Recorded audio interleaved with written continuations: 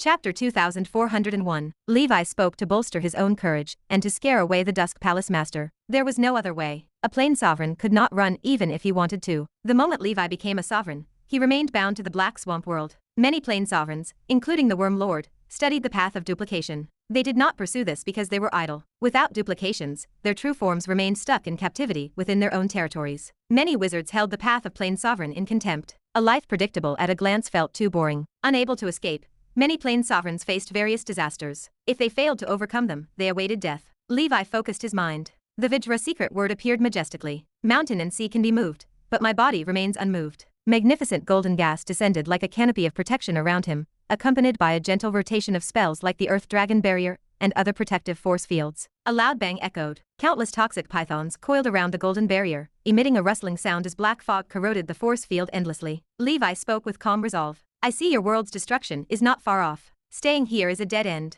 If you sincerely submit to me, I may show you a way out. How about that? The Blood Vortex Venerable sneered. Do you think I would believe that? A tempest surged in the creature's heart. Its full force attack failed to break the defense of Levi. Was this opponent truly just an early stage level 8? Levi waved his hand, launching the secret word of destruction. The Blood Vortex Venerable perceived a flame giant from ancient times swinging a giant hammer, crashing down. Sparks flew, igniting the perennial poisonous fog and evaporating the swamp rapidly. The entire Black Swamp world trembled uncontrollably. The world shook. Although the core attack range of a level 8 entity spanned 100 miles, the ensuing shockwaves quickly swept through this smaller world. The Blood Vortex Venerable's 10,000-meter-long body slammed into the ground. Its hard surface instantly carbonized, turning to ash. Heart-wrenching pain swept over the creature, and before it could catch its breath, numerous powerful flame divine dragons fell from the sky. The secret word of destruction combined with the Fire Dragon Tribulation. These served as Levi's two main offensive techniques. If the enemy could not withstand these two moves, he would not need to use further measures. The Blood Vortex Venerable sprang back up,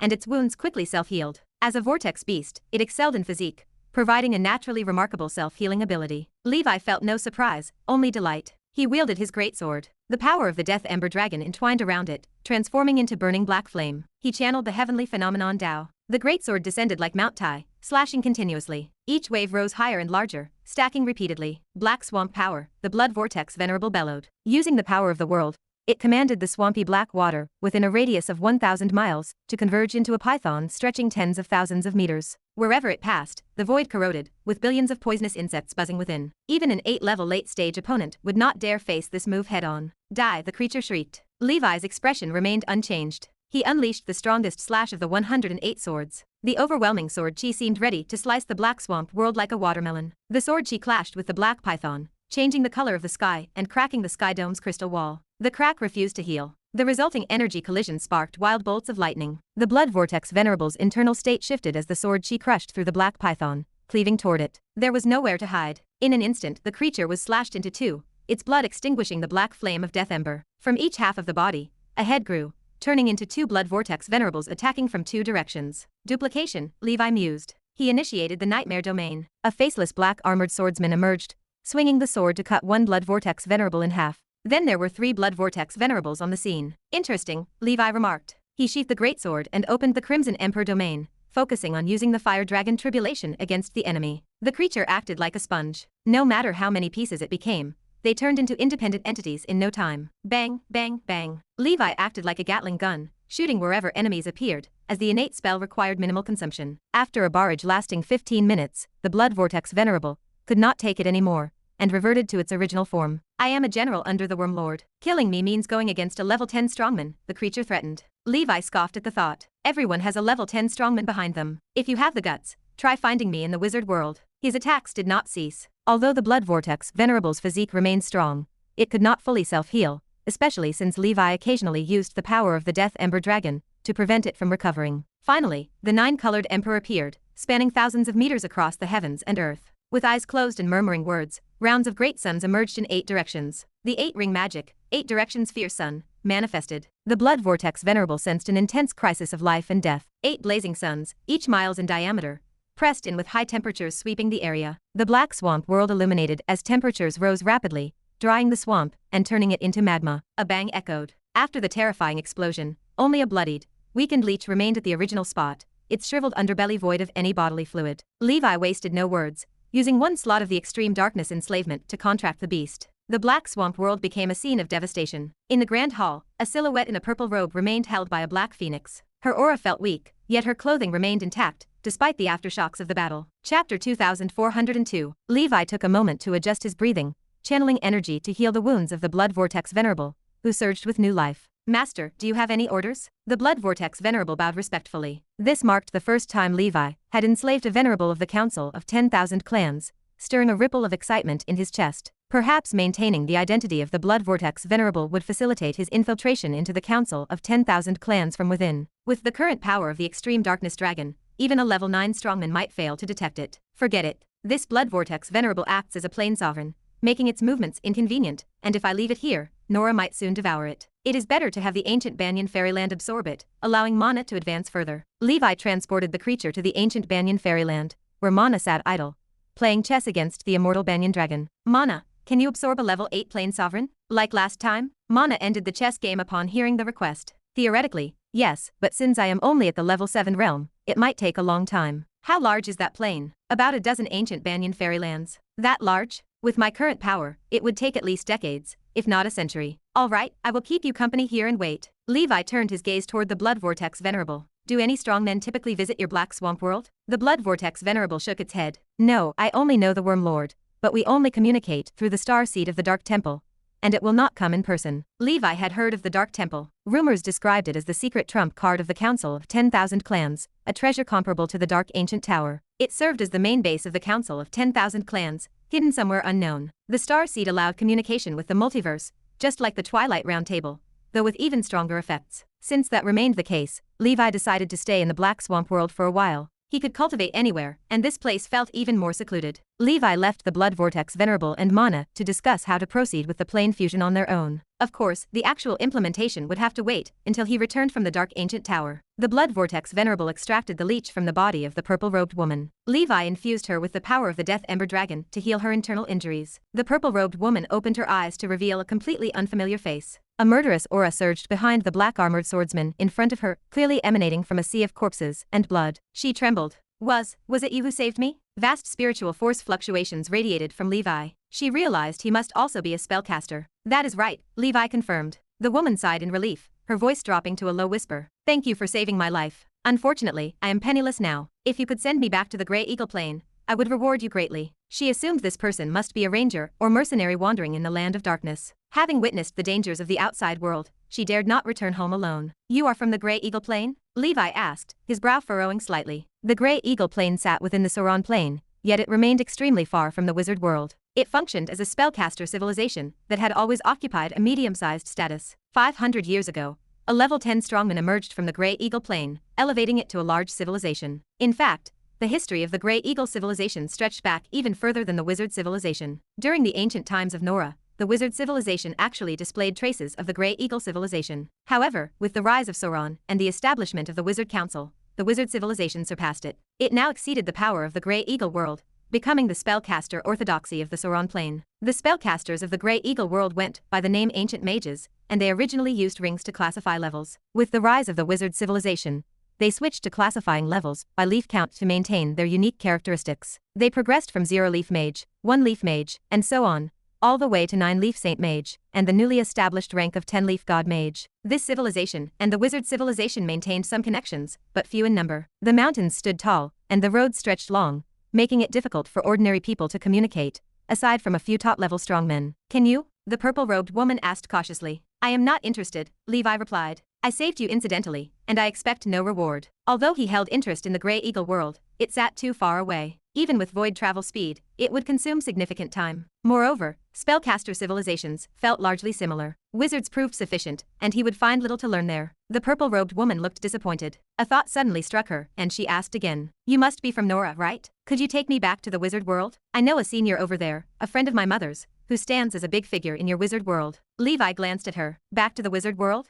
In your dreams. Who knows if you are up to something sinister? The purple-robed woman pouted in grievance. I am really not a bad person. I just accidentally got sucked into a wormhole rift in the land of darkness, and now I cannot return home. Levi found this woman, though at a high realm, to possess the personality of a child, much like a royal princess, which piqued his interest. He asked casually, Which big figure do you know? Let me see if I have heard of them. The purple-robed woman wore a hopeful expression. The Deep Blue Sage, supposedly a legendary wizard. When I was very young, he even held me. Deep Blue Senior has fallen. Wait, who is your mother? To actually know a legendary wizard. Aurora Seltner. Levi recalled the name. Miss Lucy had casually mentioned this person during a tea party once. Aurora stood as the unparalleled figure who single-handedly elevated the Grey Eagle civilization to a large civilization. She was the only 10-leaf god mage. Miss Lucy said that Aurora should be the first person since ancient times in the Grey Eagle plane with the potential to lead this civilization to rise and achieve glory. Aurora is your mother? He merely cast an absolute luck as a pre-fight routine. But how did he end up encountering the offspring of such a strong figure? The problem remained that this woman nearly suffered harm at the hands of an 8-level plane sovereign. This mother possessed such a big heart, truly unqualified. If it were Elena, she would never feel at ease letting her child explore, without 9-level bodyguards, or 9-level rare treasures prepared for him. Chapter 2403, 506 Reunion in a Foreign Land, 18 Layers of Hell Plan. Levi's previously emotionless face finally showed some reaction. A hint of pride rose within Tiffina. She did not want to expose her mother's identity as an archmage initially. However, this wizard remained unmoved by everything. Without this gambit, she lacked any other leverage. Tiffina offered a tentative smile. Oh, I forgot to introduce myself. My name is Tiffina. I am ranked 13th in my family, so you can also call me Little 13. Levi pondered the logistics. That archmage was certainly capable of having many children. He sat down across from Tiffina. He plunged his longsword into the ground beside him, produced a cup of wine, and drank alone. The fragrance proved enticing. Tiffina swallowed her saliva. What is your name? She asked. Not going to tell you, Levi replied. Tiffina's expression shifted. But I just told you mine. I did not ask, Levi said. Your mother is an archmage. You must possess many life-saving treasures. With your 7-circle cultivation, returning to the Grey Eagle world should be simple. Tiffina shook her head. Actually, I do not. Mother hardly cares for us siblings. I have been wandering outside for decades, and no one has come to rescue me. I have already used my life-saving cards in various dangers. Levi frowned. Do you have no way to contact the Grey Eagle world? Tiffina produced a feather pen. This serves as a communication tool made from the feathers of the male Concord heron. It is called the echoing pen. Though it can contact across worlds, it loses effectiveness over extreme distances. The distance from here to the Grey Eagle world might require 1,000 years of travel with my level 7 strength. Levi took the feather pen, weighing it in his hand. This thing is quite good, he thought. Although not as mighty as the Twilight Round Table, it remains convenient for subordinates to use for cross-world communication near the Nora world. He handed the feather pen back to Tiffina. Where can I find these Concord herons? Tiffina brightened, her surprise at his interest evident. These are only found in my mother's extraordinary zoo. They are a romantic rank 5 bird species. Once a male and female Concord heron unite, they stay together for life. They sense, locate, and communicate using the feathers atop their heads. Even if separated by different worlds, as long as they are not too far apart, they can find each other. In our Grey Eagle spell system, there is a heart-connecting heron feather spell created in imitation of their communication and transmission abilities. If you want, when I return home, I can ask my mother to send you a pair of Concord herons. Despite his vast knowledge, Levi encountered such a magical bird species for the first time. All right then, stay here for now. Once I finish my business, I can take you back to the wizard world. As for how to get to the Grey Eagle world, you will have to figure that out yourself. Also, just to be sure, you need to swear under my sword that everything you have said is true and not fabricated. A strange, large world was not worth visiting. Tiffina nodded. Okay, I will figure it out when I get back to the wizard world. Thank you. So, how should I send the Concord heron to you? Just keep it on your side for now, Levi said. Tiffina thanked him repeatedly. Levi checked through Excalibur. He could be certain the woman told the truth. Her mother was indeed friends with the Deep Blue Sage. Rescuing her acted like sowing a seed of goodwill. The character of the Deep Blue Sage was undoubtedly reliable. Lady Aurora would also be worth getting acquainted with. When Levi's power advanced further, he might pay a visit. Levi left the Blood Vortex Venerable and Tiffina in the Black Swamp world and proceeded to his next destination. Tiffina gazed anxiously at the large leech. Previously so fierce, it now seemed calm and somewhat cute. The Blood Vortex Venerable turned around. What are you looking at? Tiffina shook her head quickly. Nothing. 3 years later. It was the year 814 of the Nora calendar. It was the year 603 of the Blood Battle. Levi drifted in the boundless deep space. Possessing the ability to travel the void, he could go anywhere in this vast world, depending on his will. Following the Spider King's clues, he dismantled several small, worthless strongholds one after the other. The most powerful among them were merely some level 7 alien races. Those beings did not even see who their enemy was before Levi obliterated them with the lightning pillars of the Thunder Magic Net ability. The harvest proved generally mediocre. He found 1 piece of level 7 purple crystal, 3 pieces of level 6, and more than 10 pieces of level 5. However, even mosquito meat is still meat. Purple crystals above level 6 served as decent materials for constructing wizard towers or star castles. Because of his covert actions and thunderous execution, the Council of 10,000 Clans had no idea who stood behind it, let alone how to track him down. Today, he planned to visit the last stronghold. An 8-level Purple Crystal clan member was stationed there. As he passed through an asteroid field, firelights broke out in the darkness. Is someone fighting?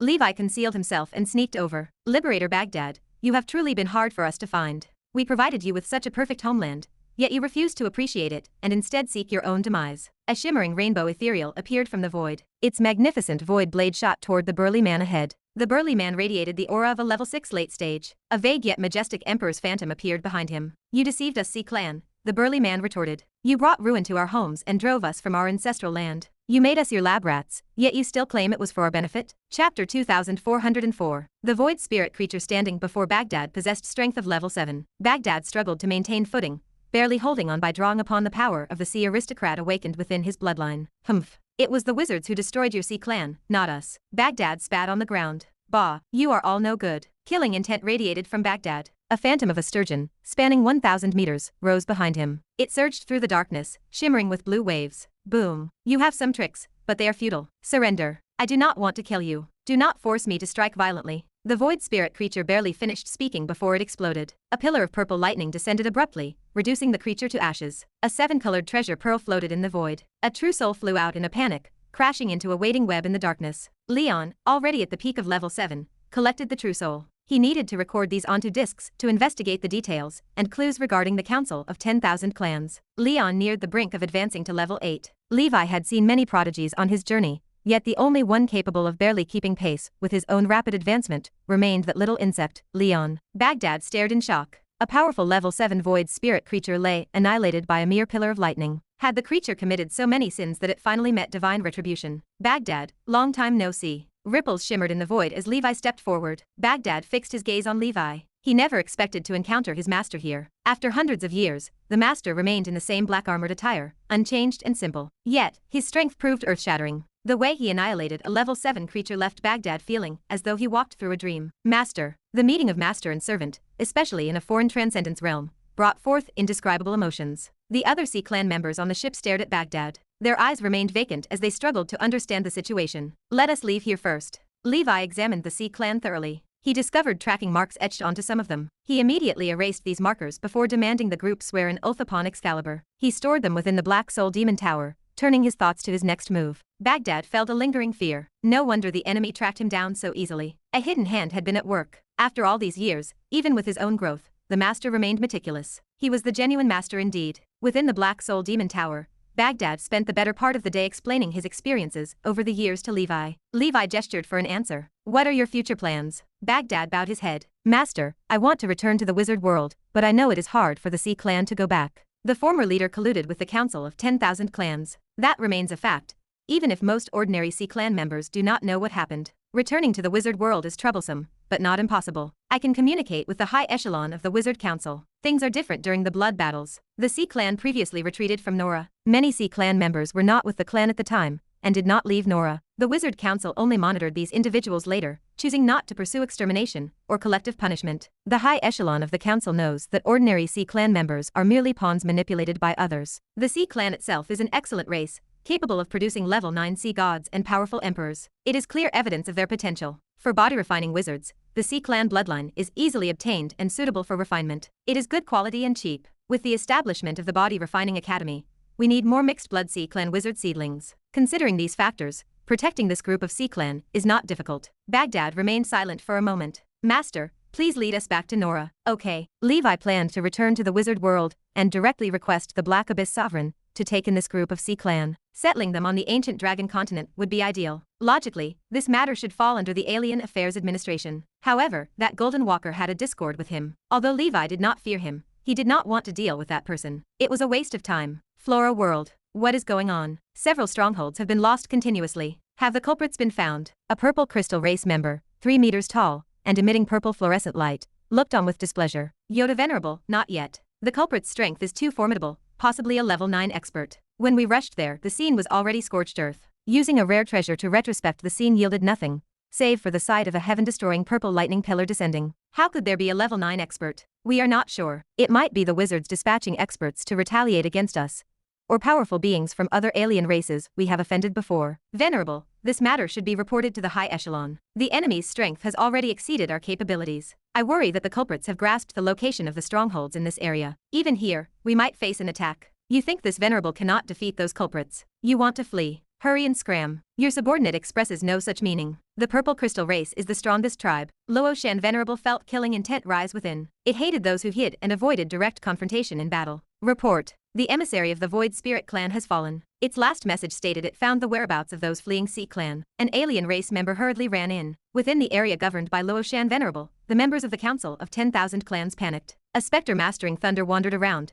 silently taking everyone's lives. Chapter 2405. Luoshan Venerable stood up with a snap. The Sea clan ran away again. Venerable, this must be related to the culprit causing havoc in the Flora realm recently, an underling reported. Luoshan paced the floor. The realm, as they called it, was essentially a cluster of adjacent planes, ranging from a dozen to hundreds. It was typically centered around a larger medium or large world. This served as the standard terminology used by the Council of 10,000 Clans and various alien races for managing their subordinate forces. The realm where Luoshan was located was the Flora realm, centered around the Flora world. Luoshan served as the supervisor, in charge of all matters big and small, and emissaries and walkers within the realm obeyed those commands. The Wizard Council did not have the concept of realms. Across the world, it was all part of the Sauron plane. Broadcast this matter on the organization's public channel, Luoshan commanded. If there are any hidden ones in our Flora realm, they can investigate the matter conveniently. Besides, conduct a thorough self-examination at all strongholds. Surely someone has been parasitized or controlled by special means, leaking our traces. Luoshan Venerable felt a wave of panic. The enemy seemed to come prepared, and he could only wait passively now. A purple lightning pillar of destruction fell from the sky, reaching across heaven and earth to engulf Rhoda in an instant. The air crackled with energy. In the purple sea of thunder, Rhoda's somewhat embarrassed figure flew out, his gaze searching in all directions. As a level 8 early-stage Amethyst race member, he possessed unparalleled defense and strong elemental resistance, so he remained unharmed, suffering only some superficial wounds. However, other alien races in the stronghold were immediately heavily injured or killed. Where is that coward hiding?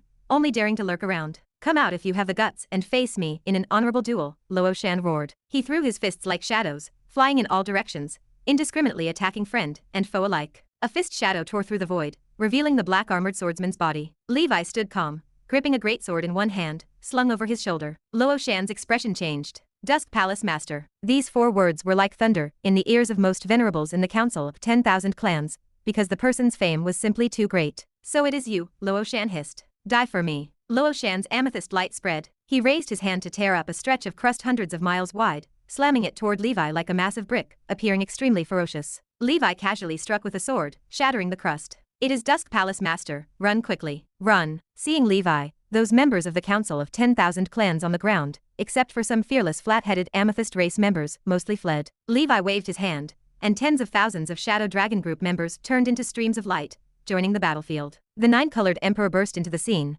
chanting mysterious words, making the Shadow Army even more formidable with the Shadow Wind and Leonardo's sound barrier. Outside the Flora world, Lopez, Red King, Black Phoenix, and Blood Slaughter Bat Dragon, the 4 generals, had already sealed off the surroundings, with an overwhelming undead army filling the area. This time, blood would flow like rivers. The battle between Levi and Luoshan moved from the mountains to the sky, then to the ocean, altering landscapes as they went, proving they were true terrain destroyers. Eventually, under Levi's deliberate guidance, they fought to the land of darkness. The benefit of fighting the Amethyst race was that the Amethyst race never considered running away. Luoshan swelled into a 1,000-meter-tall purple giant, with surging purple chi energy, within capable of shredding the surrounding void into a disorderly space. Levi needed an Amethyst race to test his hexagon body panel, so he did not use spells nor employ the secret word, his massive killer move. After half a day, except for Luoshan, the other members of the stronghold were all killed or captured by the Shadow Dragon Group. Luoshan panted like a bull, looking at the unchanged expression of the Dusk Palace Master. Strength, defense, physique, speed, endurance, and perception created an all-round attribute suppression. Relying on simple and unadorned combat skills, Levi remained invincible. Up until now, the opponent, as a wizard, had not even used a spell. Even the wizard form only aided in raid formation. It was absolute confidence in his own strength. For Luoshan, who prided himself as the strongest ancestor, it was a great insult. Even going all out, he had not made the opponent take him seriously. Lopez, Black Phoenix, and others watching from the sidelines felt a bit sorry for Luoshan, although they did not know why. He was fighting so earnestly, knowing he lost but refusing to retreat. Unfortunately, it was all in vain against Levi. The rate of causing injuries was not even as fast as Levi's self-healing. Luoshan's fighting spirit grew even stronger, with violent purple energy rolling in all directions, even causing Black Phoenix far away to stagger. Levi came like a sharp blade, thrusting forward. Luo Shan's body began to burn, the aura constantly climbing, about to reach level 8 middle stage. Clearly, he was ascending. Holy Spirit skill, 9-headed evil phoenix, Luo Shan bellowed. Levi was not shocked but delighted. The Holy Spirit skill was the ultimate secret technique only mastered by geniuses among the amethyst race, indicating that Luo Shan's amethyst quality was also higher. Dragon Elephant Path, activate, Levi commanded. Levi compounded his sword momentum, unleashing 108 swords in an instant, forming the strongest one. Luo Shan spread his arms, growing 9 heads, that continuously extended, transforming into a wing-spanning 1,000-meter 9-headed evil phoenix in the purple light. If you do not get serious, this blow will definitely take your life, Luo Shan warned. Just try it, Levi said. The clash of titans erupted like a supernova, with shockwaves visible to the naked eye spreading out. The void within 100 miles seemed like the Arctic ice surface shattered by an icebreaker, left in a complete mess. Chapter 2406. Still not working, Luo Shan murmured as the form of the 9-headed evil phoenix slowly faded. The golden barrier around Levi shattered inch by inch. Beneath it, Levi stood unscathed. The scorching crimson dragon slash pierced the chest of the phoenix, shredding the purple heart within. The evil phoenix deflated like a punctured balloon. Luo Shan reappeared, clutching the mortal wound. The creature stared at Levi, its face a mask of unwillingness, confusion, and despair. Moments later, the aura of Luo Shan dissipated entirely. The life force flickered out. As a level 8 member of the amethyst race, it never expected such a disgraceful end. Even in death, it had failed to uncover the true strength of the Dusk Palace Master. A giant piece of purple crystal floated in the air. The refracted amethyst light illuminated the land of darkness, showcasing its extraordinary quality. A pile of assorted rare ores scattered into the void. Levi spotted pieces of level 8 metal among the debris. This was the true nature of the amethyst race. Killing one meant securing an entire mine for free. Levi could not help but appreciate the spoils. He cleaned the battlefield, inspected the captives, and sealed them within the Black Soul Demon Tower. He turned his attention to the constantly warning fool rune in his mind. A 6-armed figure with an obscured face hurried through the land of darkness. The ascension of the Nightmare Dragon had made his danger perception even more acute. Unless the enemy possessed special means, his safety felt assured. Level 9 is coming. Time to leave, Levi thought. Utilizing the ability of traveling the void, he departed the Flora realm and headed back to the Black Swamp world. A few days later, in the Flora world, a green-skinned alien approached. It possessed dual horns on its head and 6 arms on its back, towering 10,000 meters high. Its aura caused the surrounding void to tremble uncontrollably. This was Green Ghost Hicks, a powerful hidden one from the Council of 10,000 Clans. As a level 9 expert originally from the King Gluo clan, it explored the ruins of the stronghold. It flew out a moment later, its expression heavy. Not a single one survived. Based on the final messages of the deceased, the perpetrator was the Dusk Palace Master. The green-skinned alien frowned in confusion. How could the perpetrator be him? The distance to Nora is vast. Even for me, the journey would take many years. According to intelligence, the Dusk Palace Master was still in Nora a few years ago. A projection materialized before Green Ghost. Hicks, how are things on your side? The figure displayed was a silhouette, a female shape with a towering chest and a well-proportioned body. Her hair slithered like poisonous snakes, reminiscent of the legendary Medusa. This was the Snake Mother, also a level 9 expert. They are all dead. I arrived too late. The Dusk Palace Master has long since fled elsewhere, Hicks replied. With his level 8 strength, it should be impossible for him to appear in the Flora realm so quickly, unless he has mastered some shortcut, the Snake Mother said. Shortcut? Do you mean traveling through the Star Realm Ruin Sea? Green Ghost asked. Yes, the Snake Mother confirmed. That is troublesome. I have not mastered such an ability. Only some special beings or level 10 strongmen can master methods of traveling through the Sea of Ruins, Green Ghost pondered aloud. If this person is not strangled early,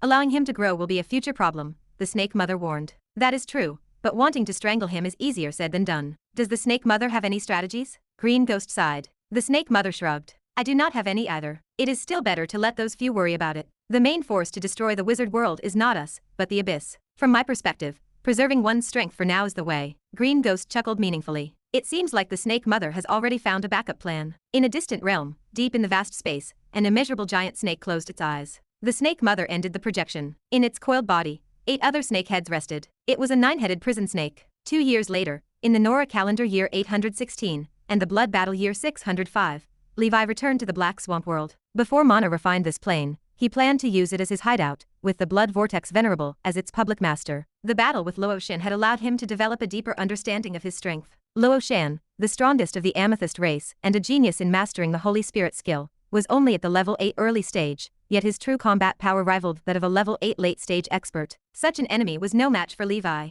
To be accurate, Levi could defeat him simply by relying on his body and combat technique. If he combined those with his wizard methods and bloodline secret words, even a level 8 peak expert could not defeat Levi. In short, although still at the level 8 early stage, he was already unrivaled below level 9. His life had become as lonely as snow. The hateful reality was that level 9 and level 8 represented a sky chasm. Levi found himself in an awkward situation, similar to the one he faced during the 5-ring period. He possessed impressive power, but he could only bully those of the same realm. When encountering level 9, he still had to run. It was not like his time at level 7, where he could easily defeat level 8. I am only at the early stage of level 8. There is still plenty of room for improvement. Once I achieve 8-ring perfection, and combine it with level 8 peak mid-level knight status, I might be able to fight level 9 experts. Levi paused. Oh right, I also have an array. The 10 Directions Absolute Prison Heavenly Dragon formation is merely a 7-ring formation. It works fine for dealing with level 8, but it is a joke against level 9. It needs upgrading. 18 Layers of Hell Plan. Begin, Levi decided. A long time ago, he had wanted to create an ultimate array encompassing all existing sects, comprising 18 modules. First, the 7 elements. Second, darkness, shadow, death, poison, and blood, the 5 great negative energies. Chapter 2407. The third phase focuses on dreamscape, light, space, time, and elemental magnetism. These 17 modules ultimately integrate into the Chaos Formation, a structure capable of destroying heaven and earth, and slaying gods. Victor and Holy Infant will handle the specific refinement. Levi mainly provides the concepts, materials, and oversight. The 18 Layers of Hell array will be the truly perfect grand array. Even after upgrading beyond the 9th circle, the legendary can still use it. Before advancing to the 9th circle, creating these 3 trump cards, the 18 Layers of Hell, the Giant Dragon Corpse Demon, and the Eternal Star Abyss, might allow for the unprecedented feat of personal god slaying. Demigods are also gods. There is still 1 year until the Dark Ancient Tower opens, and Levi will not be going anywhere in the meantime. Over the years, he has dismantled numerous strongholds, including an experimental base, where the destructive mage project presided over by a level 8 Amethyst race member. Going back and submitting those captives as evidence should earn some rewards from the Wizard Council. Inside the Amethyst race stronghold, Levi found over a dozen undigested level 6 ores, 5 level 7 ores, and 2 level 8 ores. These are excellent materials for refining the Wizard Tower. That piece of level 8 purple crystal is a giant with a diameter of over 10 meters. Levi splits half off to let Holy Infant and the others use it for weapon refinement. The remaining half will be used for refining the Wizard Tower. With such top-grade materials, the power and sturdiness of the Wizard Tower need not be a concern. This battle also yielded a total of 14 rare treasures. Levi wiped away the restriction marks, and will later place them in the Ancient Dragon Continent for organization members to exchange. Additionally, there are some inconsequential oddities, ranging from Earth to Morning Star level, totaling 13 items. Wizards are not the only ones who can refine oddities. Numerous spellcasters and alien races can also refine them. The storage ring provided by the Spider King is also quite fruitful, with piles of ores above level 6, all obtained through plundering. The ring contains rare treasures and 7 types of oddities. There is a considerable amount of precious medicinal herbs as well. Moreover, a pile of broken wizard tools picked up from who knows where, all fed to the Sword of Victory, accelerates the nurturing of the King's Sword oddity. Going out brings 17 rare treasures and 20 oddities.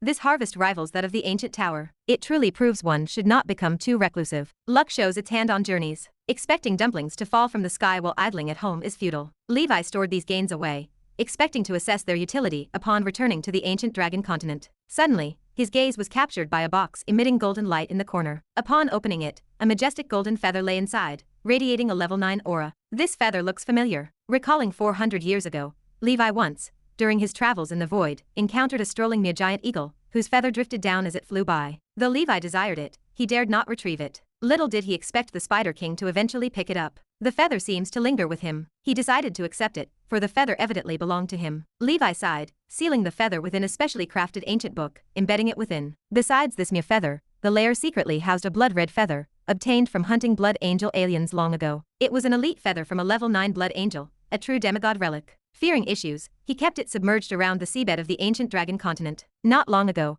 upon ascending to level 8, he retrieved it. If these 2 legendary materials are properly utilized, they might refine into a remarkable wizard tool. He would ponder their use on the return. Having tallied his spoils, Levi practiced quietly in the Black Swamp world, anticipating the Netherworld market's opening. Time passed swiftly, and a year ticked by. In the secluded place, amidst Levi's breaths, golden light danced. He opened his eyes, unveiling the proficiency panel. The brilliant golden dragon armor and crimson emperor dragon breathing technique are nearing level 8 mid-stage. They have both advanced to level 8 for 180 years, but the progression feels sluggish. Seeking a level 8 dragon clan member must be prioritized in the agenda, coinciding with exploring the 8th floor of the Ancient Tower. Based on his gathered intelligence on the 8th floor, it resembles a vast, primeval barren land teeming with powerful transcendent creatures, black beasts rampaging. It might be his opportunity. Furthermore, the heavenly world harbors many formidable dragon clan creatures. However, many are giant beast totems within barbarian tribes, inconvenient to bring back. Barbarian tribes are allies to the Wizard Alliance, so stealing is out. Trading, nonetheless, poses no issue. The Divine Light Knights ventures over their significantly established trust within the barbarian tribes. The second phase plan may commence, exchanging resources from the ancient dragon continent for their bloodline essence. A year later, year 817 in Nora. 300 years have passed since the purgatory demon sword ascended to the Seven Circle. Levi's second brother is steadily advancing,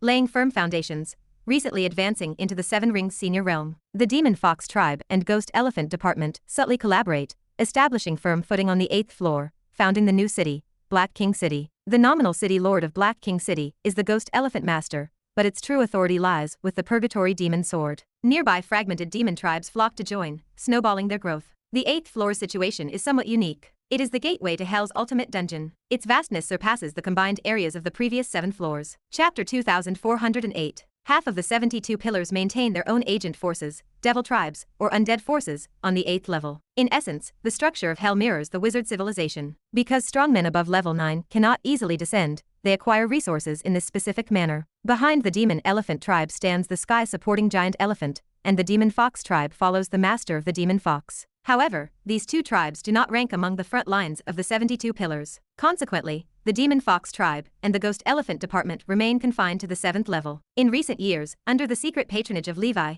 and the Purgatory Demon Sword, the two major tribes have grown stronger. They acquired more resources and slightly increased offerings to their ancestors. The remainder flows directly into Levi's hands. In the early days of wizard civilization, Hell acted as a dark force, oppressing the emerging civilization significantly. Levi's actions bring glory to wizards. It is a meritorious act. Of course, the rise of new powers inevitably shakes the foundations of old forces. Along the way, the Purgatory Demon Sword has encountered numerous challenges. These struggles remain hidden from outsiders. Inside the council hall, Levi listened as his second brother recounted their hardships. Levi offered praise and affirmation for the diligent work performed over the years. He provided prepared oddities and deep spell knowledge as a reward. Thank you, big brother. The Purgatory Demon Sword accepted his brother's gesture. The Demon Fox main mother refilled a cup of hot tea for Levi. Although the forces on the 8th level are intricate, as long as we avoid provoking the 5 major top tribes, we can survive with our current strength. Regarding Hell's 72 pillars, the top 7 include level 10 strongmen. The first pillar, the King of Hell, and the second pillar, the Radiant Prison Dragon King Ba, possess no forces. That leaves 6 major tribes. The remaining pillars, Revenge Idolus, Nubios, Lord of the Underworld Hounds, Fertile Sheep Mother Numlet, Beast Lord Baimong, and Death Knight Yelon, have agent forces on the 8th level. The Death Knight stands unique. It is the only undead enlightened one among the 7 pillars. Others are demons or innately powerful mythical creatures. Rumor says the Death Knight rides upon a legendary purgatory heavenly horse. Wherever it passes, death follows like a pursuing shadow, and all beings retreat. By the way, big brother, I found information about Mr. Lost Heart whom you asked me to investigate. He is a friend of the Death Knight. He is supposedly a lich of Grand Wizard level hiding in Hell, sheltering many homeless undead. The devils disdain him, yet they dare not provoke him. He should be an agent planted by the Wizard Council in Hell to facilitate communication with Hell's high levels. You are an individual of interest to the Wizard Council, so they wish to communicate with you. Levi nodded, his expression unreadable. I see. After reaching the 9th circle, perhaps a visit could be possible. For now, he decided to forget it. The temperament of liches remains unstable. Some wizards become liches only to become crazy liches, and Levi did not trust a lich's character. Before departing, Levi looked at the Demon Fox main mother, the 3 sisters, and the Ghost Elephant Master. You have taken care of my second brother tirelessly over the years. Once my brother's grand wish is fulfilled, your 2 tribes will surely benefit. The Demon Fox main mother laughed, her voice light and appreciative. Thank you, Master. Actually, we enjoy it. The Master of the Demon Fox is also very satisfied with my work over the years. He rewarded me with benefits. Within a century, I can advance to level 8 mid-stage. The 3 sisters thanked Levi for his promise. Their strength is slowly improving, not completely stagnant. As for the Ghost Elephant Master, its cultivation remained steady. It is now at level 8 mid-stage strength. The Demon Elephant tribe is an ally of the Demon Fox tribe, but such benefits are unlikely to fall upon them. Levi took 20 billion joss paper from his second brother, along with more than 40 soul stones. Other materials were also abundant, requiring no further words. The Nether River rolled on. On a mast sailboat, Digao arrived as promised. Costing 12 billion joss paper, Levi secured a pound of dead soil. Afterward, he bought local specialties from Hell or the Netherworld. Finally, he took 100,000 blind boxes, happily ending the procurement. Levi sat down cross-legged beside Digao. Thanks. You are welcome, just a fair trade. By the way, the next Netherworld market is a millennial grand market. Legendary level treasures will surely appear. Make sure you prepare plenty of money then. Digao casually hinted to Levi. May I ask, what are they? Items for extending lifespan. Levi's heart stirred. Legendary level items that extend lifespan are placed on par with the Turtle King fruit. Given the current financial power of the Demon Fox tribe and Ghost Elephant department, attempting to win them seems unlikely. They still need to pay tribute to the 72 pillars. Otherwise, suspicion might arise from above. Never mind, let fate decide. Anyway, my lifespan is sufficient, and 100 flowers is not a problem either. Such treasures would surely cause grand wizards, even legendary wizards in the wizard world, to exchange glorious sun-grade oddities for them, creating a stir. Chatting with Digao until the netherworld market ended.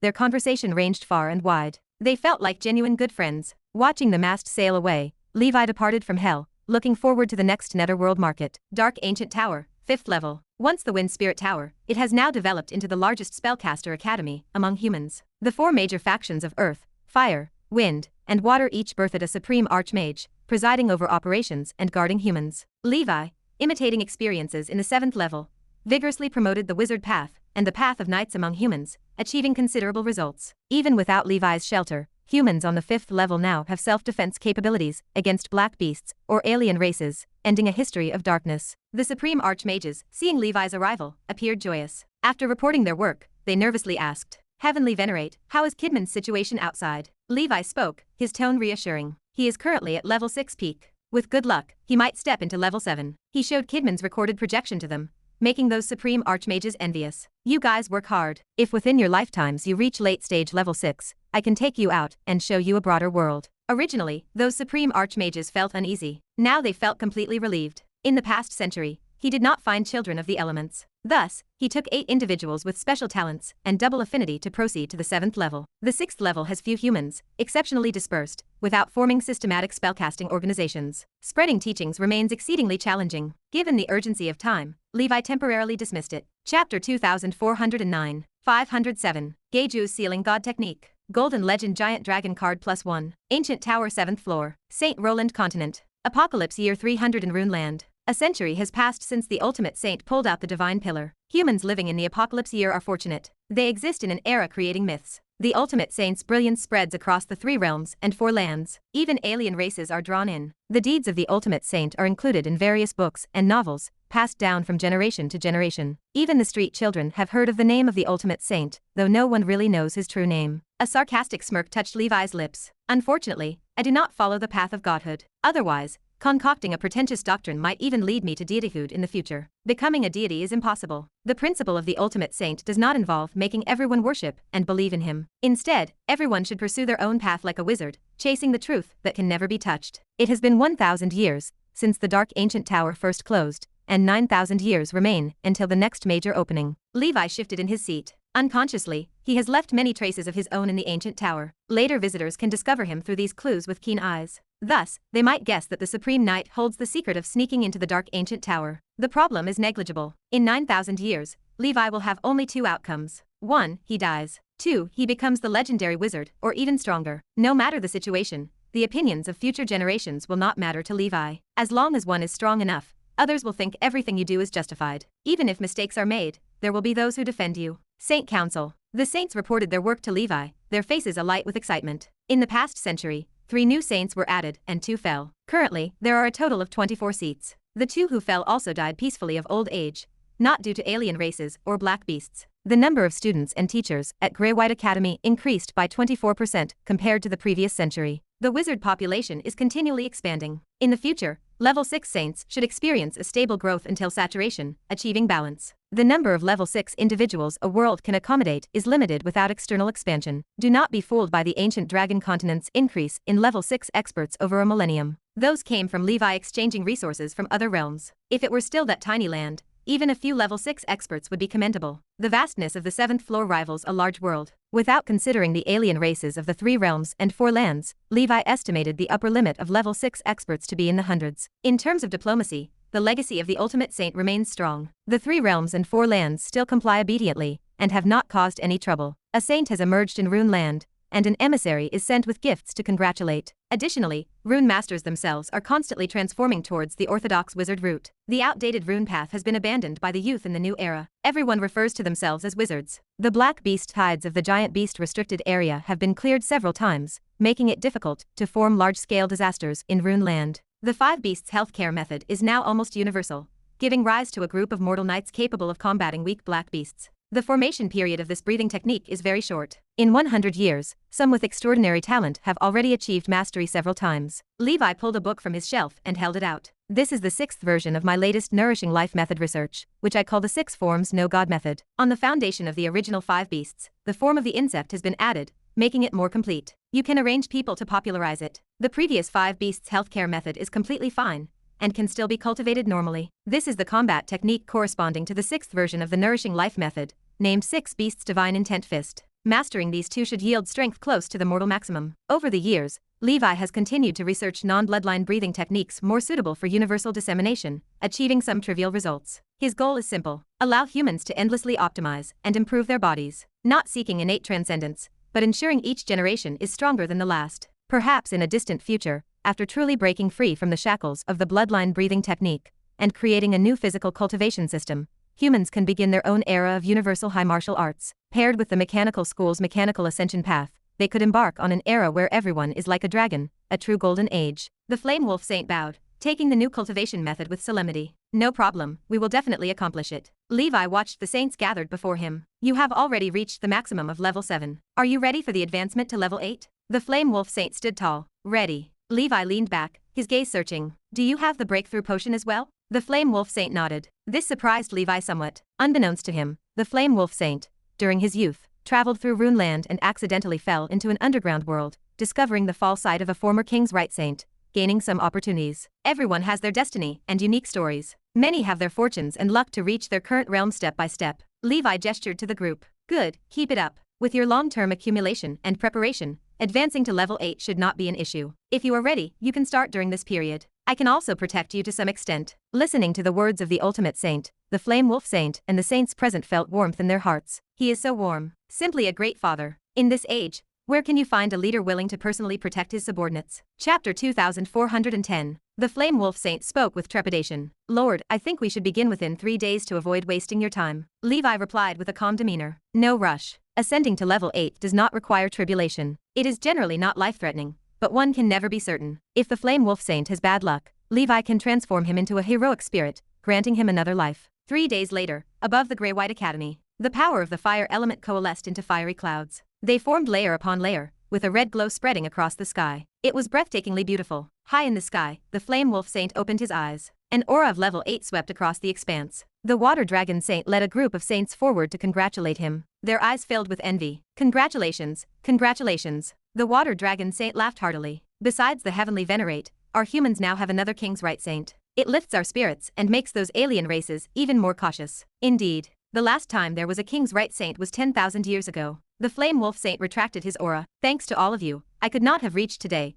without the nurturing of the ultimate saint. Having reached this realm, he could more profoundly understand how terrifying it was for the ultimate saint to intimidate the 3 realms and 4 lands with his power alone. Levi watched the gathered saints. Today is a celebration. Let us all relax. He combined kindness with authority. He distributed the Flying Immortal platform wine to the saints, letting them have a taste. After tasting the wine, the saints were full of praise, marveling that such a drink should only exist in the heavens. The banquet ended. Led by the Water Dragon Saint, Levi toured the expanded Sea Beast Park. Over the past century, the work of the Sea Beast Park has been particularly smooth. With extraordinary luck, they captured 4 subdragons and 23 mixed blood dragons. Their strength ranged from level 1 to level 7. Among other rare creatures, there were more than 30 species, with over 100 individuals. Levi took some of them and kept them in the ancient Banyan fairyland. Setting aside the mixed blood dragons, the subdragons included a male fire dragon, a black water lizard dragon, a 6-whiskered thunder dragon catfish, and a green-eyed falcon dragon. Male fire dragon is a scientific name. It is not actually a male fire dragon, but its lineage is closest to the crimson fire dragon, originating from the ancient red dragon. This dragon's appearance is similar to a fire-breathing dragon,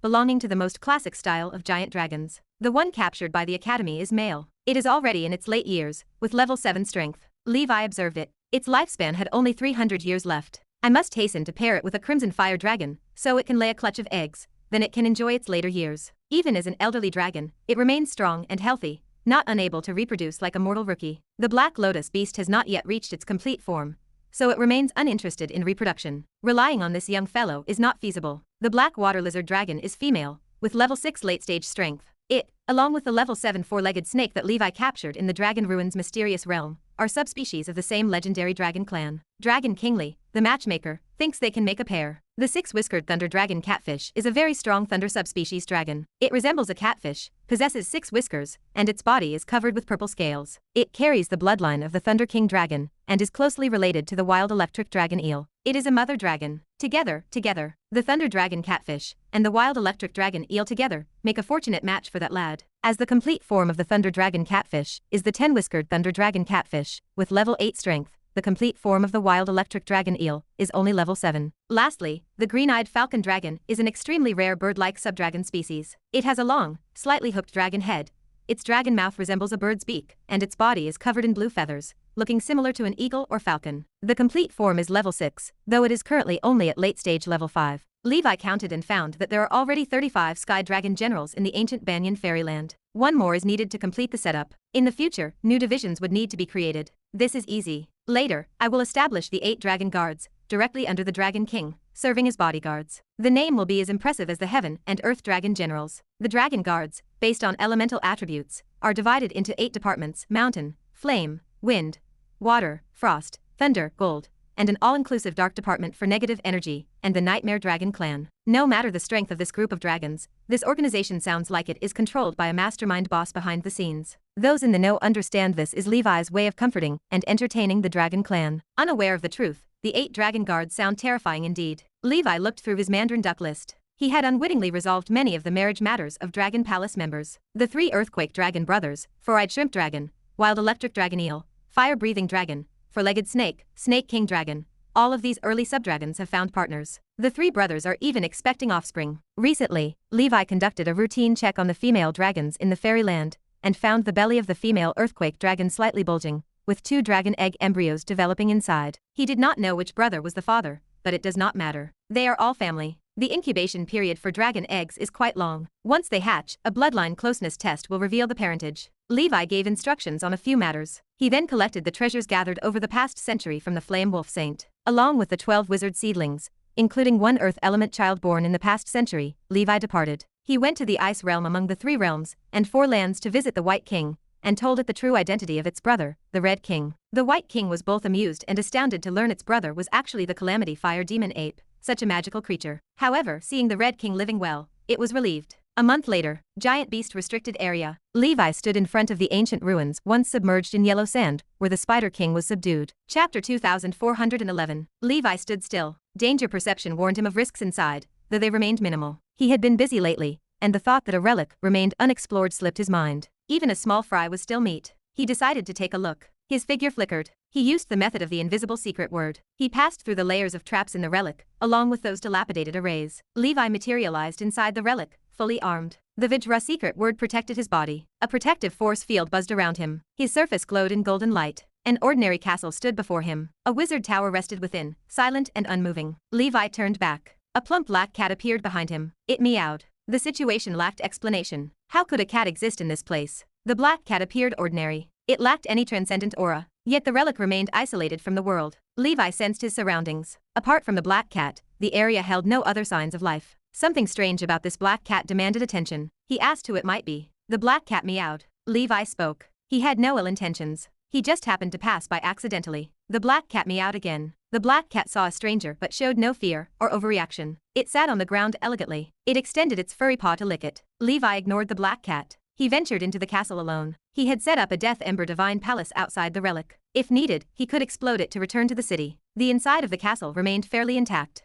Dust coated the surfaces. No signs of damage marked the area. Memories of the Golden Prince suggested this relic had been sucked inside the dark ancient tower. Before that, it remained hidden in a small plain. In the castle hallway, numerous oil paintings hung on the walls. Levi halted. He stared at a serene landscape painting. In one corner, a piece was missing. The shape suggested a cat once occupied that spot. His expression shifted as he observed the black cat trailing behind. The creature came from the painting. He inspected other paintings. They were all dead objects, not illusions. His Nightmare Dragon realm meant even a level 9 Nightmare Lord could not easily bewilder him. The castle held nothing else. Levi ignored the black cat and proceeded to the wizard tower. He moved like a specter through every corner of the wizard tower, searching for clues. He arrived at the top floor. It served as the relic owner's residence. On the dust-covered desk lay a book and an old dried-up coffee cup. The black cat jumped on the book. Levi thought for a moment. He picked up the book. The cat meowed. Levi stroked the cat's head. His eyes focused on the book cover. He narrowed his gaze. Gargamel's book. He looked at the black cat. His expression remained calm. He asked if the cat was Gargamel. The cat meowed. Levi wandered around the relic again. Aside from Gargamel's book and the black cat, nothing else occupied the space. He found a place, opened the book, and started reading. Unknowingly, he reached the end. The black cat lay beside Levi. It licked its belly while lying on its side. Gargamel's book was a diary. It recorded neither profound knowledge nor significant secrets. It only contained Gargamel's daily experiences and thoughts. The diary revealed that in the last years of his life, Gargamel had distanced himself from Nora. He researched a forbidden sealing spell called Gargamel's sealing god technique. Throughout his life, Gargamel had sealed many powerful creatures, including demons, devils, evil dragons, and alien races. But one thing remained unsealed, and that was gods. At his peak, Gargamel had reached the threshold of a legendary wizard. He was the supernova of that era, a leader in style. The legendary artifact he wanted to create was named the Sealing God's Book. To finish this oddity, he needed to seal 9 demigods or 1 true god. As a grand wizard, he did not match a true god. He wandered across multidimensional planes, plotting behind the scenes in various divine-favored lands. Gargamel lured an angel from the astral world to descend through trickery. He sealed it with his divine soul artifact, Gargamel's fairytale world. Levi had once acquired a 5th circle replica of Gargamel's Book of Seals. After a millennium of plotting, Gargamel successfully sealed 8 demigods. He stood only one step away from success. However, his activities caught the attention of a certain god in the astral world. That god was known by the divine name, the prankster god, whose true name was Erevan Ilahir. The prankster god disguised himself as an angel. He specifically descended an incarnation for Gargamel. He was a powerful and cunning deity. He did not kill Gargamel directly. He invited him to play a game. If Gargamel won, he would swear a Star Realm oath, extremely binding even for a god, not to meddle further. But if Gargamel lost, he would have to accept his punishment. If Gargamel refused the game, he would erase him outright. Gargamel had no choice. From the moment he was discovered by this god, his fate was sealed. So he accepted the invitation. The consequences were predictable. Gargamel likely lost. Otherwise, the birth of a new legendary wizard would surely be recorded in the history of the wizard civilization. He chose this incredibly difficult path, undoubtedly prepared for failure. Chapter 2412. But once successful, he could become more powerful than ordinary legendary wizards. According to his plan, he could seal the gods within himself to seize their divine power, and use it to strengthen his own. One god's power might not be much, but if he could simultaneously seal 2 gods, 3 gods, theoretically, as long as he was strong enough, someday he could even seal the entire astral world, and the Heavenly Father within himself. This is the supreme realm of sealing arts. The heavens and the earth, even the lofty gods, I will seal them for my use. Thus, the Gargamel's sealing god technique is a forbidden magic, and the oddity he forged is certainly something that the gods could not tolerate. In Levi's view, Gargamel's failure came because his ambition was too great. Unlike demons, who willfully expose their ferocity, the gods are most difficult to provoke. The diary records ended when Gargamel decided to meet the prankster god, with no follow-up. Most likely, he was killed by the prankster god, or perhaps turned into this cat. The latter is more likely because the prankster god would not easily kill every prey. He loves to play like the lost monarch. Of course, if he knew the lost monarch messed up, he might not do the same. In the diary, Gargamel also mentioned his design of the Eternal Star Abyss Wizard Tower model. It was prepared for his grand plan, and is part of the Gargamel's sealing god technique. In fact, until his disappearance, he never truly brought it into existence. Thinking this way, if Levi could refine this wizard tower, he would be the first wizard to own an Eternal Star Abyss. The full name of Eternal Star Abyss is Forever Suppressing the Astral World and Tower of Abyss. Goodness, this Gargamel really was ambitious. No wonder he failed. Even the Black Abyss Sovereign only dared to hunt 7 level 9 demons back then, and that was near the Nora world with the shelter of legendary wizards. He fought against so many demigods all by himself. That is a wild gamble. I, being a prudent person, cannot even imagine. Gargamel had eventually distanced himself from Nora. Maybe he did not want his conflicts with the gods to impact the wizard world. After reading the diary, Levi stared at the black cat again. Levi pondered the situation. Should he take it back? Gargamel was from 10,000 years ago. Even if he turned into a cat, he should be dead by now. The creature in front of him remained an enigma. Moreover, the black cat might be part of the prankster god's trick. Nevertheless, Levi had unknowingly received many benefits from Gargamel over his cultivation journey. From the 5th circle wizard tool to the wizard tower design model, they were all related to Gargamel. Levi decided to temporarily leave the black cat inside the dark ancient tower, maintaining the status quo. First, the black cat has a quite long lifespan, due to the prankster god's curse. Gargamel went to meet the prankster god 20,000 years ago. Turning into a cat should have happened then, so leaving the black cat inside the ancient tower would not kill it in the short term. Second, the dark ancient tower was a treasure left behind by Sauron. If the prankster god had any schemes, the ancient tower acted as a barrier, preventing influence on the wizard world. Judging by his growth speed, he held high hopes of becoming a legendary wizard before the black cat died, and maybe finding a solution by then. If a solution could not be found, then he would deal with the prankster god. Meow. Levi stroked the black cat's head. I do not know if you understand what I am saying. If you are Senior Gargamel, I apologize, but I cannot take you away for now. But trust me, I will come to accompany you from time to time, and will not let you be too lonely here. The isolation was undoubtedly the most painful punishment. Even a cultivation fanatic like Levi would go crazy if isolated from the world far from home for 20,000 years. The black cat seemed to understand Levi's words. Meow. It stood up, went back to the wizard tower, fetched the Gargamel's book that Levi returned,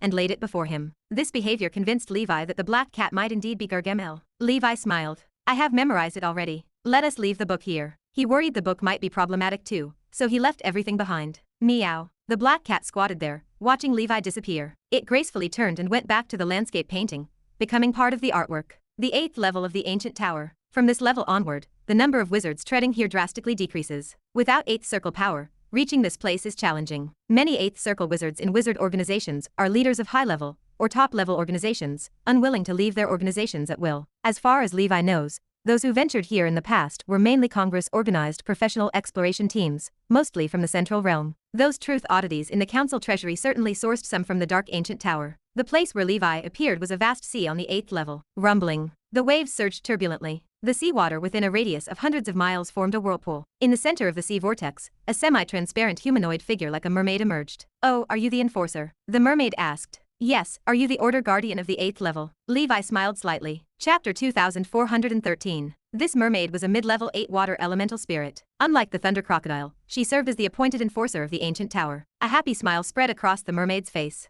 I am Astrid, the guardian of the sea region. Levi, enforcer from outside. So you came from the outside, huh? Are you from the wizard world? Yes. Astrid held a strong curiosity about the outside world. She found a topic, and they chatted for a long time. Levi gained a clearer understanding of the situation on the 8th layer through their conversation. Unlike the 5th and 7th layers, the 8th layer lacked large human factions. Humans lived scattered and few in number, similar to the 6th layer. Black beasts dominated the 8th layer, widely distributed across the land. Level 8 black beasts occupied mountains as kings, and their numbers far exceeded those on the 7th layer. 5 extremely dangerous places existed on the 8th layer, known as the 5 Great Sky Pools. Legend claimed the god of creation of this world sealed 5 terrifying entities there. Based on previous patterns, Levi suspected those sealed figures might be at peak level 8, or even level 9. Similarly, the 8th layer, and even the subsequent 9th layer, imposed an upper limit of level 8 on the power of strong figures. Within the entire Dark Ancient Tower, breaking through to level 9 remained impossible. Sauron worried about balance, fearing any entity too powerful would disrupt the order. Even if level 9 entities existed, the ancient tower arranged them as non-player characters. The 5 Great Sky Pools included the Shadow Abyss, the Abyss of 10,000 Poisons, the Bloodsea Abyss, the Death Abyss, and the Abyss of Darkness. The names clearly represented the main negative energy sects of the wizard world. Levi smiled. Along the way, he had already grasped Sauron's design thoughts and patterns for each layer. As a fellow local, no one understood Sauron better than him. The 7th layer involved elementalist schools. The 8th layer involved the 5 great positive energy schools. The 9th layer, he presumed, would involve light, possibly even time and space, with higher difficulty concepts. As for the 10th layer, it might involve chaos. He did not forget that the Dark Ancient Tower originated from the body of the Chaos Ancient Serpent. Levi even suspected Sauron might have intentionally left the Chaos Ancient Serpent alive as the final test. Sir Levi, are you planning to go to the Sky Pools? It is very dangerous there. Astrid looked worried. Her character remained innocent like a mountain spring. After chatting for only a short time, she grew fond of Levi. If she were not an order keeper, Levi would not need to enslave her. He could just lure her away. Relax, my friend. It is a pleasure meeting you. Until we meet again. Levi waved his hand, and his figure faded away. According to prior experiences, the places with the most treasures on the 8th layer were certainly the 5 Great Sky Pools. The place was vast. Levi did not plan to waste time and headed directly to the final scenario. He would fight if he could, and run if he could not, focusing on speed. He arrived at the Shadow Abyss. Along the way, danger warnings alerted him continuously. In Levi's mind, a vague humanoid shadow appeared intermittently. With this level of danger, a level 9 entity was highly probable within the Shadow Abyss. Levi halted. His eagerness for speed clearing cooled slightly. Based on the current situation, he confirmed the level 9 entity's activity range remained limited to the Shadow Abyss area. Otherwise, the 8th layer would have been flattened long ago. As for the contents of the Shadow Abyss, they remained unknown, though quite a few truth oddities should be present. Few could take treasures from places dominated by level 9 entities. It took a big risk. The entrance to the Shadow Abyss was a bottomless rift, with many black beasts lurking around. Levi first set up the Death Ember Divine Palace. With a thought, his consciousness entered the Shadow Emblem and chose a level 4 shadow, a Shadow Demon. I have not upgraded the shadow quality for a long time. Upon returning to Nora,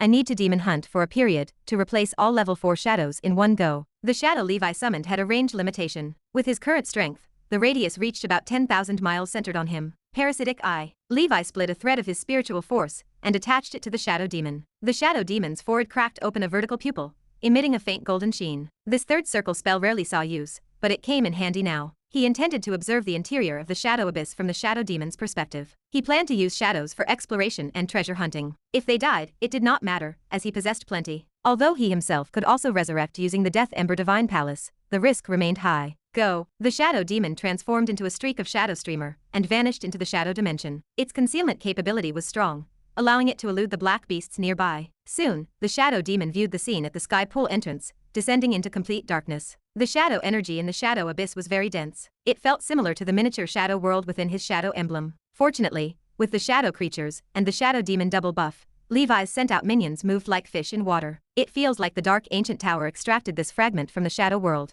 Levi murmured. Suddenly, a black plant clung to the rock face like ivy, with blackberry-like fruits scattered sparsely. A 7-circle medicinal herb, the shadow berry, suitable for meditation in the shadow school of thought. It can enhance cultivation speed, but unfortunately, it is not very useful for someone like me, an 8th-circle wizard. Chapter 2414. Like the fire date, this type of heavenly material and earthly treasure can be consumed by other substance. It is just that the efficiency is low. Levi signaled the shadow demon to cautiously gather all the fruits. They totaled 34, and he placed them outside. Each one carries a starting value of 10 million ether stones. He prevented the shadow demon from venturing deeper. He called it back to avoid accidents that might destroy the fruits, as that would result in a greater loss than gain. These fruits belong in the Tower of Dawn for the students and teachers of the Shadow School of Thought to exchange. With these, Aya's promotion to the 7th circle will be much smoother. Next, I must transplant this shadow berry tree into the shadow emblem. Levi dared not let the shadow demon perform this delicate task. It would be a loss if the rare plant were ruined. His hermit rune flashed along the path the shadow demon explored. He transplanted the shadow berry tree away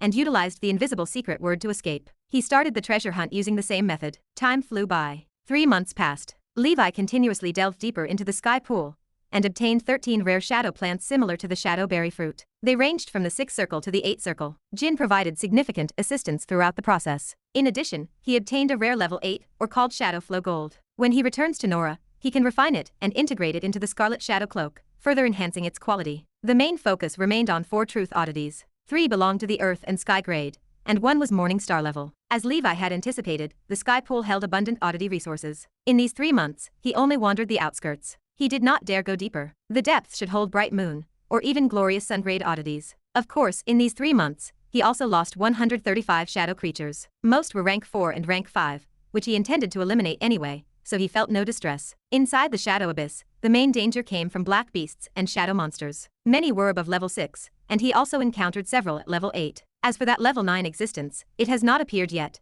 but the feeling of danger grows stronger. One day, the powerful perception provided by the unhidden secret alerted Levi. He discovered a black figure watching him. 12 wings sprouted from its back. It resembled an angel. It is time to slip away. Levi recognized the limits of discretion and did not continue lingering in the shadow abyss. He had already refined the shadow emblem and did not hold a high demand for shadow oddities. During this period, the main attempt involved exploring the possibility of using the shadow army to search for treasures in the sky pool. Resources remain rich on the 8th level, with the 5 great sky pools being the most famous among them. Compared to negative energy oddities, at this stage, he needs more bright moon or glorious sun-grade oddities from the elementalist school. Soon, at the entrance of the shadow abyss, a figure silently appeared. It wore broken armor, black blood dripped from the wound on its back, and invisible chains pierced into it. 12 wings spread open, emitting an eerie yet holy aura, casting a shadow across the sky and earth. The figure spoke. Cautious indeed, you left. It seems you discovered my existence. Even though the time for the ancient tower to open has not arrived, you appear here. You must be the heir Sauron left in the world.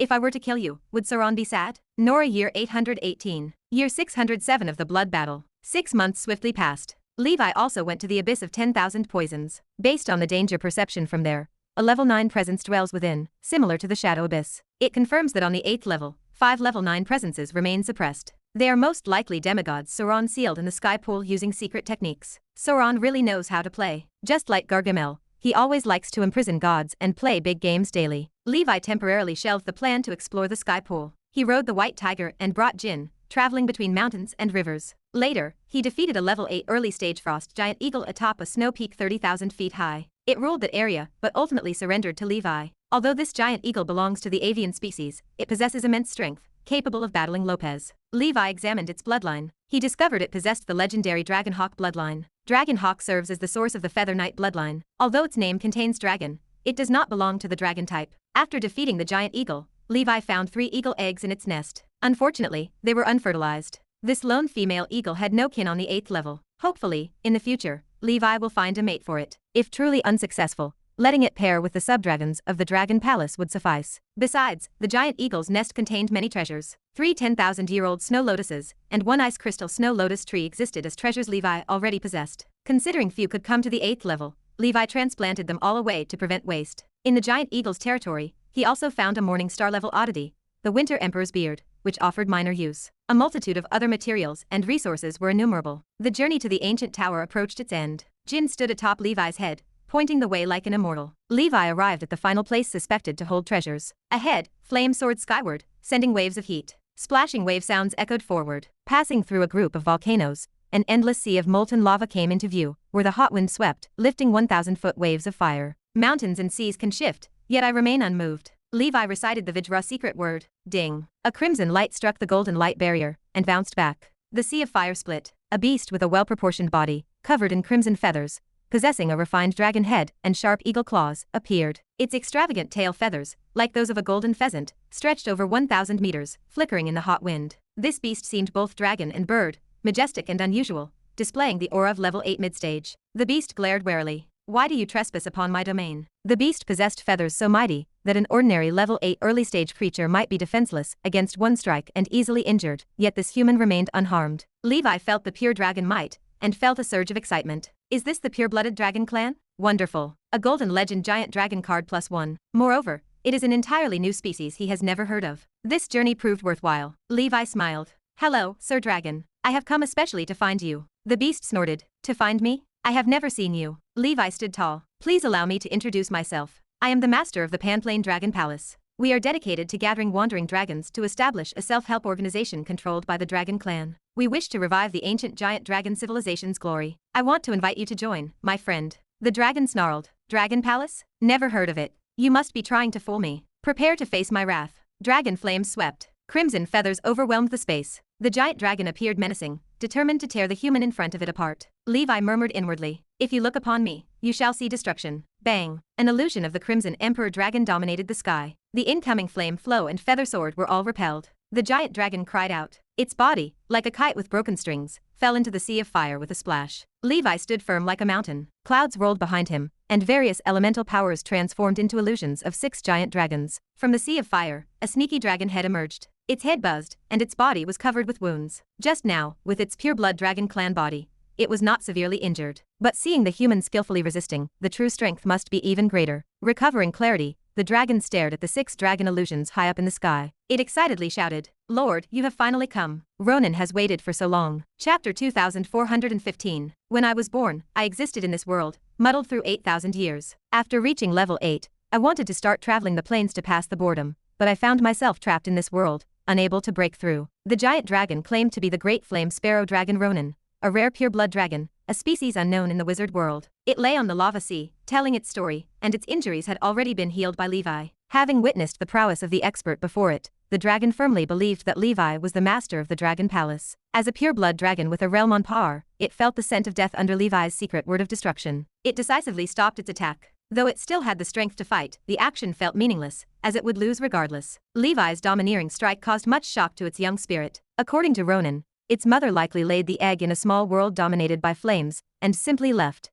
Typical behavior for the Dragon Clan. Small worlds remain relatively safe, rarely hosting level 6 experts. With the natural strength of dragon babies, it would be invincible from the start. Unfortunately, this egg had not even fully hatched when someone took it along with the world into the 8th level of the Dark Ancient Tower. If Levi had not encountered it, bound by the tower's rules, it might never have reached a complete body, remaining in an immature state, despite facing limits on its lifespan. The thought seemed quite amusing. Subduing the great flame sparrow dragon went much smoother than Levi had imagined. The smarter the creature, the easier to manage, whereas those black beasts remained stubbornly tenacious. Ronan entered the Black Soul Demon Tower. The frost giant eagle rested inside, becoming wary upon seeing the suddenly appearing great flame sparrow dragon. Don't worry, it is one of us, Levi reassured. Ronan proactively greeted, I am Ronan. The frost giant eagle stared back in silence. Do not use terms like I am, Levi instructed. The Dragon Palace is a harmonious and loving organization. Is not I better? Ronan agreed. I understand. Where are your treasures? Ronan hesitated. Lord, I have no treasures.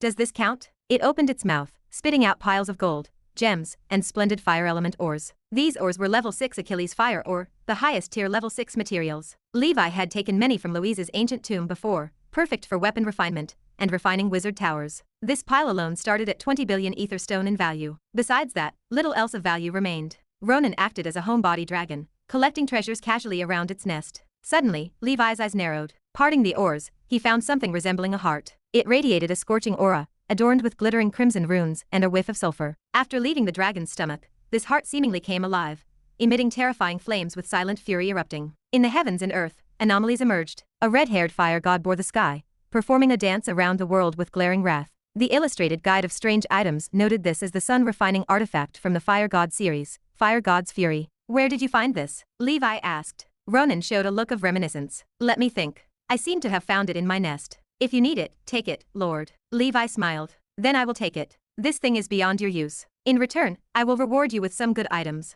He gave Ronan plenty of dragon scale fruit and immortal platform wine, using minimal cost to exchange for a sun-refining artifact desired even by a grand wizard, along with valuable Achilles fire organ. Honestly, Levi felt like he was dreaming. The final artifact from the Fire God series, did he get it so easily? This proved easier than hunting demons outside for war merit. The 8th level acted as a true treasure trove. What Levi needed, the elemental proof or the Thunder God series sun-refining artifact, might all be found here. For now, the 5 great sky pools presented the top-level challenge on the 8th level. Unless someone took them or natives refined them, at least one sun-refining artifact from each sept must exist there. Perhaps even legendary artifacts existed on the 9th level above. At this thought, Levi's heart burned. Jin lay on Levi's head, looking proud. Levi petted Jin. This time the little mouse made a big contribution, deserving verbal praise. He wandered again around Ronan's nest, but found no other fire element oddities. Based on his research, this might occur due to the area's nurturing of the sun-refining artifact. The sun-refining artifact was too powerful,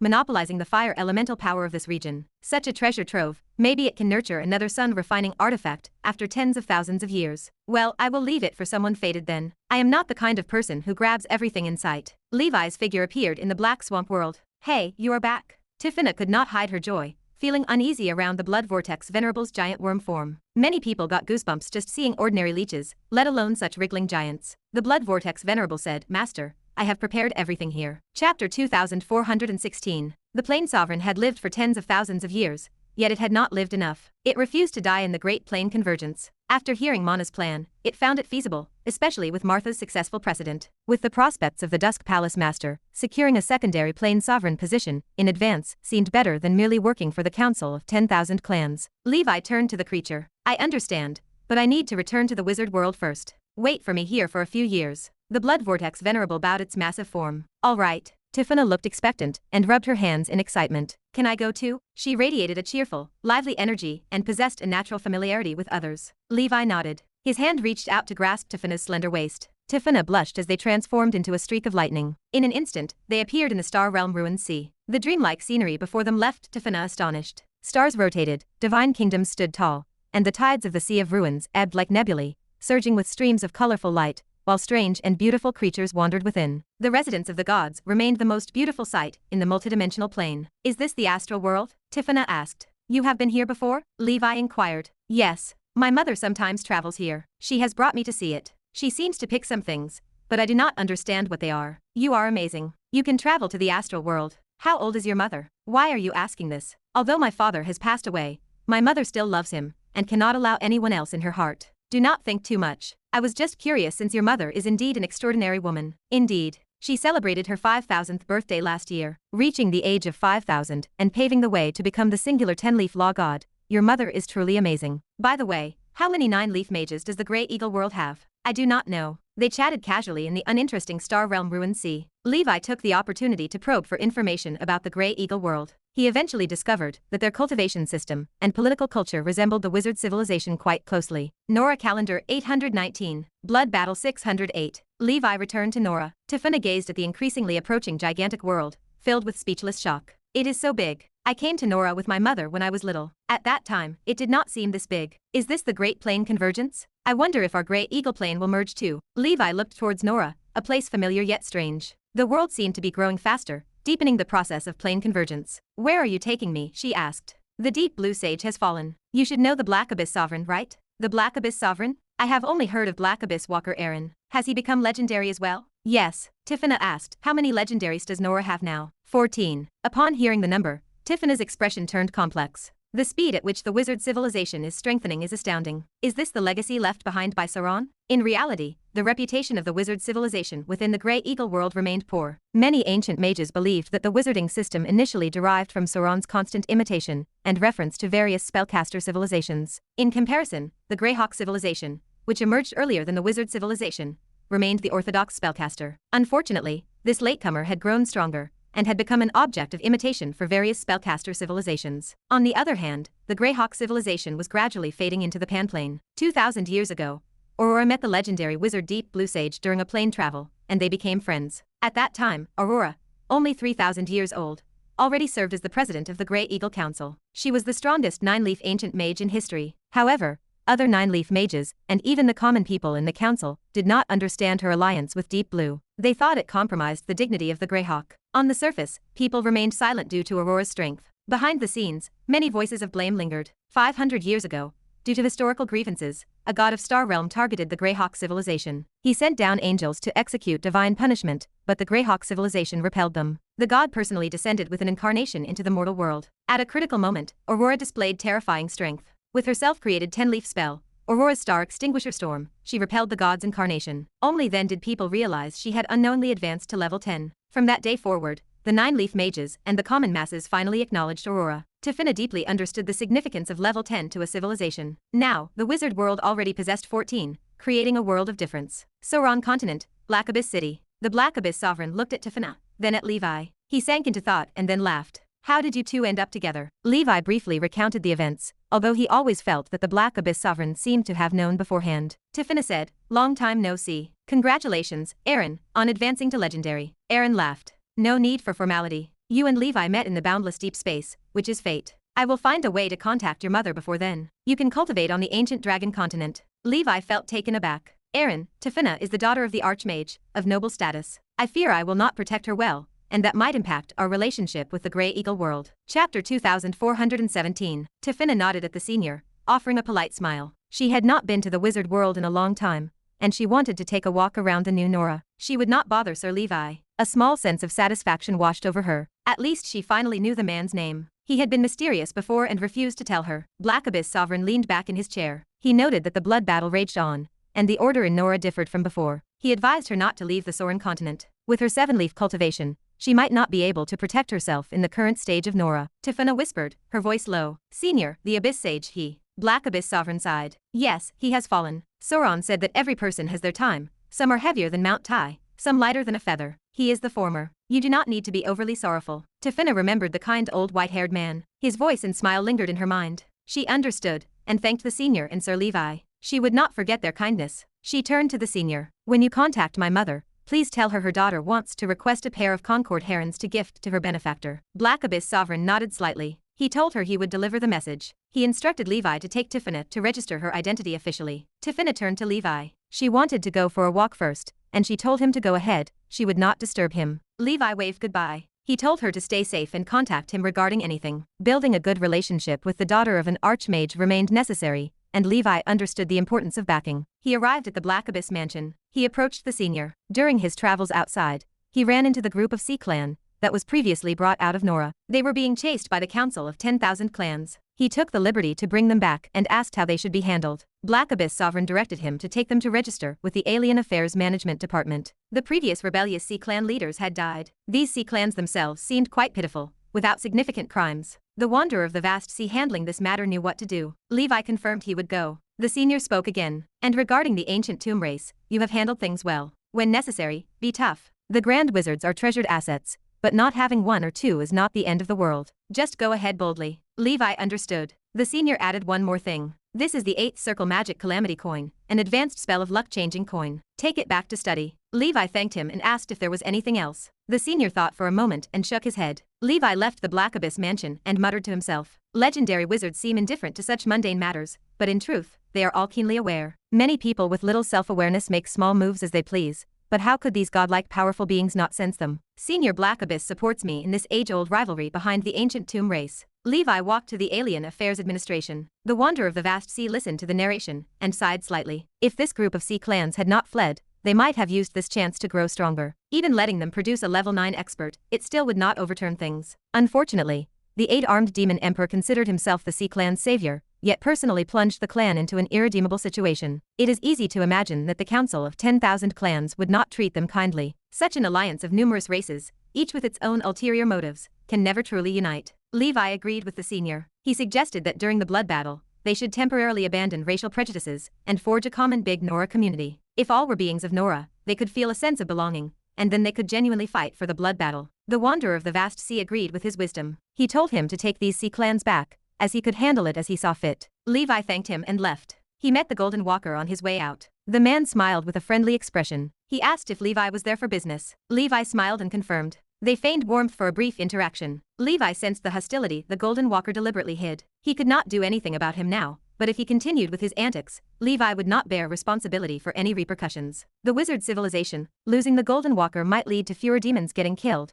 but it did not matter. Levi would find ways to make up for it himself. On the godforsaken continent, in the barracks, Lucy looked at the communication from Black Abyss Sovereign. A smile touched the corner of her mouth. She called out to connect to Deep Blue, specifically to Deep Blue number 5 of the Greyhawk civilization. A blue sphere of light emerged. The connection process took some time. Lucy opened her eyes. Deep Blue projected a graceful figure in front of her. The woman wore a grey robe, with a Greyhawk emblem on her chest. The loose starry robe could not conceal her enchanting figure. She appeared to be watering flowers in a botanical garden. High above, a flock of colorful Concord herons soared, flying in pairs. The woman raised her head. Her gaze encompassed all stars and beings. Lucy greeted her friend. She teased her about watering flowers and asked if she noticed Tiffana was missing. Aurora's expression shifted. She realized the girl was not there and asked where she had run off to. Lucy told her to stop pretending. Aurora laughed and asked if Tiffana was in Nora. Lucy asked if she wanted to keep her in Nora, or send someone to fetch her. Chapter 2418. Aurora gazed into the distance, her expression calm. Let her stay there for now. In some time, I will personally go to Nora. Lord Edmund wants to discuss some matters with me face to face. Lucy nodded, her image flickering within the blue light. All right, by the way, congratulations on stepping into the realm of the Archmage. Grey Eagle is splendid because of you. Aurora offered a gentle smile. I also want to thank you for your help, my best friend, Sir Luther. Thank you, Sauron. Oh right, extend my thanks to Sir Levi. I will bring a pair of Concord heron when I visit. I heard he is someone who loves collecting magical creatures, such a lover of life. He must be a kind-hearted person. Lucy coughed softly, a playful glint in her eyes. I guess so. Levi stepped into the bounty department. He handed over the evidence and witnesses regarding the destruction of the Council of 10,000 Clans' stronghold to the authorities. These items held little value on their own, serving merely as tokens of his work. The true treasures and resources already rested safely in his possession. Wizards traveling through planes receive rewards for destroying strongholds of the Council of 10,000 Clans if the authorities verify the claims. Levi demolished a stronghold of a level 8 Venerable, dealing a significant blow to the Council. The reward should be promising. Sanders reviewed the report and offered a bright smile. According to the rules, destroying a Venerable level stronghold allows for the reward of 2 Bright Moon artifacts and 100 billion Ether Stone resources. Additionally, we will award you the Nora Medal, which offers you a 10% discount when shopping at the Congress official store. Levi considered the offer. This reward exceeded his expectations. Leaving aside the artifact, a subsidy of 100 billion resources provided a timely help. Many resources remained unavailable on the open market. Can I choose the artifact myself? Levi asked. Sanders hesitated for a moment. Generally, it is randomly selected from several artifacts. Hold on, let me check for you. He knew that refusing the Dusk Palace Master would be foolish, and a little flexibility solved the issue. No problem, Sir Levi. You may choose for yourself. I will take you to the treasury. Levi followed him, joy filling his chest. This offered an excellent opportunity to gather the series artifacts. He schemed the list. The Thunder God series artifacts remained missing, and he realized the Congress did not have any glorious Sun-grade Thunder artifacts in stock. For the first Bright Moon artifact, he chose the Fire God Beard. The Fire God series artifact, unobtainable from the outside, sat waiting in the treasury. The authority does not release all the good items at once, choosing a gradual release instead. The blood battle would be long, and they needed to consider future talents. For the second, he chose the Fire God Eye, another important component of the Fire God series. Choosing artifacts from the Burning faction proved the correct decision. This school is extremely competitive, ranking first among the Earth, Fire, Wind, and Water factions. If the Holy Infant wanted to exchange, he could not necessarily beat those who had long been renowned. Levi planned to walk the road of elemental proof and additionally gather a Thunder God body. Having refined the Flame Emperor sword already, refining more Fire God artifacts would be the icing on the cake. He could allow the Holy Infant to advance to the 8th circle as soon as possible. As the leader of Fire Dragon Skywork, 7th circle cultivation proved insufficient. This also allowed the Holy Infant to initiate the refinement of 8th circle wizard tools sooner, making more money. For the remaining resources, Levi chose minerals. They covered 24 varieties, incorporating major element factions, piled up like a mountain. These minerals came straight from the heavenly world by the Congress, all freshly raw ores, not yet refined. Goodbye, Levi, Sanders said. Watching Levi leave, Sanders exhaled in relief. Without the resources from the New World and Heavenly World during the 600 years of blood battle, the Council treasury would have faced severe trouble. Levi arrived on the ancient dragon continent. Elena rushed forward and embraced him. Are things done? She asked. Levi held her waist, pulling her close. Not yet. I am temporarily back to handle some matters, then I have to set off again. I might be gone for decades. The ancient dragon continent depends on you. Elena nodded, a warm smile gracing her face. My wizard tower is almost ready for refinement.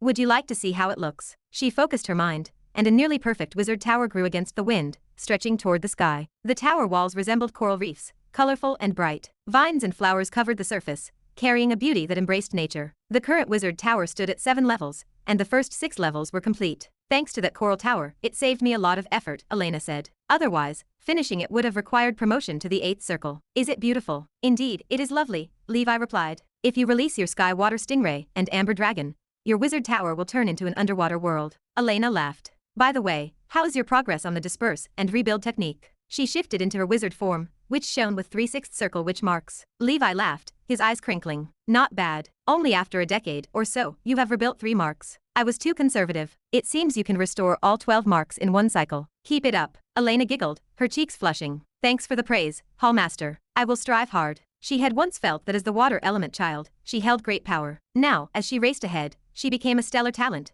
a rising star in the firmament. Chapter 2419. After acquiring the water god body, wealth truly made a difference. It was an indescribable elevation and enhancement of her entire being. Whether in meditation, cultivation techniques, or research, her efficiency was far superior to before. The sun-refining artifact might be the essence or truth trace left by a level 9 existence comparable to demigods tens of thousands of years ago. It was anything but ordinary. This was cultivating on the shoulders of giants. Elena leaned toward Levi after their intimacy. I will continue with my tasks, as I have gained some insights into the path of the energy sect lately. In the outer sea of the ancient dragon continent, a model of a whitebone castle appeared in Levi's hand. It was a level 7 civilization treasure, the pure white city. This was one of the treasures he seized at Laotian Venerable's stronghold, most suitable as a settlement for the Sea Clan. Levi threw the castle out. It grew with the wind, finally transforming into a giant city with a diameter of 10,000 meters. It gently sank to the seabed, landing with a boom. Levi murmured to himself while he set up a 7-ring protection array around the structure. With a wave of his hand, Bog and his subjects from the Black Soul Demon Tower appeared. They promptly knelt in gratitude. Thank you, Master. Levi surveyed the Sea Clan. You shall thrive and multiply here. With the protection of the ancient dragon continent, no one dares to disturb you. You can join the coastal patrol, slay demons, and exchange for ancient dragon points on the continent to acquire resource treasures. As long as you find mutual affection, forming families with humans is also permissible. Remember, you are not my slaves. You are Nora citizens. Bog was moved beyond measure at these words. My master's great kindness is beyond repayment. Only this head shall forever belong to the master. The other Sea Clan members knew that Levi saved them. Although they did not favor wizards, they were aware of who to thank at this moment. The most important thing was that Levi's words hit home for them. As ordinary Sea Clan people, they just wanted a stable life in the land of their ancestors. Levi gestured to the leader. Bog, go settle the clansmen, and come find me once you are done. Bog arrived at the Emperor's palace that night. Levi leaned forward. How much do you know about the monarch's treasure? Bog fell silent for a moment. With a wave of his hand, no less than 8 items of flowing light appeared. Swords, spears, halberds, axes, battle axes, hooks, and forks filled the air. The monarch's treasure requires 12 tokens. I have 8 here, and 4 are scattered outside, likely in the immersed ancient castle. Levi waved his hand, and the Poseidon trident he obtained during his apprentice wizard days, and the Sea King spear Elena had picked up earlier floated in the void. These 2 as well, right? Bog rejoiced at the sight of the trident. Indeed, this trident is the token of my ancestor, the Sturgeon Emperor, which I lost. He continued, Master, take all my tokens. If you can assemble them, you might find something in the monarch's treasure. Bog knew it was difficult to collect all the tokens relying on his own strength. Even if acquired, opening the treasure was not guaranteed, not to mention the sea god was distant. Even becoming a true sea god would not allow standing in the wizard world. The Sea Clan sought stability not through this elusive treasure, but through Levi, who stood right in front of them. Only he possessed the capability for the Sea Clan to live with dignity. This pursuit was exactly what Bog was after. Levi gathered all the treasure tokens. You may go now, Bog. Thank you, Master. Filled with anticipation and hope for a new future, Bog returned to the pure white city, looking at his eagerly awaiting clansmen. Fellow clansmen, let us start anew. Also, erect a statue of the Dusk Palace Master in the city for everyone to admire. He is our Sea Clan savior. The monarch's treasure tokens reached 10 in total. Levi wondered where the remaining 2 were. Initially, he was not interested in this, but now that it was close to completion, his thoughts stirred anew. He decided to let fate decide. With his current status and position, anything within this treasure would be no more than a cherry on top. He assembled all gains from this journey and counted them one by one. There were 20 level 6 treasures and 4 level 7 treasures, including the already used pure white city. Most treasures were standard from the council of 10,000 clans, with average quality. They held not much use for Levi or those close to him, so he placed them in the organization treasury. Setting aside the 2 bright moon artifacts from the council treasury, this trip yielded 36 oddities. 20 came from the Land of Darkness journey, with the remaining 12 from the Ancient Tower. A portion was collected by the Saint Council, while others were found by Levi. However, although there were numerous oddities, most were below Morning Star level. Levi sorted out what was usable. The Winter Emperor's beard and the Red Dragon scale belonged to the Winter Emperor and Red Dragon series, both Morning Star level. The Holy Infant's refining could perfect the elemental holy body. The Silver King badge and the Golden God silk were also available. The former was a Morning Star artifact from the Silver King series that Link had refined, being lower than the Golden Emperor sequence. The latter was a Morning Star artifact from the Golden God series,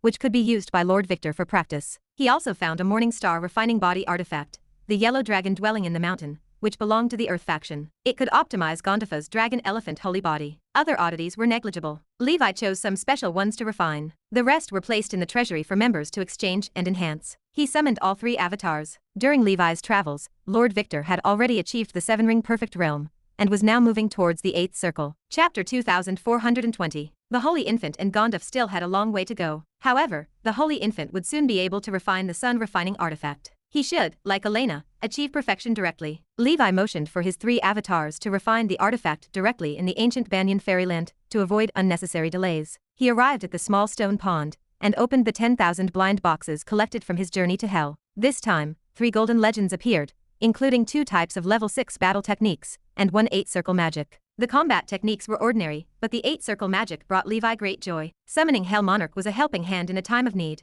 saving him a massive amount of money. The witch's family knowledge base did not contain such high-level spells from the School of Death. 8-circle magic was very expensive. Although Levi did not lack money, he preferred not to spend it if he could avoid it. He had waited patiently to receive it for free, and he had finally secured this moment. Along the way, from Hell Lord, Hell King, to Hell Monarch, Levi had already mastered this sequence of spells. Undead summoning spells reached their maximum at the 8th circle. Beyond that lay the 72 pillars level. For such beings, ordinary summoning spells were ineffective. One needed specific summoning techniques, for instance, summoning Lady Whitebone. The effectiveness of this spell required an agreement with the 72 pillars, similar to summoning the Thunder God, Electric Mother, or the 4 Sea Dragon Kings in his previous life. If an agreement could not be reached, mastering it perfectly proved useless. In fact, if one were strong enough, like a legendary wizard, such as the Hand of Netherworld Prison, there was no need for such specific summoning spells to command Lady Whitebone. The 10,000 blind boxes brought another substantial profit. Levi smiled. The Calamity coin provided by the Senior Black Abyss could also be learned. This sequence of spells proved very interesting. The 6-ring Destiny coin allowed simple foreknowledge of fortune and misfortune. The 7-ring luck-changing coin could reverse danger into safety if used well. The Calamity coin had 2 primary uses. First, when facing peril, it detected the possibility of overcoming it. Second, it transferred one's misfortune to others. Therefore, it could also be considered a type of curse spell. This series of spells could be used even at higher realms without becoming obsolete. The Calamity coin remained effective on those above the spellcaster's realm, though the effect weakened. Levi recalled the words of the Senior Black Abyss. The intention of giving him this spell must have held deep meaning. If I master this spell, and also add the full rune, perhaps I can quietly transfer any possible misfortune to that old golden walker. Even if the curse does not kill him, it will ensure he does not have a smooth path. Levi paused, wondering if he was truly someone with bad luck. He began to doubt himself. It seemed he had enjoyed exceptionally good fortune along his path. As for misfortune, he had not truly encountered any. Fortune and misfortune coexist. This spell definitely held more complexity than it appeared. Training it was the correct choice. At worst, it would leave a witch mark. He rose and walked to the ancient banyan tree mansion, burying a new pound of dead soil beneath the tombstone. A full 3 pounds of dead soil caused visibly noticeable changes throughout the ghostly mansion area. Within 100 miles, the aura of death rolled continuously, and skeletons and specters emerged like bamboo shoots after a rain, then wandered around in confusion. The rate of undead birth had accelerated. Levi finally understood why Hell sent the undead army to the wizard world. These creatures were indeed numerous. The early-born undead in the ancient banyan tree mansion were numerous and already held power equivalent to low-level wizards, proving useful. Levi gathered them within the Black Soul Demon Tower to maintain the operation of the steeple. There is no need to go to Hell anymore. Harvesting in the ancient banyan tree mansion is sufficient. If luck allows, birthing a golden legend card like the Snowflake Warrior, or the swordsman Jerry would be delightful. Within the ancient Banyan fairyland, Levi planted the precious herbs and plants collected during this time with the care of an old farmer. He enjoyed the process, seizing the opportunity to rest and relax. Finally, he arrived at the Dragon Palace. Let us welcome a new member, Fire Dragon General Ronan, a pure-blooded dragon clan. Ronan made his dazzling entrance. Red flames filled the sky, anomalies appeared one after another, and the mighty dragon might dispersed the dense energy, demonstrating its power. The dragon shifted form. He shouted that he was Ronan, the great flame sparrow dragon. Mana gasped, his eyes widening. Another pure-blooded dragon clan? During Levi's journey, it felt as if he had disturbed a dragon nest, with new members arriving continuously. Elena smiled. Apart from Alexandra's father, all pure-blooded dragons she had seen in her life were within the Dragon Palace. Triss felt already numb to the surprises. Good, the commotion is pleasant. What else could be said? The Dragon Palace was awesome. The members were delighted. Wonderful, another pure-blooded dragon clan had arrived. The Dragon Palace was becoming increasingly powerful. They were taking off right there. Within the fairyland, the dragons rejoiced.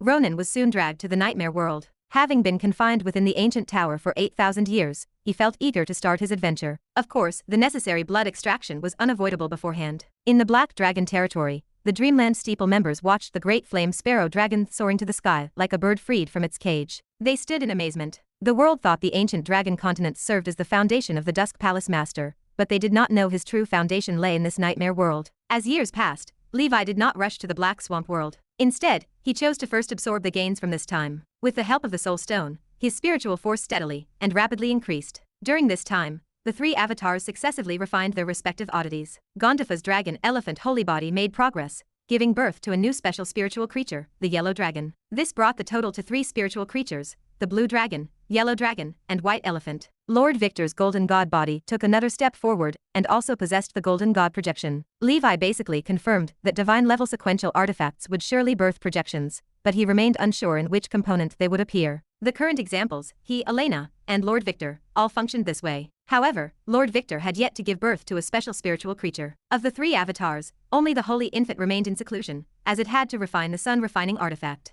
7 years later, in the year 826 of the Nora calendar, the 615th year of the Blood Battle, only 5 years remained until the Centennial Blood Battle auction. Lord Victor and Gondif both went to their respective organizations to busy themselves, striving to earn more money. This day, Levi opened his eyes, his momentum even stronger than before. His spiritual force broke through the 18,000-point barrier naturally. He stepped into the 8th ring senior realm. Chapter 2421. Nightmare World. The Bloodslaughter Bat Dragon looked hopelessly at the approaching red flame giant sword. It roared, exerting all its strength to resist. An earth-shattering collision boomed. The Bloodslaughter Bat Dragon form shattered, turning into nothingness, and returned to the city. On the training ground, Levi tested the power of his newly promoted spells. After advancing to an 8-ring senior, the power of his innate spells significantly enhanced, especially the Fire Dragon Tribulation. After 10 rounds of battle with the Bloodslaughter Bat Dragon, the creature died 10 times. It almost broke the spirit of the young creature. After resurrecting, the Bloodslaughter Bat Dragon landed on the ground, quickly fawning. Congratulations, Lord Dragon King, on your further advancement in strength. The other dragons showed expressions of admiration. Even the Heavenly Slaughter Dragon General is no match for the Dragon King. Lord Dragon King, you are becoming more and more unfathomable. Terrifying indeed. Levi felt a surge of satisfaction. Another innate spell that had changed significantly was 10,000 Dragon's Birth. Levi summoned 4 level 8 early-stage spiritual weapons for combat with a single thought. This promotion made the distance to the 9th Circle Wizard realm seem much closer. Over the years in seclusion, a breakthrough also occurred on the path of knights. With the help of the Great Flame Sparrow Dragon bloodline essence, the cultivation of the Crimson Emperor Dragon progressed with divine assistance. Last year, Levi successfully advanced to the level 8 middle stage. The diameter of the Red Emperor domain reached an astounding 150 kilometers. With a wave of his hand, billions of dragon flames burned the heavens and boiled the sea. Spectacular. In comparison, the cultivation speed of the Golden Brilliance Dragon Breath technique was somewhat slower, but with hard work, a breakthrough would soon follow. The Hanging Rune advanced to level 5, with elemental damage resistance reaching 40%. Closing the proficiency panel, Levi patrolled around the Black Dragon territory. With the Dreamland Steeple settling in, the expansion speed of the Black Dragon territory significantly increased. This group of wizards held a deep understanding of the Nightmare World, making cooperation very smooth. An endless supply of resources flowed to the Yellow Earth continent. As a landowner, Levi took 1/3 of it. With Black Abyss Sovereign and Daydreamer, 2 legendary wizards, the safety of the Black Dragon territory remained assured as long as they avoided being too flamboyant. Tyrant of Horror, the former overlord, also slowly recovered strength. The previous battle with the Blood Rain Overlord had damaged its foundation. However, with dragon scale fruit and immortal flowing liquid, plus the medicine Levi specifically prepared for those dragons to replenish losses, Tyrant of Horror would likely return to legendary level within 1 millennium. From the distant sky, a long howl echoed. Lopez strode forward, carrying a bizarre giant beast corpse. On his shoulder sat the Thousand Illusion Knight, offering a smile, creating a Beauty and the Beast scene. The giant beast corpse fell to the ground. A 1,000-meter-long black giant porpoise lay revealed. Levi heard the Thousand Illusion Knight, and Lopez went out hunting, preparing for the evolution of the breathing technique. The giant porpoise before him shimmered with a dreamy sheen on its surface. Though dead, various strange illusions emerged all around. This creature resembled a legendary beast, the dream-eating rhinoceros. This specimen likely carried the bloodline of that creature. Levi offered a smile. It looks like the Thousand Illusion Knight had a good harvest. The great ape palm landed on the ground. The Thousand Illusion Knight stepped down and walked over, radiating charm. Lopez, the big guy, remained gentle and gentlemanly to the opposite sex. The Saint Ape Knight, who sparred with him the most, never enjoyed such preferential treatment. The Thousand Illusion Knight spoke. Thanks to Lopez, otherwise I really could not take down this big guy. Levi posed a question. Have you gathered all the bloodline crystals now? The Thousand Illusion Knight answered. I was short one kind, but not long ago the Phantom Wind Walker gave me a crystal containing the Ghost Nightmare Weasel bloodline, and it is finally complete. Levi's brows shifted slightly. He asked about the Phantom Wind Walker and the price paid. The Thousand Illusion Knight explained. The Dreamland Steeple was exploring a relic in the chaotic wilderness and needed to use my ability. That was the fee. Levi nodded. I understand. The Thousand Illusion Knight continued. Commander, I am now planning to use Phantom Beast as the foundation, to fuse Ghost Nightmare Weasel, Dream-Eating Rhinoceros, and Nine-Eyed Fox to create a mythical creature. Is there any problem with this combination? Levi offered his thoughts. There is no problem. It mainly depends on the style you want to pursue in the future. Phantom Beast and Nine-Eyed Fox are both fox types. I estimate the new mythical creature will be more like a fox, which is also good. Otherwise, it might become nondescript. The corners of the Thousand Illusion Knight mouth lifted. Then I can rest assured. Levi suggested. If your evolution succeeds this time, you could also consider starting a family and settling down. Dragon King Levi began the matchmaking mode. Married folks are like this. The Thousand Illusion Knight fell silent, harboring concerns. Commander, if I fail in advancement, can you turn me into a heroic spirit? Levi reassured her. Yes, but you must believe in yourself. The Blood Knight is your role model. The Thousand Illusion Knight had also achieved the status of a legendary knight during the Doomsday Era. Levi believed in her potential. She had reached the last step. Regardless, she had to maintain confidence in herself. The Thousand Illusion Knight offered a sweet smile. Thank you, Commander. I understand. I am still some distance from level 6 peak, no rush. Levi encouraged her. Reforge the divine weapon. Properly hone the combat technique. Try to elevate your strength in every possible way to the extreme. Then just do your best, and leave the rest to fate. The Thousand Illusion Knight nodded. I will log off now, Commander. The Thousand Illusion Knight felt greatly encouraged. She did not expect the commander to hold such faith in her. Chapter 2422. Levi watched the Thousand Illusions Knight disappear, and felt a pang of helplessness. Among the 18 Twilight Cavalry members, only male knights had successfully ascended to the mythical level. Among the older generation of knights, Goddess Knight Elsa possessed limited potential. Divine Light Knight Denise sought stability, and had abandoned the mythical path. Of the 18 riders, only 4 were female. Aside from the Flower Knight, the Thousand Illusions Knight remained the village's last hope. For years past, the Nora calendar reached 830. The blood battle had raged for 619 years. On the ancient dragon continent, the Dusk Holy Temple stood tall. Rumble. High above the heavens, ominous purple lightning fell, engulfing the figure of a knight clad in grey armor. The knight's veins bulged. The broad ash greatsword slashed out, and sword chi shot toward the heavens. The Dharma idol of a giant dragon, exuding a decaying aura, experienced resurrection. It spread its wings and sheltered the Ash Knight below. After taking a brief rest, the Ash Knight's body healed. He used his self-created immortal scripture of withering and flourishing. He clashed with the lightning calamity once again with his flesh and blood. This lightning calamity was his dark tribulation. It emerged from the void, continuous and relentless. Even though he possessed a physique-type breathing technique, he had stood on the brink of life and death several times. Fortunately, he also possessed a level 7 treasure for protection, allowing him to turn danger into safety. Levi watched silently from afar. The Fire Dragon Knight's Fire Dragon Brilliance Extreme Book, the Blood Knight's Kylan Strategy, and the Ash Knight's Immortal Scripture of Withering and Flourishing, they have all developed unique combat skill systems of their own. It is truly impressive. As members of the 18 Twilight Cavalry, none of them would be satisfied with following the paths of others. In the art of war,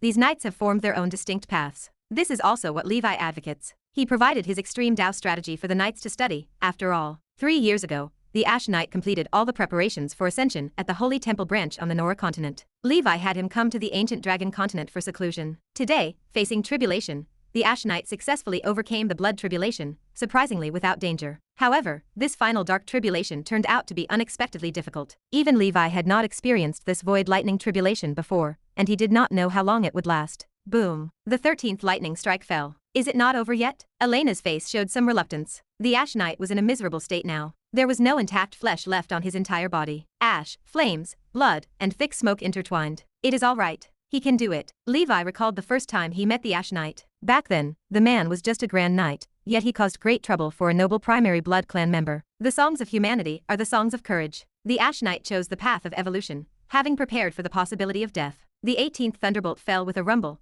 leaving only a mass of writhing, charred flesh at the original location. Even the level 7 treasure used for tribulation showed numerous cracks. Many knights dared not continue watching, while the Thousand Illusions Knight watched silently. The atmosphere was immensely heavy, oppressing everyone. The lightning has stopped. It has stopped. Commander, has the Ash Knight's calamity ended? The Black Knight looked at the Ash Knight, wanting to go up and help. Levi shook his head. Whether it is over, only the Ash Knight knows. Do not act rashly. He is not easy to kill. The Ash Knight's ascension was based on the Ash Dragon. He had enhanced it with bloodline factors from 3 legendary creatures. These were the Ancient God Worm, the Star Ring-tailed Snake, and the Holy Heart Butterfly. The Ancient God Worm is a legendary giant worm with an undying body. It possesses a super strong adaptability and physique, surviving in any extreme environment. It is also known as the Undying Worm. The Star Ring-tailed Snake is a giant serpent that devours planes. No matter how severe the injuries, it can heal by devouring the plane. The last creature, the Holy Heart Butterfly, is a giant butterfly that roams the astral world. Its scale powder can heal all things, and its light can warm the soul. Such a magnificent lineup and a new breathing technique are undoubtedly extraordinary. As long as the Ash Knight successfully overcomes this, a bright road lies ahead. Actually, the Ash Knight had another option. He could have chosen to fuse with the undying bird like Levi. In doing so, Levi, as the pioneer, had already overcome the dark tribulation. He did not need to go through it again. Perhaps it was because he did not want to be like the commander. He preferred to create something of his own. The stubborn Ash Knight still chose the tougher path. This spirit was something Levi quite approved of. As a member of the 18 riders, one indeed needed to have their own style. At some point, the mass of flesh solidified, transforming into a scarlet cocoon. The life force within began to disappear, causing everyone to worry. Levi spoke with calm assurance. Do not panic. The Ash Knight has succeeded. The Ash Dragon is inherently a creature that is born from death. Everyone finally breathed a sigh of relief. The commander said it was fine, so it must be stable. Sure enough, shortly thereafter, a thumping sound resonated. The scarlet cocoon began to revive with life force. Crack. The cocoon split open. Resplendent light surged out, shooting straight into the sky. Countless iridescent particles burst forth, like the eruption of stardust. These particles clustered together, vaguely revealing the shape of an indescribable giant beast. It possessed a head noticeably like that of an ash dragon,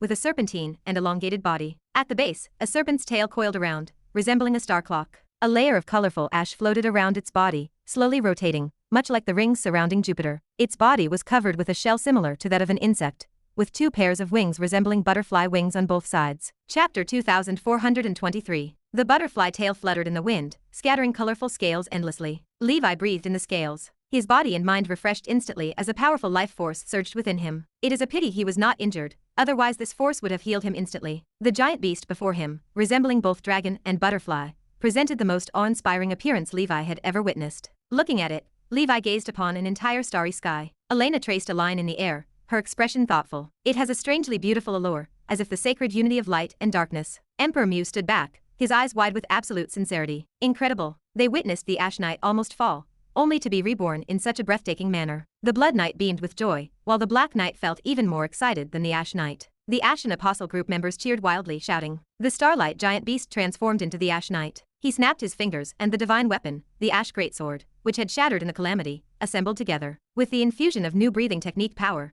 the Ash Greatsword became the Starlight Greatsword. Levi clapped his hands in genuine praise. Remarkable, you have created an unimaginable mythical path. The Ash Knight inclined his head, his voice thick with emotion. Thank you, Commander, and everyone. You were worried, I almost did not make it. He recalled the ordeal, his heart racing with sudden fear. Elena tilted her head. What is the name of this new breathing technique? The Ash Knight straightened his posture. Star Butterfly Dragon. The Blood Knight nodded in approval. Nice, I think it fits well. Emperor Mew clapped the Ash Knight on the shoulder. I think so too. The Ash Knight stood before them and described the abilities of the Star Butterfly Dragon breathing technique. Levi compared it with his Death Ember Dragon. The Death Ember Dragon possessed the Undying Body, while the Star Butterfly Dragon possessed the Star Divine Body. Their abilities shared similarities, though the Undying Body remained slightly superior. The Star Butterfly Dragon did not possess Nirvana, but it had Feather Transformation, which functioned in a similar way. After the Ash Knight perished, he could undergo feathered reincarnation, breaking the cocoon to be reborn. At the current stage, only one chance existed. Levi speculated that as the Ash Knight improved his realm, the number of opportunities would increase, though he would likely not surpass the Death Ember Dragon. The biggest difference between the two abilities involved healing. The Star Butterfly Dragon possessed wide-ranging healing abilities,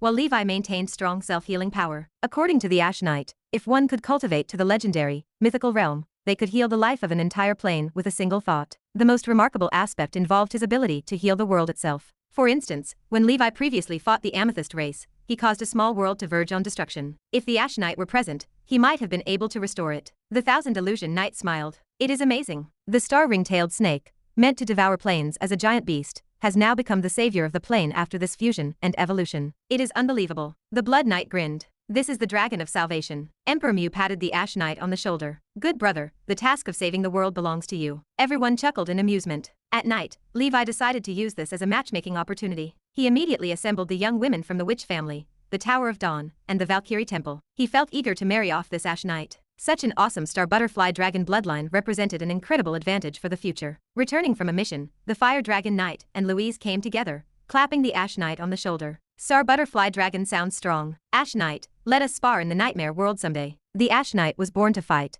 and he agreed to the challenge, looking forward to the duel between the Star Butterfly Dragon and the Sun-Chasing Dragon. Soon, the Blood Knight with the Jade Kylan bloodline rushed from his busy schedule to attend. To this day, the Blood Knight had not resolved his own life matters. According to the gossip from Triss and Elena, the Blood Knight seemed to be getting close with the Wind Witch. One served as the Vice Hall Master of the Dusk Holy Temple, while the other acted as the Deputy Tower Master of the Witch family. Levi considered their compatibility excellent. The cultivation gap mattered little, as the Blood Knight possessed a mythical bloodline with future potential that surpassed the 8-ring senior Wind Witch. Of course, the Wind Witch held her own, as she was a top-level genius in her younger days. Many leaders from the Hurricane Steeple or the Storm School of Thought pursued her. At the banquet, the Snow Lotus Witch slightly raised her gaze, secretly peeking at the Ash Knight. Levi, acting as an old matchmaker under the counsel of Elena, keenly observed the scene. Do you think the Snow Lotus Witch is interested in the Ash Knight? You noticed too? You have become sharp lately, my hall master. No jokes, I think you or Triss might matchmake them. Leave it to me, I love such things. Levi plotted his course. Among the 18 Twilight Cavalry, not counting 100 Flowers, the Divine Light and Golden Lion, Emperor Mew, and the Goddess, Dark Moon, and Witch Kalina, and the Fire Dragon, and Louise had already paired. He had successfully settled affairs for 7 people. If the Ash Knight and Snow Lotus Witch, along with the Blood Knight and Wind Witch succeeded, that would bring the total to 9, with more than half resolved. These excellent bloodlines must be passed on. Strong alliances greatly increase the chance of producing top-level talent. Chapter 2424. This served as the foundation for how wizard families and organizations maintain dominance over nomadic wizards. The Thousand Illusion Knight, the Heart Moon Spirit Witch, and the future Windwalker, all stood as excellent ladies. Despite their status, these men remained single. It felt truly inappropriate. Levi shook his head. Elena raised a glass and went to celebrate with everyone. She began to play the role of a matchmaker. Levi looked at everyone. An indescribable sense of satisfaction filled him. He once thought that true strength meant growing stronger in solitude. He believed it was lonely at the top. Now, he realized he was wrong. In the high heavens, stars shone brilliantly. Levi gazed intently. If Sauron were still alive, would he be watching this lively world in solitude? The banquet ended. Everyone dispersed. The 18 Twilight Cavalry produced 4 level 7 knights. 3 of them reached the mythical level. Among the older generation of knights, all had reached the level 6 peak realm. The Black Knight was the oldest. He prepared bloodline crystals and advancement materials. His cultivation reached the maximum. The Ash Knight's success ignited his determination. After his self-created combat technique, the Black Sky Secret Scripture, reached its peak, he would go into seclusion. Whether it succeeded or not depended on this effort. The Golden Lion Knight waited for the right opportunity. He collected most of his advancement materials and wanted to walk the path of evolution. In his Path of the Wizard, after more than 1,200 years of cultivation, he achieved 9 talents and 5th circle perfection. Although he only possessed dual elemental powers, his knightly cultivation and status remained high. Along the way, he spent lavishly on earth, sky, and even morning star artifacts. Before the 6th circle wizard cultivation, no obstacles stood in his way. He practiced leisurely. Now he prepared to advance to the primordial soul. He planned to evolve into a mythical level after achieving that state. Having one more 6th level method increased the success rate. Why not take it? Emperor Mew now had both the energy sect and knight abilities at level 6. His knight cultivation sat at the level 6 peak. As for being a wizard, he gave up due to poor talent and low cost effectiveness. Children of Chaos, only Levi, that overpowered figure, or some reincarnated legendary wizards could manage such a feat overall. He followed the dual extraordinary path.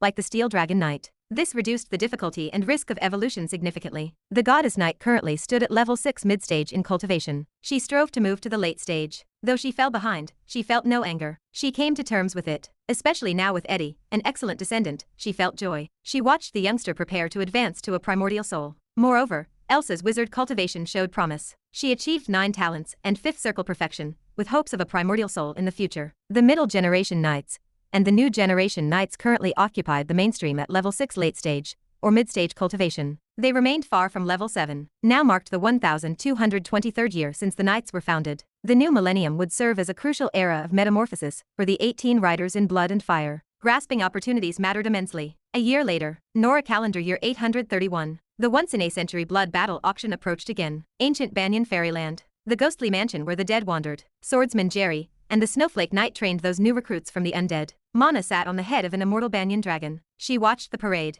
With 3 pounds of rest soil spread out, the range of the ancient banyan tree mansion expanded to a 1,000-mile radius. Various medicinal herbs from the School of Death took root and sprouted. The ghostly soul date tree and the netherworld soul date tree bore abundant fruit. It stood as a small but fully equipped human underworld. In the Fairyland Sea area, Akun transformed into a vast illusory giant whale 10,000 meters long. The creature tirelessly remodeled the ocean. It made the waters more suitable for sea beasts to live. Leviathan and Gustav, those elders, already had many descendants. Small whales and alligators were everywhere. In the sky, various mixed blood-winged dragon species streaked through the clouds. Wind, thunder, shadow, flame, and frost types appeared. On the plains, various mixed blood dragon clan members and other giant beasts galloped. All this made Levi dream back to the era of dinosaurs in his previous life. Suddenly, a sea vortex hundreds of miles in diameter appeared in the ocean. Torrents of water soared sky-high. Lopez leaped into the cloud summit. He exuded a level 8 momentum. A giant ape 5,000 meters tall appeared, like a mountain floating in the air. Lopez had grown again. The Dragon Palace gained another level 8 general. After reaching level 8, Lopez quickly went online in the Nightmare World to spar with the Red King. Previously, it stood no match for the Red King. This time, it wanted to reclaim its dignity. Their fight lasted for more than half a day. The Red King narrowly won. A month later, the Holy Infant opened its eyes. Fire flickered, and a stern fire god phantom emerged behind it. Its beard resembled flames, wild and unruly. It wore a beast skin skirt at the waist and held a world-destroying flame sword in hand. Intense heat spread through the room. Fire god projection. The Holy Infant murmured. It placed its hand on a Klein crystal ball. The spiritual force reached 11,300 out of 12,300. In the past decade or so, it refined 5 artifacts. Fire God's Fury, Fire God's Beard, Fire God's Eye, Red Dragon Scale, and Winter Emperor's Beard. Among them, the first 2 directly increased spiritual force by 1,180 points. The latter 3 collectively increased the spiritual force limit by 270 points. This enabled the creature to achieve 7-ring perfect realm. Only 1,000 points remained until the maximum. Increasing too much spiritual force at once made the spiritual force noticeably unstable. Next, it needed to stabilize, solidify its foundation, and diligently cultivate to the 8 environments realm. The 3 major Fire God sequence artifacts allowed it to produce a Fire God body. Chapter 2425. The current Ice and Fire Holy Body is no longer enough to describe his talent. He felt that renaming it to Ice and Fire Divine Body Incomplete would be more appropriate. Because the oddity from the Frost God series, the Holy Infant, has not yet been refined. Could this be the legendary half-step Divine Body? The Holy Infant could not help but jest. With his self-created ace balance law, now that fire is stronger than ice, the balance between ice and fire is not disrupted. Additionally, the Holy Infant's talent in the Fire Dragon Tribulation has also changed. With a single point, 2 flame divine dragons emerged, pulling a divine chariot across the sky. On the chariot was a fire god incredibly similar to the projection of a fire god. It commanded the fire dragons and traversed the skies in red flames. Where it passed, flames raged, and for miles around, it turned into a sea of fire. It is very much like the Zhurong fire god of my past life. After refining the fire god's fury, the Holy Infant's Fire Dragon Tribulation took a different path of enhancement from his original form. The original form's Flame Emperor's sword version of the Fire Dragon Tribulation relied on single-target power, extremely lethal, suited for duels, while his Fire God's Fury version covered a vast area, making it suitable for group battles. Now, with just a 7 rings perfect cultivation, he can impact miles around. Once he ascends to 8 ring perfection, he might transform 1,000 miles into a sea of fire. The same fire element oddity, yet vastly different in style. Levi appeared as he perceived the Holy Infant's breakthrough. He wanted to test the capability of the fire elemental holy body. In a thought, the Holy Infant's form transformed into countless fire element particles, merging into the void. At that moment, he seemed indistinguishable from the fire elemental power of the world. As expected, the divine level sequence's daytime oddity can indeed give rise to abilities similar to an elemental holy body. The 100 flowers named their form water element undying body. The Holy Infant could name his fire element Burning Sky Body. Both are low-end versions of the elemental Holy Body, but before the 9th circle, they are more than sufficient for survival. If I refine the Thunder God series Daytime Oddity, I can gain similar abilities. However, with my immortal body and grasp of immortal secret word, such abilities are merely icing on the cake. For true survival, the breathing technique is more formidable. The capabilities of these two holy bodies are not limited to survival. They have other wonderful applications that require the Holy Infant to gradually discover and research. The Holy Infant also showcased his special spiritual creature. In his mind, an illusory volcano emerged, towering 10,000 meters, emitting thick smoke. Countless magma and flames spewed out, always on the verge of eruption. This is the Fire God spiritual item, quite rare, unexpectedly taking the form of a mountain. The Holy Infant's divine projection sat cross-legged atop the volcano, exuding a sense of the integration of heaven and man. Levi nodded and decided this spirit item shall be called Zurong Divine Mountain. This life's Fire God series oddity has a certain artistry akin to the Zurong Fire God of a past life. Additionally, the Holy Infant has developed divine perception, able to sense stray fire elements within 1,000 miles, thus controlling everything within that range. Levi referred to it as Fire Heart Eye. Levi summarized the 4 main principles of divine level sequence oddities. Firstly, an oddity will inevitably be born with one, and only one special spiritual creature. Secondly, an oddity will inevitably develop a divine projection. Moreover, the divine projection often has intricate connections with its special spiritual creature. Thirdly, a daytime oddity will give birth to a quasi-elemental holy body. Fourthly, after refining some components, divine perception will also emerge. The above 4 abilities distinguish divine level sequence oddities from other oddities. Judging by their expressiveness, they indeed resemble divine methods. As for the final Red Dragon scale, this Morning Star artifact is quite standard. It mainly promotes the evolution of the ice and fire divine body, and has not developed a special spiritual creature. Levi turned to the Holy Infant. Next, return to Gondo City and stabilize your realm. With your current qualifications, dispersing and rebuilding your technique, branding 22 6th ring which marks is no problem. Ascend to 8th circle quickly, expand the Fire Dragon Sky work, and strive to become the wizard world's #1 weapon refinement organization. The Holy Infant bowed. I understand. He no longer needs to worry about the Fire God series. Next, he will focus entirely on accumulating war merits. Acquiring another Frost God daytime oddity would complete the ice and fire divine body. Such a talent could crush the children of the elements, leaving top talents far behind. Before becoming legendary, he should face no significant obstacles. Of course, he will still aim to collect all components of the Winter Emperor,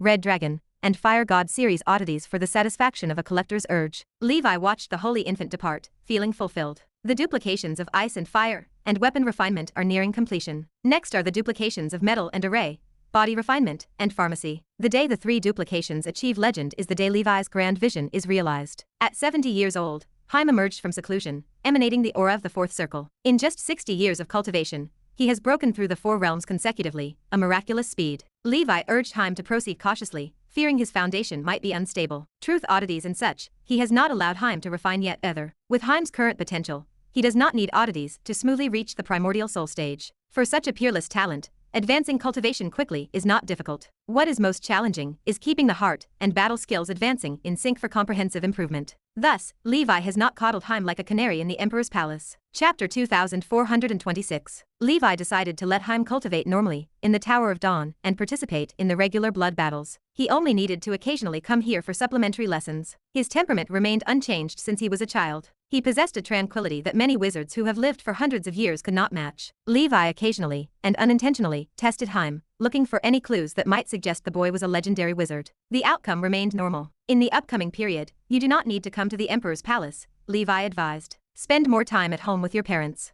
Haim possessed the demeanor of a mature youth. I understand, teacher. Thank you for your guidance over the years. I will not forget it. Levi considered his next words carefully. Haim, no matter what achievements you accomplish in the future, never forget your parents. Think of Lillian, who carried you for 3 years. Do you remember? Haim inclined his head. I understand, teacher. Levi made a round of the various major organizations before departing. At the Witch's family, Windwalker Lisa held the rank of a senior 4th circle wizard. Over 100 years had passed since the Witch's family merged into the ancient dragon continent. A few years ago, the birth of another lake which brought the total number of primordial soul witches to 10. Although still in decline, things finally began to improve. Besides the 10 witches, there were also 2 primordial soul wizards. They arrived during these years, all of them nomadic wizards. The blood battles turned many wizard organizations and families to dust. The homeless count rose, and the number of nomadic wizards surged. Additionally, with the development of the council treasury being exchanged by the whole society, the originally solidified wizard class began to loosen. This represented good news for the vast number of nomadic wizards. The Dusk Holy Temple and the Ancient Dragon Empire acted as two Grand Knight organizations. They could almost ensure the birth of 3 to 5 level 6 experts every 100 years, and the pace continued to increase. Offset by the level 6s who fell due to the blood battles and other natural and man-made disasters, it sufficed to ensure a stable level 6 growth on the ancient dragon continent. Even if a net increase of 1 level 6 occurred every 100 years, it already moved very fast. The lifespan of a level 6 wizard reached 2,000 years, with knights generally having even longer lifespans. Accumulating in this way, including the existing level 6s, the experts on the ancient dragon continent would exceed 3 figures by the end of its second millennium. Aliens introduced by Levi from ancient towers or multidimensional planes also took root and began to multiply. Levi aimed for the end of the third millennium on the ancient dragon continent. By then, the total number of level 6s from all organizations and races combined should reach at least 300. This sounded incredible, but in the current context, it remained possible. The premise of ensuring efficient growth required sufficient resources. The key to resources involved expanding revenue sources and reducing expenditure. Many channels existed for expanding sources, such as blood battles, the abyss, black beasts, and new worlds like the heavenly world. Furthermore, as the Star Castle plan took shape, expeditions would inevitably go out to explore the multidimensional plane to proactively acquire resources. Reducing expenditure was also crucial. Improving weapon refinement and mechanical school technology helped enhance the utilization of various resources and avoided waste. Of course, in the distant future, once the number and quality of the transcendent grew sufficiently, the land might again fall into a resource predicament and begin to stabilize and stagnate. This objective law remained unavoidable. In short, this era offered much that could be done. Many wizard organizations grasped the opportunity to soar, just like the ancient dragon continent. Many wizard schools and emerging high-level wizard organizations already essentially replaced the positions of the original top wizard organizations. As the geographic landscape of Great Nora opened up, the early structure would inevitably undergo tremendous changes. The ancient dragon continent stood as just the most typical and prominent among them. The blood battle auction arrived as scheduled at the end of the year. This time, Levi prepared a full 20 billion in cash. Elena and Triss also arrived full of confidence. Levi's target remained 2 types of hard currency: materials and oddities. The auction process continued as a dull contest of monetary power. The first lot that surprised Levi was a frozen giant pillar that exuded a chilling frost. The pillar stood 10,000 meters high, with snowflake-patterned lines encircling its surface. The host introduced it as 10,000-year-old iceflower wood. Discovered in a new continent dominated by an ice world, this stood as an extraordinary treasure. It was the perfect item for School of Ice Wizards to refine a wizard tower. The starting price reached as high as 3 billion ether stones, much more expensive than a bright moon artifact. As soon as this item appeared, the School of Ice Wizards present exchanged glances. Their cultivation was not bad, with several 8-circle wizards among them. But the problem was, a single piece of strange wood was not enough to refine a wizard tower. Buying it meant investing more money. Some people, hoping to score a bargain, raised the bid. Regardless, 3 billion for 10,000-year-old strange wood was always a profit. But their financial power could not compare to Levi. He was determined to win it. Without any competitors, he easily acquired the treasure for 3.5 billion ether stones. After all, the Frost School had less demand. If it were the burning faction, this strange wood would have cost at least 8 billion ether stones. Afterward, Levi went on to acquire numerous rare heavenly materials and earthly treasures. Just the level 8 metals alone totaled 5 types. He also obtained 2 pieces of Void God Crystal, necessary for a promotion to 8th Circle, totaling 3 billion. Along with the reserves from the Witch's family, 3 avatars, Elena, and Triss's ascensions to the 8th Circle, there was no need to worry about Void God Crystal issues. Additionally, he acquired 1 level 8 Void Treasure Pearl, valued at 1.2 billion, for refining the 8-ring breakthrough potion. The remaining potion materials, with their strength, could be easily acquired by hunting level 8 demons. Out of trust in his luck, Levi spent 2 billion ether stones to purchase 5 sets of dark treasure maps at the auction and market stalls. This activity was similar to opening a blind box, with few big profits and a considerable waste of time. But he previously gained research knowledge on the Black Phoenix and 1000-year life extension potion, and had tasted gain. Coincidentally, he also wanted to travel across plains for a bit, so he seized this opportunity to try his luck, hoping to turn a single bike into a motorcycle. Just like that, Levi's 20 billion was spent. He consoled himself, saying it was for boosting the internal demand of the wizard world, contributing to the economy, and supporting the blood battles. Others also had a fruitful harvest. Elena acquired some materials for refining wizard towers and secured a sky-level Water King's Pearl from the Water King series. She and Triss jointly purchased a book of potion knowledge titled Old Man and Medicine, spending a total of 4 billion ether stones. This was an incomplete version of the inheritance from an ancient grand wizard,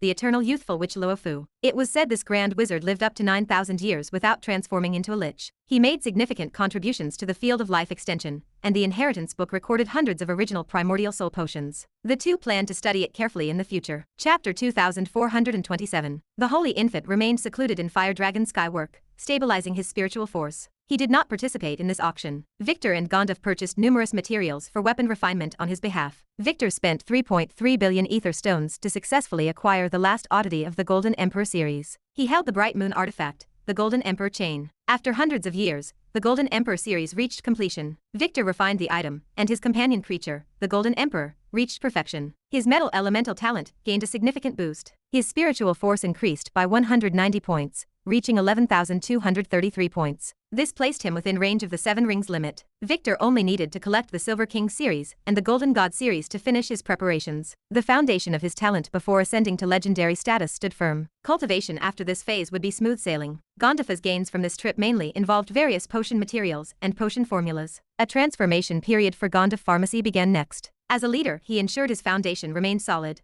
and his level of pharmacy grew proficient. Levi instructed him to involve himself fully in the life-prolonging potion research, learning extensively from Lucy and Triss. Body-refining artifacts remained too rare, and none appeared at the auction. Gondorf did not spend money at the auction for common truth oddities. He could exchange them with war merit instead. Gondorf felt no hurry. The dragon elephant holy body remained quite powerful. It had been refined using 3 bright moons and 5 morning star level body refining artifacts. On this day, a buzzing sound echoed. A spherical fortress, 10,000 meters in diameter, flew out from the underground of the ancient dragon continent. The first prototype of the Star Castle project officially began trial operations. Researchers from the mechanical school gathered with Levi and Herman to observe. The surface of the fortress wore a coating of deep dream alloy hundreds of meters thick. 8 level 6 knights or wizards attacked the fortress without holding back, using their respective methods. Every assault landed on the structure like stones thrown into a lake, creating a layer of ripples before the barrier skillfully deflected them. The surface defense barrier performed its work. Half a day later, the group finally broke the barrier. Relying on its strong alloy,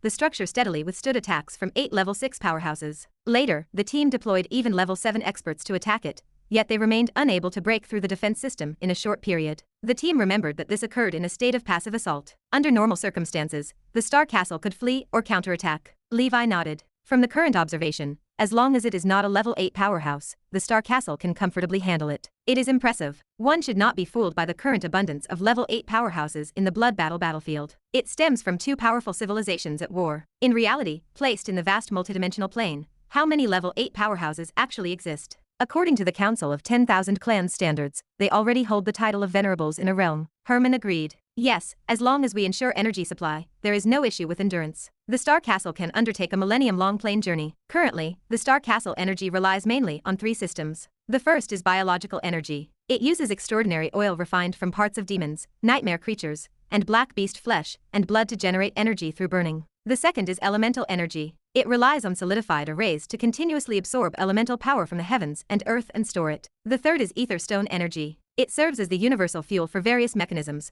arrays, wizard tools, and other transcendent objects. Among these, the second energy source acts as the core and foundation for long-duration travels. Other energy sources, once depleted, cannot be replenished at any time in the land of darkness. Herman turned to Levi. Next, we need to train specialized Star Castle mechanics. The Hall Master will surely look forward to it. Levi laughed. Thank you for your hard work. Strive to develop more Star Castles, and allow the entire ancient dragon continent to move into them as soon as possible. In doing so, the ancient dragon continent will become the Wizard World Mobile War Fortress. The future situation in the blood battlefield grows increasingly complex, making high mobility essential. With the protection of the Star Castle, the safety of mortals residing within it increases greatly. The damage caused by the blood battle to the ancient dragon continent will be minimized. Moreover, if necessary, Levi could quickly gather all Star Castles to send everyone into the ancient Banyan fairyland. Then he would take everyone to preserve the flame of various civilizations and races, including wizards and knights. He would wander deep in space in search of a new home. Of course, that represents the worst-case scenario. Given the geographical position of the ancient dragon continent,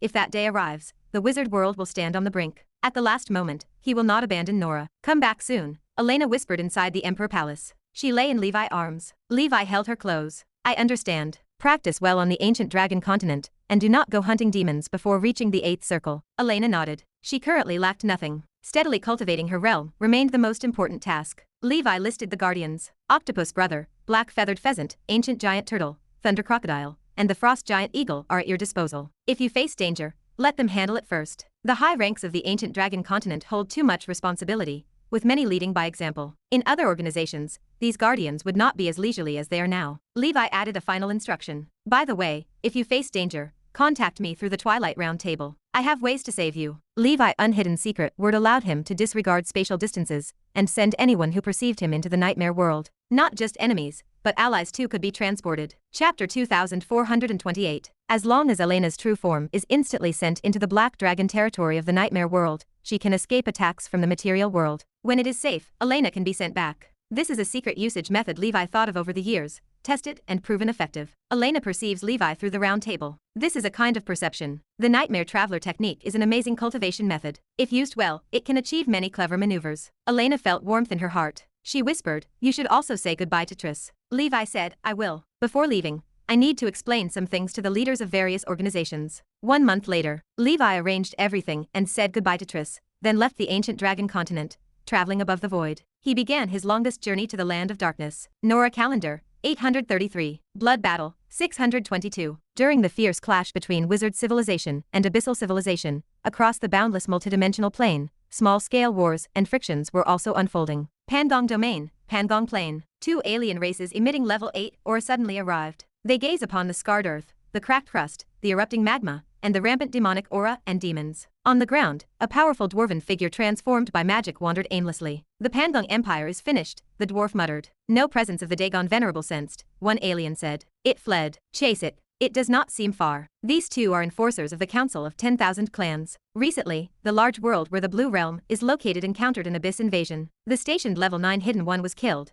and the branch treasury was looted. Many precious heavenly materials and earthly treasures and exotic treasure items were lost. Even treasures like the 9th-level Turtle King fruit and quasi-9th-level exotic treasure Netherworld King armor were taken. Some venerables, walkers blinded by profit, took advantage of the situation and stole treasures, fleeing. Among them was the Dagon Venerable attending a meeting in the Blue Realm. They are on a mission to track these traitors. The Council of 10,000 Clans developed too rapidly in the late stage, adding to the fact that members are scattered across the Penplane, with the Sky High and Emperor far away. The quality of personnel varied widely. Over the years, the organization ancients have been united, pouring in countless efforts to develop a powerful supreme treasure, the Covenant Sword. This is to alleviate the current stage of the Council of 10,000 Clans, where high-level members harbor ulterior motives. Ordinary oath methods are just about dealing with regular walkers. For emissaries and venerables, which include various disorderly characters, the constraints are weak. Over the years, the Council of 10,000 Clans barely caused any significant losses to the Wizard Council. Lack of united efforts among members is an important reason. Once the Covenant Sword forms, it will stand alongside the Dark Temple as a supreme treasure. It is the foundation upon which the Council of 10,000 Clans can stabilize.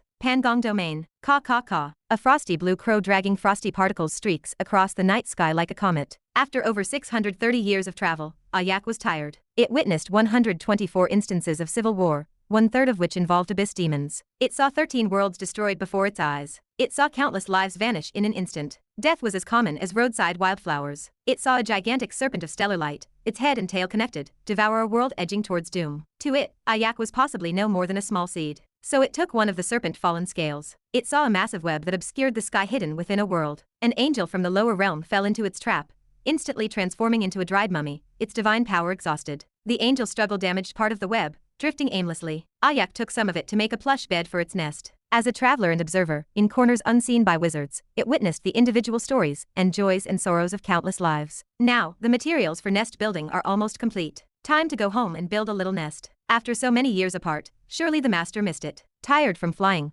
Ayak randomly found a small world to rest for a while. In the desert, the wide Ron River flowed quietly. Ayak descended, drawn by a dark golden glimmer. From experience, glowing objects are treasures. On the riverbed, a dark golden dagger lay quietly, collected, to decorate the nest. Ayak opened its mouth, sending it into the dimensional stomach. Rumble. A thunderous explosion almost made the entire small world tremble. The river was instantly blasted upward, the crust folded layer by layer, magma erupted. Shocked, Ayak hurriedly flew into the sky. It turned out that 2 groups were fighting. One side was a burly dwarf, its upper body clad in a dark, ink-like treasure armor emanating sinister gray aura. Countless twisted undead spirits surrounded it, making it hard to look directly at. The dwarf wielded a massive warhammer, and each strike sent tremors through the void. Beneath him was a giant dragon clad in red flame steel armor, radiating intense dragon might. Its bloodshot golden eyes exuded a brutal aura. This is the pure-blooded dragon clan. The other side consisted of 2 level 8 alien races, their faces shocked. "Dagon, you actually have a giant dragon," one alien shouted. "Kikik, surprised, are you not? You dare to capture this emperor? You are seeking death," the dwarf laughed.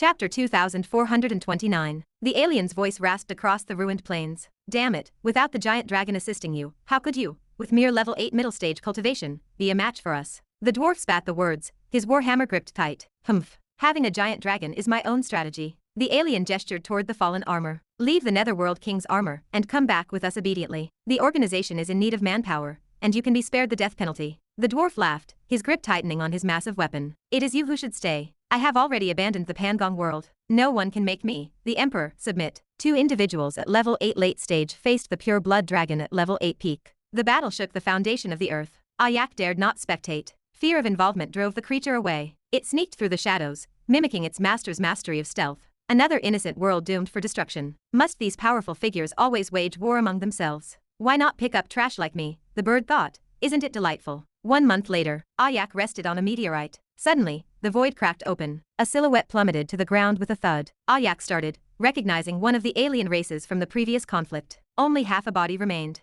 Energy weakened to the extreme, leaving it a breath away from death. Damn Dagon, the ice barbarian muttered. Life slipped away. Endless scorching from the unique flame, the destructive heart flame from the Flame King Dragon, consumed its life force and soul. It saw an ice blue crow pierce through the sky. Memories of the ice crow from its homeland, an ice world known as the Snowwood World, flooded back. At the center of the world stood an enormous snowflake divine tree, planted by ancestors 10,000 years ago. Sadly, its homeland had vanished, and the ice barbarian had chosen to wander. Wizards were utterly evil and selfish, the creature had believed, and going to Nora would lead to a bad end. After joining the council of 10,000 clans, it had vowed to fight against Nora. Yet, after a busy life, it had gained nothing. It wished to reminisce in its final moments. An iceberg descended from the sky. It ended the life, dispersing the last trace of vitality. Ayak peeked from the void cautiously. Why did the creature not fight back? I, Ayak, today achieved the incredible feat of slaying a level 8 late-stage expert with the body of a level 6 companion spirit. This is an achievement that my master, after cultivating for 1,000 years, failed to achieve even with cheats. Caw.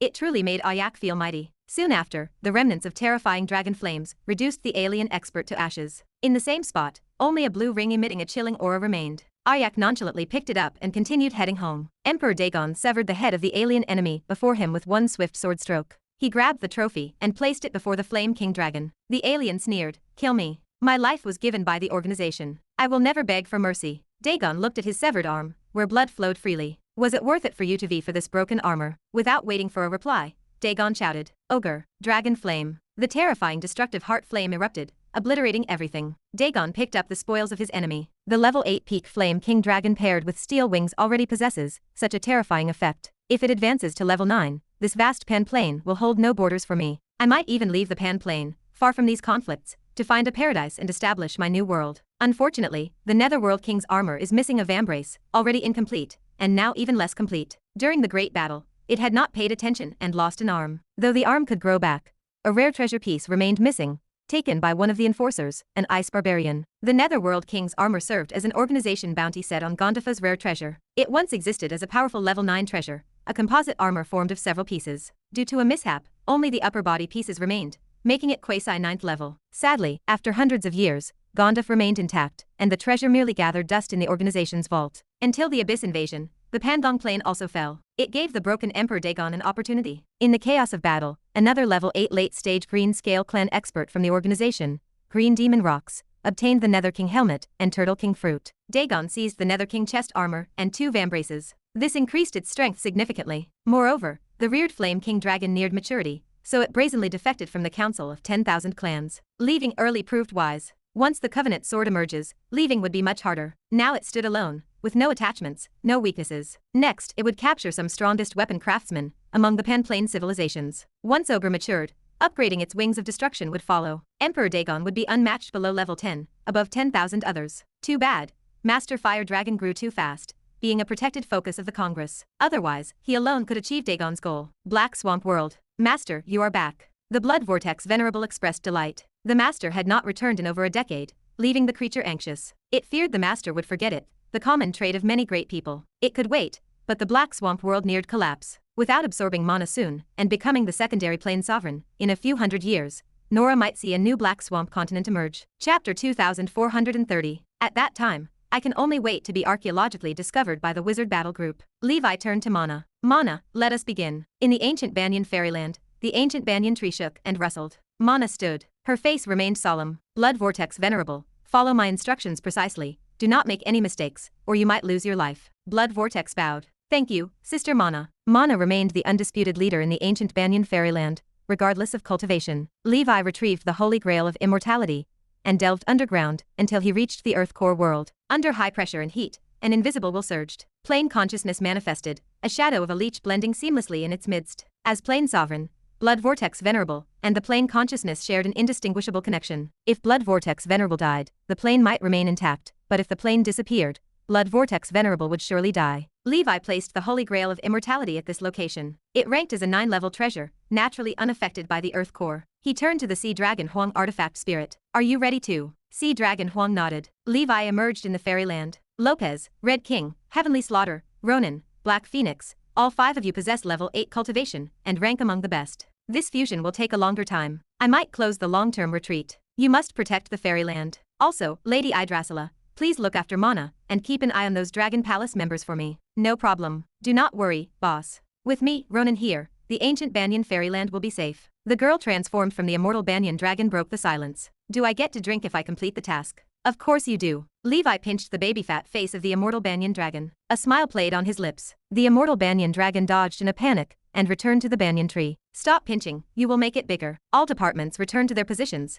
and the intensive plane fusion plan began. Calculations suggested Nora absorbs 10 worlds on average each year. As Nora expands, this number increases. Refining the Black Swamp world had no impact on Nora's Great Plane convergence. Time passed. 3 years later, Nora calendar 836, Blood Battle 625. Levi reached 1,260 years of age. He spread his perception and gazed at the sky of the Black Swamp world. A giant tree shadow spanned heaven and earth. The root system of the giant tree extended in all directions. Countless green leaf shadows scattered with the air currents and ocean currents. The whole world turned green. Where the world consciousness lay, the leech shadow, ancient banyan shadow, and world consciousness maintained a subtle balance. Blood Vortex, gradually guide the world consciousness to accept me. I will start assimilation. Understood. Mana took the lead, and the long process of assimilation and absorption began. The Black Swamp world served as a complete medium world, far beyond the worlds Mana previously fused. It stood more than 10 times larger than the ancient Banyan fairyland. Levi estimated that after refining it, Mana could achieve level 8.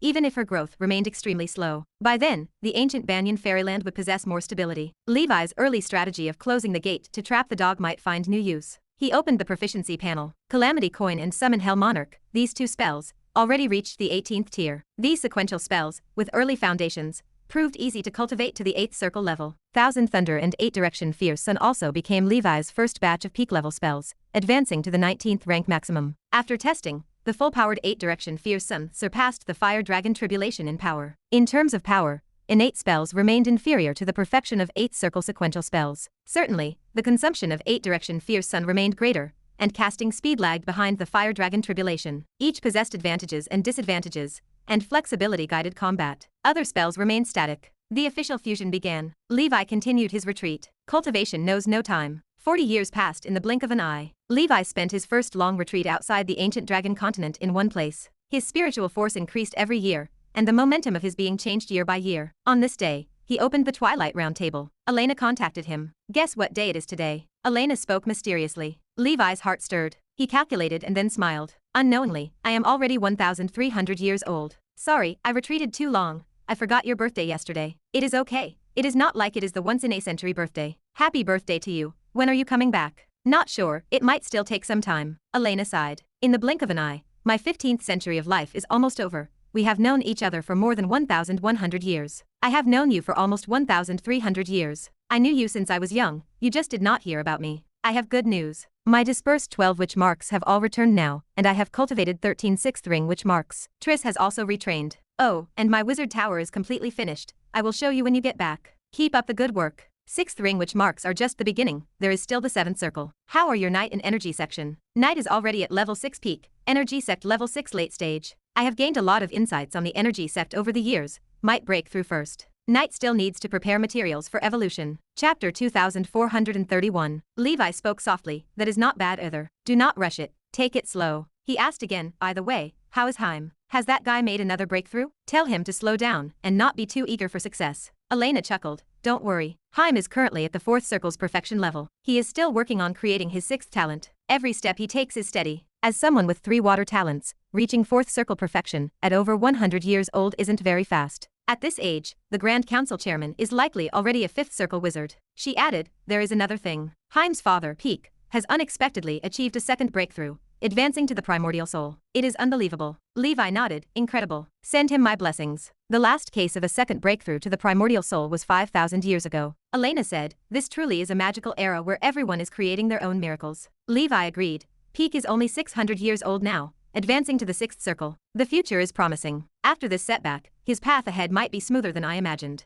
Heim is destined to be extraordinary, and his parents are impressive too. Elena continued, the heavy responsibility you entrusted me with is complete. Through a seamless plan by Triss and me, the Blood Knight and the Wind which have hit it off. The young Snow Lotus which also helped a lot. She doesn't want her mother to be lonely anymore. With Wendy's top-level genius talent, she has hope for the 9th circle in the future, making her and the Blood Knight a good match. Levi asked, what about the Snow Lotus Witch and the Grey Knight? I think they suit each other well too. Elena giggled, that pair. Just wait to come back and attend the wedding. Levi felt his mood lift. The plan seemed to be a success. Elena truly was a versatile genius. It would be a pity if she did not become the god of love in the astral world with such talent. Levi imagined how excellent the children of the Blood Knight and Grey Knight would be. 2 mythical level bloodline knights and 2 top-level genius witches. The combination was perfect. Levi immediately appointed Elena as the matchmaker of the Dusk Holy Temple. From now on, organizing gatherings and facilitating relationships would be her job. There was also a batch of excellent young men, like Silver Dragon, Steel Dragon, Snow Dragon, and Jade Elephant. Once they reached level 7, they could start considering building a family. Whether or not they became mythical beings, it was always good to leave a legacy. Levi and Elena talked for a long time. He had been in seclusion for 40 years,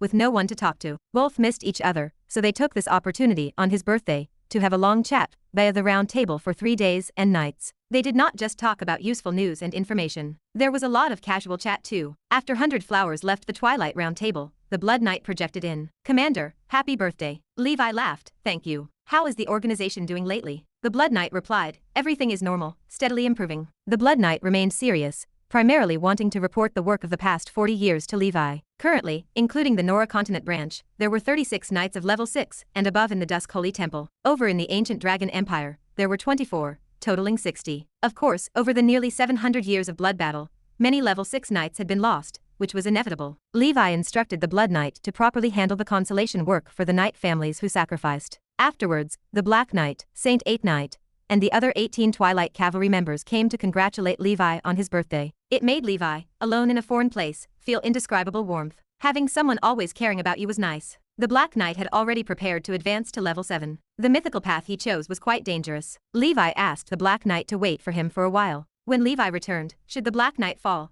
he could become a heroic spirit. The Black Knight agreed. Though an undead, it was better to be alive than dead. Being an antique of 1,500 years, he understood this truth. Emperor Mew was now at the level 6 limit, and the energy sect was at level 6 mid-stage, also preparing the evolution material. The Golden Lion Knight and Goddess Knight were both preparing to advance to the primordial soul. The breakthrough potions were bought from the Gandalf Pharmacy's Dream Lady. The middle generation knights were also gradually catching up, all entering the level 6 late stage. Some faster ones, like the Silver Dragon Knight, had even reached level 6 peak. The new generation had benefited greatly from the giant beasts Levi risked capturing. The Pheasant Knight, Snow Dragon Knight, and others were soon reaching level 6 late stage too. As time extended and high realm advancements slowed down, the gaps among the 18 Twilight Cavalry would gradually narrow. As for the Fire Dragon Knight, he was galloping ahead, already becoming the top combat power among the 18 Cavalry, excluding Levi and Elena. He was breaking through on the level 8 Demon Slaughter list, ranking in the top 100 with just a level 7 early stage cultivation. The competition level on the list now was nothing like when Levi was on it. More and more wizards were joining the demon slaying,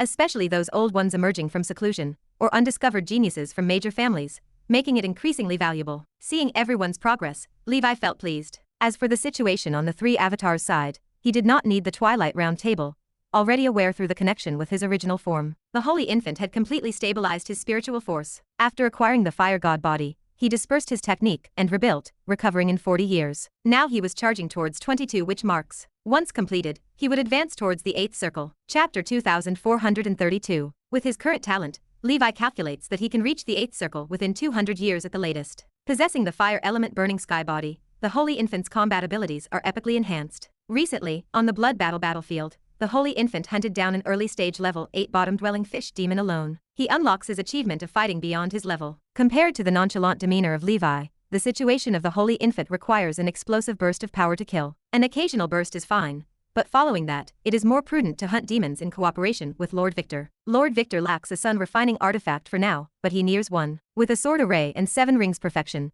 he also hunts an early-stage level 8 wandering nightmare lord in the dream world. The only one yet to surpass level 8, and not yet 7 rings perfect, is Gondaf. Gondaf maintains his own cultivation rhythm. He wants to fuse the 9-headed hellsnake body tempering technique before reaching the 8th circle. Advancing steadily is fine. His promotion speed remains very fast. 7 rings perfection is within sight. In the past 40 years, the 3 avatars have excelled in the blood battlefield. Their war merits have risen substantially. Lord Victor seeks a sun-refining artifact from the Golden God series, and the Holy Infant aims for the Frost God. Gondaf, on the other hand, relies on the Body Refining Academy for a sun-grade body refining artifact. Based on a previous agreement, once he researches the high-level purple crystal body refining technique, he can obtain a sun-grade body refining artifact. He is particularly dedicated to this project. Overall, over these years, no one has stopped on the path to becoming stronger. A month later, Levi gazes toward the Earth core. Mana is about to completely assimilate the will of the plane. It will not be long before he can end his long incarceration. He has not had the chance to check the 5 treasure maps he acquired at the auction. He considers leaving the Holy Grail of Immortality here and embarking on an adventure on his own. After much thought, he decides it is unwise. It is his most crucial treasure, linked to the ancient Banyan fairyland. While sun-refining artifacts can be forsaken, this cannot be. A year later, the year 877 in the Nora calendar, the 666th year of the blood battle, Levi awakes from seclusion once more. He places his hand on the Klein crystal ball. His spiritual force reads 18,888 out of 25,600. What a propitious number. Only a little over 3,000 remains to 8-ring perfection. Once he reaches 8-ring perfection, the 9th circle cannot be far off. Talent plus effort plus panel. Cultivation truly allows one to act as one pleases. Originally, the spiritual force upper limit for Levi was 25,550. A while ago, he refined a Morning Star artifact from the Ocean faction, named Flower Fairy Tears, which increased the upper limit by 50 points. This artifact was a gain from the last Dark Ancient Tower event, though its quality is not high. There is a possibility it could birth a quite useful auxiliary special spiritual creature called Flower Fairy. It could help Levi with farming and watering plants in the ancient Banyan fairyland. Unfortunately, the luck of Levi does not activate. The special spiritual creature does not appear,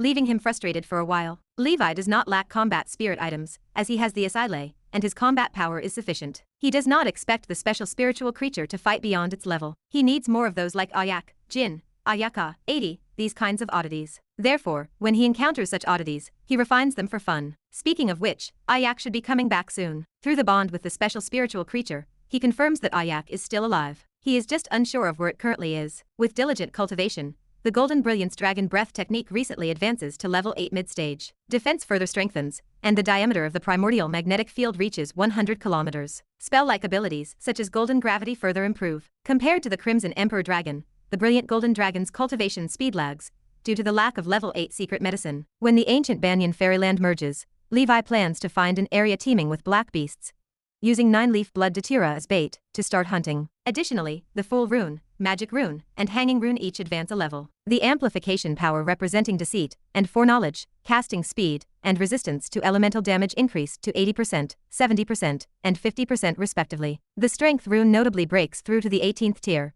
enhancing strength amplification from 250% to 300%. Another nearing a major breakthrough is the Primordial Spirit skill. During the 7-ring stage, the primordial spirit fuses and absorbs his wizard form, forging a powerful 9-colored emperor. One wonders what changes will occur after the 8th circle is reached. In any case, this is an opportunity for fusing the wizard and knight's extraordinary paths that Levi intends to pursue continuously. Whether it is the physical divine palace or physical and spiritual fusion, he must find a way to resolve these contradictions and forge his path. The gate of hell slowly opens, and Little Red and Little Black come hand in hand before Levi. Master, a message from the Purgatory Demon Sword, they report. These two little skeletons have also made considerable progress over the millennium following Levi. Little Red has slowly honed its cultivation to level 6 late stage. Little Black is even stronger. Its sword skills are unmatched in the ancient Banyan Tree Mansion. Together with the Snowflake Warrior and Swordsman Jerry, they are known as the 3 Ghostly Swordsmen. They are unique undead creatures, with a significant future ahead, though their growth is a bit slow. Levi finishes reading the message, which matches his expectations. His second brother has already reached senior 7th ring, and is heading towards 7 rings perfection. The development of the Demon Fox tribe and Ghost Elephant department is doing well, having earned a lot in Hell's 8th layer over the years. When Levi needs a large sum of money next time, his second brother will find a way to gather it. Levi replies, advising him to do his best, not to force it, as he has not placed much desire on lifespan-extending items. All must focus on efficiently managing the affairs in hell, ensuring not to arouse the suspicion of the sky-supporting giant elephant or the master of demon fox. Along with the message come some soul stones and materials. Another year passes in such a peaceful life. That day, in the Earth Core world, the green light that the will of Mana transforms into has completely assimilated the will of the Black Swamp world. Without the help of the Blood Vortex Venerable, it would have been impossible to complete in just over 40 years. This provides Levi with a new path to find ways to turn the Plain Sovereigns from the Council of 10,000 clans. Many of them resist out of necessity, rising up for survival. If Levi can provide them with a way out, he can weaken the power of the Council and bolster his own strength. This matter involves many aspects and requires careful consideration. The world rumbles. The countless life forms of the Black Swamp world collectively gaze skyward. From the land of darkness, the Black world begins to overlap with the phantom of the ancient Banyan fairyland. With the empowerment of the power of the world, Mana, like a true divine tree, towers even in the dark deep space. Chapter 2433. More than 40 years had passed. The speed of the Mana fusion was much faster than Levi had imagined. On one hand, the strength of Mana had increased compared to before. On the other hand, the cooperation of the Blood Vortex Venerable had accelerated the process. With the favorable conditions of time, place, and people, Levi finally emerged from seclusion. The final fusion and wrapping up work lasted for a month. During this period, Levi dared not be distracted for a moment, worrying that the disturbances here might attract formidable enemies. Eventually, the divine tree phantom in the starry sky slowly dissipated. With it, the Black Swamp world disappeared. The ancient Banyan fairyland hummed with life in the dreamy cloud swamp. The Turtle Prime Minister, who had ascended to level 6, lazily stretched his old waist. Unlike most dragons who love to indulge in the nightmare world, Ratty preferred tranquility. Ratty lacked talent for combat, choosing to take hits passively. Perhaps that was the meaning of stacked armors. The usual work of the turtle primarily involved tending to the flora of the dreamy cloud swamp and managing the chores of the dragon palace. A resonant hum shook the air. Heaven and earth trembled, and winds and clouds surged. A pitch-dark and profound rift appeared over the dreamy cloud swamp. The Turtle Prime Minister looked up, his voice low. Is it about to be completed? The denizens of the dragon palace roused from their slumber, turning to gaze at the sky above the dreamy cloud swamp. A projection of another world merged with this one. The land beneath their feet groaned and grew, expanding toward the boundaries of the 4 seas and 8 desolates. The crystal wall stretched like a developing embryo, becoming larger, thicker, and more stable. The Flaming Mountain, Little Cold Mountain, and Dreamy Cloud Swamp, these cave heaven-blessed lands, expanded their boundaries accordingly. The earth appeared to crack open like a dragon spine, with intricate mountain ranges resembling a spider web. The tectonic activity was unusually intense, with thick smoke and magma erupting in many places. The sky turned a dull gray, and the gang wind layer became increasingly fierce. Unlike the gentle fusion of the past, this time it was exceptionally intense. This was inevitable when fusing a complete medium-sized world. In the cave heaven-blessed land, various transcendent botanical gardens and medicine fields saw the light of the barrier flow and shift. The ancient Banyan fairyland had prepared contingency plans for this. All the transcendent creatures instinctively returned to their places of residence. The inhabitants of the Skyfire Fortress,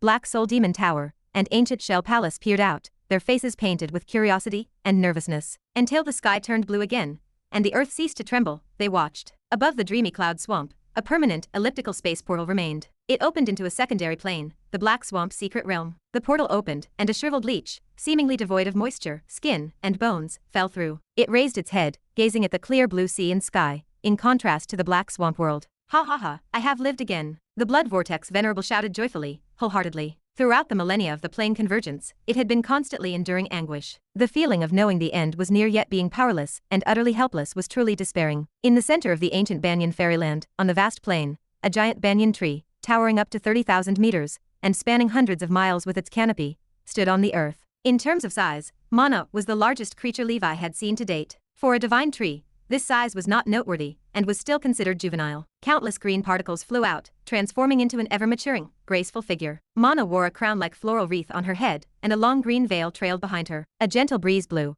causing the veiled gown to cling to her increasingly solid body, full of curves, mesmerizing those who looked on. Wow, so beautiful. The girl uttered a sincere exclamation. Hydrasila danced around Mana like an elf, finally hugging Mana's waist from behind with her slender arms. You have reached level 8, Hydrasila said. Mana replied, yes. Her entire demeanor seemed different from before. She lacked a bit of gentleness and cuteness, gaining more maturity and heroic spirit. She arrived at the dreamy cloud swamp, where the Blood Vortex Venerable, like an ordinary worm, frolicked in the swamp and rolled in the mud. The joy of living a second life was something ordinary people could hardly understand. How are you doing? Are you all right? I am fine. I have not been this happy since becoming the plain sovereign of the Black Swamp world. Dragon Palace members, shell demons, and transcendent creatures gathered from all directions, surrounding the towering ancient banyan tree. This scene resembled a congregation of believers worshipping their mountain god. Mana Lord has grown larger. Yes, I cannot see the top. Levi reached the entrance of the Black Swamp world. At this moment, the respect of the Blood Vortex Venerable for Levi was like the water of the Yellow River, flowing endlessly. The Black Swamp world had not changed much from before. However, after becoming a secondary space secret realm, it shrank a bit, because part of its spatial energy had been absorbed by the ancient Banyan Fairyland. Mana addressed Levi. The current ancient Banyan Fairyland covers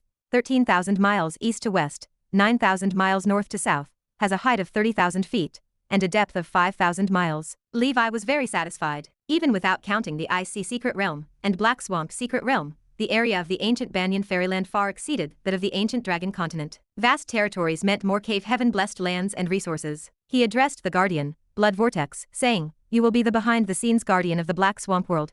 Other wizards might come to pioneer this place in the future." Blood Vortex replied, "I understand, my lord." Overall, the Black Swamp world was not a conventional resource treasure land. The miasma and toxic gases were dense, with many poisonous insects. Levi thought it quite suitable for the School of Insects wizards to cultivate zerg here, and to grow some plants for refining poisons. Chapter 2434. The secondary plane should still be utilized in the future, not wasted. The Blood Vortex Venerable serves as the sovereign of the secondary plane, existing entirely under Mana's control. If the capacity for extreme darkness enslavement reaches its limit in the future, the creature can be released. No rush, however, as there is still ample space. Levi and Mana arrived at the small stone pond, sitting opposite each other. The pond has become a lake, with water from the spring of immortality gushing out and flowing in all directions. A thriving water element permeates the cave heaven-blessed land within the ancient Banyan Fairyland. Outside the watershed of the spring of immortality, massive plantings of Oasis 1 have taken root. Low-level demon corpses pile underneath, providing constant nourishment and transforming into elemental power. With the blessing of the spring of immortality and the Oasis 1, the dense elemental power of the ancient Banyan Fairyland far exceeds the current standard of Nora. Transcendent creatures nurtured here, even without dragon scale fruit or other heavenly materials and treasures, possess a promotion speed incomparable to those in the wild. "How do you feel now?" Levi asked. "Great," Mana replied. "After advancing to level 8, my methods far surpass those I possessed before." Mana demonstrated a small trick. She pointed to a patch of grass on the ground and breathed gently upon it. Under Levi's gaze, the grass rapidly grew, bloomed, and bore fruit, then withered into seeds that scattered on the ground. "You can accelerate the growth of plants." "Can transcendent plants be accelerated?" Levi asked. Mana answered that she could, but the effect was less exaggerated than on mundane objects. She took Levi's hand and led him beneath the actual body of the Queen Banyan. She brushed Levi's eyes with her palm. A green light flickered in his pupils. Billions of tiny figures, like a torrent, poured into the 4 seas and 8 desolates of the fairyland along with the airflow. These figures were entirely green, resembling Mana. "This is Mana's power," she explained. "Through it, I can subtly influence the countless lives in the ancient Banyan Fairyland. I can make weak things wither with a single thought, and guide powerful ones to follow my will towards stronger directions, evolving over generations. I can construct an ecology influenced by my own will." "This is an application of the divine tree power," Levi said, his voice laced with shock. "Yes," Mana agreed. "Each true divine tree is a unique existence in the world, but all divine trees must learn 2 compulsory courses. One is called creation. The other is called transformation. Creation involves changing the heavens and earth, constructing a world born by divine tree power. Transformation means influencing the beings in the world through one's own will, granting them the potential for evolution. Pandora elves were created by the Pandora matriarch, a divine tree existence, while the Golden Absolutes race was created by the Golden Ancient Tree. Levi realized the truth suddenly. "So, you can also give birth to your own biological race, creating a transcendent path unique to them?" Mana replied that in theory, yes. But at her current level 8 realm, she could not create life, only optimize existing beings in minute ways. Inside her, a key power remained missing. That is the power of divine trees to nurture life. This power might come from the ancestor of all divine trees, the supreme origin will. "So, you possess an incomplete transformation authority.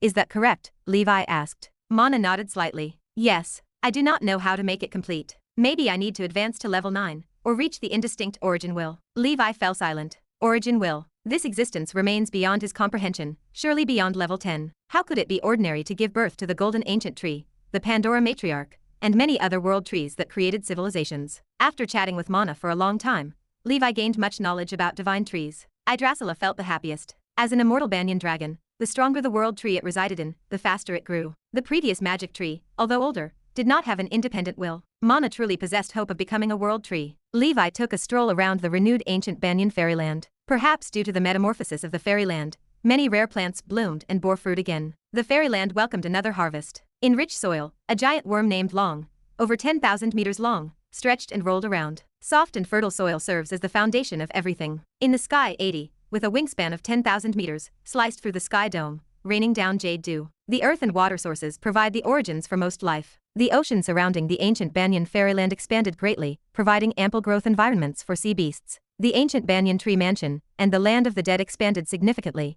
clearly benefiting from the changes. Today, the realm of the undead covers an area with a radius of 3,000 kilometers. The Black Soul Demon Tower stands upon it, with countless undead swirling through it. Great, getting closer to a perfect flawless world, Levi murmured. In an instant, Levi disappeared, blinking via the invisible secret word to tens of thousands of miles away, at the Golden Light Cave. The sword of victory trembled unceasingly. Oh, even this king's sword has been nurtured completely, but I am already an 8th circle wizard. Chapter 2435. Strictly speaking, the nurturing speed of this king's sword is already very fast, taking only 800 years. Compared to its original growth cycle of several thousand years, it has been shortened significantly. Levi's rapid advancement remains unstoppable. Even the smallest bit of mosquito meat is still meat. Levi refined the sword quickly, viewing the act as the completion of this sequence of exotic treasures. His spiritual force increased by 60 points. This result stands as top tier among Morning Star artifacts. It is very impressive. No special spiritual creature accompanied the sword, though his metal elemental power increased somewhat. Levi's expression shifted. Phantom images of various exotic treasures floated through his mind. These images served as proof of the exotic treasures he refined. The phantoms representing the Sword of Dust People,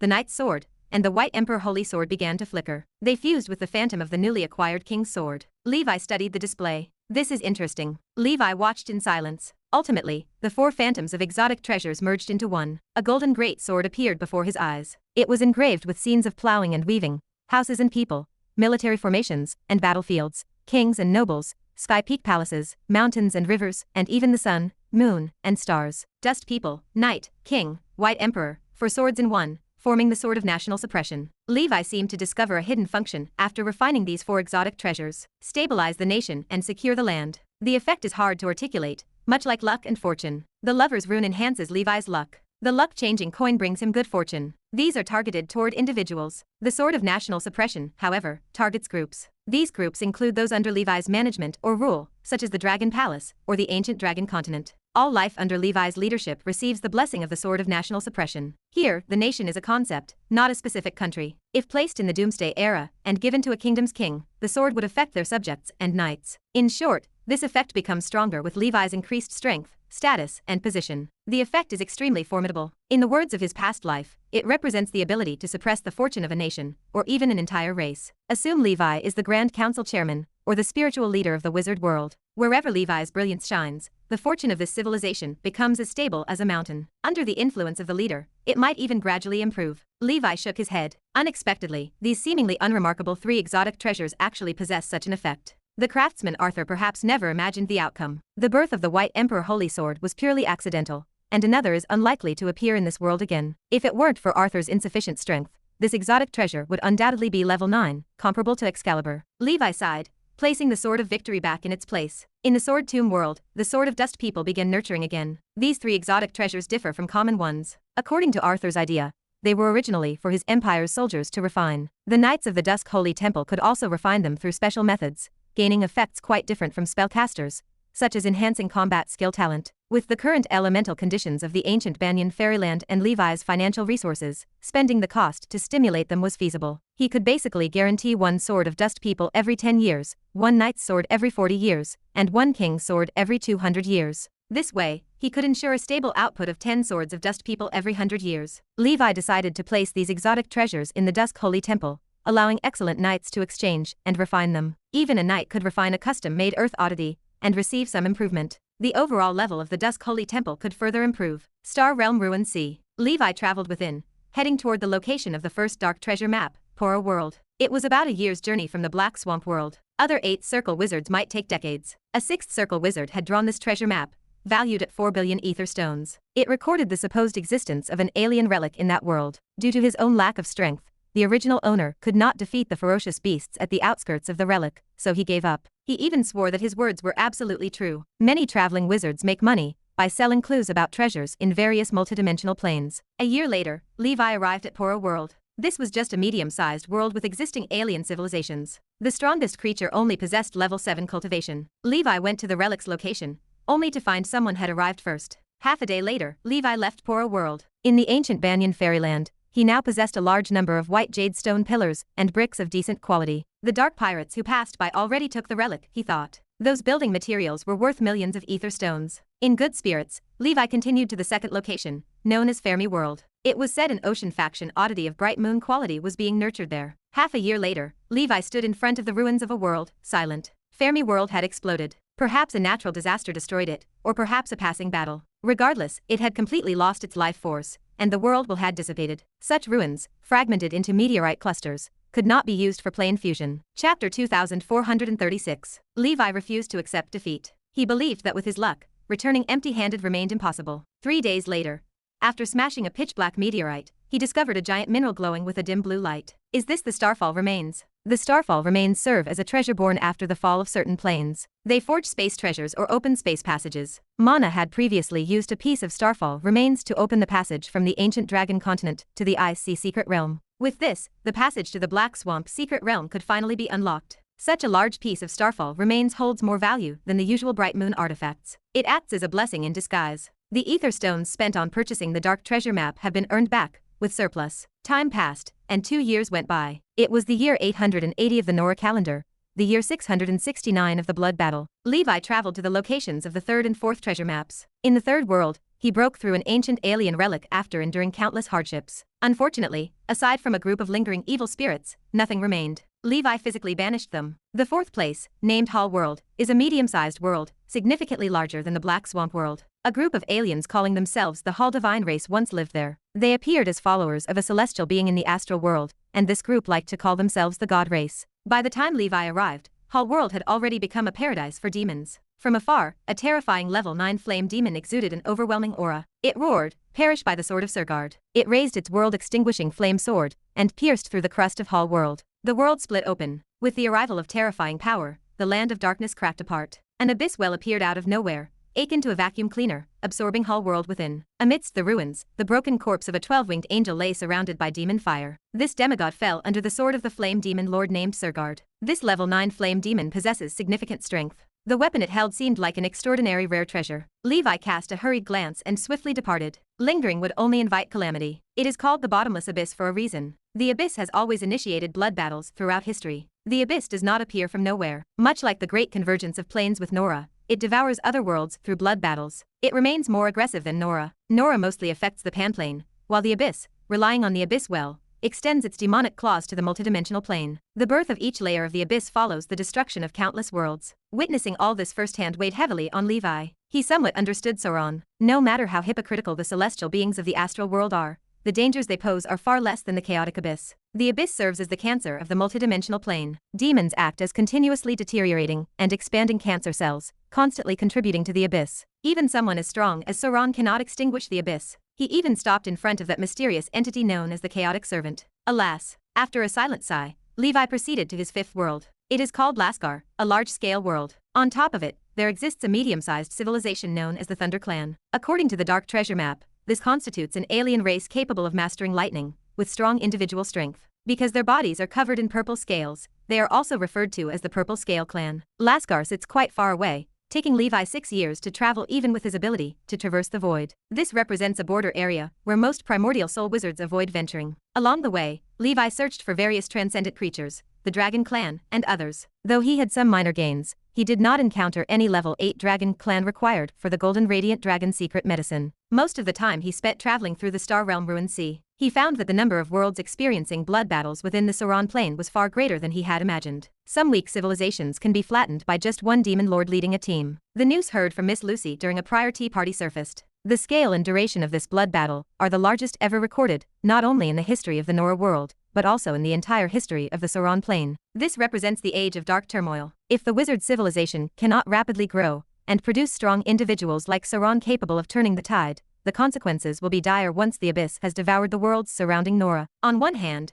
Nora will be completely surrounded. On the other hand, Nora will lose its source of growth power. After another month of traveling, Levi finally reached his destination, Lascar. Solo City. The circular holy city floats above the thunder plateau of Lascar. The powerful elementary magnetic field keeps this city from ever falling. Legend has it that the great ancestor of the Thunder Clan, Oro, captured 24 of the civilization's strongest craftsmen, and spent hundreds of years forging this city. The holy city has a diameter of 50,000 meters. In the north, south, east, and west directions, for lightning beads of level 8 ancient, giant clams lie embedded. In the center of the holy city, a rare treasure built from the pupil of a level 8 heavenly eye thunder beast monitors everything within tens of thousands of miles. This city represents order, and no one dares to act recklessly here. Once an enemy is spotted, the heavenly eye will converge the power of the 4 lightning pillars and release a thunderbolt beam capable of destroying heaven and earth. Chapter 2437. Even a level 8 powerhouse can only meet death and disappear. In this realm, Lascar holds a formidable reputation, and no one dares to provoke them. Its fame stands second only to those powerful civilizations harboring level 9 powerhouses. Residing in this holy city is the Horror Thunder royal family, the rulers of this world. On this day, teams of purple scale figures fly out from inside and outside the holy city. Level 6 experts lead them, with the general strength of the squads hovering around rank 5. A shout rings out, "Catch the thief." Someone broke into the heroic soul hall. Inside a tavern, a 3-meter-tall Horror Thunder warrior drinks alone. Levi watches the holy city enforcers flying overhead. The tavern's lady boss sighs. "Times are not peaceful," she mutters. "The holy city has become more chaotic over the years." She is a humanoid creature with pale purple scales. A large hole marks her chest, the reproductive organ of her kind, where an egg slowly forms after pregnancy to birth new life. Levi learns more about the Thunder Clan from her. Their mighty power converges in the holy city of sorrow. For level 8 powerhouses constantly defend the city. The current lord of Lascar Empire also resides here, possessing strength at the late stage of level 8. Inside the heroic soul hall, the heroic soul of the ancestor Oro offers protection. Oro, a level 9 powerhouse, led the Thunder Clan to migrate here and establish the empire. This explains why Levi does not dare to rashly enter. Lascar's foundation rivals the top organizations of the wizard world. In the multidimensional plane, different civilizations possess unique characteristics. Even as he grows stronger, he must maintain the virtue of prudence. According to the author of the Dark Treasure Map, a Thunder Series truth oddity, or rare treasure lies at the center of the holy city. The previous traveler dared not approach due to insufficient power. He concluded that it was either a bright moon radiant sun oddity, or an 8 or 9 level treasure. Levi spent 10 billion ether stones on this map. As long as he proves strong enough, he will not regret coming here. Levi's consciousness enters his mind. Inside the Divine Ring Tower, Lei paces restlessly, wandering around the tower walls, while yearning for the center of the holy city. The target within remains obvious, a sun-refining artifact of the Thunder God series. Finding it promises to be effortless. Boom. A violent vibration rocks the sky above. Hurry up and leave. Time to close. Only Levi remains in the tavern. The lady boss urges him toward the door. There is no way to do business. It is so chaotic. According to rumors, an aristocrat from outside the realm hosted a mind flayer within the holy city. Even though the enforcers caught and executed it, Lascar's coordinates became exposed. A terrifying demon army could invade at any time. The holy city declared the report a rumor and executed the spreaders. Yet, anxiety grips the people inside the holy city. Nobles owning traveling ships have begun trying to escape Lascar with their families. The lady boss, a powerless small business owner, can only resign herself to fate. Levi turns to leave. The lady boss watches his back and speaks softly. "You seem young and capable. If you have the ability, leave this place. Lascar is changing." Levi chuckles silently. He replies in the Thunder Clan's language, "Thank you." He steps outside and finds the holy city in chaos. A group of fully armed Horror Thunder warriors surrounds a burly figure in black robes. "Ha ha ha," the figure laughs. "You fools, not fleeing for your lives, still serving the Oro family. Lascar is approaching its doom. All who remain will perish." A level 8 Horror Thunder powerhouse in golden armor scolds him. "Spreading nonsense. Take him down for the prince." A series of thunderbolt beams roars toward the figure in black. This person, also a level 8 powerhouse, skillfully weaves around them. The golden armored powerhouse and the intruder battle fiercely, terrifying explosions echoing over the holy city. The figure in black, not wanting to entangle further, tries to flee. Suddenly, a purple eyeball in the center of the holy city opens. An amethyst light shoots into the sky. Accompanied by a scream, the black-robed figure is half evaporated. His robe splits, revealing his purple scales. "So it is you, General Baka. Why betray our royal family? We trusted you so much." The golden-armored soldier's expression darkens with complication. The black-robed man curses. "Trust us. The trust you speak of is knowing this world will end, yet dragging us to be buried with it." The golden-armored soldier retorts in anger. "Nonsense. With Oro Ancestor's heroic soul shield, nothing can happen to us." The black-robed man laughs coldly. "So, the Mind Flayer invasion is true, then." The golden-armored soldier falls silent. This quarrel reaches the ears of countless civilians and nobles in the holy city. In an instant, the panicked emotions fully explode. What, are demons really going to invade? Why did no one tell us? Have your royal family already begun to evacuate? General Baka laughs maniacally. "You guessed right. The royal family and nobles have started evacuating. They are going to abandon you, using your sacrifice to delay the upcoming demon army. Lascar has been abandoned." The golden-armored soldier's face changes dramatically. General Baka gathers his strength and slashes with his right hand. A lightning arc tears through the sky. Chapter 2438. The crystal wall cracked open. In the far deep space, a pitch-black well began devouring everything. It took shape like a black hole. A luxurious purple spaceship moved away from Lascar. What is that? Is that the royal ship? A citizen pointed toward the sky, eyes wide with terror. Damn. The rumors are true. Someone spat on the ground. Angry voices echoed across the heavens and earth. A figure exuding a late level 8 aura emerged. The ThunderClan Empire Lord wore golden attire and a crown. His face remained old and calm. Baka, you lived up to your roots as a street ruffian. You are adept at false charges. You colluded with the demons to lure them here, yet spread rumors that it was the Mind Flayers. What is your intention? I was generous to you. I promoted you as a major general to stand equal with our royal family. Forget it. I will end the repercussions I created. A lightning pillar struck. Baka turned to ashes. The Empire Lord looked at the panicked clan, turned, and vanished. Father, what do we do? A prince stared at the departing ship.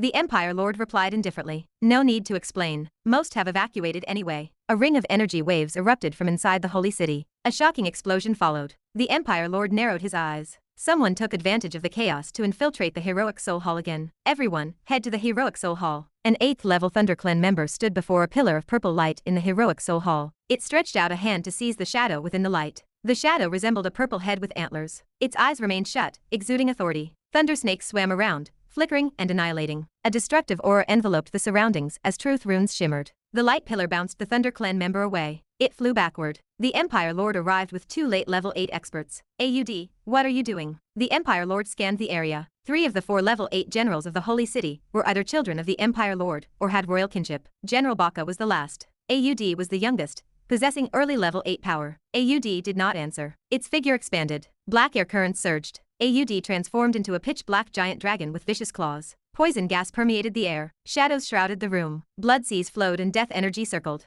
An extreme darkness dragon roared. The dragon collided with the lightning pillar. A claw broke through the lightning and seized the purple head. The Empire Lord lunged. You are not AUD. Who are you really? He struck with a palm. A giant thunder claw materialized to attack the dragon. He knew his son stood controlled by nameless forces. He was dead. Everyone, attack. We cannot let it take the thunderhead. 3 level 8 auras converged on the beast. The extreme darkness dragon opened its mouth and swallowed the thunderhead. It turned a sinister gaze toward the Empire Lord. The late level 8 master felt a chilling dread. 8 direction traceless, ancient and modern invisible. Swift. The extreme darkness dragon disappeared instantly. The barrier and lockdown of the Heroic Soul Hall meant nothing to it. Quick, chase after it. That is the key to the Heroic Soul arrival. The prince shouted, pointing to the empty air. The Empire Lord sighed in relief as the dragon vanished. Forget it. It is long gone. You cannot catch up. The Oro Heroic Soul actually dissipated 10,000 years ago. Moreover, even the arrival of the Heroic Soul will not save Lascar. The emergence of the Abyss Well will bring demons above level 9. The prince looked at the rioting civilians outside. Father, are all these people staying here? The Empire Lord nodded. The ship is already full.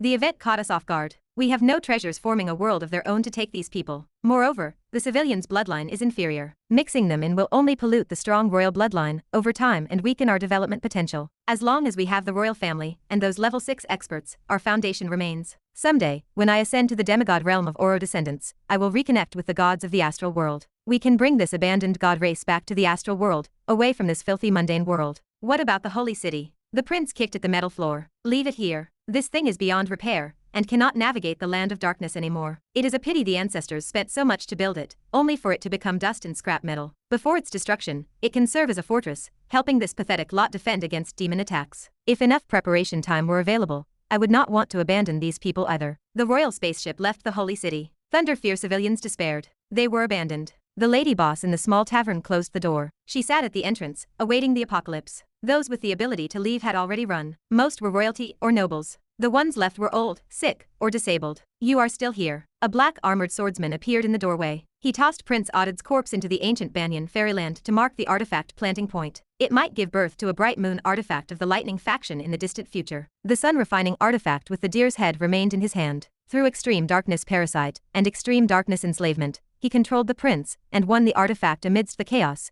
never personally intervening from start to finish. With his current strength, no one in the Thunder clan could match him, provided he remained wary of the so-called ancestor heroic soul. The lady boss hesitated, then laughed as she took in the sight of the swordsman. So, you were a foreigner. You asked me for information. I should have realized. You must have been the one causing havoc in the heroic soul hall just now. Your strength is formidable. She stood at rank 5, yet she faced Levi, a level 8 powerhouse, without fear. They conversed like old friends. Levi looked at the chaotic holy city, then at the deep space where the abyss well grew larger. The passage would form within 3 days at most. The full rune in his mind warned of a towering crimson phantom wielding a greatsword, spewing flames, and destroying everything. He did not need a face to know who it was. The level 9 flame demon Surgard, the same one from the Hall world, was coming. This old fellow kept running into him. Quickly leave, foreigner. Our world is about to be obliterated. The lady boss cradled her chin and gazed at the sky. What is your name? Levi leaned against the doorframe. I am Eli Baka. She looked up. What relation was that General Baka to you? Levi adjusted his armor. He is an old clan leader of the Baka family line,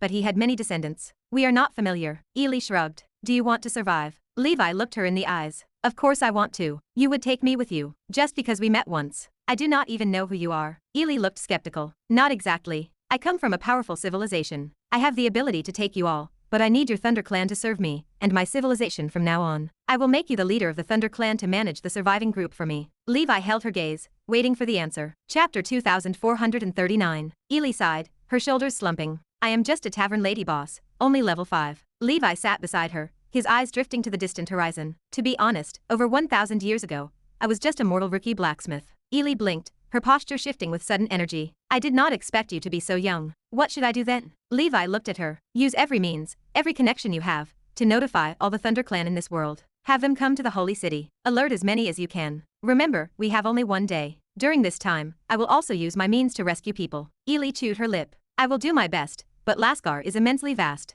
Most people might not even know about the situation in the Holy City. Levi nodded. I know, so we save as many as we can. The rest, I can do nothing about. He stood up and snapped his fingers. The well-trained, fiercely menacing Black Shadow army roared out from the Shadow world, setting up formations around Levi in an instant. Among them, 6th level and even 7th level auras stood tall, their numbers surpassing those of the Holy City's royal guard. As for levels 4 and 5, they were countless. Eli's eyes trembled as she watched. This foreigner possessed the power to destroy all of Lasgar. Levi gazed confidently and calmly at the sky dome. Lady Eli, let us become saviors together. What can you do in one day? It might just be the time Levi takes a nap amidst his cultivation. It might just be a fragment of a giant dragon's sweet dream. But in Lasgar, one day decides the lives of many Thunder Clan members. Levi did not care who was right or wrong, royal bloodline or General Baka. He only wanted to take away more Thunder Clan members to support Nora's blood battle, and to save some lives along the way. This race possessed quite outstanding prowess, naturally able to wield lightning, particularly suited for hunting demons. Eli used her tavern connections to swiftly spread the news. Lasgar is facing apocalypse, a demon invasion. All Thunder Clan members,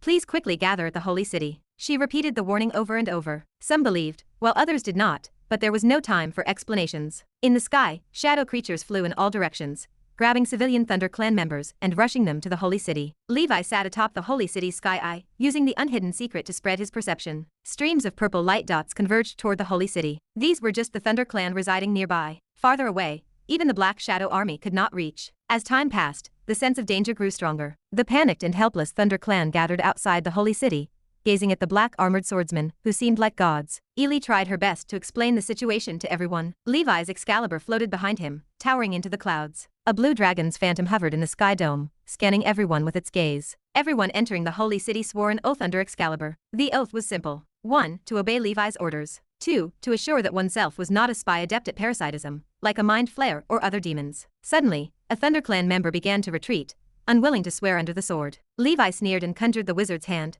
which reached across 100 miles toward the figure. The ThunderClan member soon revealed its true form, a mind flayer. How dare you ruin Lord Surgard's plans? Prepare to die. The 6th level mind flayer exploded suddenly, turning into a blood fog. Leon captured its true soul, and took the mind flayer's crystal core along the way. Not bad, another material for refining the water of erasure. In the end, Levi eradicated quite a few mind flayers and faceless demon spies. These two types of demons were indeed difficult to defend against. The wizard civilization was fortunate. With their developed oaths, wizard tools, and other restrictive measures, many organizations could conduct self-checks. However, these alien races mostly had strong individual combat power, but lacked means. In front of the diverse and complex soldier species of the abyssal civilization, they were completely powerless. A day later, Levi got up, looking into the distance. Eli, prepare to leave. Eli's expression grew complex. All right. Time was too short. The ThunderClan members who made it to the Holy City were less than 1/10 of the population. Among them, the vast majority were forcibly brought back by Levi's Black Shadow army. Those weak in strength and living in remote areas did not receive the message. We did our best, Levi said. Eli looked at him with gratitude. Thank you, Your Excellency. Your kindness amazes me. As a foreigner, regardless of Levi's intentions, he could have completely ignored these ThunderClan, and left on his own. Ely knew Levi claimed he wanted to use these ThunderClan, but in his heart, he surely wanted to save some lives as well. Upon counting, there were nearly 200,000 ThunderClan in the Holy City, but only 2 level 6 experts stood among them. As a powerful civilization that shakes the domain, the ThunderClan did not have a large population, but their quality was very high. After reaching adulthood, they naturally became transcendent, so it should not have been the case that there were only 2 level 6 experts. Most of the ThunderClan's level 6 individuals were nobles, related to the royal bloodline, and fled for their lives. Some others had their own ships and escaped with their families and clansmen. Even some wandering like clouds and cranes shattered the void to leave. However, among the 200,000 people, a large portion could be comparable to low-level and middle-level wizards, being truly transcendent. Chapter 2440. The weakest young ThunderClansman stands stronger than any Nora mortal. They are born with the ability to discharge electricity. It is only a matter of strength. The cultivation of the ThunderClan involves continuously stimulating their bodies with secret techniques to strengthen their lightning power. They are effectively born as Thundersect wizards. Of course, their methods and tricks pale in comparison to those of true wizards. In short, with minimal training, they become a super legion capable of rivaling the top wizard organizations. They simply lack high-end power. Lord, let us go. Ely gestured toward the dark void. Levi nodded and summoned the Black Soul Demon Tower. The tower grew as it caught the wind. A deep black hole appeared beneath it. Every ThunderClansman, along with the gigantic holy city, vanished into the inner heaven and earth of the tower. The land of darkness trembled. Levi looked upon the world one last time. He sighed, whispered the invisible secret word, and vanished. He reappeared in the dark deep space. The abyss well formed ahead, and a demonic aura bled into the void. Levi shook his head, transformed into a flash of lightning, and tore through the void to escape. 2 of the 5 worlds marked on his dark treasure maps now lay destroyed by the abyss. This was no coincidence. It was a full-scale war initiated by the abyss. With the gods of the astral world overwhelmed, only the underworld and the nightmare world remained capable of stopping the abyss. One was the neutral domain governing the cycle of life and death, while the other offered no solace. Ultimately, everyone had to save themselves.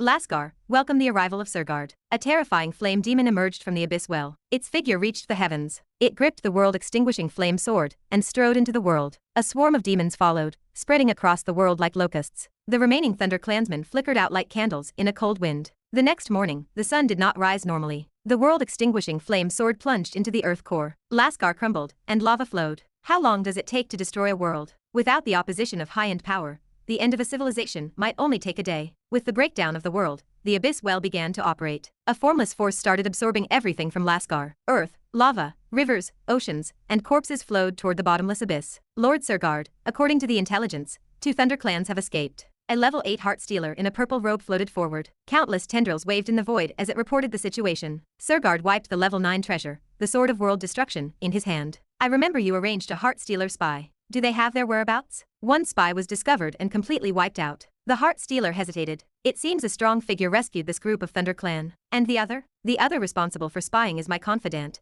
the level 8 heart stealer, Anzagu. It is possessed in the body of a prince, and has not been discovered. I already know the whereabouts of those Hoar Thunder royal family. Surgard bared lava-like sharp teeth, and grinned hideously. Destroy them. These ThunderClan were once followers of the Lord of Storm, but they were later abandoned. Understood. The land of darkness lay silent as the fleet of the Hoar Thunder royal family sailed forward. The Empire Lord sat high on the throne, listening to music, while watching the ThunderClan beauties dance. Father, I have found something interesting in the deep space ahead. Come and see. The prince in golden armor rushed in, his excitement evident. The Empire Lord opened his sleepy yellow eyes. Oh, I will go have a look. His figure materialized in the land of darkness. His face went blank. His pupils dilated. One towering demon mountain after another emerged from the void, like a fence, sealing off the fleet. Ho ho ho. A terrifying laugh echoed through the void. Surgard appeared and raised the breaking realm sword. Running bugs, are you not obedient? The Empire Lord suddenly awoke. He looked toward the prince. Oko, no. You are a heart stealer. The prince revealed a strange smile. Father, I invite you to witness the destruction sword dance.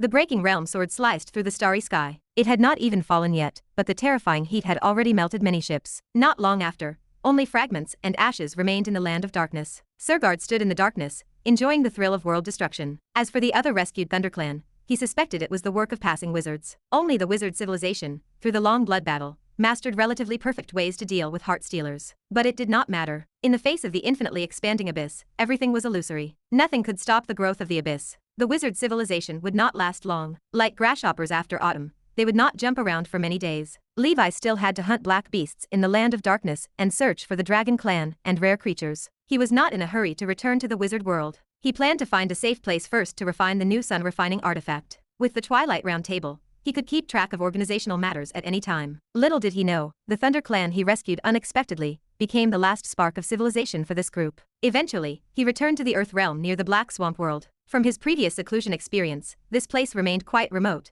and the demons had not ventured here yet. He did not want to encounter that guy Surgard during his seclusion again. On a meteorite in the endless void, Levi dug a hole, drilled in, and set up a shelter. Chapter 2441. 512. Thunder God Body Perfected. As the ripple of the array passed, the meteor disappeared without a trace. Within the ancient Banyan fairyland, Levi pulled out the purple head phantom. In his mind, Esile emerged with eagerness, eyes fixed fervently upon the object. Levi projected the Thunder God onto the heavens and earth. The indistinct human face now possessed a shape. The most crucial part is the head, Levi murmured. This oddity shall bear the name Thunder God's head. Levi recorded the name in the illustrated guide of strange items. He tucked the oddity away and headed toward the ancient Banyan tree mansion. In the Black Soul Demon Tower, having lost the Thunder Plateau, the holy city could no longer float in the void with the power of the elementary magnetic field. It landed on the ground. The members of the Thunder clan gazed around this deathly silent, undead-filled world in confusion. Ely waited within the crowd for that silhouette. Levi emerged, and he scanned everyone present. The undead here will not harm you, Levi announced. When the time is right, I will lead you to the wizard world,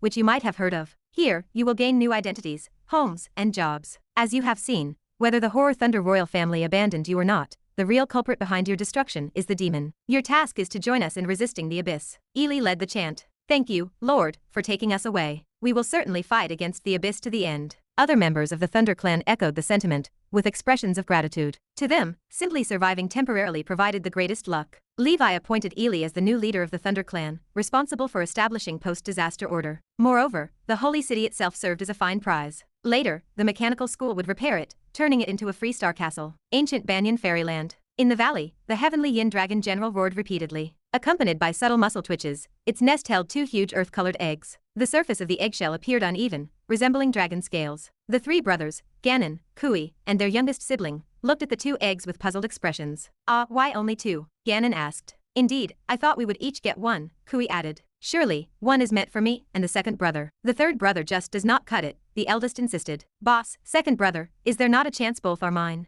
The youngest sibling countered. The heavenly yin dragon general glared at them before silently departing. The 3 brothers played with the dragon eggs for a short while, soon losing interest, and they lay down to enter the nightmare world. They preferred playing games over caring for dragon eggs, as dragon eggs required no maintenance. Levi frowned at the irresponsible parents and placed the eggs away. He arrived at the ancient Shell Palace and handed the 2 eggs to the Shell Demon Mistress. 1,000 years had passed, and this mistress had become the sole level 6 expert of the Shell Demon clan. With Levi's support, the ancient Shell Palace had expanded multiple times, with scale and functionality far surpassing the past. The facility housed more than just the Shell Demon clan. It also contained assorted little elves and little fairies, collected intentionally by Levi over the years. Some existed nowhere else in the wizard world. They acted as the main forces in caring for the rare flora and fauna of the ancient Banyan Fairyland and handled various chores. Mistress, place these 2 dragon eggs in the breeding room, assign someone to watch them, and notify me once they have hatched, Levi ordered. Understood, Lord, the mistress replied. Within the breeding room,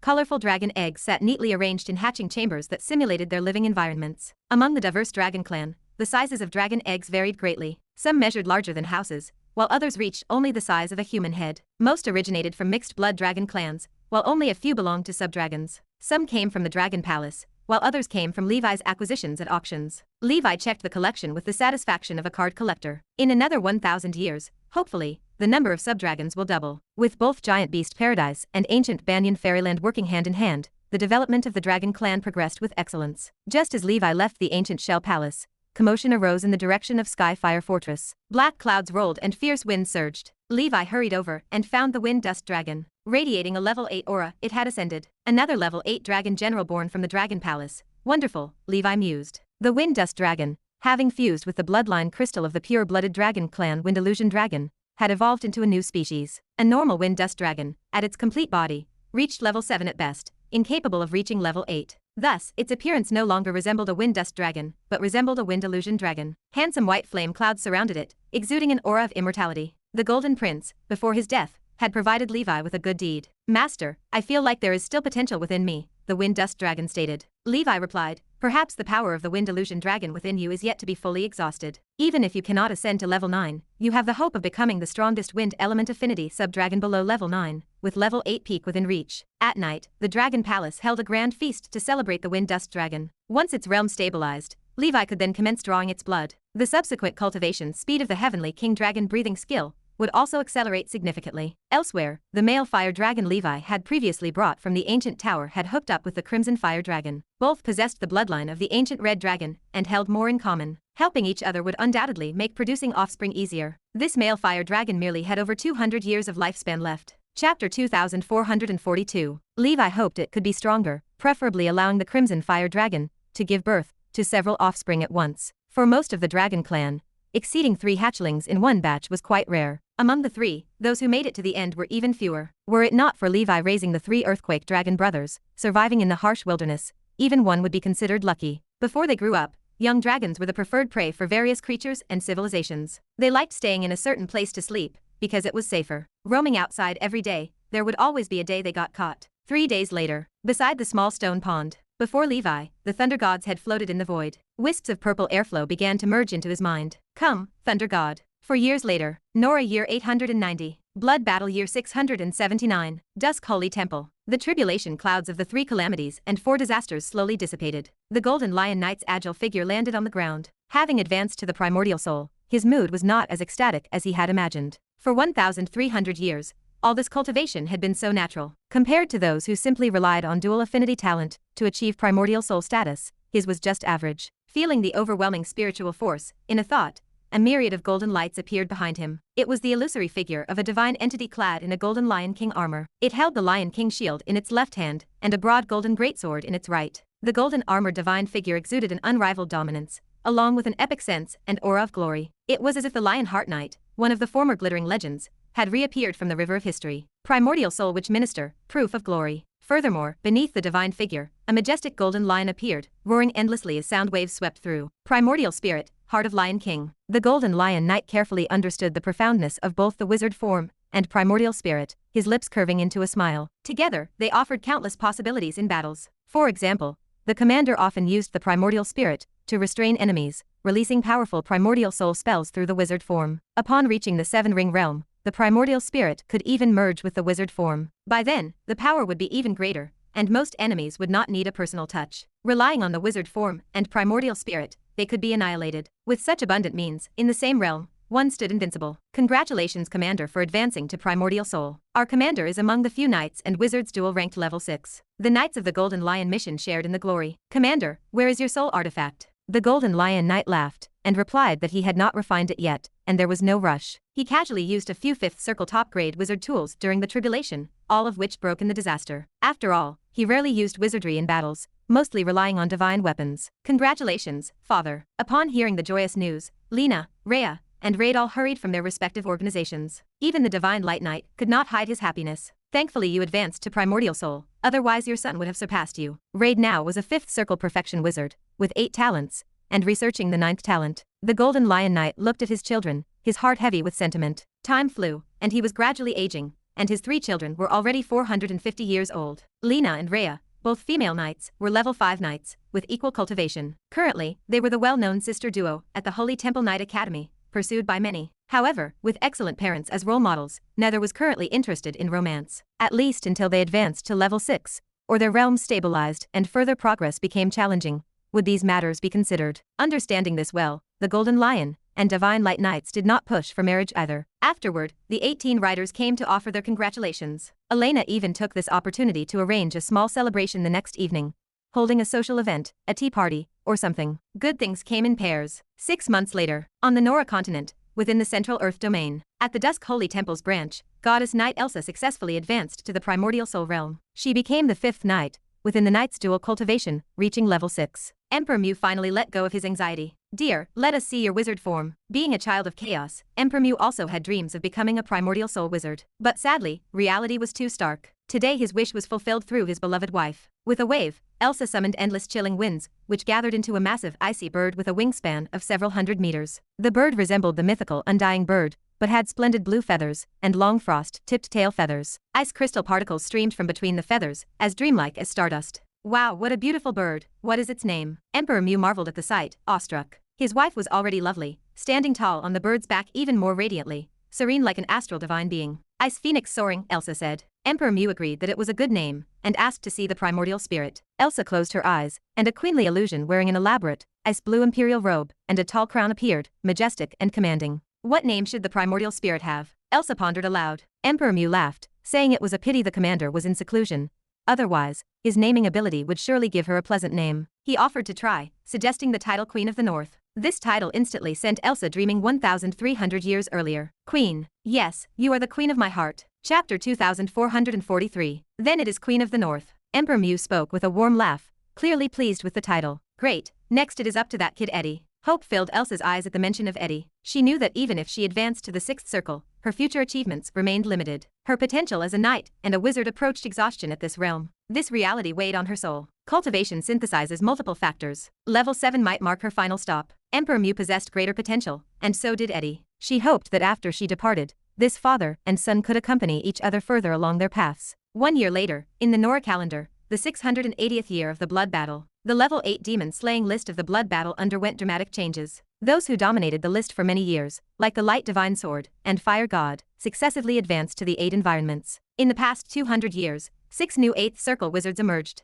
They proved to be tough figures in the top 10 of the demon-slaying list. As these figures advanced to the 9th level demon-slaying list, the players behind them moved forward in turn. Elena, who consistently remained in retreat and cultivation, passively rose to the 10th place on the demon-slaying list. Familiar faces populated the rankings behind her. Fire Dragon Master Ace, Dawn Divine Sword Victor, and King of Body Refining Gandalf appeared. After Ace refined the Fire God's Fury, his demon hunting efficiency soared. The improvement of his cultivation helped, and the enhanced Fire Dragon Tribulation acted as a nuclear bomb on the move. Wide range, high power spells usually require long periods of breathing, which renders them impractical for normal attacks. Yet the Holy Infant's Fire Dragon Tribulation defied logic, bombing endlessly. This brought a dramatic transformation to his combat style. The Holy Infant once relied on various wizard tools to form combos, but those techniques proved unsustainable. Now, like Levi, he conquered the world with a single Fire Dragon Tribulation. He only used wizard tools or other means when facing tough opponents. Moreover, with Gandalf and Victor collaborating and watching his back, the Holy Infant's war merit grew explosively. It seemed only a matter of time before he could exchange for a random sun-refining artifact. Victor's speed impressed as well. With the sword array in hand,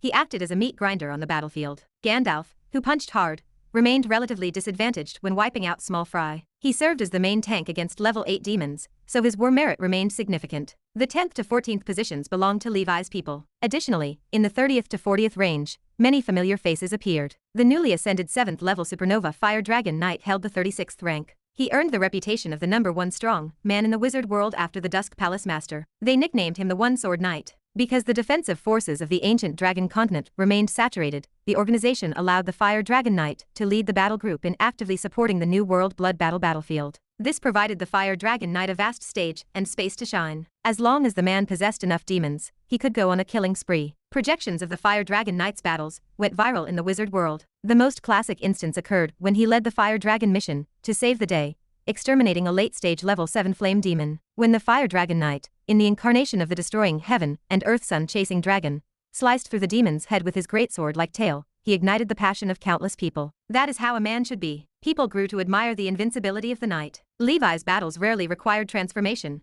so he lacked the chance to showcase it. The Fire Dragon Knight provided the first opportunity to witness such a unique combat style. Even the scholars of the Dragon School of Thought racked their brains, yet they could not determine the Dragon clan's lineage. In positions 32 and 35 stood two old friends, Soraya and Laplace. They had spent a long time in the 7th circle and possessed 7 rings perfect cultivation, with solid foundations. Top-notch talents who participated in the ancient tower with Levi back then had all grown up. Many stepped into the 7-ring realm. The Snow Lotus Witch in the Son of Hurricane remained dazzling. These geniuses who stirred up the ancient tower lost some sharpness and arrogance, but they became steadfast and determined. With their top-level initial talent and work on truth oddities, they represented future grand wizards, even legendary wizard seedlings in the wizard world. The Sky Dragon Wizard stood out as the most outstanding. This dragon descendant wizard of the Storm School of Thought had already stepped into the 7 Rings senior realm. A recent major news story in the wizard world concerned him. Mist Sky Guardian Marvin, a legendary wizard, brought back an adult pure-blooded dragon clan from a mission in the multidimensional plane. It was the father of the Sky Dragon Wizard, the Cloud Mist Dragon Nitrogue. This pure-love giant dragon, deceived emotionally by a witch, finally reunited with the Sky Dragon Wizard. The mother of the Sky Dragon Wizard had already fallen in the early stages of the blood battle. Marvin arranged for the Cloud Mist Dragon and the Lava Dragon to guard the Sleeping Dragon domain together. After paying a hefty breach compensation, the Sky Dragon Wizard left the top-level organization Hurricane Sky Island. He followed his father to join the Dragon Descendant Priory and Hurricane Sky Island dared not challenge that decision. As years went by, people once unknown in the ancient tower quietly rose. Through their respective opportunities, diligence, and careful planning, they stepped into the primordial soul realm during this era of tremendous upheaval. Chapter 2444. Incomplete statistics reveal a striking trend. Among the top 100 on the Dark Ancient Tower rankings, 2/3 of those who avoided premature deaths reached the primordial soul realm during this era. Tracking data from the Wizard Council, focusing on participants with known identities, highlights the long-term impact of that trial. 1,000 years later, 108 individuals have advanced to the primordial soul realm, transforming into vital pillars at the forefront of the blood battles. Naturally, a few participants remain unsolved mysteries. The figure known as the three-headed dragon abomination is one such enigma, widely suspected to be a monstrous wizard operating under a clever disguise. Edmund captured the spirit of the age well in his summary report on the blood battle, which has raged for over 600 years. He noted that while supernovas like the Dusk Palace Master are certainly as dazzling as the sun, the stars that adorn the night sky are the ones that illuminate the path forward. The multidimensional plane remains infinitely splendid, a vast tapestry where all beings shine brightly in their own right. Far from the blood and fire of the wizard world, a deep peace settles over the land of darkness. Inside the ancient Banyan fairyland, beside the small stone pond, Levi bathes in a sea of thunder. Strands of electricity wind around him like miniature serpents. Behind him, a thunderous giant stands in silent majesty, a manifestation from ancient times. Thunder condenses to form a towering silhouette stretching 10,000 meters into the sky, its forehead adorned with antlers that enhance its regal visage. A thunder battle drum is strapped tightly to its waist. Si coils around the drum, moving with incredible agility. Divine power spreads outward from the epicenter, sending ripples through the environment that every life form within a radius of 10,000 miles can easily sense. Levi opens his eyes, shooting beams of pure lightning radiance into the void.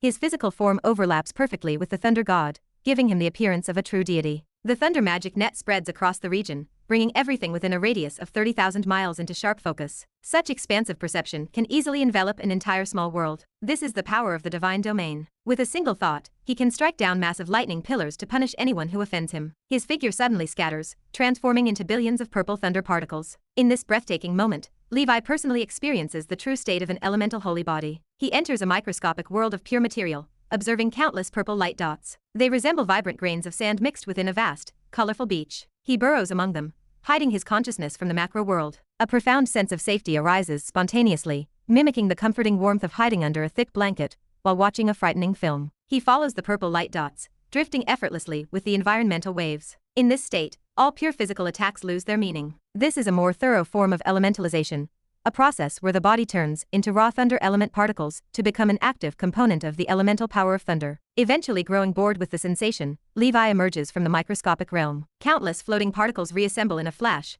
restoring his physical form. The feeling is entirely different from the undying body, Levi muses, adjusting to his solid weight. I still underestimated the strength of the elemental holy body. No wonder only grand wizards can truly contend with grand wizards. Asking an 8th circle wizard to attack one who is elementalized is like asking someone to shatter a pond full of water with a sword. A wizard must be able to enter this state just to engage in fair play. I will call this ability Thunder Element Formless. After reaching the rank of Grand Wizard, the average combat power of a practitioner in the multidimensional plane enhances significantly. Not all level 9 entities can master the elemental holy body, as it remains a unique technique of the wizard civilization, or a specialized trait of certain magical races. Of course, level 9 entities from other civilizations possess their own distinctive abilities, making it difficult to judge which path is inherently superior. Levi places his hand on the smooth surface of the Klein crystal ball to check his current progress. Spiritual force, 19,900 out of 25,600. The Thunder Gods had boosted my spiritual force by 900 points in one go, Levi observes, evaluating the metrics. It is still not as massive an increase as the Flame Emperor's sword, but it is quite a significant leap, almost putting me at 8 circle perfection. The threshold for 8 circle perfection sits at 22,000 points, meaning Levi is only a little over 2,000 points away from the mark. However, after refining a powerful sun refining artifact, the most crucial step always involves stabilizing one's spiritual force. This sudden, one-time increase is not accumulated through gradual, disciplined meditation. If a wizard is not careful during this transition, their foundation will suffer. Hence, for the immediate future, Levi intends to refrain from refining any new oddities, even if he acquires them. The current period offers a perfect window to study complex spells and imprint fresh witch marks. The completion of the Thunder God body raises Levi's thunder talent high above the masses. Coupled with the passive boost from the Sky King Dragon, cultivating Thunder Sect spells becomes an even more empowering endeavor. He glances over his currently mastered spell systems, noting that apart from Thousand Thunder, he lacks other 8th circle thunder spells. He must cultivate a wider variety of options soon, otherwise, such an extraordinary talent would go to waste. At present, he has mastered 11 8th circle magic spells, cultivating every single one to at least level 17. Leonardo's sound barrier is the most advanced, having already reached the 19th rank maximum. After stacking this defensive armor onto the Shadow Army, even level 5 shadows can become virtually invisible and invincible for a short period when facing level 7 enemies, demonstrating impressive tactical utility. Alongside the dramatic acceleration effect of Shadow Wind, the Shadow Army's defense and speed have enhanced accordingly. Levi considers studying buff augment spells tailored for other dimensional attributes of shadow creatures next, specifically targeting strength, endurance, physique, perception, and spiritual force. He examines his existing spell library, including the inventory available in the Blood Battle store, but finds no ready-made options that meet his criteria. Moving forward, he will seek solutions within the specialized archives of the Shadow School of Thought, while simultaneously conducting independent research. Since advancing to the primordial soul realm, he has not formally studied self-created spells for a long time. The sheer quantity of spells needed for imprinting witch marks was simply too vast, making independent creation unmanageable on a large scale. However, the words of the Black Abyss Sovereign echo in his memory. Post-Grand Wizard, every wizard must learn to self-create spells. Before advancing to legendary status, a massive amount of preparation is mandatory. One of the core requirements is creating a unique 10-ring spell prototype, also commonly referred to as a quasi-legendary skill. If a Grand Wizard fails to develop original 9th circle spells, advancing to the legendary realm becomes an absolute impossibility. The more original 9th circle spells a wizard masters, the clearer their future legendary road becomes. Such innovative individuals are far more likely to ascend. If a Grand Wizard merely learns the spells of others, how can they ever hope to stand as a legend? Therefore, before reaching the rank of Grand Wizard, it is common to see different wizards utilizing identical spells in combat. But after entering the 9th circle, the spell techniques showcased in wizard battles demonstrate highly distinct personal styles. The Black Abyss Sovereign also emphasized that each Grand Wizard should preferably develop a sequence of spells entirely unique to themselves, spanning all the way from the 1st circle to the 9th circle. Through self-created sequence spells, a practitioner revisits the fundamental wizard path, reflecting on and summarizing the core learnings accumulated throughout their earlier life. Before making the final push to advance to legendary status, inspiration for the legend magic prototype naturally arises from this deep reflection. The most typical example of this success is the Grand Council Chairman Edmund, whose personal sequence spells operate alongside the famous Thunder God series. This developmental rule is not exclusive to combat wizards. Pharmacists and weapon craftsmen,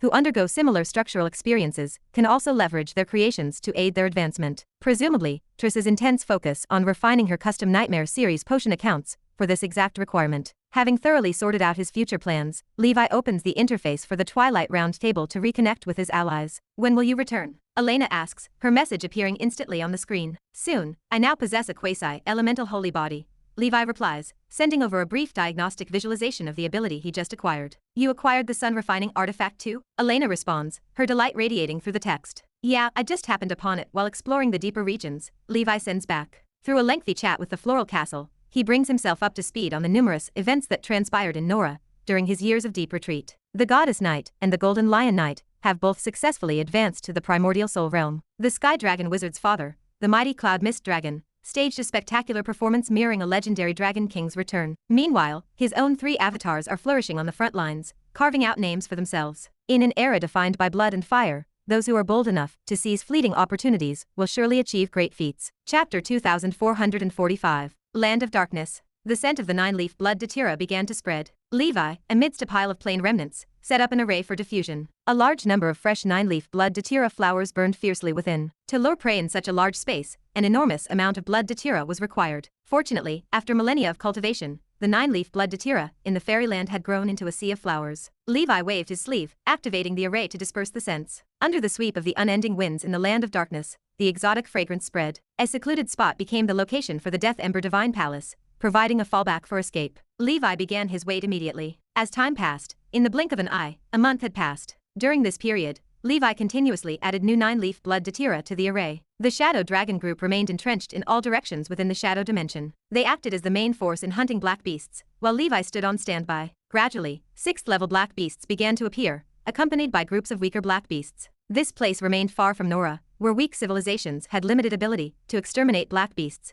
Thus their numbers were substantial. If they proved useful to Levi, he captured them alive. Those numerous and rampant, he hunted directly. In a blink of an eye, half a year passed. Much of the 9-leaf blood datura Levi had stocked up had been used. In exchange, the ancient Banyan fairyland stood piled high with black beast corpses. A group of Flame Clan and little elves worked busily dissecting them. Useful materials went into storage, and those not required fed long. As for the true souls of these black beasts, they received reincarnation. Recently, after consuming the last 8-level soul can, Leon fell into a deep sleep. No one knew how long it would last. It seemed that once it awoke, it could advance to level 8. For years passed in the blink of an eye. Levi stayed on standby for a complete 4 years. The number of the Black Shadow army expanded to its maximum limit. Many were newly converted shadows of 4th level and 5th level black beasts. The power of Levi's demon family General Sky Group also grew steadily. Some had reached the levels of middle stage level 7, even late stage level 7. With this outlook, an 8th level shadow would soon be born. In 4 years, Levi had captured 38 mixed blood dragons and 4 subdragon species. After purifying them, he categorized and arranged them into the 8 Dragon Guard system. Considering the scarce number of pure-blooded dragon clan,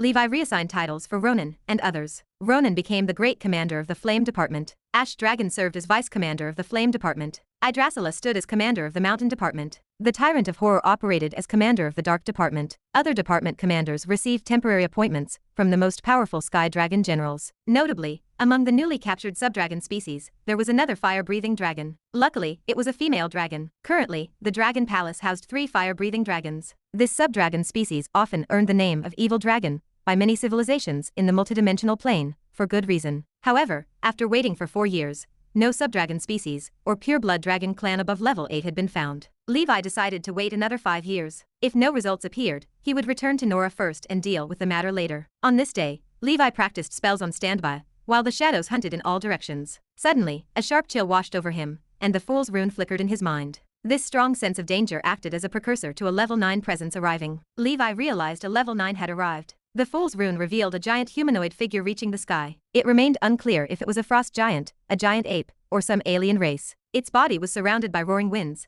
dust and stones, moving like the wind. Levi dared not delay. He used the little decomposition skill to destroy the array and erase his traces. The invisible secret word activated, and Levi instantly traveled 8,000 miles away. After that, he combined various void travel methods and fled another 4,000 miles. In total, 12,000 miles later, with the ability of traveling the void, he flew towards Nora. The hunting ground. Buzz, a giant beast over 20,000 meters tall, covered in black hair, stomped the void and landed with a roar. The terrifying aura swept across, smashing meteors within 1,000 miles. 9-leaf blood Datira. The giant beast's nose twitched as it murmured. Its head resembled an ape, but its back had 2 pairs of bat wings that shrouded the sky, with hurricanes and air currents swirling around. The giant ape's perception swept across, wandering back and forth for half a day, but found nothing. Damn Purple Crystal Clan kid, you ran fast. It claimed the name Heroldus, a legendary creature known as the Wind Tribulation Star Ape. In its youth, it once felt attracted by 9-leaf blood Datira. Little did it know that it was a trap laid by a level 7 Purple Crystal Clan. The Purple Crystal Clan used this method to hone their combat techniques, seeking powerful creatures that matched their Holy Spirit skill. As soon as it appeared, it became a target for the Purple Crystal Clan. Though it was a legendary creature, it was not fully grown.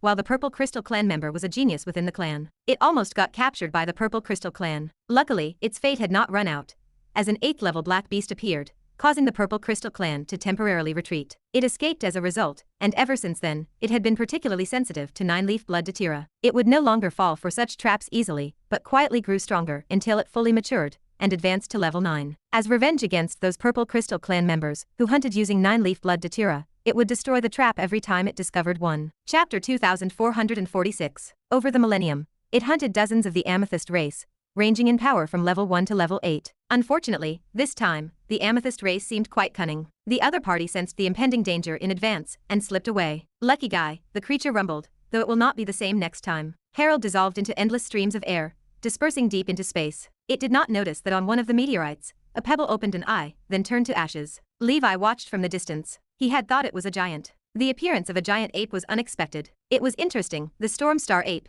the master of the wind disaster. Levi remained cautious before leaving. He wanted to see what the creature truly was. His current full rune, although able to roughly outline the form, lacked clarity. It resembled the classic segment from a cartoon where one had to guess the identity of the creature. The giant ape, though powerful, lacked experience dealing with wizards and failed to notice him. What a pity. It was not strong enough. Otherwise, he could have gathered all 3 legendary great apes today. The Calamity Fire Demon Ape, the Water Disaster Giant Ape, and now the Storm Star Ape. Hopefully, they would meet again by chance in the future, Levi muttered to himself. He abandoned the idea of continuing his hunt after the unexpected event. It seemed better to try his luck on the 8th level of the Dark Ancient Tower. He visited the Burning Rock world to check on the Spider King, before returning home. Little Woe emerged from the darkness like a giant hermit crab. The Spider King sat upon the mountain-like shell with a pleased expression. Master, it greeted. It landed on Levi's shoulder, and accepted the immortal platform wine. The Spider King's aura suggested it had successfully advanced to level 8 mid-stage. Its size seemed to have shrunk somewhat. Levi looked at the thumb-sized Spider King with amusement.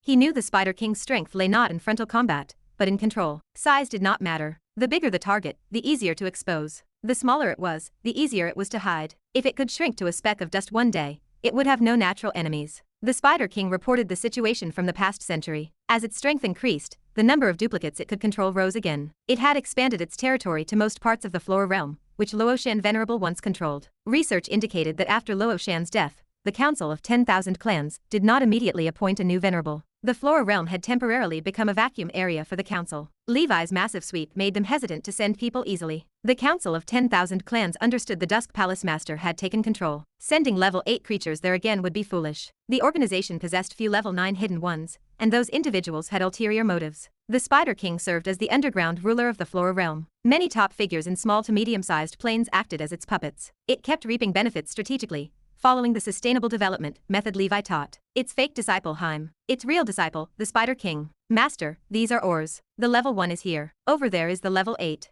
I have already had a duplicate skilled in weapon refinement process them for you, the Spider King proudly introduced. Levi looked at the 8 piles of metal mini-mountains, which progressively got smaller. Not bad. You actually found level 8 ore and learned to refine it yourself. I will reward you with a few extra bottles. Levi took out 3 more bottles of immortal platform wine and gifted them to the Spider King. The creature carefully kept them, planning to savor them later. The master only visited once a century, and it could not consume them all at once. After roughly evaluating the haul, the combined metal from these ores was worth 3 billion ether stones. Master, these are rare plants, the Spider King continued. The creature led Levi to its own constructed botanical garden. Its duplicates included talents from all disciplines among alien races. Weapon refinement, gardeners, and beast tamers were all available. This small world functioned like a sparrow, covering all aspects of a civilized society ecosystem, though every participant was role-played by the Spider King alone. Subsequently, Levi received 24 mixed blood dragons and 3 subdragons from the Spider King, along with 37 rare transcendent creatures from various categories.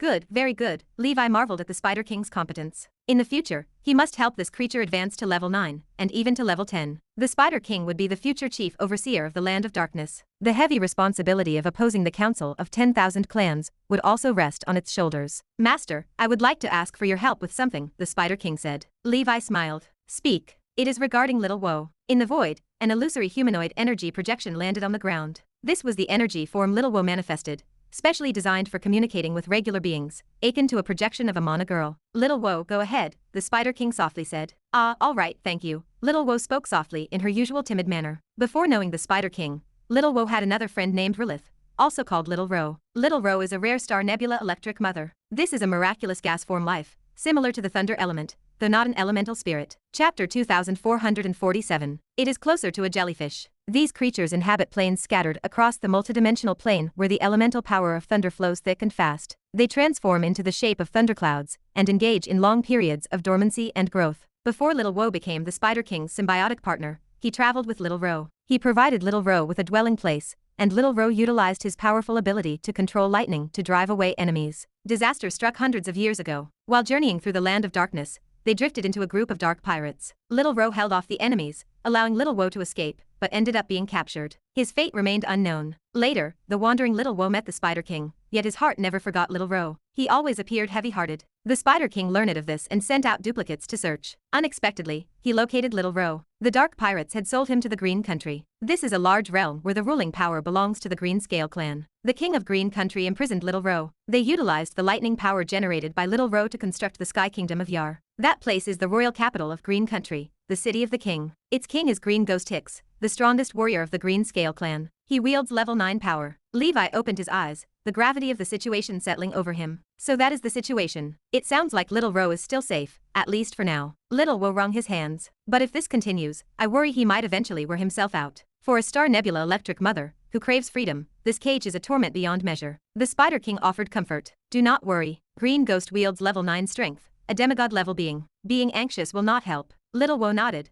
whispering an apology. Levi waved a hand. It is okay. I will consider this matter, but it needs careful planning. Levi recalled the file on Green Ghost Hicks from Luo Shan's memory disk. He was a level 9 hidden one from the Council of 10,000 Clans. He had held that rank for 2,000 years, and now, at 6,000 years old, he remained a formidable force. This meant he had achieved level 9 status by the age of 4,000. For the Green Scale clan, whose average lifespan is 1.5 times that of wizards. This marked him as an exceptionally brilliant talent of the ages. Some even believed that Green Ghost had hope of advancing to level 10 in this era, leading the Green Scale clan to become a large civilization. His strength might even surpass the angels of some weak gods. The six-armed silhouette Levi saw in the full rune earlier had been Green Ghost. Of course, the Star Nebula Electric Mother must be rescued. First, to help Little Woe and the Spider King. Second, to weaken the power of the Council of 10,000 Clans. Third, the Star Nebula Electric Mother is a legendary creature. This is an oddity even rarer than the pure-blooded Dragon Clan. He could be considered a high-version Thunder Elemental Spirit. The Star Nebula Electric Mother interacts with his surroundings, capable of creating a Thunder Element treasure land. He can facilitate cultivation for the Lightning faction, or the growth of Thunder Element creatures. Over time, he can even produce Thunder Element ores and Thunder-related oddities. If placed in the ancient Banyan Fairyland, he would greatly benefit the growth of the Fairyland. His combat power after reaching level 9 would also be extremely formidable. Little Woe bowed his head. "Thank you, Lord." The Spider King flashed a confident grin. "Rest assured, Master. With your talent, taking down that old ghost will not take long. Is it not easy as pie? Your little Roe will be rescued soon enough." Levi had not spoken yet, and the Spider King had already started boasting. Still, the logic held true. Levi ignored the vanity. Before leaving, Levi reminded the Spider King to act cautiously in the upcoming affairs. He worried that strong individuals from the Council of 10,000 Clans might follow the Spider King's duplicates to locate his true form, just as he himself had done in the past. The Spider King bowed low. "Master need not worry. Ever since you caught me previously, I have profoundly reconsidered and transformed my control skills over my duplicates. As soon as a duplicate is exposed, it can immediately self-destruct. Moreover, I have specifically controlled a shaman duplicate from a tribal civilization. That shaman is also a spellcaster, adept in curse prophecy and prediction skills, with cultivation at the 7th level. He is capable of countering the likes of divination masters from our enemies." The Spider King's capacity to learn impressed Levi. Calling such a creature a mere spider seemed a waste of potential. Levi even began to suspect that the Spider King might have been a big shot in the wizard world in his previous life. Perhaps someone had grown fed up with being human and chose to reincarnate as a spider for fun. Our world. The Green Country. The magnificent sky city of your floats amidst the clouds, looming over the earth. Green Ghost sat alone on the throne within the pale green holy temple. As a senior member of the Council of 10,000 Clans, trouble clouded his thoughts. It would not be long before the Covenant sword was successfully refined. By that time, even someone like him, a hidden one, would have to make a choice. He had to decide whether to sign the contract and continue being involved with the Council of 10,000 Clans or refuse and defect. The state of the Council of 10,000 Clans was far from optimistic. The original principles and goals established early on had not been achieved. On the contrary, the wizard civilization stood resilient amidst the blood battles, even showing upward momentum. Throughout 600 years of blood battle, the primordial soul wizards had not significantly decreased. The number of grand wizards and legendary wizards had even increased. Confusion gnawed at him. He could not understand the resilience of his enemies. They battled the dreaded abyss demons from the multidimensional plane. How did they maintain stability and upward progress in such harsh conditions? Chapter 2448. Green Ghost felt a deep sense of regret for having rashly joined the Council of 10,000 Clans. He considered that perhaps it was time for the Green Scale clan to relocate en masse. He held no title of plain sovereign. He joined the Council of 10,000 Clans back then solely to secure a piece of the pie. He had no reason to stay here. A figure appeared silently. He possessed green scales, a burly physique, and 6 arms. This was Green Demon Rocks, the brother of Green Ghost, wielding late-stage level 8 strength. He also served as a venerable in the Council of 10,000 Clans, guarding the Blue Realm branch. "Why are you back?" Green Ghost asked. Green Demon smiled. "Brother, I looted the branch's treasury." Green Ghost stood up suddenly from the throne. "What?" Green Demon anticipated the reaction and raised a hand. "Brother, do not be anxious. Let me ask you this. Do you truly want to swear under the Covenant sword?" Green Ghost shook his head. "Of course not. Those ancient existences all have ulterior motives. Even if they successfully take over the Nora world, an internal war is bound to occur to decide who becomes the plain sovereign of Nora. We would surely need to choose sides. If we choose wrong, who knows how we will end up dead." Green Demon nodded. "I think the same. The Council of 10,000 Clans is unlikely to become any significant force. The initial promises were all lies. In the confrontation with the Nora Wizard Council, 9 out of 10 times we fail our missions, and they deliberately conceal this fact from us. The so-called Gonda 3 heroes have been slaughtering for nearly 1,000 years without resolution. This is not the vehicle bearing the era of a new dawn. If our Green Scale clan does not withdraw early, we will just be pawns in the game of those ancient ones and Nora legendary wizards, ready to be abandoned any time." Green Ghost looked at his brother. "So you took advantage of the chaos to loot the treasury?" Green Demon confirmed the act. "Yes. That is why I looted the treasury to help you make a decision. Brother, did you not once spend a fortune at an auction to acquire a space treasure, the river and mountain map, that contains an inner heaven and earth? We are planning to move our clan, leave your territory, and perhaps even leave this troubled pen plane. Once the war stabilizes here, we will have the chance to return. Green Ghost sighed, and his anger dissipated.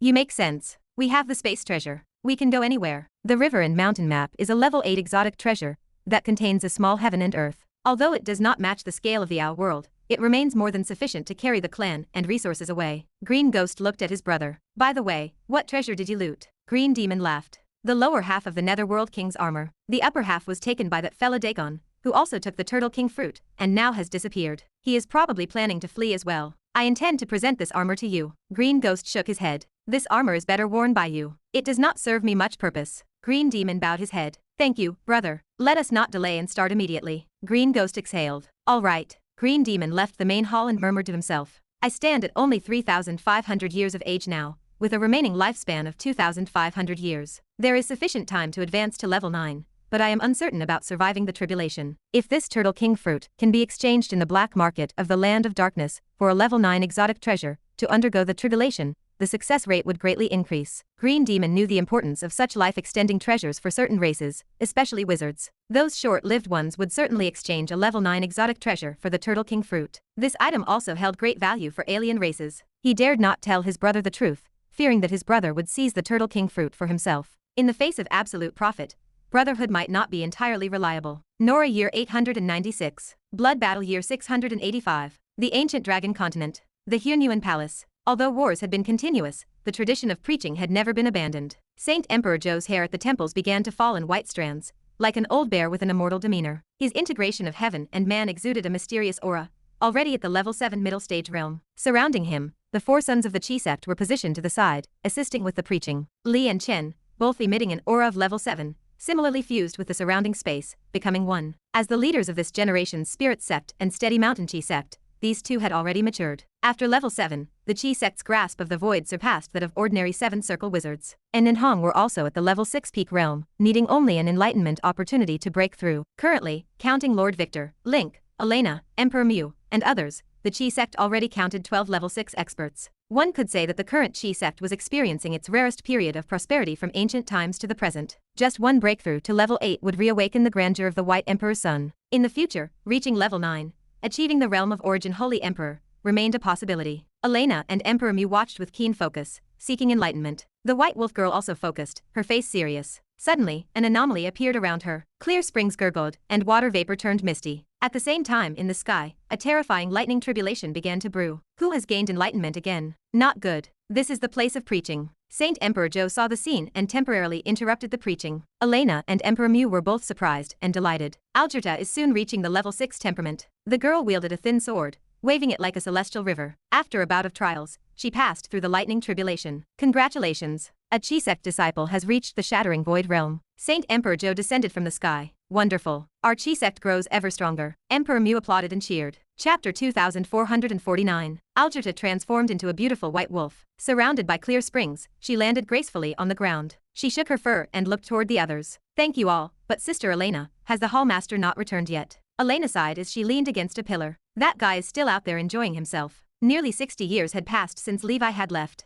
Then, a flash of lightning struck the ground. A black armored swordsman made a dazzling entrance as the air crackled with energy. I am back, Commander. Emperor Mew rushed forward, hugging Levi before Elena could reach him. Elena watched the reunion and smiled, choosing not to interrupt the moment. Levi scanned those familiar faces. Home was better. The outside world was too lonely. He glanced at the even stronger energy sect and Panda clan gathered around him. A satisfied warmth spread through his chest. He still had to find the 2 remaining treasure gourds of the energy sect. The Spring Thunder Chi sect and the Winter Frost Chi sect remained out of reach. He planned to negotiate with the Congress later. Perhaps they could explore the Panda continent. Surrounded by the crowd, Levi returned to the Emperor's palace. Finally, he had some time alone with Elena. You are an 8th circle senior now, right? He nodded. Yes, that is wonderful. How goes the branding of the witch mark? 14 traces so far. At my current speed, I estimate that in about 100 years I can reach 22, and then I will focus on the 7-circle witch mark. That is not bad. It looks like within 200 or 300 years, you can reach the 8th circle. By the way, has my Ayak returned?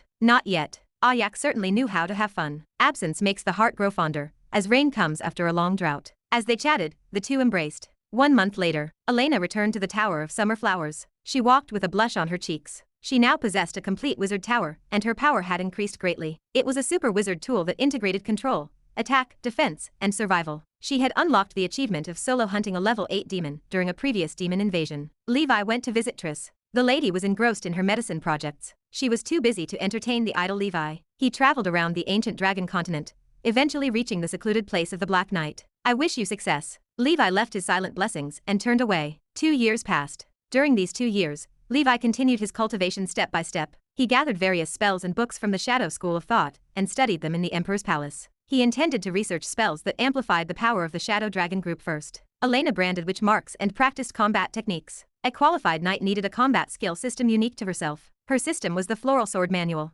Before achieving perfection in the Floral Sword Manual, she would not rush to advance to level 7. On this day, movement stirred at the secluded place of the Black Knight. Levi felt a tension in the air. He rushed there with Elena. They saw an unstable 7th level aura soaring into the sky. The Black Knight gripped a chain hammer. He swung it like a meteor, battling those legendary giant beasts. The Black Knight's Musk Bull bloodline was strength-based. His evolution process fused him with the sky-carrying Pegasus, the Holy Image, and the ancient Red Dragon. His bloodline was relatively mixed. In the end, he would likely turn into a nondescript being like the Blood Knight and the Ash Knight. After seeing the Star Butterfly Dragon, Levi realized that even a nondescript being possessed a unique beauty. All mythical creatures were beautiful and sacred. Mortals simply could not appreciate them. As a former member of the 7 Shining Knights, the Black Knight reaching this point was natural. Even in the face of a level 6 catastrophe, he passed through with relative ease. This latest calamity put him at the edge of life and death multiple times, making those watching sweat nervously. The blood tribulation was ultimately passed without real danger. Levi and the others breathed a sigh of relief. Once this ended, the life-threatening crisis vanished.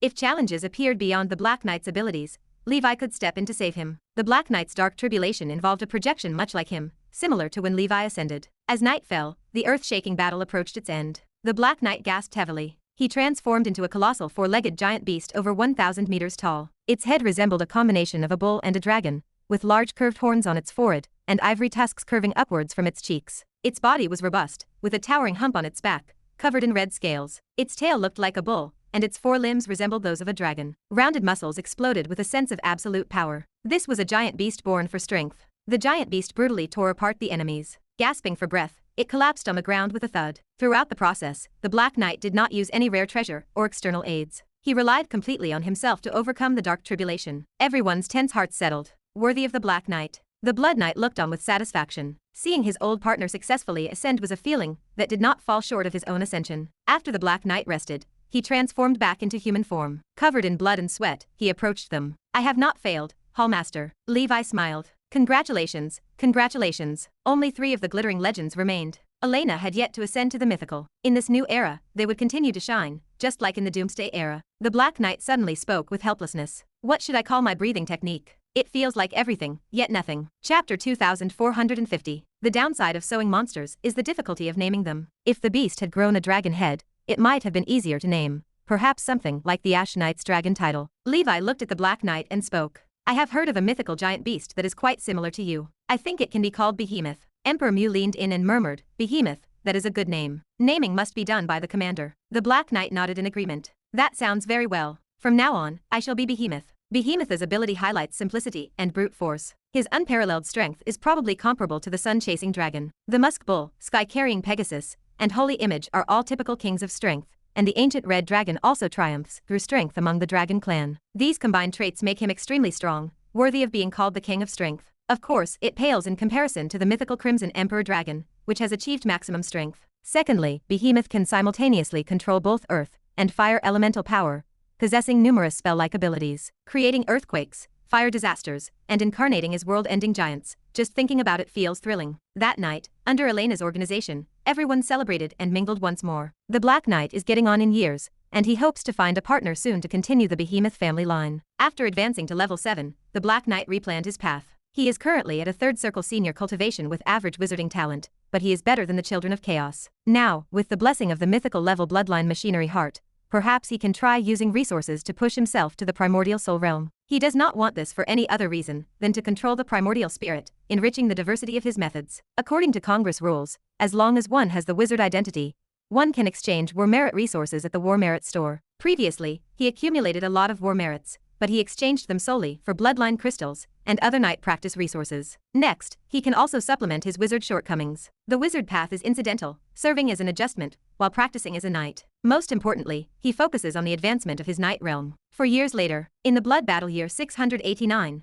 Nora year 900, the end of the first millennium finally approached. In the outer sea of the ancient dragon continent, Levi formed seals with both hands and chanted incantations. The seawater within 100 miles gathered, condensing around him into a piece of deep blue sage armor. This armor is so heavy that its mere existence destabilizes space, shattering the void. The chapter octopus attacked Levi, but he remained unmoved. The tentacles of the chapter octopus bounced off the armor, causing the beast intense pain. The armor itself only had minor detailed cracks, and did not break. Instead, it automatically healed. Levi tested the defenses. Only the 18th tier Sea God armor has such defense. If cultivated to the maximum, it can easily resist an 8-ring perfection attack. Paired with my Vajra secret word, I wonder if it can withstand level 9 attacks. Levi healed the injuries of the chapter octopus, and returned to the Emperor's palace. The Sea God armor, Sea and Field, and Seas Delta have all reached the 18th tier. The area of the ancient dragon continent has increased again. In recent years, more and more alien races and refugees have been attracted here, making expansion necessary. If he continues to purchase continents farther away,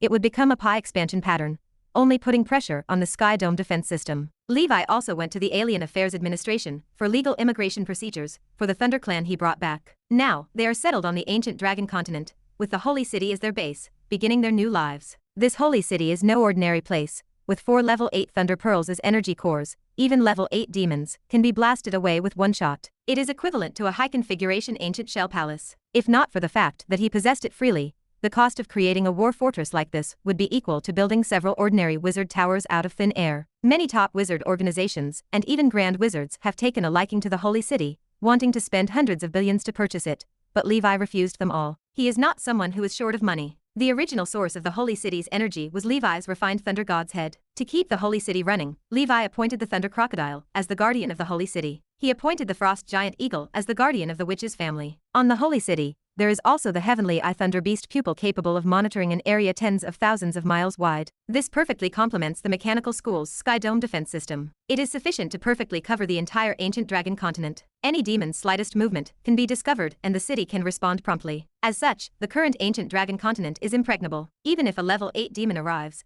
it will face a perilous situation. In the entire wizard world, very few places are safer than here. Under the harmony of weather, location, and people, the population of the ancient dragon continent is flourishing, creating a miracle of opposite growth during the blood battle. Forming a virtuous cycle, the continent attracts more talents. In these years, Tifana also often maintained contact with Levi. She travels extensively throughout Nora, also participating in the blood battle, honing her determination and combat skills. On this day, while Levi was practicing, Tifana came again. She changed into a lively and vibrant tight-fitting blue dress, highlighting her graceful figure, and a voice akin to a spirit bird's call came through the air. Sir Levi, I have heard news. My mother is soon to arrive at the wizard world, along with the Concord Heron promised to you, Tifana said. Levi looked up. Thank you. My mother wants to meet you. Is it okay? She asked. Levi chuckled. Meet me? A small figure like me? That makes me feel anxious. Don't be modest, she teased. You are a big celebrity in the wizard world. Don't think I did not know. These years traveling I heard your legendary stories everywhere, and my ears are going numb. Levi laughed quietly. A month later, on a star night over the Soren continent,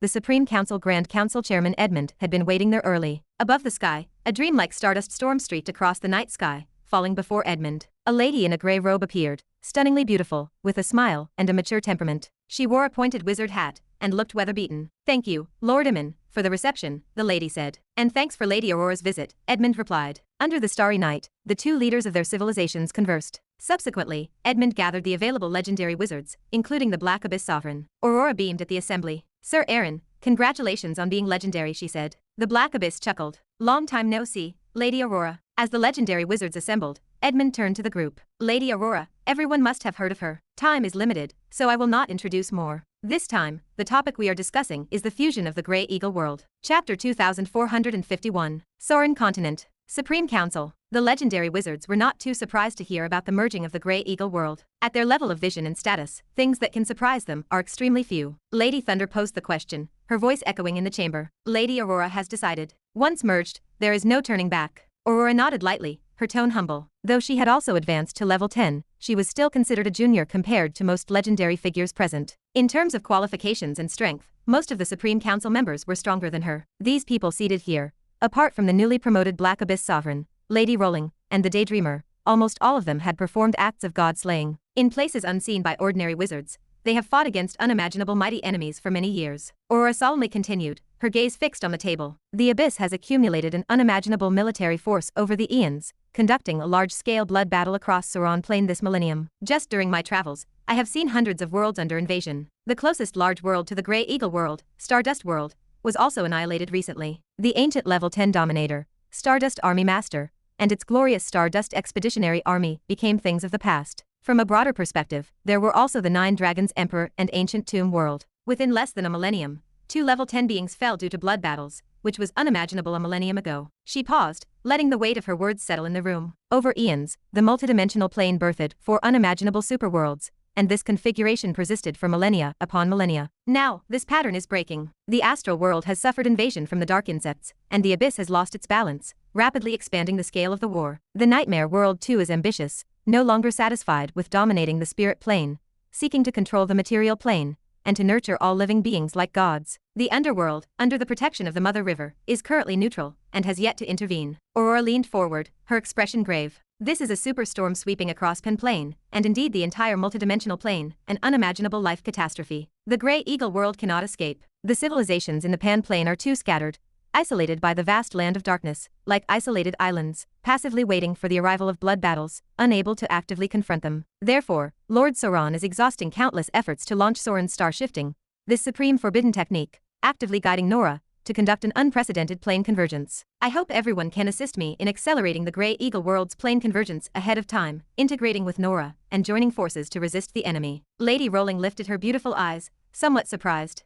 Lady Aurora actually knows about the forbidden technique Sauron's star shifting. It seems you are the reincarnation of some legendary sage. May I know your name? Edmund opened his eyes, the contemplation shifting into focus as he looked at Aurora. Aurora gently smiled and extended her snow-white palm. A primitive envelope floated in the air. Indeed, my former self was the ocean servant Levi from a long time ago, but these are all bygone clouds, unworthy of mention. Rowling laughed, a light sound in the heavy room. Is that so? Lady Liner's birthplace is indeed the Grey Eagle world. Aurora affirmed her statement. Yes, the wizard world does not lack me as one more legendary wizard, but the Grey Eagle world does. The hand of Netherworld Prison offered praise. What courage, opening a path in a civilization without a level 10 realm. Lady Aurora is indeed deserving of the name Grey Eagle Law God. Aurora laughed softly. Actually, I thought there would be a level 10 in this era, but unexpectedly, even after all these years, the Grey Eagle world, backed by wizard civilization, hasn't made any progress. Edmund looked at everyone around the table. Everyone, what do you think about this merging? The Black Abyss Sovereign spoke first. I agree. Other legendary wizards likewise expressed their approval. A young-looking wizard in a silver wizard robe raised a hand. I agree too, but the Grey Eagle world is quite large and distant. The upcoming active merging will be too noticeable,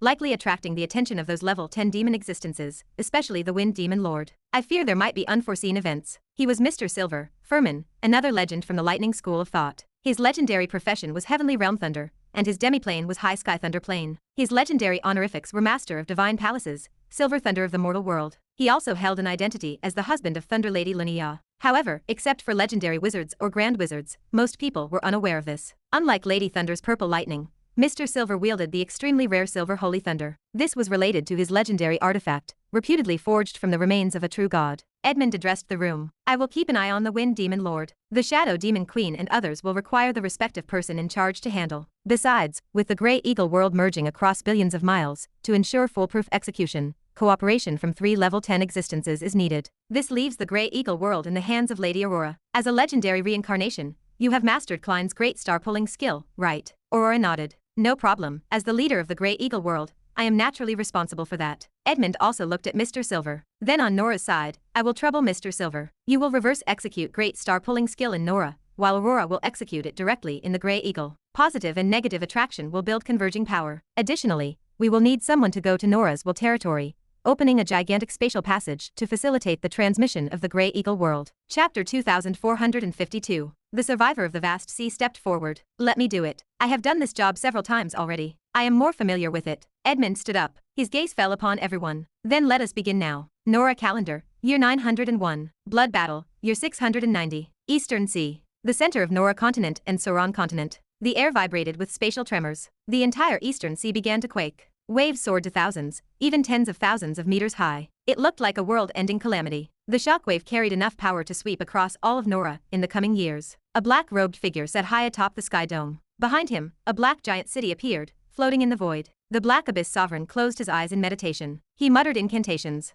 At the same time, the giant city expanded almost infinitely. It stretched thousands, tens of thousands of miles, so large it could be seen even in the land of darkness. Then, a powerful suppressing force forcibly calmed this region of the sea, spreading to the eastern sea. The waves crashed down, and the sea calmed. A year ago, the Congress informed all wizards to stay away from this region of the sea. The planes have been converging for so many years. Now, a world larger than any before prepared to overlap with Nora. Levi stood at the pinnacle of the Emperor's palace, surrounded by the 100 flowers. What a huge commotion. What is going on? It is unclear. This time, the world fusion aimed to prevent interference from demons. Apart from the top echelons, no one knew. Levi already suspected the truth. He recalled the visit of the Grey Eagle Law God to Nora last year, and the serious expression she wore. Tiphina appeared. She looked puzzled. This time the converging plane is so large. Such a grand display. Even the legendary wizards are deployed. If this fusion succeeds, the area of Great Nora might expand by an unimaginable extent. Triss emerged from her laboratory to take a break. What are you all looking at? Why is the earth shaking? Is there a demon invasion? Just as the words fell, above the eastern sea,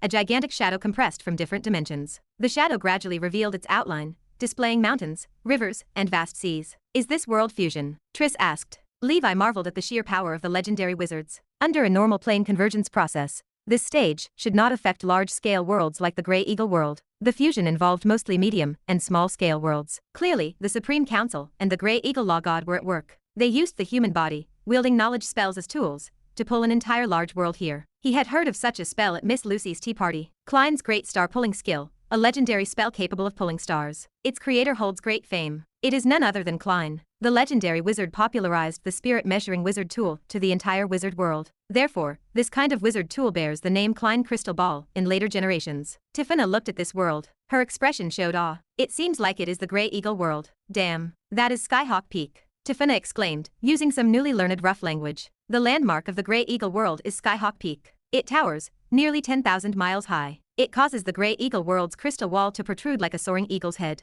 Hence it bears the name Grey Eagle World. A buzzing sound filled the air. The Grey Eagle world looked like a small bubble when it contacted the Nora crystal wall. Its crystal wall merged with the Nora crystal wall, while it gently fell onto the eastern sea. Atop Skyhawk Peak, Aurora stood straight, her hands clasped together. Her wizard robe flapped in the fierce wind. Her black hair fluttered. She exuded a regal aura. Mom, Tiphina murmured. Is the Grey Eagle world to fuse with the wizard world? She was unaware. She did not know, and surely the ordinary Grey Eagle citizens did not know either. Will everyone agree? The thought brought her a headache. She understood her mother's actions. Some stubborn old folks might not understand. As long as her mother lived, everything remained fine. If she fell, the Grey Eagle world might not fare better after this convergence. In the future, it will surely carry the infamy. It will become the sinner of the ages. Sigh. Tiphina felt heavy-hearted. Ultimately, under the gaze of all, the Grey Eagle world fused into Nora. In the eastern sea, a vast continent emerged out of nowhere. Its name is Grey Eagle Continent. One by one, figures of ancient mages in starry robes stared dumbfounded at the scene surrounding them. They looked at that iconic Sauron continent and sky-reaching tower. Where is this? This is the wizard world.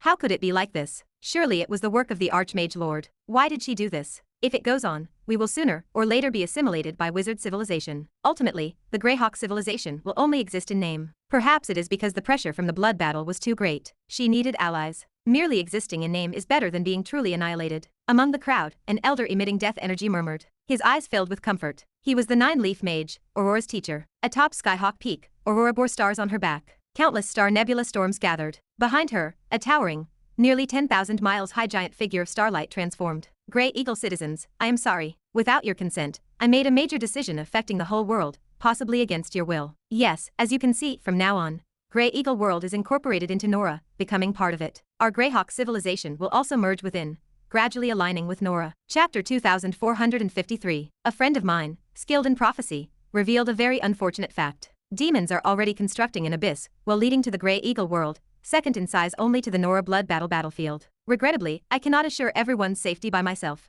Therefore, after consulting with Lord Amin and other legendary wizards for a long time, we have devised a plan. Upcoming policies and regulations will be released to ensure our legal rights. I will always stand with you, fighting against the abyss demons alongside the wizards. I firmly believe that the theme of the coming era is just one thing, which is surviving. The crowd below stirred. Confusion, anger, bewilderment, and excitement rippled through them. A middle-aged man, clad in flame robes and weathered in appearance, descended from the sky. He hovered there, incredibly radiant, like the sun hanging high above the Nora sky dome. I am Emin. You may have heard of me, perhaps not. Regardless, you will come to know me in the future, so I greet you in advance and welcome you to Nora. Whether Lady Aurora emerges the Grey Eagle world or not, in the near future, in the face of the ever-expanding Nora, you will inevitably integrate here. As fellow spellcaster civilizations, the barrier between us is not as great as you imagine. I hope you all enjoy living well. Nora will not be destroyed. The sun will rise as always. Before I die, you will not see an abyss well here in the land of Nora, and neither after my death. Believe in Nora. Believe in Sauron. Lastly, the entire Supreme Council of Legendary Wizards has unanimously decided to make Lady Aurora the 15th seat. Some remained silent, others cheered,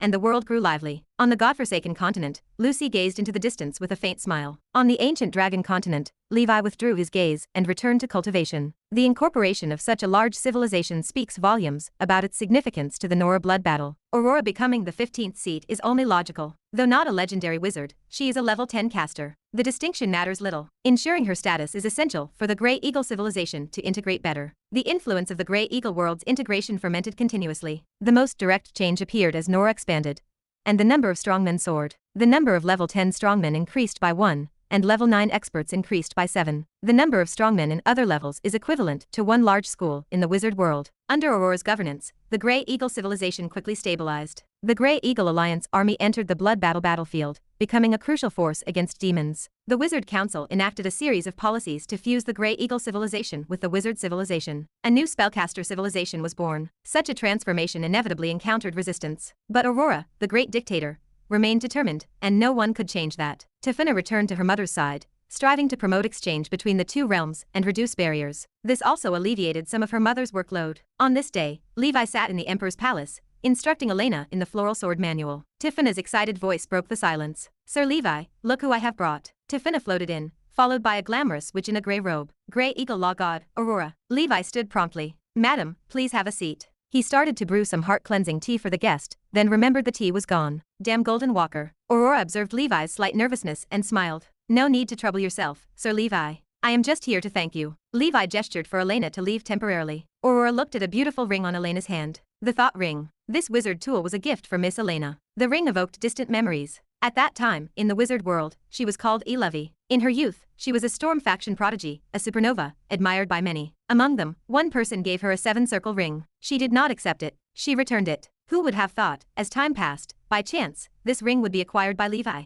This man even changed the name on the ring and gave it to a lady, probably unbeknownst to her. She did not intend to expose this. It belonged to the past. She smiled meaningfully. "The lady is very beautiful, worthy of a flower knight." Levi smiled. "Indeed, and the senior is also very beautiful." Aurora chuckled at the compliment. "Thank you for saving Tiffina. I heard you want Concord herons. I can give you a few pairs for breeding. I hope you will treat them well. I heard you are a kind-hearted person, and I believe you." Levi, embarrassed, explained. "I am doing it for cultivation and personal motives, not out of great love. Of course, collecting various transcendent creatures is indeed my hobby. That much is true." Aurora looked appreciative. "You are quite honest," she added with a joke. "Dusk Palace Master is a big figure in the wizard world. I am new here, so please take care of me in the future. The Dusk Palace is welcome to visit the Grey Eagle continent anytime." Levi felt embarrassed. He viewed himself as merely an 8th-circle wizard, not a big figure at all. "You are the big figure." The two did not chat for long. Chapter 2454. Finally, Aurora offered an invitation. "Would you like to visit my world of leaves?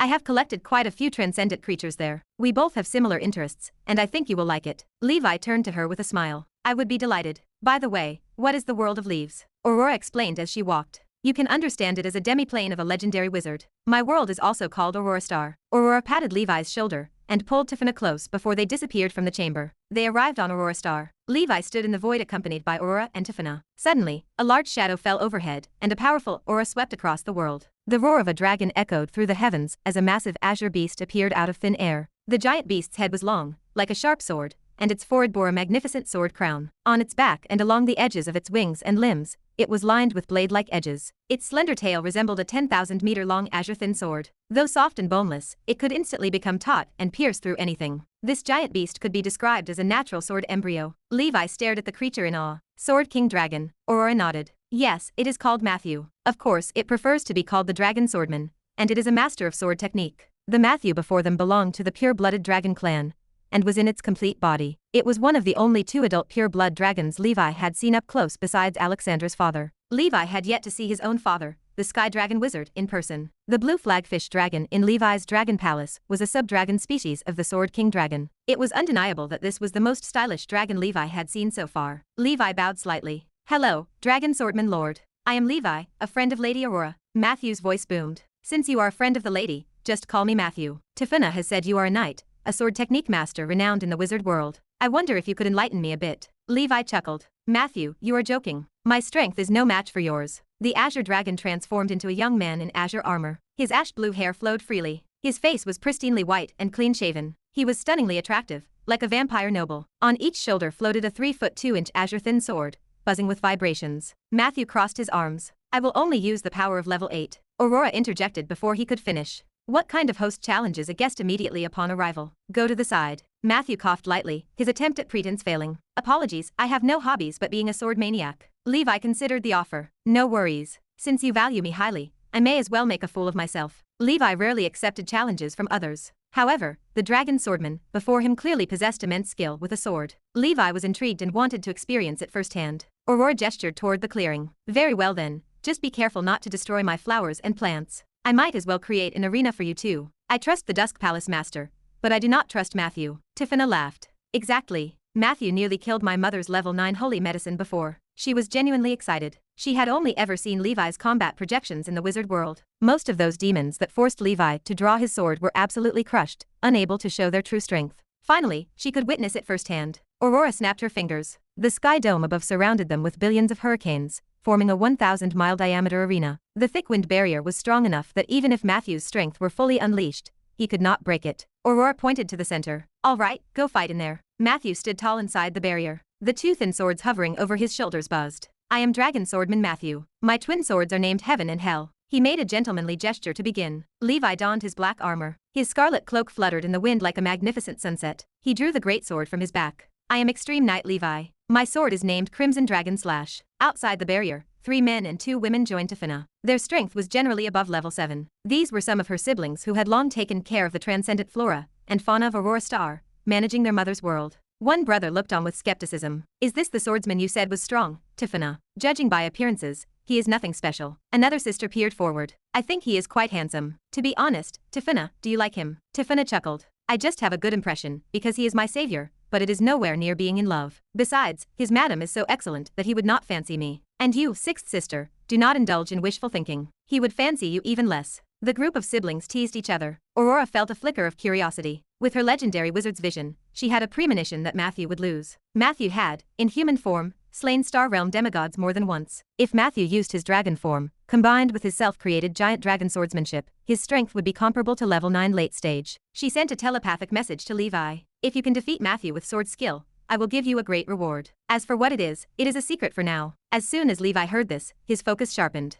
Regardless of what it was, a gift promised by a level 10 being would undoubtedly be exceedingly precious. A loud buzz echoed through the air. Chapter 2455. Matthew took the lead. As the Sword King Dragon, he belonged to the speed type of the Dragon clan. In the blink of an eye, he charged forth like a phantom at a speed that ordinary 8th circle wizards struggled to capture. 2 thin swords appeared like a pair of venomous snakes right in front of Levi's face. Ding. The Crimson Dragon Slash blocked the path, deflecting Matthew away. Levi used the unhidden secret for perception. No matter how fast Matthew moved, he could not avoid Levi's anticipation. Missing the strike, Matthew quickly distanced himself from Levi to seek another opportunity. Levi activated Dragon Elephant Path, and his sword momentum swept forth like a gale. One brother murmured to the others, asking how long he thought Levi could last against Matthew. A second sibling shook his head and offered his assessment. I guess a quarter of an hour. After all, he is the top genius of the wizard world. A third sibling countered, claiming that the brother underestimated the Dusk Palace Master and suggested it would be an hour. Tiffina coughed, watching her siblings intently as they discussed the match. She interjected to ask if there was a possibility that Matthew might lose to him. Impossible, they replied in unison and unequivocally. Each of them was a genius and a 10th level heir. Matthew often lowered his realm to spar with them, yet none of them could last a quarter of an hour. Tiffina sighed inwardly. Her brothers and sisters still did not understand the Dusk Palace Master. On the stage, Matthew expressed his surprise. Excellent, you truly are a sword master, he exclaimed. A sword maniac himself, he was not alarmed but delighted, laughing as he lunged to attack. His speed was so immense that within 1,000 miles, every space filled with images of Matthew. Thousands of figures wielding swords attacked, making it impossible to distinguish the real from the fake. Levi watched in awe, remarking that the dragon swordman truly lived up to his name. Levi never imagined that the strongest combat technique opponent he would encounter would be a dragon. Sometimes the dragon transformed into a rock spreading its wings, and sometimes like a spiritual snake roaming the wild. Levi stacked the strongest sword of the 108 swords to strike one of the Matthews. Boom! The multiplicity of Matthews shattered, and the true Matthew groaned, flying backward. The Heaven and Hell dual swords buzzed and trembled as if struck heavily. Holding his chest, Matthew looked at Levi with incredulous eyes and shouted, again. He switched tactics to a battle of endurance, utilizing his dense sword moves and impressive speed. Levi could not maintain that state continuously. Every perfect defense has a weakness, and that is when a defense breaks. The long battle commenced. Soon it exceeded a quarter of an hour, and then it reached an hour. Within the barrier, two figures constantly clashed and confronted. Except for Aurora, the onlookers could not clearly see their moves. You lost the bet, hand over the money, Tiffina said, gesturing for her due. No one in the Grey Eagle world understood Levi better than she did. She was the first person from the Grey Eagle world to know Levi. One brother grumbled, asking how that could be when Matthew was so fierce. Another suggested that perhaps they had limited vision, noting that after all, this was the wizard world. Aurora's eyes flickered slightly. Matthew's sword moves began to fall into disorder. He grew eager for victory, impatient to take down Levi. Levi remained composed, apparently not exerting his full strength. After half a day, the onlookers began to tire from watching. The number of encounters between Matthew and Levi became countless. Levi did not actively attack. He only defended. At dawn the next day, as the Concord herons took flight, Tiffina marveled at the scene. This is the most enduring sword skill duel I have ever seen, she said. Levi does not look tired, yet Matthew does. Matthew, panting heavily, stopped. Even his thin swords appeared exhausted, as they had transformed from his own wings. I lost, Matthew admitted. Levi smiled and thanked him for conceding. Defeating a dragon in human form, especially in a restrained realm, was nothing to boast about. Matthew looked at him and asked, Sir Levi, henceforth you are my friend. May I come to you for sword skill sparring? Levi agreed, telling him that most of the time he was either cultivating or demon hunting, but if he was free, he would come find him. The proficiency of extreme Dao strategy sword. Levi welcomed such thrilling sword skill battles wholeheartedly. Aurora withdrew the barrier. Matthew, go rest, she instructed. See how tired you are. Levi, come with me. Levi followed Aurora, touring a place akin to the ancient Banyan fairyland. Compared to Levi's fairyland, the prosperity within this location was even superior. Besides Matthew, there were 5 other legendary creatures, both in their complete form and juvenile states. This was also a hidden strength of the Grey Eagle world. Finally, Aurora led Levi to a place resembling a hatchery. Levi saw a blue giant egg as tall as a 3-story building, surrounded by misty water vapor and an ocean anomaly. It was evidently of a water element legendary dragon clan. The exact type was unknown since dragon eggs were rare, and such knowledge was sparse. Aurora asked if he had experience with raising a pure-blooded dragon clan. Levi replied that he did. Good, the egg is yours, Aurora said. I found it during my travels in an abandoned dragon nest. Judging by the clues around it, it is a sea king dragon. Madam, are you really giving it to me? Levi asked, feeling a bit surprised. This gift was too valuable. Yes, it is a greeting gift and a token of gratitude for saving Tiffina, my favorite child, Aurora explained. Levi thanked her and stated that he would humbly accept. He took the dragon egg, intending to research it further, and then place it in the ancient Banyan fairyland to incubate. I am finished here, Aurora said. If you are free, you are welcome to visit the Grey Eagle continent. Chapter 2456. Levi spoke. Certainly, I still need to spar with Sir Matthew in sword skill, as long as the lady does not find me bothersome. Aurora offered a gentle smile. Not at all. I will grant you access. Whenever you are in Nora, just recite the incantation, and you can enter my Aurora Star anytime. A jolt of surprise struck Levi. He had not anticipated such a privilege. It indicated Lady Aurora's absolute trust in him. The reason for this eluded him, as they were not particularly familiar with each other. After seeing Aurora off, Levi returned to the palace with a pleasant lightness in his step. Elena let out a laugh. Congratulations on meeting another legendary being. Levi produced the Sea King dragon egg. I also have a pure-blood dragon egg. Elena tilted her head. Another legendary creature? Indeed. That is wonderful, but what is the cost? It is a gift for rescuing Tiffina. Levi checked the dragon egg thoroughly. He found no issues. He sent it to the ancient Shell Palace, instructing the Shell Demon Mistress to pay special attention. The dragon egg pulsed with life. Levi felt it could hatch within a century. Judging by its size, it might emerge at level 5 or even level 6. That prospect brought a thrill. Rumors suggested that the Dragon Palace was about to welcome a new legendary Dragon Clan member, which excited everyone else. The Dragon Palace gained more prestige with each passing day. Once the little Sea King species hatched, there would be 5 legendary Dragon Clan members in residence. 4 of them possessed earth, fire, and water attributes. Their command over the 3 divisions was complete. Just thinking about it felt exhilarating. Levi returned to his calming cultivation. He waited for the ancient tower to open. His accumulated points meant he would not need to engage in demon hunting for quite some time. The blood battle was a war lasting thousands, even tens of thousands of years. Demon hunting could not rely solely on Levi, Elena, and other top wizards. The Wizard Council also needed to ensure that every wizard had time for cultivation and strengthening. Time flew by. 5 years later. The year was Nora 906, Blood Battle 695. 1,330-year-old Levi finished his seclusion. He opened the Klein crystal ball. His spiritual force registered 20,000 out of 25,600. Unknowingly, his spiritual force had surpassed the 20,000 threshold. In recent years, he mostly focused on stabilizing his spiritual force. He digested the vast spiritual power from the Thunder God's head. Last year, the Extreme Darkness Dragon breathing skill advanced to mid-level 8, boosting Levi's speed significantly. The Extreme Darkness domain and other spell-like abilities improved slightly too. With the Wind Dust Dragon advancing to level 8, the cultivation speed of the Heavenly King Dragon breathing skill increased. There was hope to advance when the Ancient Tower returned. Thanks to the Black Phoenix, Ash Dragon, and Ronan's Secret Medicine, the Death Ember Dragon caught up and neared mid-level 8. As for the Nightmare Dragons disperse and rebuild, that process had long been completed, and it now charged toward mid-level 8. After ending his seclusion,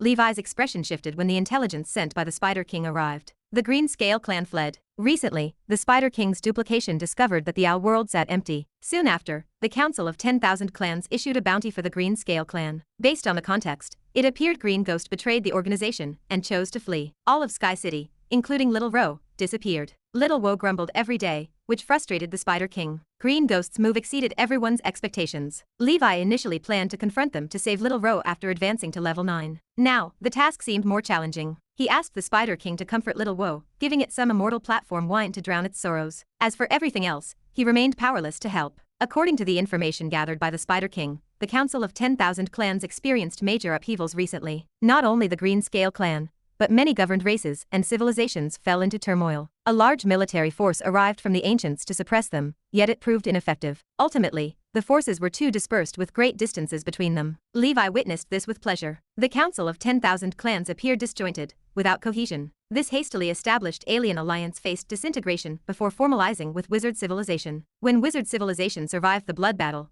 it would be their turn to settle accounts. His gaze returned to the wizard world. Levi opened the newspaper and read a striking headline. The Sorin Daily reported that recently, Lady Lucy, commander of the Deep Blue Alliance, broke through the Ninth Circle realm. The Congress granted her the title Northern Abyss Walker, and she held the deputy minister role in the Blood Battle Command Center. The blood battle situation looked excellent, and victory would surely belong to Nora. During wartime, whenever a new Grand Wizard emerged, the Congress announced it widely. The aim was to boost the confidence of wizards and prevent opportunistic individuals from capitalizing. In contrast, the fallen Grand Wizards were never announced, likely united in mourning post-war. Levi picked up his communication device. He sent a brief message. "Congratulations, lady, on advancing to Grand Wizard." Just as he set the device down, a reply awaited. "Thank you. I am waiting for you in the Ninth Circle realm. Wishing you success." She remained as approachable as ever. Both Triss and Elena felt equally delighted. Now they would join the Tea Party of Grand Wizards. After Lucy promoted to Grand Wizard, she temporarily left the frontline battlefield for Sorin Continent to coordinate overall strategy. Haim also sent a message, mentioning his advancement to the 5th Circle Senior Realm. He currently possessed 7 talents. Levi sighed.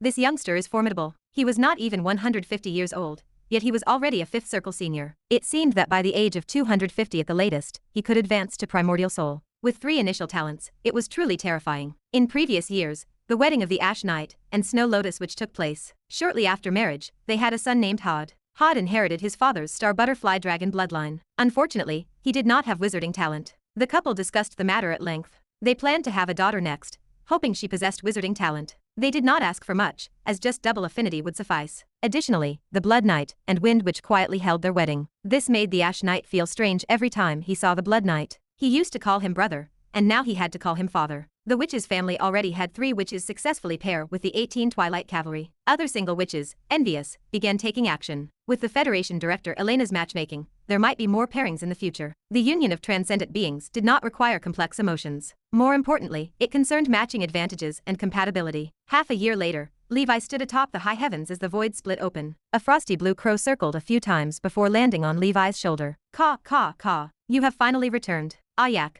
who had wandered for almost 700 years, had returned home to visit his old father. Chapter 2457, Ancient Banyan Fairyland. Ayak returned to the sanctuary of Levi's mind. A continuous stream of warm spiritual flows gushed toward Ayak's body, like a spring. The faint shadow of the spiritual creature began to solidify, and its aura started to rise. Finally, Ayak emitted the distinct aura of an 8th-level existence. The combat power of an accompanying spiritual creature upgraded from low-quality oddities remained relatively weak. Even so, as Levi's spiritual creature, Ayak barely qualified as an 8th-level existence. During its next realm travel, it could explore further and visit more places. Ayak had roamed for 700 years and possessed a touch of boredom now. Levi intended to let it rest for about a year or more. After flying out of his mind, Ayak landed on the ancient banyan tree. It stood on a branch, assessing where it might be suitable to build a nest. Having chosen a spot, Ayak began to vomit the collected materials from its belly. Whoosh! A medley of colorful, dazzling things burst forth. Mana appeared and lifted Ayak, asking what it was doing on his head. Ayak indicated that it wanted to build a nest.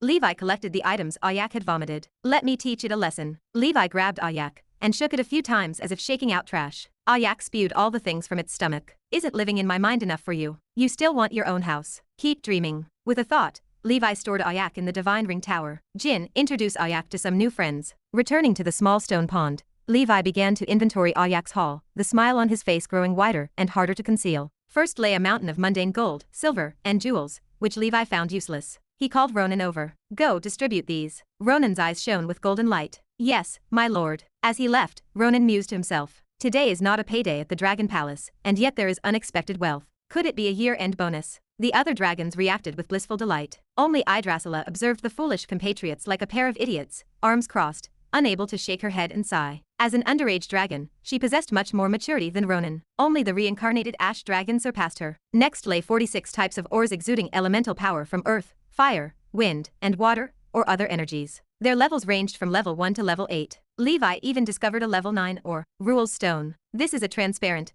colorless metal without attributes. Extraordinary metals generally categorize into 3 types. First, the 7 element metals, which are common and necessary for refining wizard tools. Second, energy metals, born from ores of light, dark, death, and other energies. To use these 2 metals effectively, they must correspond with their respective school of wizards, or their special effects remain unavailable. The final category is the rare, non-attribute extraordinary metal. This kind is rarer. It serves wizards from any school without a barrier of attributes. These non-attribute metals often appear crystal transparent. This is great stuff, the holy material for weapon refinement that grand wizards dream of. Rule's Stone possesses the trait of sharpness. It is incredibly sharp. After recasting at level 9 into my divine weapon, Crimson Dragon Slash, a single slash could even possibly cut through a soul artifact. So far, Levi had obtained 2 types of level 9 metals. Previously, it was Hyger's Gold, a water element metal with very high density, and the trait of solid. He plans to recast the Golden Dragon Heavenly Shield. Refining legendary level materials with his current strength remains time-consuming and laborious, with low efficiency. He would have to wait until his strength advances further. To Ayak, ores form the foundation for building a nest. Responsible for lining the nest are various branches, or soft feathers, and other creature materials. Therefore, the second major category of materials Ayak brought are these: Black Mountain Goat's Fur, Ghost River Crow Feather, a myriad of extraordinary creature materials piled high, mixed with various creatures' odors and stench. Levi endured the smell while sorting through, though most came from low to middle level creatures. There were not many high-level materials, since even with Ayak's strength, it would not dare pluck others' feathers. 3 are worth mentioning. 1 is a certain frostabird feather, totaling 8. By its quality, it should come from a level 8 creature. Levi analyzed the composition, comparing it with his records, and guessed it to be the cold-calling bird's tail feather. This is a legendary creature similar to a white owl, and this one was an immature form. Likely due to battle or molting, a portion was lost and picked up by Ayak. This is great for weapon refinement, especially for the Holy Infant. His Frost Sky 7 feather fan requires this material to advance to an 8th circle standard. Previously, he bought a level 8 cold system bird's feather at an auction at a high price, but its quality would not match that of a cold-calling bird, a legendary creature. As for the Holy Infant's Purgatory 9 Dragon Umbrella upgrade material, there is no need to worry about that. He could just pluck some feathers from Ronan when the time comes. The second material is a scale. It emitted brilliant starlight, exceptionally dazzling, with spiral patterns resembling the bottomless abyss. Faintly, a shadow of a giant serpent biting its own tail could be seen revolving around the scale, exuding a vast 9th level aura. How did Ayak obtain such a thing? Chapter 2458. The scale still contains traces of liveliness. This indicates it did not come from something dead. If the Levi of the 6-ring period stood here, he would not have dared to pick it up. This Ayak acts like a fearless young calf, picking it up directly. The complete scale of the star ring-tailed snake contains certain regeneration traits. If one refines these scales into wizard tools or divine weapons, even minor damage results in quick repairs. Level 9 legendary materials, compared to previous levels, contain one key difference. They possess traits: the sharpness of Rule's Stone, the solid nature of Hyger's Gold, and the regeneration of the star ring-tailed snake represent these traits. These qualities grant items unimaginable extraordinary power. The types of traits vary greatly, making the abilities of level 9 items far exceed those before. As a result, the strength of the Grand Wizard experiences an all-around enhancement. The third material consists of a tangled mass of white silk threads, like confused hemp. It exudes a disturbing aura, causing the surrounding space to become unstable just by floating in the void. This remains a dead object, yet the terrifying sensation surpasses the scale of the ring-tailed snake. It causes Levi's danger perception to instinctively alert. Levi sighs at the mythical creature's remains. That kid brings everything home. Levi set various restrictions around these materials, though he remains unsure if they will work. The methods of mythical creatures exceed his current imagination and defy common sense. Since Ayak returned unscathed, the other party likely does not care, or has not noticed.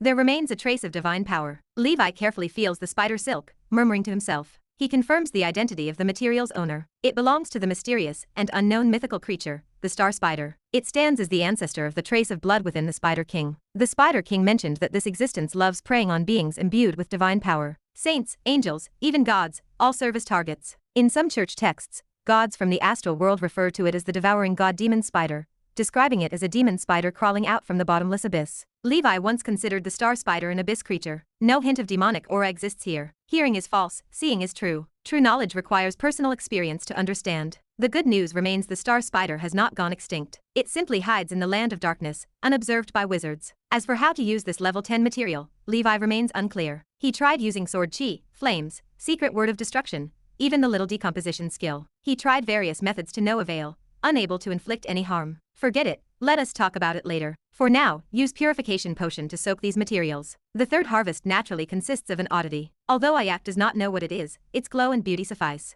However, the oddity obtained does not even reach bright moon level. Morning star artifacts, 16 sky and earth level wonders, not bad. Maybe because of Ayak's preferences, most of these oddities belong to the Frost faction. One morning star artifact, named Winter Emperor's Blood, deserves mention. It is a dark blue water droplet crystal. It can complete the Winter Emperor sequence of the Holy Infant. This harvest serves as a boon to the Frost faction wizards of the ancient dragon continent. The remaining gains include two fairly special items. One is a dark gold dagger, with a unique weapon refinement style, possessing the luminant gold texture. It is undoubtedly a token from the monarch's treasure of the Sea Clan. Why are these tokens everywhere? Where on earth did Ayak go? One more token, and the monarch's treasure can open. The Sea Clan's most important heritage awaits exploration. A conflict stirs within Levi. He never intended to collect these things, but over a millennium, unknowingly, the collection nears completion. If the 8-armed demon emperor in the depths knew, he would surely die without rest. The other item is an ice blue ring, beautifully ancient. Erasing the tracking mark, Levi opens the ring. His expression changes. A rush of death energy bursts forth, causing the surrounding plants of the small stone pond to quickly wither. Fortunately, Levi set barriers beforehand whenever opening spoils, so the energy gathers together. Such rich and pure death energy, seemingly from the underworld. Levi knows death energy from hell, yet this remains more potent. He empties the contents of the ring. 2 level 8 ores, both from the Frost faction, called Extreme Frost Star Crystal, sit inside. Each size of a fist, they hold a value of at least 5 billion ether stones. Levi puts them away, planning to give them to the Holy Infant for refining. The rest consist of a pile of level 7 and level 6 ores, also from Frost. These mineral values combined exceed tens of billions. Whose ring is this exactly? Is Ayak's luck truly this phenomenal? Do companion special spiritual creatures inherit their owner's luck? The ring carries a faint level 8 aura, its former strength not far from Levi's. Ruling out Ayak as the slayer, he must have picked it up. There are also a couple of medicines, medicinal herbs used for healing. An egg exuding extreme cold, head-sized, sits inside. If it can be stored in the storage ring, it means it already died. Chapter 2459. Levi knew his biology well enough to recognize the object as a type of insect egg. Its aura suggested it was not a common insect. His understanding of Zerg biology remained limited, drawn mostly from the Ice Phoenix's Zerg illustrated book. Regardless of what it had been while alive, a dead egg held no value. Just as he reached to put it away, the Heaven Crystal Dragon Ant came to mind. The creature had reached the peak of the 6th level, but seemed to have encountered a bottleneck. During its last shedding process, it had almost been trapped to death inside. According to the theory of the School of Insects, if a dragon, ant-type Zerg could continue shedding, its strength growth would have no upper limit. Of course, this was impossible. They would eventually lack the strength to complete a shedding process, and die within their own shell. When this happened, it indicated that its potential was nearly exhausted. Soon, the dragon ant logged out from the nightmare world, and appeared at the small stone pond. The creature could not speak, communicating only with Levi through telepathy. Levi held up the egg. Is this useful to you? The dragon ant's antennae brushed the dead egg before withdrawing. If I can refine it, I have hope to shed and advance to the 7th level next time, Master. Levi nodded and handed the dead egg over. Take it, and good luck. The dragon ant left happily with the dead egg, moving with the eager gait of a little dog. What remained was a book of battle techniques titled Ice Forged Soul, which was graded at the 8th level. The combat technique used cold to temper the body. It was not bad, but from Levi's current perspective, he felt too lazy to learn it. The other items were worthless, not worth mentioning. A pitch-black vambrace caught Levi's eye. It was entirely black, engraved with the ferocious image of an evil ghost from hell. A knight in armor appeared alongside it, cloak flowing in a phantom wind, a standard longsword hanging at the waist. Beneath the knight stood a skeletal warhorse burning with blue flames. Based on occult knowledge from a chat with underworld merchants, this represented the king of the underworld. The so-called king of the underworld ranked one level lower than the Nether Emperor, standing as a 9th level underworld powerhouse. They were numerous, all riding their iconic skeletal warhorses. They stood as the most terrifying group in the underworld. Kings of the underworld could come and go between the underworld and other multidimensional planes through the underworld source river. Their job involved disciplining those who seriously violated the order of the underworld. Occasionally, they earned extra money by taking freelance jobs, responding to the prayers of petitioners. These petitioners practiced forbidden techniques related to the underworld. Levi had once obtained the Necromancer's Codex in an ancient tower, which recorded a 9 deaths secret technique. By sacrificing lifespan, one could summon up to 9 kings of the underworld across dimensions to enhance oneself. Levi had kept that secret technique, but had not practiced it or shared it with anyone. Reaching his level, the truth became clear. Many so-called forbidden techniques were simply ways of forging unequal contracts with powerful beings, contrary to the conventional order. According to the rules of the underworld, kings of the underworld were not to interfere with multidimensional plane battles wantonly. Yet, there were always people unwilling to be constrained by rules. Thus, in such cases, the higher-ups in the underworld turned a blind eye. As long as no one overdid it, no one delved too deeply into the matter. This oddity was likely a piece of the standard armor worn by the kings of the underworld. For some reason, it had drifted into the multidimensional plane and had not been retrieved by the underworld. Even though it was standard issue, it was more powerful than ordinary oddities. This was simply because the underworld had forged it. Levi put away the vambrace. He could not use it for now, nor did he dare to wear it casually, lest the underworld notice and misunderstand. The next time he saw an underworld merchant, he would ask about it subtly. Seeing Ayak bring back such treasures, Levi understood why it had behaved the way it did for 7 centuries. Only 11 years remained until the opening of the ancient tower. After facing several 9th-level existences, Levi had gained some confidence. With his current danger perception, unless there was a significant astrological interference, he could foresee even a 9th-level hunter calmly and escape. Levi analyzed the situation. On the demon side, with a few exceptions, most were not adept at divination. Otherwise, the losses of the wizard world would have been several times higher than they were now. Moreover, he had mastered the incantation to reach Aura Star. By creating the necessary conditions, he could return to the demi-plane of that 10th level being at any time. After comprehensive consideration, Levi felt he could resume his demon hunting endeavors. Currently, on the 9th level demon slaying list, he held a position above the 20th place with more than 4 billion points. He did not care about rankings, as he only wanted to gain more war merits and exchange them for 2 non-random sun refining artifacts. He opened the war merit store and the sun refining artifact store, where 28 items remained unredeemed. He had his eye on a storm faction oddity called Wind's Whisper. 2,700,000,000 war merits. With my current strength, it will not take long. Suddenly, the icon for the Wind's Whisper oddity began to dim. Out of stock. That meant someone had already exchanged for this oddity. Forget it. I will change targets. Levi glanced around, but found no oddity particularly appealing. Looking back, he noticed a new oddity name appearing where Wind's Whisper had been. Ice Emperor's Throne. 3,600,000,000 war merits. A Frost faction oddity. Levi's gaze sharpened, and his breath quickened slightly. Ice Emperor's Throne? Chapter 2460. Levi stared at the screen. Isn't this one of the oddities of the elemental proof? This is it. I must exchange it within 20 years. Levi set a goal for his struggle. He did not care about the other sun refining artifacts, but this elemental proof was a must-have. This could be related to his future ascension to become legendary. He browsed through the entire 9th-level demon slaying list. There are a total of 12 Frost faction wizards. Currently ranked 17th is the leader of the top wizard organization, Frost Tower. The leader held 4,500,000,000 points. He had only 300,000,000 points more than Levi. It was worth noting that Levi had been on vacation for quite some time. Steadfast. But I must not be careless, lest the dual cultivation wizards from other schools exchange it away. Ranked 3rd is an 8-circle perfect wizard. This person is the commander of the Ace group, I See Wizard group, I See Witch, Katarina. She hails from the Endless Sea, yet dual cultivates both the Frost and Ocean factions, both reaching 8-circle perfection. Before Levi was born, she was already suppressing that group of top geniuses. At the same time, like Harvest, she is also Levi's suspected legendary reincarnation. Her points have reached a terrifying 12,800,000,000. Having not paid attention to the list for a long time, Levi discovered significant changes. Early dominators like Miss Lucy have all been promoted to Grand Wizards, transcending the list. Not only the IC Witch, but the top 3 are all sect dual practitioners. Ranked 2nd, Molten Core Hand Duke Ruman, with 14 billion war merit points. A dual practitioner of Earth and Burning Schools, also called the Flame Demon Terminator. Even a Flame Demon, who is the son of Magma, cannot escape being reduced to ashes in Duke Ruman's grasp. In his youth, he was a Duke of the Emerald Kingdom. Levi sighed. In such a desolate place as the Emerald Kingdom, so many strong individuals were born. Presumably, this Duke Ruman also has a knight bloodline. However, having already cultivated wizardry to this extent, he naturally has no mind to cultivate as a knight. Ranked 1st, Thunderfire Governor G. Fei, with 16,800,000,000 war merit points. This one is even more monstrous, dual cultivating the Thunder and Fire factions, also with 8-circle perfect cultivation. Remember, these 2 schools are both famous for their fiery tempers. Moreover, this person is a lone wolf, not leading a wizard group. He is solitary, dislikes socializing, and hails from the top wizard organization, Thunderbolt Holy Tower. Rumors say he is the descendant of a legendary wizard, but it is unclear who exactly. Levi pondered the situation. These people are highly likely all legendary wizard reincarnations. Ordinary wizards would not dare randomly attempt the dual cultivation path, even if they are the children of legends. Overall, the only variable in Levi exchanging for the Ice Emperor's throne should be the Ice Sea Witch. Judging by her war merit, if not squandered, she is entirely likely to exchange the Ice Emperor's throne immediately. In the following days, Levi constantly watched the exchange store. He watched as the Ice Sea Witch failed to exchange for this oddity. This made him sigh with slight relief. Perhaps she is in seclusion, and does not know yet.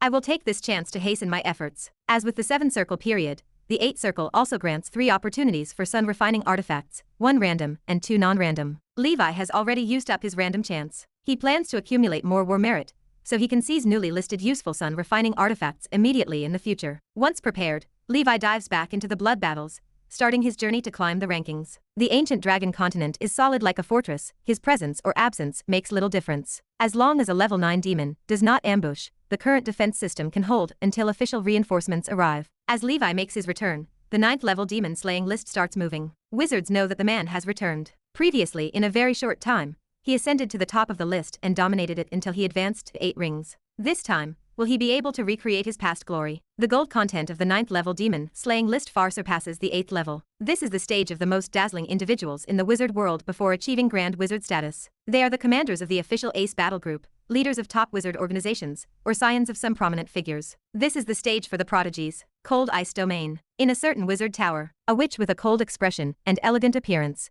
dressed in a luxurious blue cloak, sits at a tea table. She is the Ice Sea Witch. A blue robe projection sits cross-legged in front of her. It is the Frost Witch. The Ice Emperor's throne, if I recall correctly, should be part of that oddity. The Ice Sea Witch murmured. She had noticed the oddity, but simply had not exchanged it yet. Gullwig nodded. Yes, the elemental proof, an experimental legendary artifact, to be precise. It is just a concept by Sauron. No one has refined this oddity so far. Madam, this oddity was placed in the exchange system by you, was it not? The Ice Sea Witch asked. Gullwig replied casually. Some years ago, I happened to kill a level 9 cold evil demon, and conveniently had materials to forge Ice Emperor's throne, so I made it casually. The Ice Sea Witch smiled slightly. Her expression showed understanding. This was anything but happenstance, convenient, or casual. This was clearly serving the meal up to the Dusk Palace Master, just waiting for him to exchange it during demon hunting. Gullwig continued. His growth speed is too fast. I think the Grand Council Chairman might consider teaching him Sauron's sky-stealing technique ahead of time, so he can start trying to forge oddities himself.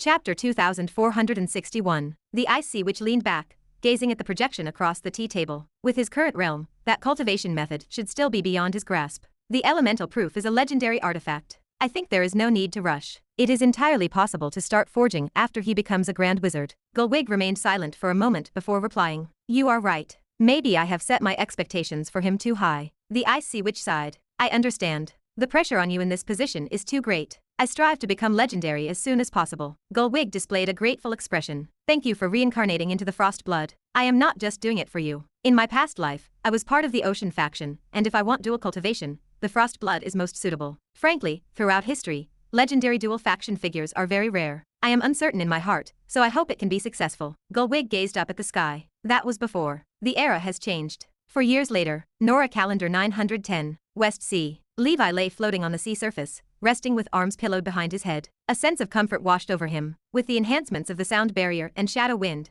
the Black Shadow army massacred in all directions. Soon, Levi's self-developed 8-circle shadow magic would be released. By then, the shadow's power would be greatly enhanced. In the span of 4 years, his points increased to 4,600,000,000. They grew steadily at a rate of over 1 billion annually. In his mind, Ayak cawed loudly. Levi spoke softly. All right, go travel. Just be safe on the road. With a wave of his hand, the ice blue crow flew out of his mind. It broke through the void without looking back, heading for the land of darkness. He wondered how long this travel would last. Hopefully, he would not be a grand wizard by the time this guy returned home. The sea area calmed down soon, with all demons slaughtered to extinction. The shadows voluntarily returned to Levi's side. A giant serpent phantom, spanning 1,000 meters with a hefty body, also appeared before Levi. This was Ash, Levi's automated collection companion spirit. Over the years, Leon had been asleep, so the responsibility of garbage collection fell to Ash. Ah, it is over so soon? Levi watched the war merit increase rapidly. He waved a hand and gathered all the shadows into the emblem's shadow world. Let us go to the next place. A year later, Nora calendar 911, the 700th year of the blood battle, a bottom-dwelling fish demon commander,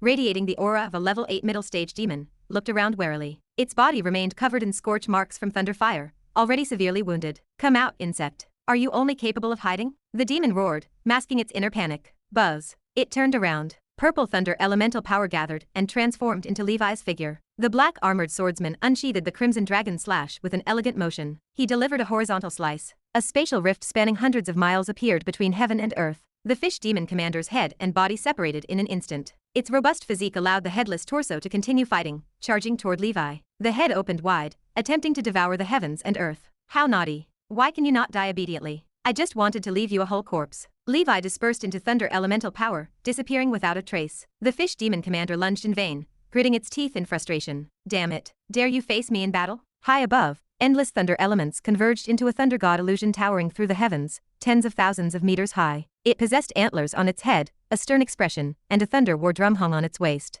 Perish. Levi pointed a finger down. The thunder god illusion raised a finger, pressing down. A purple pillar appeared in heaven and earth, reaching the heavens. Boom. Terrifying thunder explosions of light filled the air. Electric snakes transformed the surrounding hundreds of miles of sea into a lightning pool. The fish demon's hard-scale armor burst open with a crackling sound. The magic tool shield it summoned shattered. A battered, thunderstruck corpse emitting black smoke floated on the sea surface. A demon soul flew out. Levi pointed a finger. 7-circle spell, Death Finger. A ghostly light shot into the demon soul's body. Given his current realm, coupled with the absolute luck state, this spell's success rate on level 8 demons remained high. Under mysterious power, the demon's true soul began to disintegrate. Nowadays, while Leon was sleeping, the work of soul obliteration fell to Levi. He dealt only with demons above level 6, leaving low-level and middle-level ones to reincarnate freely. What a pity, they are all Leon's canned food. When will that little guy wake up? Levi collected the corpse. In all directions, Mo family generals led the Shadow Army in fierce combat with the Demon Army. The leading Mo family general had already reached level 8 early stage strength, being the first bottom-dwelling fish demon commander Levi hunted. Level 8 early stage was its ultimate limit, and further hunting could not promote it. The Shadow's strength could never surpass their lifetime. Unless the Shadow Dragon Group's talent underwent another metamorphosis, they were stagnant. That was beyond what the sun-refining artifact could accomplish. The current talent remained the strongest form before becoming legendary. The second major metamorphosis required advancing to legendary, solidifying into a legendary talent. In past life's terms, it could be called a wizard. Other spells, including primordial soul spells, might gradually become secondary as the realm advanced. Innate spells would always remain a staple throughout a wizard's career. They would forever be the primary means of confronting an enemy. Chapter 2462. This was why Levi insisted on creating his own techniques from the start. Talent remained crucial. After clearing the battlefield, Levi continued to rush to the next location. He gradually regained the feeling of demon hunting from the past. Perhaps, within a century, he had hope of reclaiming the top spot. A month later, at sea, Levi tracked traces of demons. His spine tingled with cold, and danger perception began to warn him. Level 9. A faint shadow of an impending attack crossed his mind. Levi had not expected the demons to target him so quickly. Without saying a word,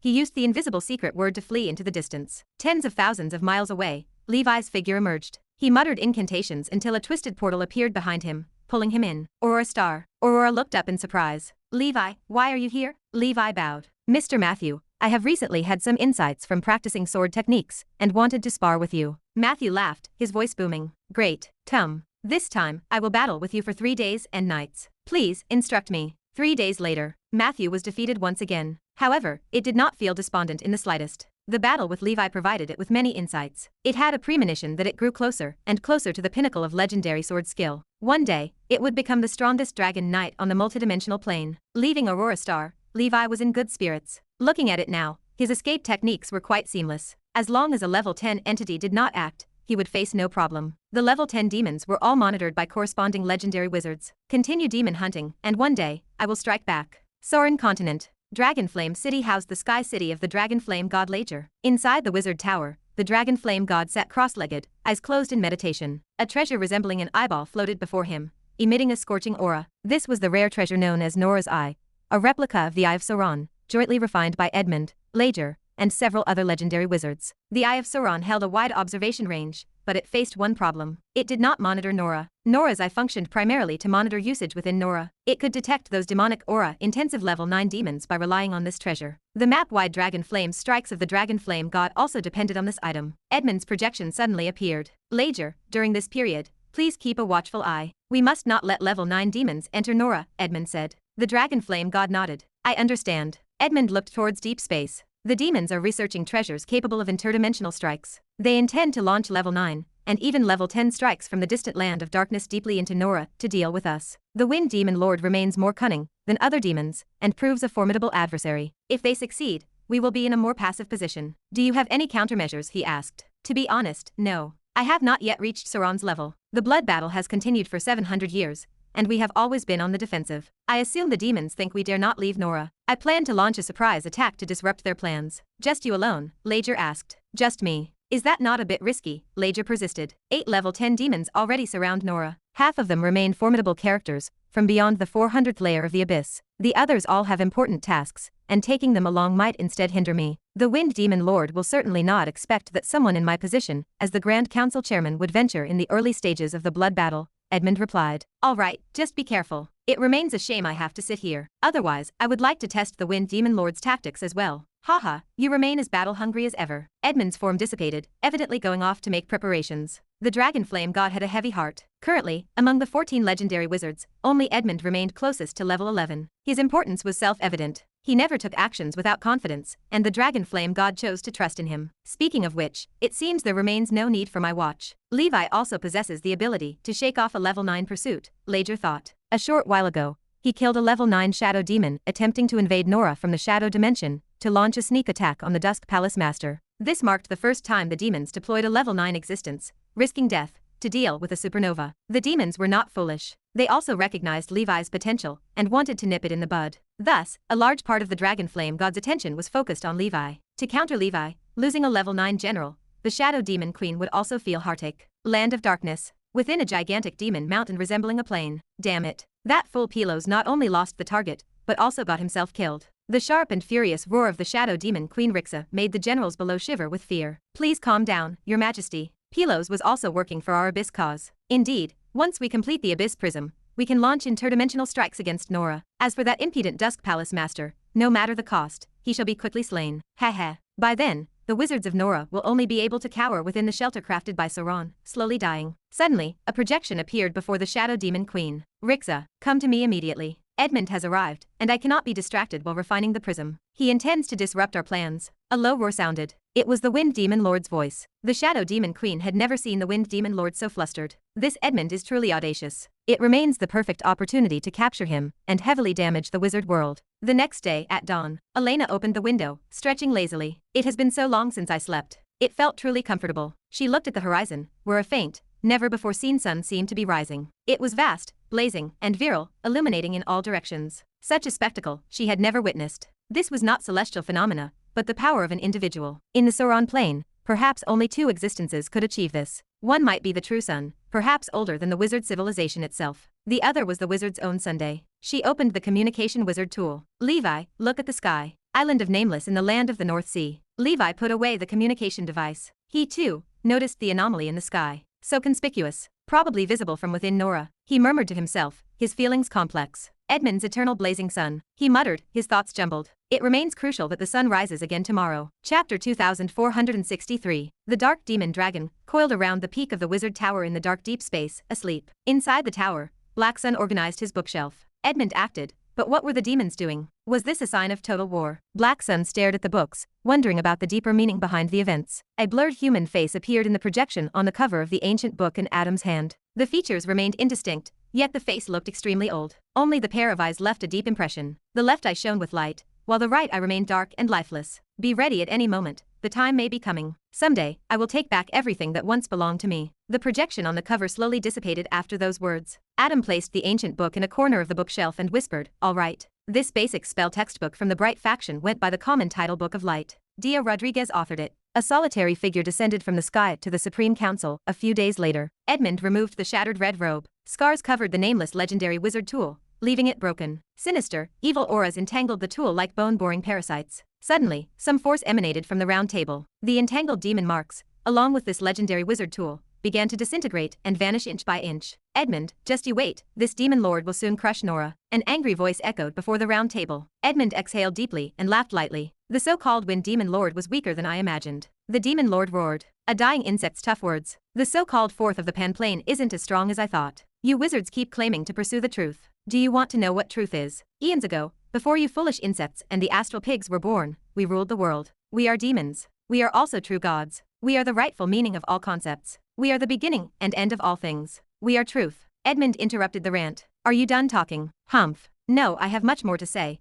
But this trace of mine is about to be dissolved. When I one day tear off your head, I'll whisper it in your ear for 10,000 years. The last trace disappeared with a bang. Edmund closed his eyes, gasping while sitting at the round table. Fatigue overcame him, so he lay on the table and fell asleep. His fingers gently stroked the tabletop, softly murmuring, "Thank you." The Frost Witch projection appeared at some unknown point. She silently looked at the Grand Council chairman sleeping on the table. Next time something like this happens, you can call me too. The Star Fortress project has been underway for nearly 200 years. In the underground mechanical factories of the ancient Dragon continent, four Star Fortresses are under construction simultaneously. The results achieved by the first Star Fortress satisfied the Congress military. They joined in, bringing more resources to invest in the project. Currently, 3 Star Fortresses stand complete. They occupy space underground where mortals gather. 3 are far from enough. The current scale of the ancient Dragon continent demands more. The military's involvement serves as the best catalyst. In the near future, more military Star Fortresses will be born. One will support the blood battle, striking at demons. The second will head to the Sauron Plain for plane travel. The wizards seek to actively explore and claim more resources.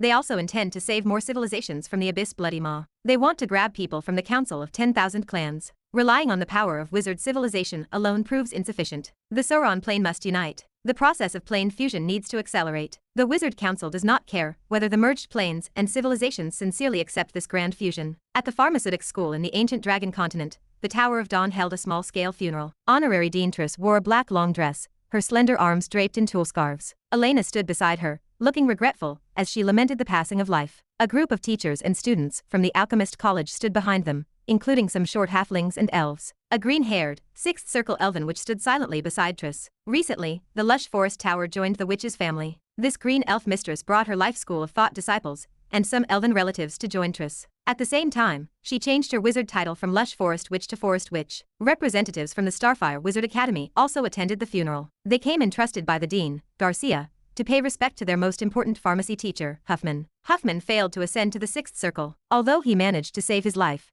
he did not have much time left, and he passed away naturally a few days ago. As a leader and mentor of the Halfling clan, Huffman's importance remained self-evident. Huffman politely declined Levi's offer to become a heroic spirit. The Halflings felt that normal death provided the best conclusion. The growing Halfling community formed an important part of the Alchemist College at the Tower of Dawn. Levi remained on the battlefield, but he still entrusted Triss and Elena to attend the funeral. Seeing so many high-ranking officials attending, the Halflings felt a heartfelt happiness for Huffman. They felt more attached to the ancient Dragon continent in their hearts, even though the Dusk Palace Master held such a high position, and conversed with legendary wizards cordially. Chapter 2464. Levi held the memory of his old friend Huffman, that short halfling, close to his heart. After the funeral concluded, the teachers and students returned to their posts. Triss turned to the representative of the Starfire Wizard Academy. She offered a warm smile. "Thank you all for coming from afar. May our friendship last forever." The representative was a chubby man with a benevolent expression. He was Wizard Beckman, a 6th ring senior. Over 1,000 years ago, inside the ancient tower, he had made deals with the Holy Infant on the 5th level, and they became acquaintances. Beckman laughed. "Naturally, Huffman is my friend, and he taught many excellent pharmacists at our academy. It was necessary and reasonable for us to come." After exchanging pleasantries, the representatives of the Starfire Wizard Academy hurriedly departed. Elena and Triss watched them walk away. Established over 1,000 years ago, this Wizard Academy, founded by the Black Pearl Boy, had developed and grown. Nowadays, the academy boasted 2 7th Circle wizards, Garcia and Jacob. The number of 6th Circle wizards exceeded that of some old high-level wizard organizations. The Starfire Wizard Academy operated mainly in the land of the North Sea. During the Blood Battle, the teachers and students of the academy rescued many mortals and nomadic wizard markets, establishing several shelters. Garcia seemed unremarkable, yet he had repeatedly advanced before his lifespan limit. Although not a supernova, he remained a legendary figure. "I will be going back first. There is some progress on a medicine project recently." Triss's figure dissipated as she headed toward the witch's family. Elena's heart filled with emotion. Levi had lost another important old friend, and he was probably feeling quite uneasy. She thought about herself and the people and events of her youth, but everything seemed a bit blurry. Wizards experience much and study much. Many unimportant memories fade away selectively. For her, the happiest thing involved having the most important people by her side. A month later, land of the North Sea. On a deserted island, Levi recovered his strength. Huffman's demise marked the complete fading of his memories from the Riptide City era. Of the people he knew at that time, only 2 remained alive: the Blue Dragon Lady and Sarit. These former adversaries, due to various chance encounters, became important figures around Levi. Demon hunting life remained dull and tedious. In leisure moments, Levi liked to tend to his flowers and plants in the ancient Banyan fairyland. Then, he would take a turn around the pool soaking the giant dragon's corpse, branding the flesh with runes. It has absorbed 4/5 already, which is quite good. It can be born within 100 years. The mysterious substance in the pool water gradually faded. At the same time, the body of the wind illusion dragon began to shine with strange hues. The transcendent factors of various rare materials filled its flesh, like mercury dragon blood flowing within. Even after death, the pure dragon's might remained enough to shatter the void, forming energy storms. The white flame clouds surrounding the site also turned black, becoming increasingly eerie. Elsewhere, through Levi's intermittent refining, the 8-layer wizard tower already held an embryonic form. He had installed the snowflake wood obtained from the auction inside. Soaking water wood, rock transformation wood, nightmare wood, thunder pattern wood, and cold ice wood stood tall. These 5 strange woods, like 5 giant trees growing naturally, formed the skeleton of the wizard tower. Under Levi's refining, they were not lifeless objects. They breathed elemental power, or energy, and automatically grew as pillars. This made the wizard tower itself come alive, able to continually adapt to Levi's realm elevation. In the future, with each upgrade, simply adding a new layer over the existing foundation would suffice. Below, the foundation stood as solid as Mount Tai. Similarly, there were separate heavens and earth inside the wizard tower. The 4 major elemental forces of water, earth, thunder, and ice intertwined within, forming a colorful space. In addition, threads of negative energy force lingered. This formed the embryonic state of the inner heaven and earth of the wizard tower. Many exceptional quality wizard towers contained an inner heaven and earth. For example, the Black Soul Demon Tower and the Tower of Summer Flowers possessed such features. This inner heaven and earth could house living beings. It proved very practical for sheltering clans, transcendent creatures, or suppressing enemies. Of course, these inner heavens and earth remained inherently small. For instance, the Black Soul Demon Tower's space spanned just about 100 miles in radius. Moreover, the inner heavens and earth remained incomplete. The inner heaven and earth of the Fiery Flame Servants Wizard Tower featured just a 100-mile radius flame space. The Black Soul Demon Tower's inner heaven and earth consisted of a realm of death energy. The energy within did not generate itself, but relied on arrays to absorb external heaven and earth power. The space of inner heavens and earth remained difficult to expand automatically, and mostly remained fixed. This marked the essential difference between the inner heavens and earth within wizard towers, rare treasures, and complete worlds like the ancient Banyan fairyland. Refining treasures containing inner heaven and earth required, on one hand, advanced spatial knowledge. On the other hand, it required rare materials with spatial attributes. The former needed no further explanation. Levi himself served as an 8th circle wizard, and had cultivated many spatial spells. His knowledge base in this domain did not dare to claim supremacy, but it proved more than enough for refining wizard towers. The latter, however, remained the hardest to acquire. This constituted the main reason why rare treasures that formed their own world were so scarce. Materials containing spatial energy were too rare. Every time they appeared at an auction, they were bound to be snapped up at high prices. Fortunately, the massive starfall remains Levi obtained through the treasure map precisely solved this problem. That enormous blue meteorite had only consumed a small part after Mana refined the space passage to the Black Swamp Secret Realm. Chapter 2465. The head has been taken by Levi to refine it into the wizard tower. 3 factors determine the size of the inner heaven and earth within the wizard tower. First is the quality of the wizard tower. Second is the space knowledge reserve of the refiner. Third is the quality and size of the space materials. Levi's Eternal Star Abyss has maximized these 3 factors to the best of his ability. This allows his embryonic form of inner heaven and earth to far surpass the Black Soul Demon Tower. According to his measurements, this embryonic form of inner heaven and earth spans approximately 1,000 miles. Its diameter is 10 times that of the Black Soul Demon Tower, likely surpassing some Grand Wizard's 9th-layer wizard towers. Moreover, due to the use of various elemental magic woods, the inner heaven and earth to be born next will no longer be a space of a single attribute. It is a place infinitely close to a true world. The Giant Dragon Corpse Demon and Wizard Tower are Levi's 2 ace cards against level 9 enemies. The last one is the 18 Layers of Hell array. The design drawings, including some ideas and sketches, have all been handed over to Holy Infant and Victor. Although they haven't reached 8th circle yet, they can start learning in advance. After reaching 8th circle, they can assemble the forces of Fire Dragon Skywork and the Dawn Tower to refine this super array for Levi. The refining of such an array cannot be achieved overnight. It requires refining different modules separately, then assembling them together for debugging and operation. These can be completed before he advances to 9th circle. By then, he will certainly show those pursuing level 9 demons a taste of his abilities. Lord, it is born. The Red Princess has given birth. A tiny dragon demon flutters its bat wings, landing on Levi's shoulder to deliver the good news. It looks like a dragon man, with a proud chest, covered in sparkling scales. A succubus-like small tail sways behind it, with a mane of golden hair flowing down its back. This is the dragon demon mistress, Morgan. Dragon demons are also a type of little elf. During their long evolution, they established a symbiotic relationship with dragon clan creatures. They are responsible for collecting treasures, gathering intelligence, and keeping watch for giant dragons. While giant dragons provide protection, these little guys' inherent strength is too weak. In the ancient Banyan fairyland,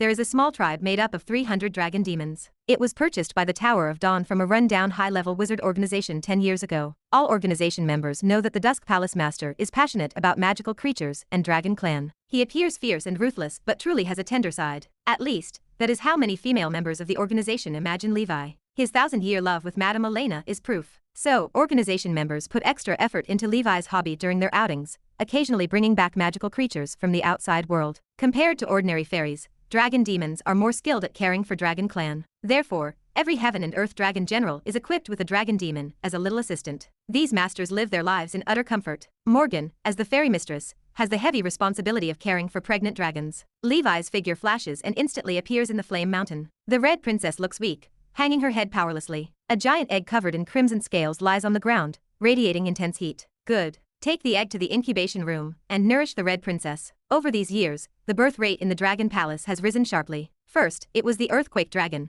then the Fire-Breathing Dragon and Fierce Scale Dragon, and now the male Fire Dragon and the Red Princess. Each egg of sub-dragons represents the future hope of the Dragon Palace. Although dragons are longevity species, they too will age. When they pass away, these newborn dragons can continuously provide blood. Once pure-blooded Dragon Clan grows, they can also give birth to sub-dragons. This creates a perfect cycle. With the external Dragon Clan supplement, why should the Dragon Palace not flourish? Nora Calendar 912. Dusk Holy Temple. The new Blood Vortex Knights have taken shape, named Blood Vortex. With technological advancement, the success rate of bloodline transplant experiments is rising, and the cost of failure is decreasing. The number of volunteers willing to undergo transformation has been increasing annually. However, to become a Blood Vortex Knight, one needs a certain talent, hence requiring selection. Those adept in combat techniques in their mortal rookie phase, or those with good natural roots, are the ideal experimental subjects. With secret medicine materials sourced from the bloodline, the development of Blood Vortex Knight is swift. Currently, the Dusk Holy Temple boasts 3 special forces: Song of the Sirens, the Speed Knights group, proficient in transformation and assassination; Iron Crocodile's Teeth,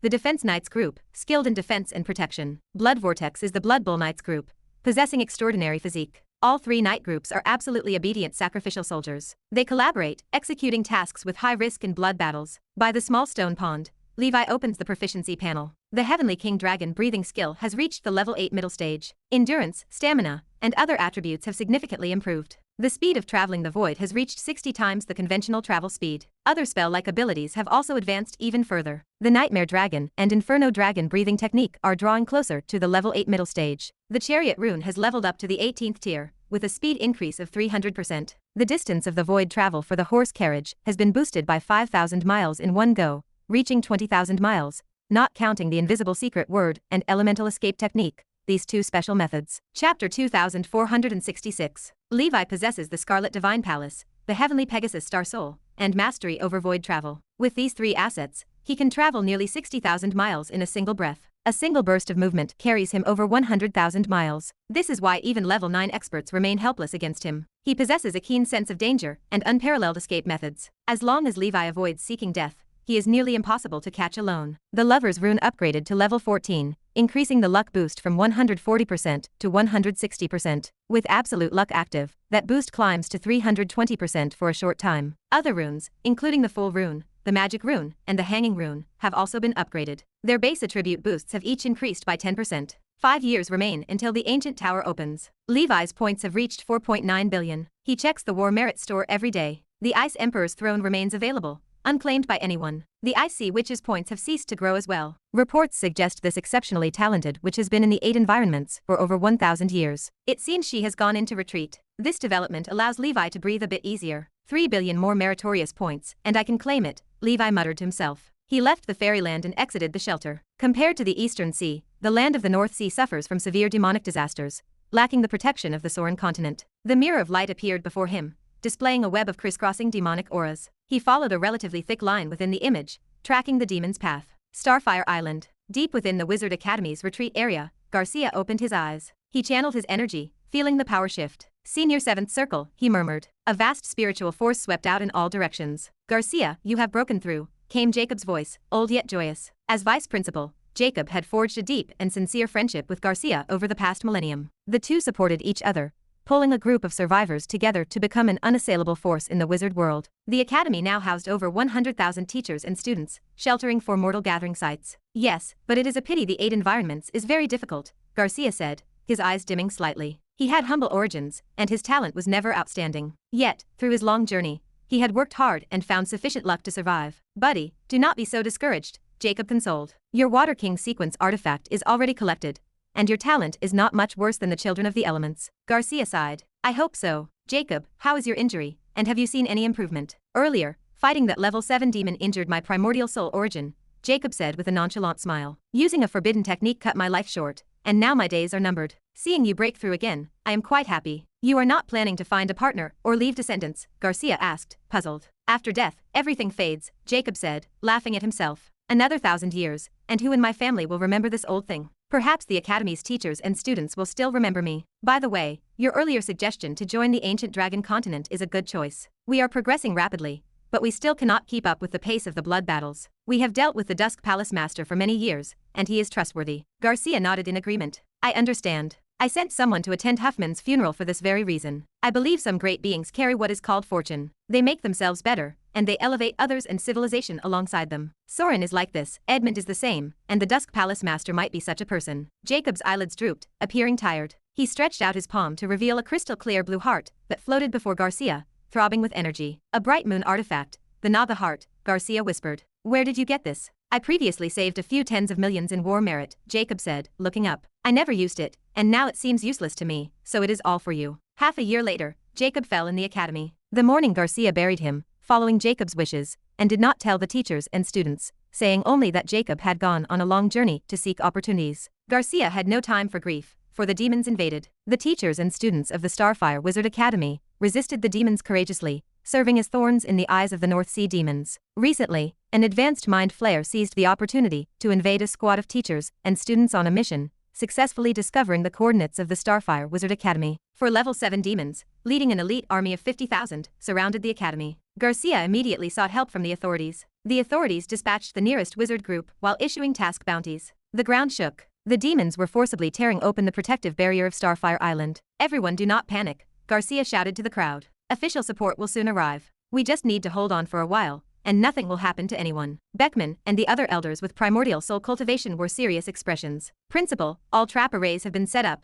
Beckman reported. If the demons break in, we should be able to detain them for a while. Beckman, as we rehearsed, if time runs out, you and the other teachers must shelter the students and escape, Garcia commanded. I will hold the demons. I have a trump card that will allow me to escape. I hope things will not worsen to that extent, Beckman replied. Shortly after, the barrier of Starfire Island was ripped open. A bone-piercing demon covered in spikes barged inside. With a thunderous buzz, a mountain of demons unfolded as more reinforcements surged in. Chapter 2467. 4 demons stalk the field. 2 occupy the mid-stage, and 2 remain at the early stage. This lineup truly overestimates the Wizard Academy. Behind Garcia, the massive Black Pearl wizard form emerges. 2 phantoms of accompanying spirit creatures manifest on either side of the body. One resembles a giant toothed shark, ferocious beyond compare. The other possesses a human head and fish body, akin to a naga. Spells from the teachers and students erupt into the sky like colorful fireworks. The demons plummet to the ground like falling dumplings, scattering into dissolving demonic aura. Primordial soul wizards provide cover, allowing the teachers and students to tear open gaps and escape far and wide. Garcia and his accompanying spirit creatures engage 2 demons in solitary combat. Meanwhile, a 3rd demon grins fiercely and chases the fleeing teachers and students as if the area were completely uninhabited. Above the sky, an octagonal star formation coalesces with a rush of air. Magic array sword falling stars. A streak of invisible sword chi pierces the air and transforms into a figure. The newcomer displays a handsome face, wears splendid silver sword armor, and treads upon the void. 8 consecutive strikes of sword chi slam down in front of the 7th level demon and seal its movement. A student shouts in surprise. It is the demon Tier's divine sword Link. Are we saved? Another asks. A senior teacher nods toward the newcomer. This is the supernova ranked first on the 7th level demon slaying list, renowned for killing many 7th level demons, well above his own rank. Hope flares within the teachers and students in an instant. In this age of despair, the word supernova shines like a beacon in the night. The trapped 7th level demon pauses, its expression twisting into a sneer. Supernova, it asks. If memory serves, Link possessed only level 6 peak strength. Could he have advanced to the 7th circle already? In truth, Link has not reached the 7th circle yet. He remains at the 6th circle maximum level. He remains an unparalleled genius, but branding 22 which marks takes time. That does not stop him from arriving. As a sword cultivator, he acts on instinct. A sword star composed of millions of sword chi, measuring 1,000 meters in diameter, descends from the octagonal star formation. The 7th level early stage demon resists stubbornly, but the force shreds it into minced flesh. Too strong. This is the power of a supernova, a student gasps. The teachers and students stop their flight and rejoin the battle. Garcia sends a telepathic transmission to thank him. Link replies with calm detachment, telling him he was just nearby and lending a hand. The faces of the remaining 3 demons harden. Another mid-stage 7th level demon flies out to hunt Link. Killing a supernova today makes for a worthy death, the demon hisses. Link refuses to let arrogance cloud his judgment. He is brave, but not foolish. The mid-stage 7th level demon is not an opponent he can contend with directly. His body transforms into shattered invisible sword chi, weaving through the pervasive storm of blades. His combined wizard and chi sect cultivation allows him to burst forth and kill an unguarded early-stage 7th level demon instantly. However, that strike exhausts his reserves. His only remaining option is to help Garcia delay and wait for reinforcements. Time slips away. More and more wizards join the battle. Many of them belong to nearby civilian groups, who heard of the plight of the Wizard Academy and rushed to assist. Primordial soul wizards fight among them. With a low hum, a magnificent blue giant wheel breaks through the waves in the void. The words Song of the Deep Sea decorate the bow. Garcia, go support other battlefields. We will handle the 7th level demons, a voice rings out from the ship.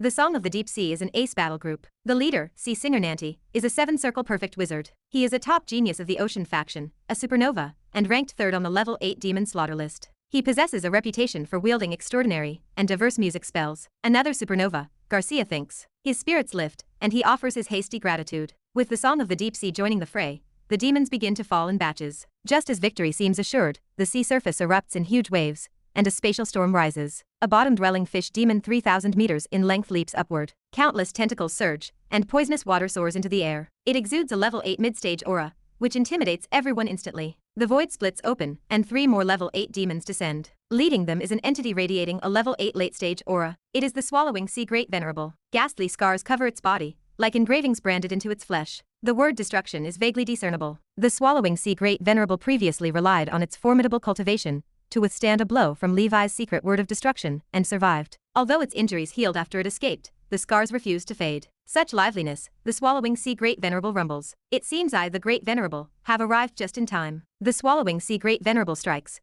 clashing with the grand array of the deep sea song battle group. Garcia's expression shifts as he curses. Damn, why are there demon reinforcements? If it were only one level 8 demon, the battle group could certainly hunt or drive it away. However, there are 4 now, and one sits at level 8 late stage. Such a luxurious lineup for the Starfire Wizard Academy alone is unimaginable. It is like using an anti-aircraft gun to kill a mosquito. Unless the demons have other schemes. The battlefield situation shifts constantly. A small-scale skirmish threatens to turn into large-scale warfare. The swallowing sea great venerable descends with an invincible aura. With a single strike, it forces the deep sea song to retreat. Commander Nanti's expression turns grave. Is this the demon's trap? He asks. This battle group is the only one nearby that can be deployed. To counter such enemies, an ace battle group led by an 8th-circle wizard is necessary, like Destruction Realm Thunder. As for the civilian wizards, their capabilities remain too uncertain. If luck is on their side, perhaps an 8th-circle wizard is nearby. If not, who knows how many people present today will escape. Something puzzles him. Before executing the task, the War Diviner, Blood Battle Commander Northern Abyss Walker, did not indicate such a great risk for this battle. Chapter 2468. The astrology ability of the Northern Abyss Walker is exceptional even among Grand Wizards. This skill remains the main reason for the high victory rate of the Alliance army she commands. The possibility that demons infiltrated her and turned her into a traitor feels impossible. The void trembles. Boundless red clouds spread from the horizon. Fire descends from the sky and transforms into a human shape. As surging, enormous fire fist forces back the tentacles of the swallowing sea great venerable. Swallowing sea great venerable, it has been a while, a wizard says. He is dressed in a red robe with short red hair and descends with a smile. Gatling, you are here too. The demon responds with a dark expression. Nandi's face lights up at the sight. The Northern Abyss Walker claimed this battle was no big deal, because experts hunt demons nearby. Still, relying on Gatling alone seems insufficient. The hand of the fire god, the demon hisses. Another supernova. So what? A merely ordinary 8th-circle cultivation. Even if the Dusk Hall Master comes personally, I am not afraid. The swallowing sea great venerable feels arrogant, having escaped from the hands of the Dusk Hall Master previously. 3 supernovas stand here, along with plenty of genius wizards from the Starfire Wizard Academy. If I kill them all, this ambush will be worth it. Gatling remains calm. He dodges the attack of the swallowing sea great venerable, and shoots thousands upon thousands of fire bullets, raining fire all around. Die. Boom. For demon mountains enclose Gatling, shaking the sky and sea. The breath of the swallowing sea great venerable instantly floods him. What kind of supernova? He sneers. Only like this. A wisp of flame surfaces in the void. A crimson flame pillar rushes into the high heavens and transforms into a flaming face with a diameter of 10,000 meters. Do you know why I am called the hand of the fire god? The flaming face asks. The human face resembling Gatling looks down indifferently. It stretches out a giant flame hand, directly grabbing a level 8, early stage demon commander. The commander screams in agony and turns into a fiercely burning ball of flames. The swallowing sea great venerable watches it, tearing at the void with its tentacles toward the flaming face. Gatling shouts to the sky, "Levi, stop watching. You do not really think I can fight for level 8 demons, do you?" "I was boasting, damn it." The swallowing sea great venerable shivers at once. "What? There are enemies nearby. Wait, is it the Dusk Hall Master?" A terrifying feeling rises in its heart. Meanwhile, the teachers and students of the Wizard Academy and the wizards rushing to support stand stunned. How many supernovas are gathered in the North Sea? Link, the Sea Singer, the Hand of the Fire God, and even the Dusk Hall Master are all here. Is this a supernova gathering? A roar echoes, accompanied by an earth-shattering dragon roar. A thunder dragon, stretching 10,000 meters, tears through the sky dome from miles away. Its face vaguely resembles Levi. The thunder dragon opens its mouth, spitting out a dragon ball. The beat seems slow, but it appears in front of the swallowing sea great venerable in an instant. 10,000 pounds of thunder strike together. A large charred hole blasts directly into the chest of the swallowing sea great venerable. Then, the thunder dragon changes as the figure of a black armored swordsman emerges. The skill just used was not some powerful primordial soul spell. It was Levi's innate spell, Thunder Dragon Flash. Enhanced by the thunder god's head, this spell not only enhances escape abilities. During execution, it can transform into a thunder dragon, which is quite impressive. The thunder dragon is not only impressive but also very powerful. The sudden strike just now directly pierced through the demon body of the swallowing sea great venerable, but obviously, the latter will not die so easily. The swallowing sea great venerable recovers, restoring its demon body. Levi swings a sword, and sword chi rolls toward the swallowing sea great venerable. "Gatling, you handle 1, I will handle 3. "All right," Levi asks. "Should I tie up the swallowing sea great venerable for you?" Gatling offers. "I will handle this myself, we are friends, and I do not want to put you at risk," Levi replies. "All right, you sure are loyal."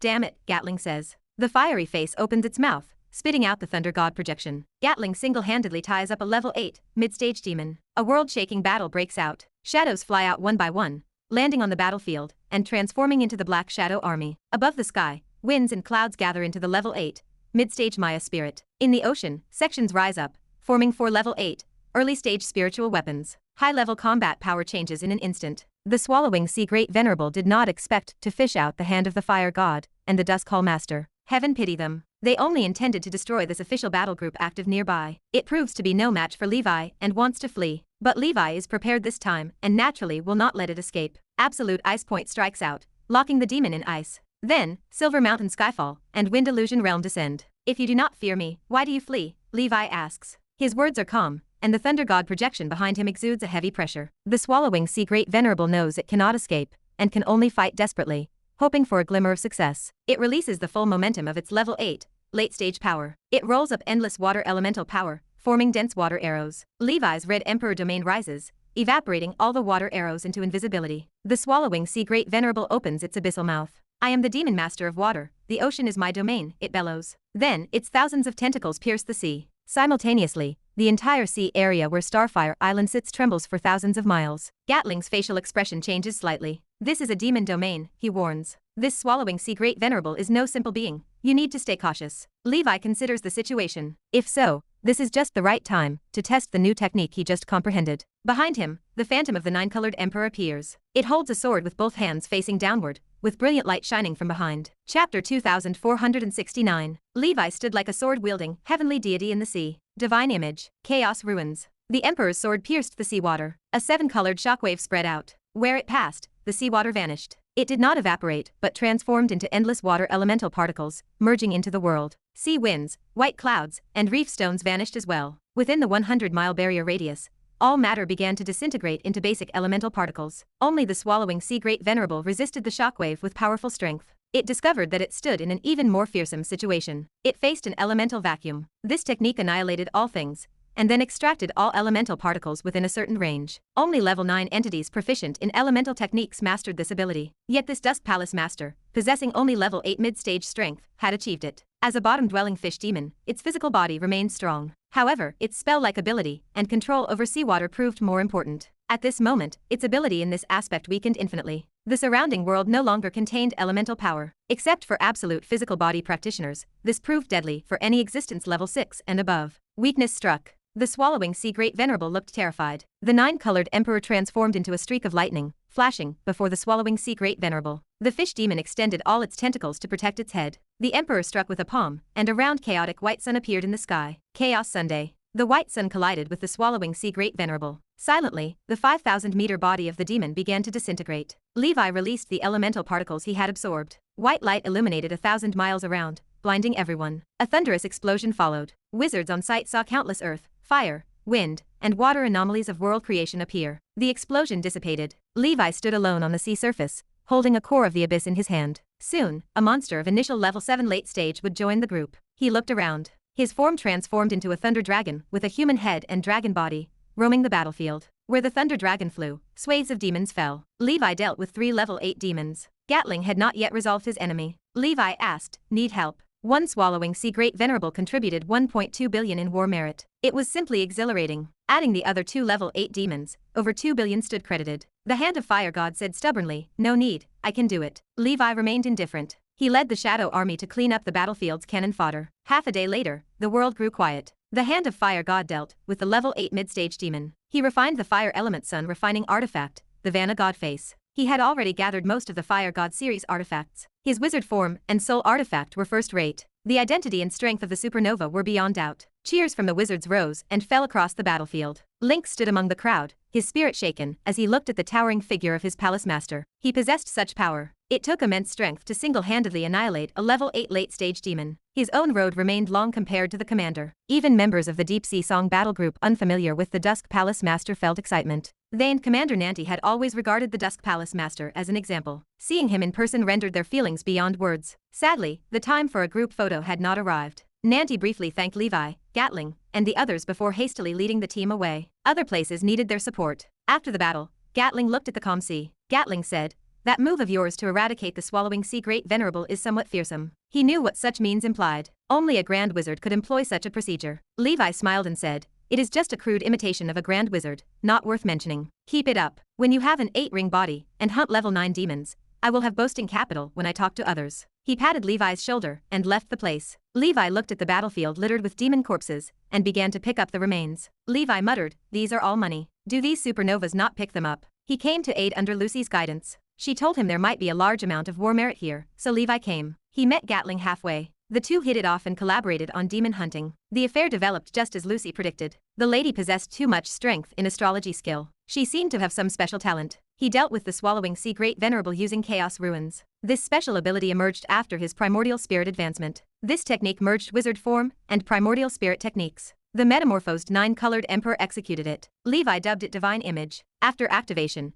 he could annihilate everything within a 100-mile range into elemental particles. He could even concentrate these elements within the divine image body, manifesting a white energy ball. Levi called it Chaos Sunday. This technique possessed destructive power capable of annihilating everything. Its power even exceeded Secret Word of Destruction. It was the strongest move combining wizard and knight techniques. Even level 8 late-stage demons could not withstand it. Theoretically, Chaos Sun could even inflict damage on grand wizards with an elemental holy body. This was an elemental attack. Elementalization could not prevent it. Of course, practical combat testing would determine if it worked. Chapter 2470. The combat projection from the front lines flickered to life. Lucy studied the display. Elemental vacuum. He actually mastered such a technique. Surprise flickered across her face. The swallowing sea great venerable was no match for Levi. The annihilation via elemental vacuum was unexpected. This hallmark ability of a grand wizard required both an elemental holy soul and an elemental holy body to perform. She waited for Levi's next performance with mounting anticipation. After his dual cultivation of the knight and wizard paths,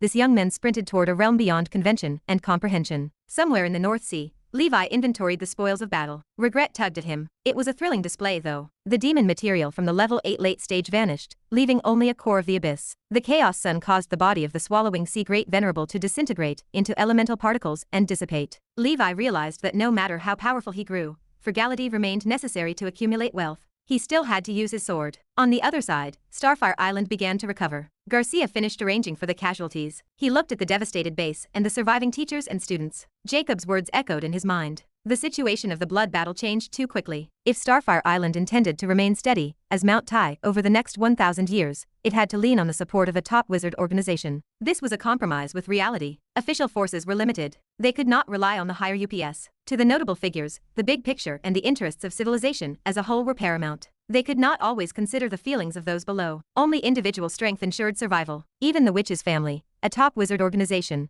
abandoned their dignity and sought refuge in the ancient dragon continent for the sake of survival. Starfire Wizard Academy needed to change as well. His original intention for founding the organization was to let nomadic and ordinary wizards travel further on the path of truth. He witnessed the power of the Dusk Palace Master during this battle. Those incredible methods deserved the title of first among supernovas. He consulted with other senior members before picking up the communication device. Levi halted his steps during the demon hunt. He sent the shadows onward while he retreated into hiding. Starfire Wizard Academy wants to join. Levi raised an eyebrow. Typically, organizations seeking to join the ancient dragon continent were fallen groups with no hope in sight. Starfire Wizard Academy possessed great potential. Over 1,000 years, it had established a decent high-level wizard organization. Its development momentum was first-rate among emerging forces. The demon invasion had exerted too much pressure on Garcia. Had official and civilian rescue not been timely, the casualties would have been catastrophic. The event would have been reduced to a few lines in the blood battle damage report. This was the Civil War. Such situations were common. Levi considered the request and informed the high-level members of the various organizations on the ancient dragon continent.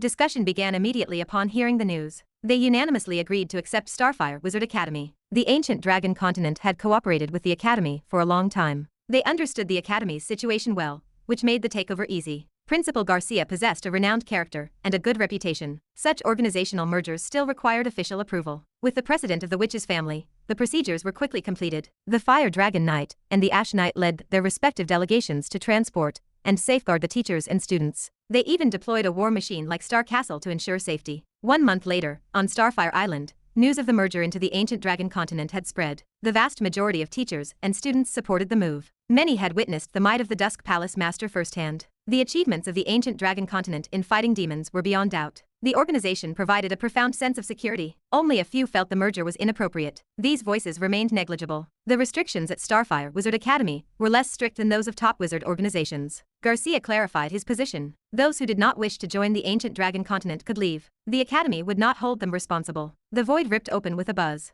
Machinery roared like thunder. A black star, 10,000 meters in diameter, hovered in the air while emanating blue flames. Cabin doors opened. 2 teams of fully armed troops descended like a divine weapon from the sky. One team wore crimson armor decorated with the sun-chasing dragon. A cold, metallic texture radiated from the armor's surface. Chain swords, power axes, elemental magnetic shields, and elemental bombs equipped the soldiers. Advanced modules were orderly assembled upon the frames. The aesthetic differed distinctly from wizard creations. If the astral world possessed a mechanical god, this would be the creation. The other team wore starlight battle armor decorated with the star butterfly dragon. Each team consisted of 200 people. A formidable, murderous aura caught the attention of the teachers and students. Every soldier possessed cultivation above rank 5. Such a team could slaughter their way through the Academy's teachers and students. Compared to these professional soldiers, honed in the nightmare and the corpse-filled blood sea of the blood battle, the teachers and students in the Ivory Tower had a long way to go. The Extreme Warrior program had been operational for 900 years. The Extreme Battle Armor had iterated to the 10th generation, known as the 10th-generation machine. Material science and mechanical knowledge progressed. The performance of the highest configuration of the 10th-generation machine reached 5 times that of the 1st generation. Chapter 2471. Even an ordinary knight, when equipped with the 10th-generation machine, instantaneously becomes an unmatched presence within the same realm. The cost of a high-configured 10th-generation machine is extremely expensive, however. Currently, it can only meet the needs of the Apostle Group. Ordinary Holy Temple Knights cannot popularize it yet. The Fire Dragon Apostle Group and the Ashen Apostle Group stand apart. One remains invincible in the Eastern Sea, while the other thrives on the Nora continent. These hundreds of people are carefully selected, the elite among the elite. The victories they have won are countless. Their battle power cannot be measured by common sense, bringing immense shock to the teachers and students. The Fire Dragon Knight wears a dragon head helmet, clad in level 7 Chasing Sun battle armor. Chasing Sun exudes a savage aura, like a demon god. Its chest bears the emblem of a giant chasing the sun. The magic power axe behind his back can easily tear the defenses of level 7 demons. This is a tailored special armor, costing over 1 billion ether stones. Given the Fire Dragon Knight's cultivation nearing level 7 middle stage, and pairing it with the Chasing Sun battle armor, hunting level 7 early stage demons is as easy as reaching into one's pocket. He stands like a mountain. He gazes downward and softly asks, "Principal Garcia, are you already over there?" Garcia nods and replies, "We are ready." The Fire Dragon Knight recites an incantation. The Twilight Round Table's phantom descends. Levi sits in a high-backed chair, and a blue greatsword phantom appears behind him. Each major organization has its own means of constraint, but it surely pales in comparison to one's own Excalibur. The necessary steps must not be omitted. During the process, the knight spots a 5th circle wizard, who is actually a mind flayer in disguise. He eliminates the creature with a single flick of his wrist. These things truly seep into every corner. Once he ensures no issues remain, the Star Castle emits a glow, absorbing the teachers and students into it. Subsequently, the Star Castle also goes to the mortal gathering places under the Academy's shelter. It packs up those mortals as well, setting sail toward the ancient dragon continent. The star castle's invisibility is superb, coated with advanced nightmare creature paint. While sailing, it creates illusions that confuse perception, disguising itself within the heavens and earth. Ordinary level 7 demons cannot detect it. The journey is very smooth. The teachers and students of Starfire Wizard Academy arrive at the new worlds of the Eastern Sea, the ancient dragon continent. It is the rising new star of the Nora continent. The academy is placed near the Tower of Dawn, convenient for connecting and communicating with wizards from the ancient dragon continent. Next, former organizational ideas need to be broken and fused. Here, regardless of prior affiliations, everyone belongs to the ancient dragon continent. Here, you can pursue any transcendent paths you desire. By undertaking various organizational tasks to earn ancient dragon points, you can learn spells in a unified database and exchange them in the treasury. You can also minor in the divine talisman path as your second career. As a result, the ancient dragon continent adds 5 6th circle wizards and 1 7th circle wizard. Garcia gains new partners for mutual support. He continues the legendary life of the Black Pearl Boy, carrying his old friend Jacob's legacy. The faculty strength of the ancient dragon continent undergoes a metamorphosis. The development of the Tower of Dawn enters a new stage once again. Time passes. As news spreads about Starfire Wizard Academy's integration into the ancient dragon continent, the wizard world begins a small-scale debate again. Some people use previous statements from the Golden Walker's interview as evidence. They criticize that such rampant growth on the ancient dragon continent will lead to large-scale monopolies. Following that, the Golden Walker urgently issues a statement. My previous statements reflected an insufficient understanding of the current situation. Now, it appears that the development of the ancient dragon continent is beneficial to the wizard world in all aspects, so do not use my previous statements as evidence. In the tide of the blood battle, this matter quickly becomes submerged. One certainty is that the witch's family has been joining for hundreds of years, indeed becoming more prosperous. Looking at the population ratio, the ancient dragon continent has birthed the most supernovas and geniuses. The mortal casualty rate on the ancient dragon continent is also the lowest. For years later, Nora calendar 916, blood battle 705. In the North Sea, endless sword chi shreds the heart of a level 8 demon. Levi tears its head off with his large hands, ending its life. Leon is still sleeping, Levi mutters. He watches Ash working alone on the battlefield, murmuring to himself. His points have reached 5.7 billion, about to break into the top 10. His war merit is 1.5 billion. Only 20 billion more to exchange for the Ice Emperor's throne. This oddity is still available, not yet redeemed. During his rest, Levi opens the blood battle daily. Congratulations to the Ice Sea Witch, Katarina, for advancing to Grand Wizard, titled Ice Sea Walker. She will join the Blood Battle Command Center, becoming a pillar force to withstand demons. Indeed, she previously advanced to Grand Wizard, so now I am stable, he thinks. During the blood battle, Levi sees many news reports about wizards advancing to Grand Wizard. There is envy, but more joy. These demigod-level forces are important pillars of civilization. In this era, the speed at which wizard civilization births Grand Wizards far exceeds the last 10,000 years. One reason is the surge in resources leading to an increase in the upper limit of Grand Wizard capacity. Another is the concentrated reincarnation of legendary wizards. Unknowingly, the golden era spoken of by Lord Roger has already started. Momentarily pausing his demon hunting, Levi returns to the ancient dragon continent. He prepares for a descent into hell. This time marks a once-in-a-millennium grand netherworld market. With expectations for life-extending items, anticipation stirs within him. Just returning home,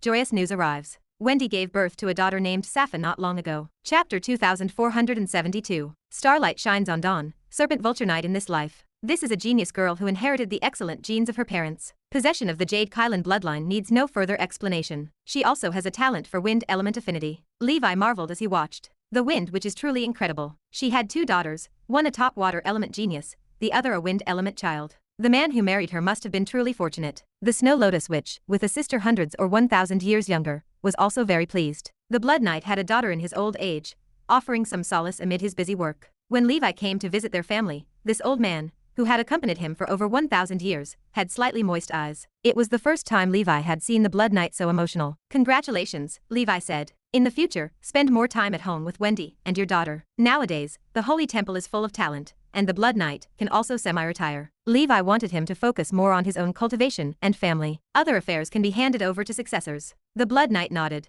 I understand, Commander. Levi took out some medicine he personally refined with the Spring of Immortality. Give these to Wendy to replenish her health, he said. The Blood Knight thanked him profusely. As he watched the commander's departing figure, he found a new life goal. He would nurture Safa into a talented individual, preferably one who can shine brilliantly in both the path of the wizard and the knights. The commander is Safa's role model. Returning to the Emperor's palace, Levi checked the birth data of the ancient dragon continent. After his visit, he fell into deep thought. Looking now, the union of high realm knights and wizards seemed to produce wizarding talent, and even children of the elements, at a higher success rate than 2 primordial soul wizards. However, the current sample data remained small, and should not be concluded rashly. In any case, all the 18 Twilight Cavalry are gradually having their offspring. Levi envisioned a bright future for the organization. Furthermore, alien races like the Thunder Clan and Sea Clan are gradually integrating into the great family of Ancient Dragon. The reproductive barrier between some of these alien races and humans is not significant. In the future, there might be a generation of hybrids born. The talents of this new generation should not be lacking either. The probability of producing wizard,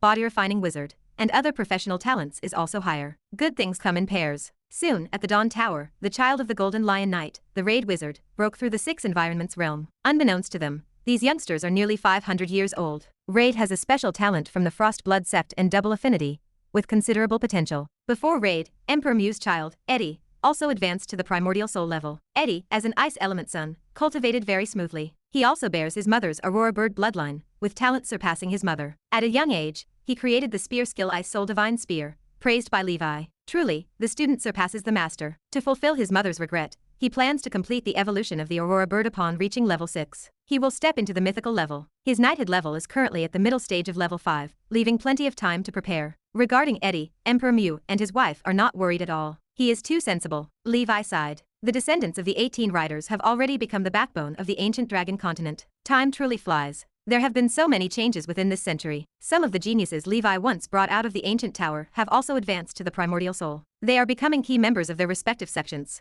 After a thorough inventory, the Dawn Tower itself has produced 17 primordial soul wizards. That is more than the witch's family. Including some foreign wizards who joined midway, the total number of primordial souls has reached 32. Adding together the 3 major systems of knights, energy sept, and wizards, along with organizations like the Dusk Holy Temple and the Ancient Dragon Empire, the number of level 6 experts has reached 3 figures. This is quite a terrifying number. It is enough to put today's top wizard organizations to shame. Relatively speaking, there is still a lack of level 7 and level 8 combat power. This is especially true for level 8. Aside from Levi, they are all guardians he captured. The ancient dragon continent still needs to grow. As the Star Castle project vigorously proceeds, from now on, the focus of the ancient dragon continent will no longer be limited to Nora alone. A month later, Levi held a secret dialogue with military high officials. With military support, the new Millennium's Panplane Salvation Plan is about to commence. At that time, the Starsea Battle Group, composed of both the official forces and the ancient dragon continent, will carry out missions and tasks, sailing across multidimensional planes. The resources gained will be split between the official side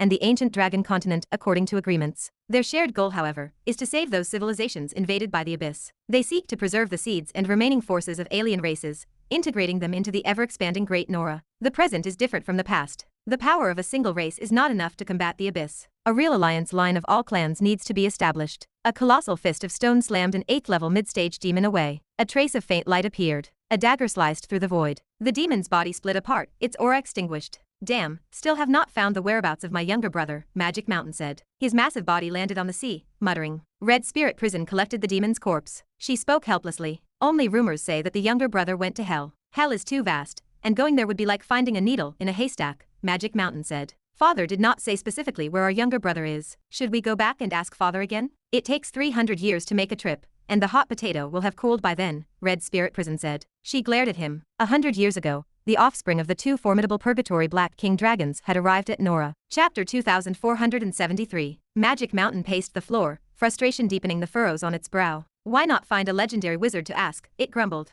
Red Spirit Prison shook its head slowly. With our level of power, they will not care about us. Did you forget, to freely move within the wizard world, that damned Golden Walker extorted a level 9 mineral from us? Father wanted us to use it for forging a rare treasure. Wizards are too greedy and deceitful. Magic Mountain sighed. Or we could try to find the lava dragon. It might have a clue, after all. It is the leader of the dragon descendants. That is the only option, Red Spirit Prison agreed. The sleeping dragon domain loomed ahead. Levi arrived at the dragon descendant priory to discuss cooperation. The ancient dragon continent planned to advance further in dragon knowledge research alongside the dragon descendant wizards. Inside, he met the father of the sky dragon wizard for the first time. It was the cloud mist dragon, Sir Linthog. Its body glittered with delicate and elegant scales, colored like the blue sky and white clouds. Azure flame clouds surrounded the beast. With every gesture, hurricanes formed and vanished into the ether. Like the wind illusion dragon, this entity belonged to the powerful wind element dragon race. The sky dragon wizard possessed top-level talent, and perhaps this surpassed mere talent, likely due to the influence of their bloodline. Levi considered the implications. The descendants of the 18 Twilight Riders, as long as their initial talent remained high, would surely achieve greatness that exceeded the regular wizards in the wizard world. The cloud mist dragon tilted its head, and its voice flowed gentle and clear, like a gentleman with a warm and jade-like demeanor. This pure love giant dragon possessed an excellent temperament. I heard the Sky Dragon Wizard talk about you. You are a very promising young man, the dragon said. Levi smiled. The Sky Dragon Wizard is really impressive too. Back at the ancient tower, the Sky Dragon Wizard and Levi had been competitors. Once, Levi nearly died by his hand. Ever since then, whenever the Sky Dragon Wizard spotted him, he avoided him. Time passed, and the boy smoothly became a 7-circle senior wizard. Their relationship remained decent. Levi and the Cloud Mist Dragon exchanged pleasantries, but noise erupted outside. We want to see Mr. Magma Dragon, a voice roared from Magic Mountain, sounding like thunder. Sir Golden Dragon gestured with resignation. Who are you? We do not know you. He understood that these creatures were dragon descendant giants, possibly even a mythical level Black King Dragon. He maintained a polite attitude, knowing that if any other alien race caused such a disturbance, he would have driven them away long ago. Lava Dragon stepped forward. Let them in, the dragon commanded. Levi examined the two alien races. Powerful dragon might emanated from both. Dragon descendant giants and dragon descendant elves were familiar sights, but ones with such formidable strength marked a first for him. That giant stood at level 8 peak power. Its strength rivaled the leaders of some top-level wizard organizations. A strange familiarity struck Levi regarding the bloodlines of these two individuals. Purgatory Black King Dragon. What connection do they have with my second brother? Magic Mountain spoke without preamble. Mr. Magma Dragon, we come from the Black King Palace. The Lava Dragon seemed to have guessed the purpose of their visit. Are you looking for Sodaros? The dragon asked. Red Spirit Prison nodded. Sorry, I do not know whether. He has been missing for a long time, the Lava Dragon replied. I see. I trust you, sir, Red Spirit Prison answered. The two left the chamber, looking dejected. What do we do now? Magic Mountain sounded lost. Not sure. Could the younger brother be dead? Red Spirit Prison sighed, lying on the sea surface. As the two discussed their fate, a voice emerged from the air. Why are you looking for Sodaros? Magic Mountain tensed. Its expression sharpened as it looked toward the empty void, fists ready to strike at any moment. Levi stepped out from within the ripples, standing with his arms crossed. You were the person from before. Do you know Sodaros? Magic Mountain asked, voice grave. This black-armored swordsman could hide in the shadows around them without making a sound. The sheer capability terrified the dragon. No wonder the wizard world contained hidden dragons and crouching tigers. Father repeatedly emphasized not causing trouble here. Even a dragon must remain coiled. Red Spirit Prison recognized Levi and stood up, smiling slightly. Greetings, Hall Master of Dusk. This person ranked among the most talked-about figures in the wizard world in recent years. His connections ran deep. Perhaps he actually knew the whereabouts of the younger brother. Levi stared at them. I know him, but I need to know what you want to do. Levi suspected their identities. They likely were the older brother and sister of his second brother. However, their stance toward the second brother remained unclear. Dragons often felt indifferent to emotions. If they wanted to frame his second brother and engage in some drama of 9 dragons vying for the throne, Levi would eliminate the two right there. Red Spirit Prison grabbed the arm of Magic Mountain, who had prepared to attack, and pulled it back. Can we trust you, sir? It is up to you, Levi answered. After listening to their explanations, Levi gazed at Magic Mountain in contemplation. So, you want to secretly protect Sodaros? These two dragon descendants traveled for 300 years and stayed in Nora for 100 years, all to serve as hidden bodyguards for his second brother. What kind of dragon might plot was this? The dragon descendants he encountered proved truly interesting. Other fathers ignored their offspring entirely, yet the Lava Dragon, Cloud Mist Dragon, and Purgatory Black King Dragon watched over theirs with such intensity. Taking you to him is not a problem, but you need to swear an oath under my sword that what you say is true and you will not harm Sodaros, or I will not trust you, Levi commanded. Why would we harm our younger brother? You really are troublesome, Magic Mountain snapped. Red Spirit Prison slammed a palm against Magic Mountain and turned to Levi. Sir, please do not take it seriously. We will swear. After making the pledge, Levi took the two to the 8th level of hell. They arrived at Black King City. The influence of the Demon Fox tribe dominated the 8th level. Sodaros lives in this city. Do you want to see him? Levi asked. Chapter 2474. Levi turned his gaze toward the siblings. He posed a question. The Red Spirit Prison offered a smile. No need.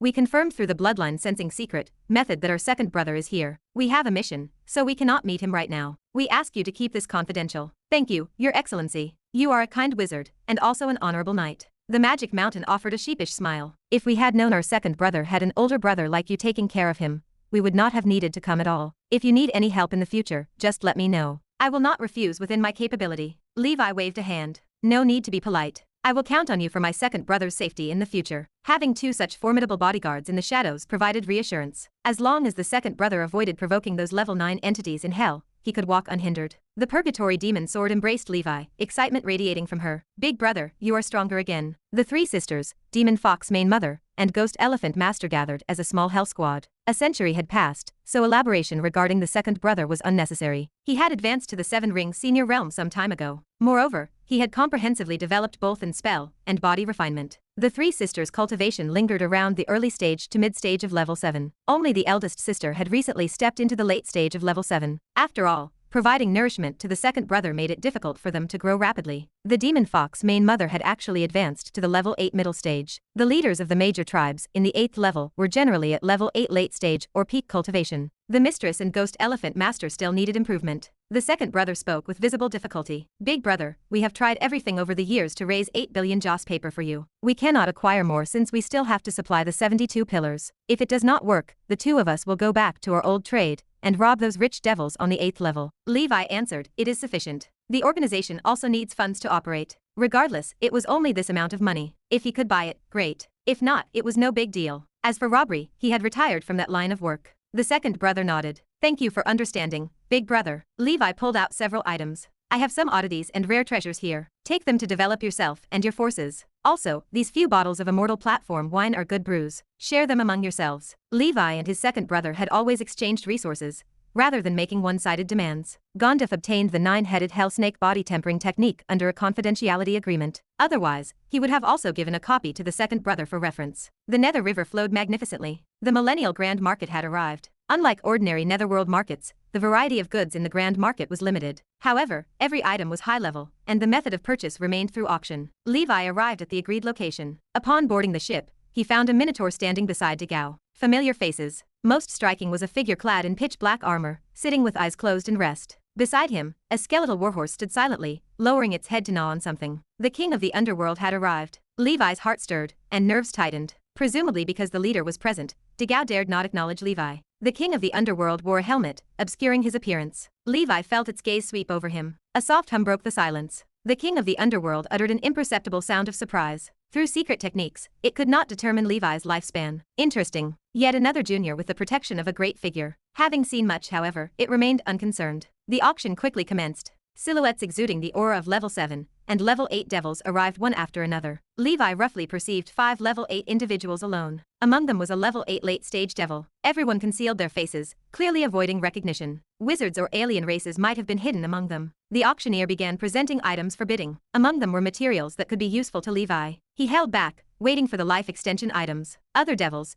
lacking Levi's insider information, bid passionately. Rest soil, 2 jin, starting bid 1.5 billion. Levi sighed. All the good items were together again. He made no move. Ultimately, those 2 jin of rest soil were taken by a level 8 devil for 3.5 billion. It became the most expensive auction item so far at this event. The devil hurriedly left, afraid of being targeted. Treasures attract covetous eyes, and devils even more so. Afterward, a 9th level material was also auctioned. Named Nether River Molybdenum Iron, it was an excellent material for forging 9th level ghost tools. Levi's eyes flickered. This negative energy material possessed a rare trait known as life-shortening. Essentially, this meant lifespan reduction. After an attack with this substance, one's lifespan diminished. The extent of the reduction related to the power of the user and the target. This stuff remained rare in the wizard world. Lifespan was the most precious thing, and lifespan reduction constituted the most malicious curse. Interesting. Levi still did not bid. Ultimately, the Nether River Molybdenum Iron was auctioned for a staggering 5.6 billion. The level 8 late-stage devil claimed it. After much anticipation,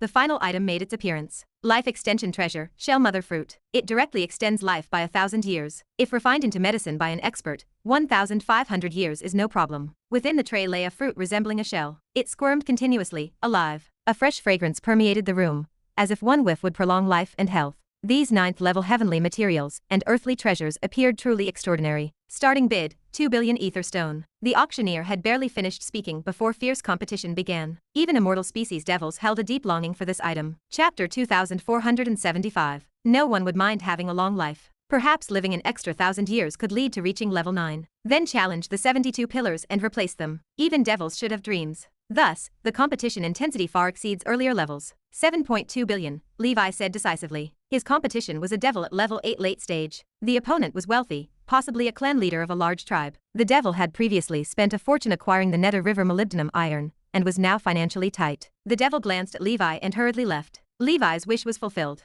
With 800 million joss paper remaining, he waited for the next auction. Up next were minor items. The first item attracted Levi's attention. A rebirth stone. This special item could view a deceased person's future life. 1 time per stone. 3 stones total. The starting bid was 600 million. View future life. Isn't that the underworld's authority? They sell it for money too, Levi mused. Levi fell silent. Competition remained low for this item. He secured it smoothly for 700 million joss paper. He spent the remaining 100 million on materials. The auction ended. The king of the underworld left with Digao and the Minotaur. He took out a small portion of the huge amount of joss paper obtained from the auction. You have been with me for some time. Take these. Digao and the Minotaur thanked him and stored them away. The king of the underworld waved his hand. Billions of joss paper drifted like snowflakes in the wind. The bills fell into the Nether River and disappeared. In the wilderness, Levi withdrew his perception and halted. It is a pity, the Nether River molybdenum iron. He circled around, but did not see the figure of that level 8 late-stage devil. The devil might ambush him nearby to intercept and kill him. He prepared to counterattack and seize a level 9 material for free. He overthought the matter.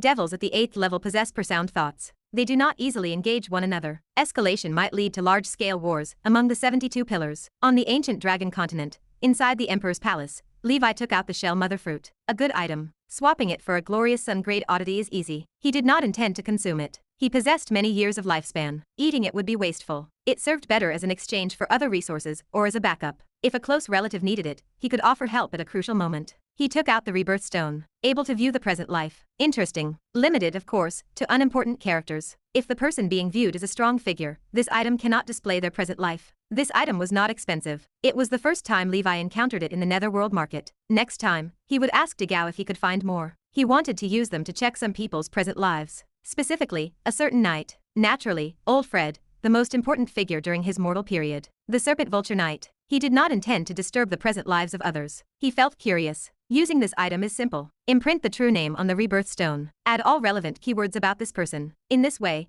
Levi could accurately find Fred. The images flashed like a slideshow. Blackwater Domain, a dilapidated castle. Past memories surged. Levi viewed Fred's entire life. Finally, the perspective shifted. Sauron Plain, NAR World. Master of Dawn, Dawn Sect, Holy Sect Army, Unbeliever Brotherhood. Vice President Kane, Level 7 Demon Swordsman. At this moment, Levi stood like a god. He understood the present life of the old butler. The rebirth stone lost its mysterious power and turned to ashes. Levi let out a breath of relief. Fred's present life was going well. He was no longer a mortal. He had become a leader of an underground transcendent organization, ruler of NAR World, also a church force. As for the so-called Master of Dawn, through Lucy's tea party, Levi knew it was just another name for Heavenly Father. This figure held God's authority related to light. Spiritual temples existed in many worlds, throughout the multidimensional plane. In some ways, the old butler was unlucky, treated as someone repressed by Heavenly Father in both lives. Coincidentally, NAR World was in the Flora realm, where the Spider King resided. It was a medium civilization. Top power reached level 8. Specifically, the Pope Saint of the Dawn section. Levi had the Spider King send a duplication to gather intelligence there. Past life and present life have no relationship.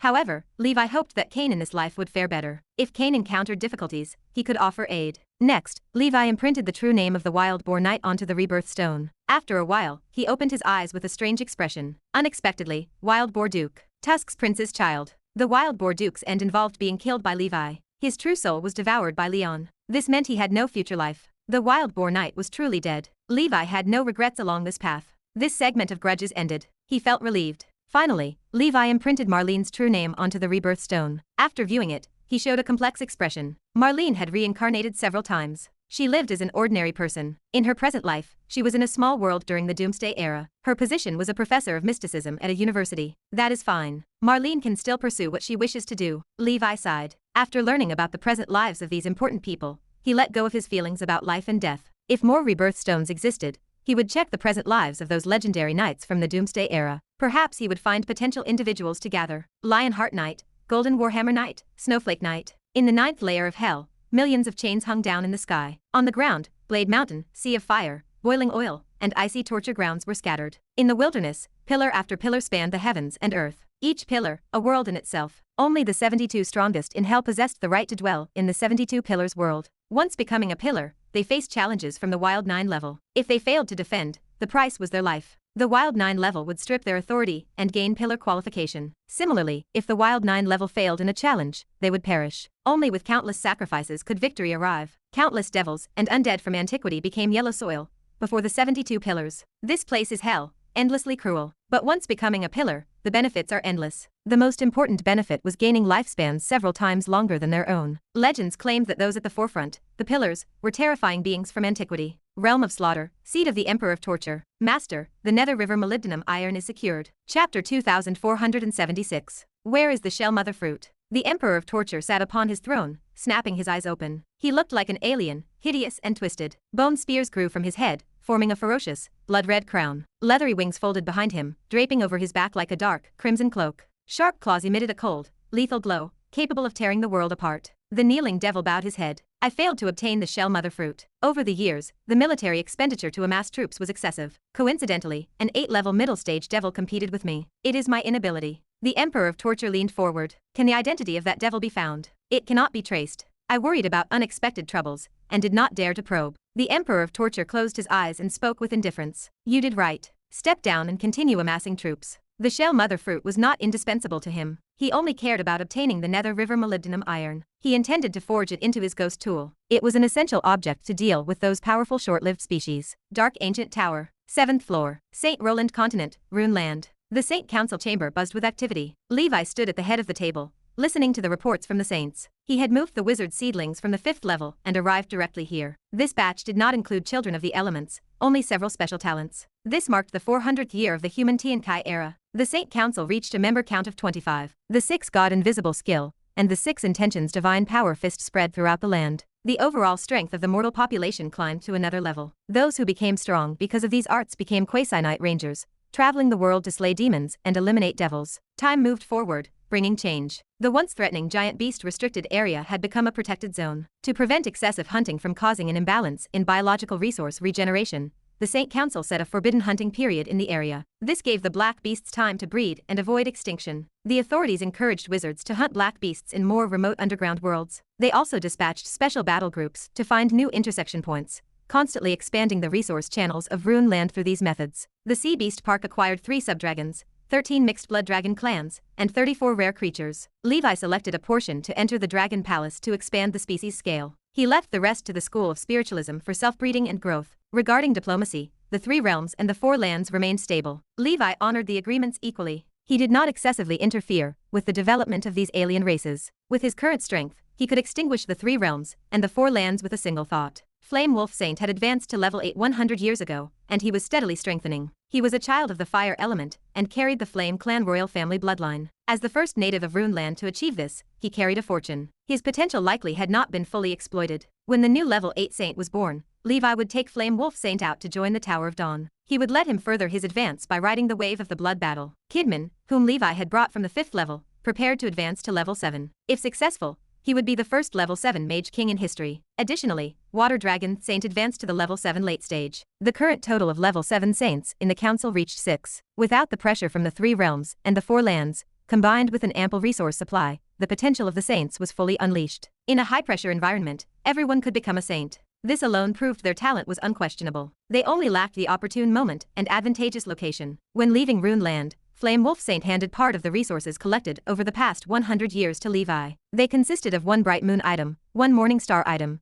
and 9 Great Earth and Sky items. Notably, the Bright Moon artifact was a crystalline, transparent ice spine. It was named Bone of the Winter Emperor, and it originated from the Ice Realm. Thus, the Holy Infant had now collected the 5 Great Winter Emperor relics. The other 4 were the Winter Emperor Breath, the Winter Emperor Hand, the Winter Emperor Beard, and the Winter Emperor Blood. According to the Illustrated Guide of Strange Items, the Winter Emperor series had achieved perfection. Before heading to the 8th level, Levi made a detour to the giant beast restricted area. At the Gager ruins, he saw the little black cat. It was still alive. Upon seeing Levi, it ran over without fear and rubbed against his leg. Clearly, it still remembered him. The black cat seemed more rounded than before. It was unclear what it had been eating over the long years. He spent a whole day playing with the cat before he finally arrived at the 8th level. With prior experience, this exploration went much more smoothly. He did not waste time at the 5 great sky pools. While he could have had the Shadow Army explore gradually, doing so cautiously seemed unpleasant. It was better to wander around the 8th level with Jin. After all, aside from the sky pools, other places hardly posed any danger to him. Once he advanced to level 9,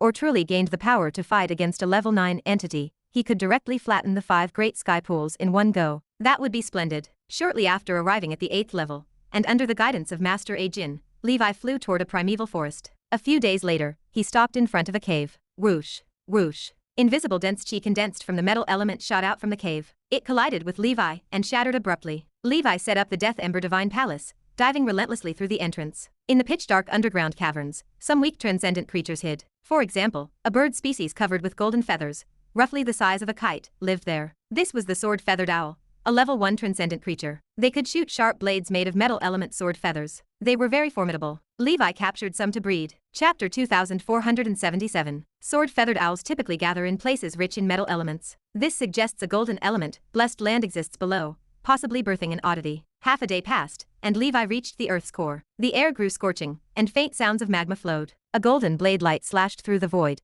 heading straight for Levi's face. He stood unwavering. A golden aura formed an invincible barrier around him. The Vajra secret word protected him. Hundreds of piercing blade lights exploded against the barrier in an instant. After advancing to level 8 middle stage, the defense of the brilliant golden dragon armor improved. The barrier shook but held. Levi seized the opportunity, drew his greatsword, and slashed at the enemy. The sword chi smashed the enemy against the rock wall. The ground quaked. The underground world threatened to collapse. An insect, 3 meters tall with golden wings and a mantis head, landed on the ground. Such speed, strong attacks, and remarkable defense. This strength comes from a level 8 middle stage insect. Levi clicked his tongue in admiration. Levi expected a level 8 late stage opponent. This Zerg was a transcendent creature beyond his knowledge. The mantis wielded metal elemental power. Its physical strength was formidable, complemented by skilled combat techniques. An ordinary 8th circle wizard would have suffered injury already. As the overlord of the underground world, the mantis warned Levi with a series of hisses. Levi ignored the warnings and flickered forward to engage. Golden blade light erupted. He swatted the light away with his sword. The golden scythe-like arms of the mantis clashed with a metallic ring. It actually withstands the crimson dragon slash. Levi decisively put away his shark-tooth-shaped sword,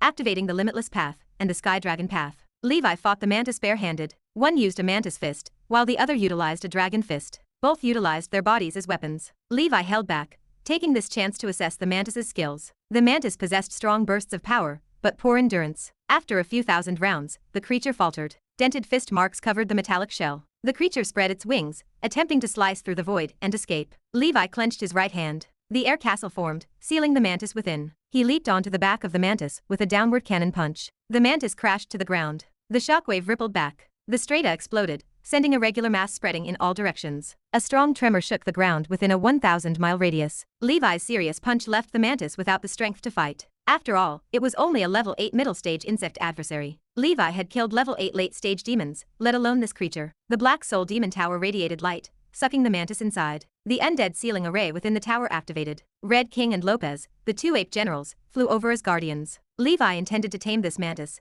taking it to the Dusk Holy Temple as a guardian. Aside from guarding the gate, it could spar with the knights. Every move in its natural battle stance represented a perfect level 8 sword technique. The knights would greatly benefit from grasping even a portion of that technique. Levi looked around after dealing with the mantis. The dense power of the metal element formed countless natural, swift sword chi in the cave. A 6th circle wizard's protective force field would only last a moment. Levi's tough body ignored the effect entirely. At the center of the cave stood a giant pillar reaching toward the sky and earth. It emitted a dark golden sheen, covered in sword-shaped patterns. This is flash gold wood. The richness of the metal element in this place made sense. Such strange wood grew here. Judging by its size and age, the wood is over 100,000 years old. It is not inferior to the thunder pattern wood he obtained earlier. It lacks a bit compared to the ocean stabilizing pillar. Levi inspected the pillar inside and out. No inscription from Sauron appears here. It is not an Easter egg, Levi muttered to himself. The strange wood collection plan advanced. He had gathered the 3 major elemental magic woods, specifically ice, thunder pattern, and flash gold. Only wind and fire remain for earth,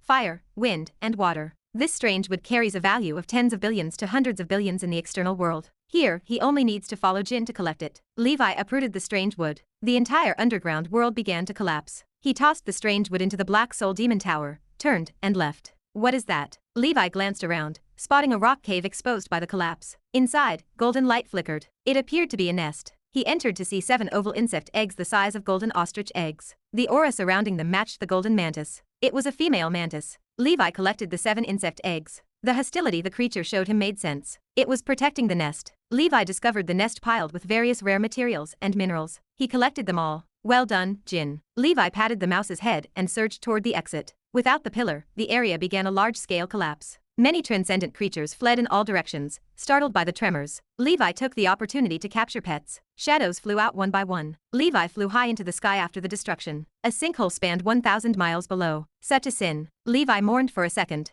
The shadows threw all the newly captured transcendent creatures into the Black Soul Demon Tower. Levi checked to ensure everything remained stable before settling them in the ancient Banyan fairyland. The tentacles of the level 8 fish demon shadow coiled around a struggling golden armor shadow and flew over. Chapter 2478. 518. Titan's Blood. Levi's eyes sharpened as he took in the sight. He wondered if there was more treasure. This armor was entirely covered with metal truth runes. From its design, it was the Golden God armor. It was precisely the Bright Moon artifact in the Golden God series that Lord Victor needed. Over long ages, coincidence formed this item, in the golden element, lest land alongside various oddities like strange wood. The 8th level is indeed a paradise on Earth, Levi noted. Previously, while wandering a volcano, he had found pure-blooded dragon clan and sun-refining artifacts. This time, descending into a cave, he found a level 8 mid-stage alien insect and a nest of small bugs. He also uncovered another Bright Moon artifact and a piece of strange wood. Wonderful, he whispered. Levi enjoyed the feeling of solo exploration and treasure hunting. What a good omen, he said to himself. Let us continue. He summoned a buyout and patted the white tiger's rear. The beast let out a roar. The sword rode the white tiger, and they transformed into a whirlwind to explore the unknown lands.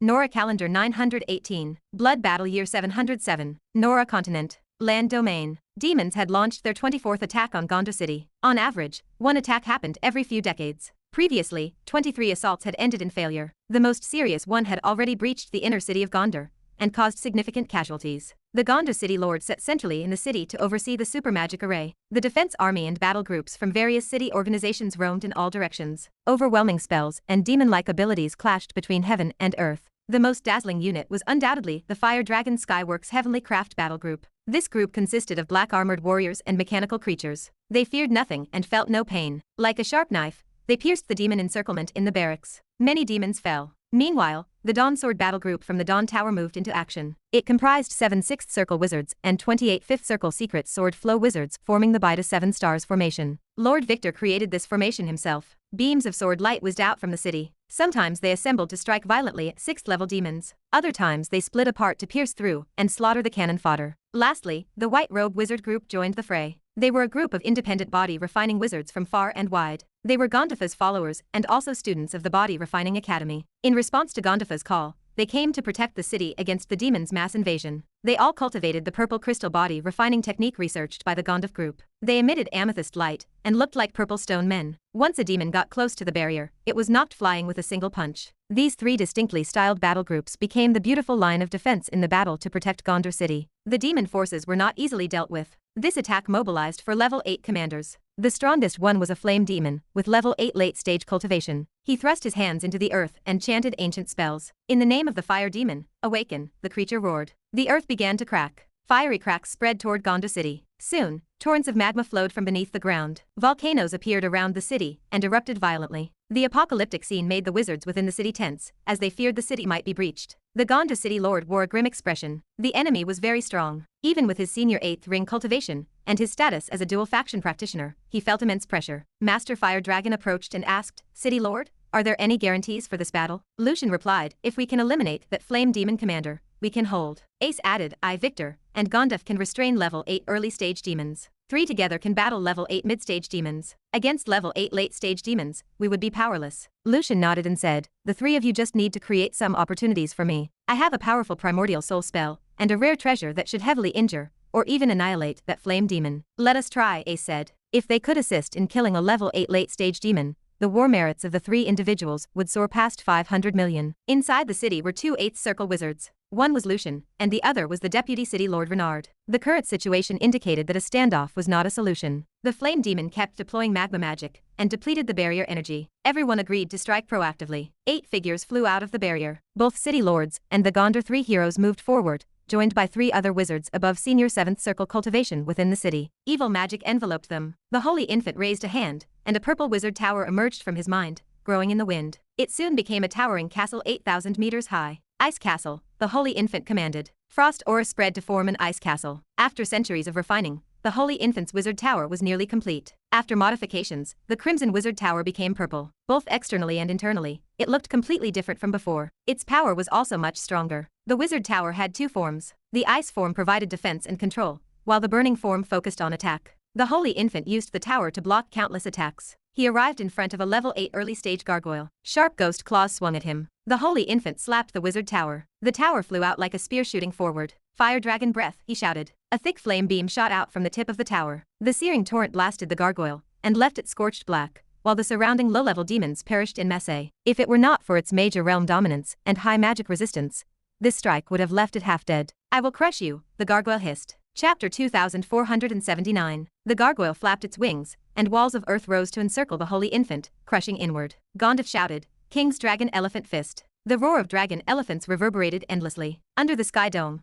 30 dragon phantoms circled. On the earth, 30 giant elephant phantoms galloped. Gandalf had developed this martial art to the level of 30 dragon elephants. The power of the punch was astounding, shaking the heavens and moving ghosts and gods. The earth walls instantly crumbled, and the fist wind blasted the gargoyle away. Its charred shell showed cracks, yet Gandalf's cultivation was not even at 7 rings perfection. High in the sky, a platinum star hung. A handsome, black-haired figure emerged from within. Lord Victor formed a sword seal with both hands, then pointed forward. He commanded, "Divine Fallen Star, 3000 World Calamity." 13 secret swords cut through the air in erratic, indescribable trajectories. Marks of swords appeared in the void, weaving into a giant net that obscured the sky and sun. 3000 stars spanned its surface, casting an illusion of 3000 worlds vanishing beneath the sword. Having studied the secret sword formation for hundreds of years, Lord Victor had gained much. This was not a part of the original Divine Falling Star formation, but his own creation. The power was immense, and it had become his strongest attack. The wizard tower and Gandalf flanked the gargoyle. Escape was impossible. 3000 sword marks descended,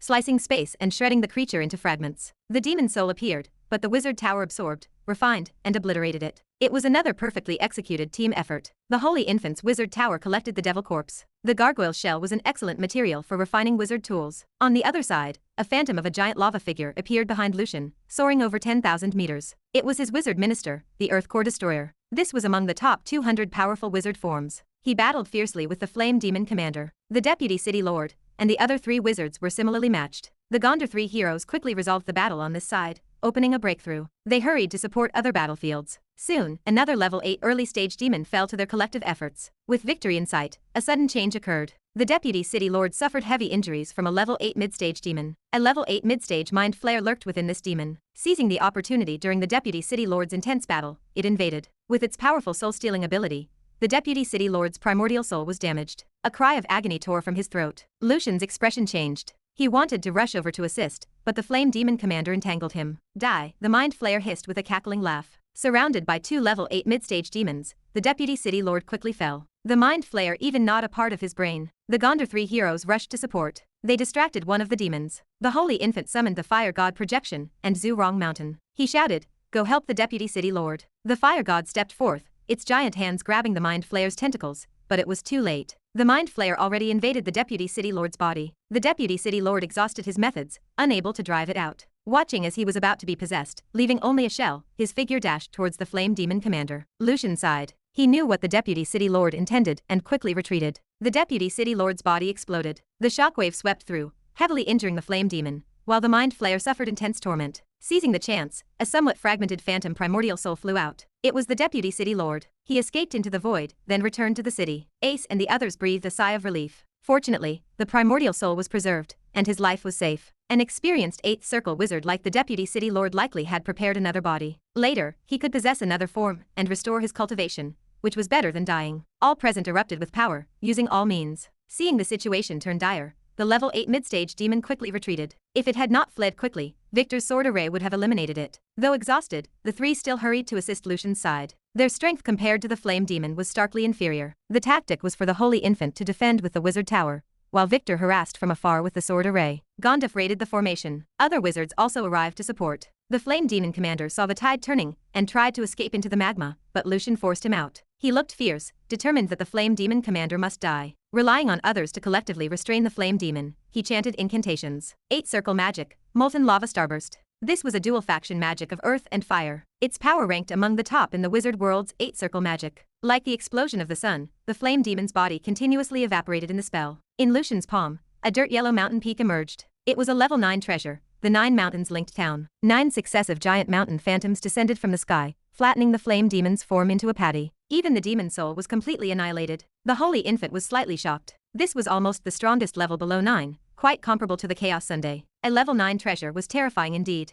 Lucian looked pale. Obviously, using this rare treasure consumed substantial strength. That was why he chose to wield it now. He had to guarantee a kill on this formidable flame demon. In the end, aside from one that fled, all 3 level 8 demons were wiped out. The Holy Infant gazed upon the demons scattered across the battlefield. He began to cleanse the ground with Fire Dragon Tribulation. After the battle, the Holy Infant and the others returned to Gondor City. During their struggle against the level 8 demons, Gondor City's barrier had been breached, and the demons charged into the city once more. Chapter 2480. Most demons were annihilated before they could break through the wizard battle group's defenses. Even so, the incursion caused considerable damage. Lucian's face was somber. The greatest loss in this battle was the Deputy City Lord losing his 8-ring senior body. Even if he undergoes possession and cultivation again, he might not return to the peak realm. His primordial soul origin is also damaged, and there are limits on his lifespan. War is cruel. The Holy Infant looked at the credited over 100 million points, and could not feel happiness. Overall, the demons suffered greater losses, but the issue is that the Abyss can afford it, while wizards cannot. The disparity in foundation between the two sides is too large. Regardless, the 24th Gondor City defense battle was a tragic victory. Everyone is already mentally prepared for the next wave. Thanks to everyone, we have defended Gondor City again, Lucian said.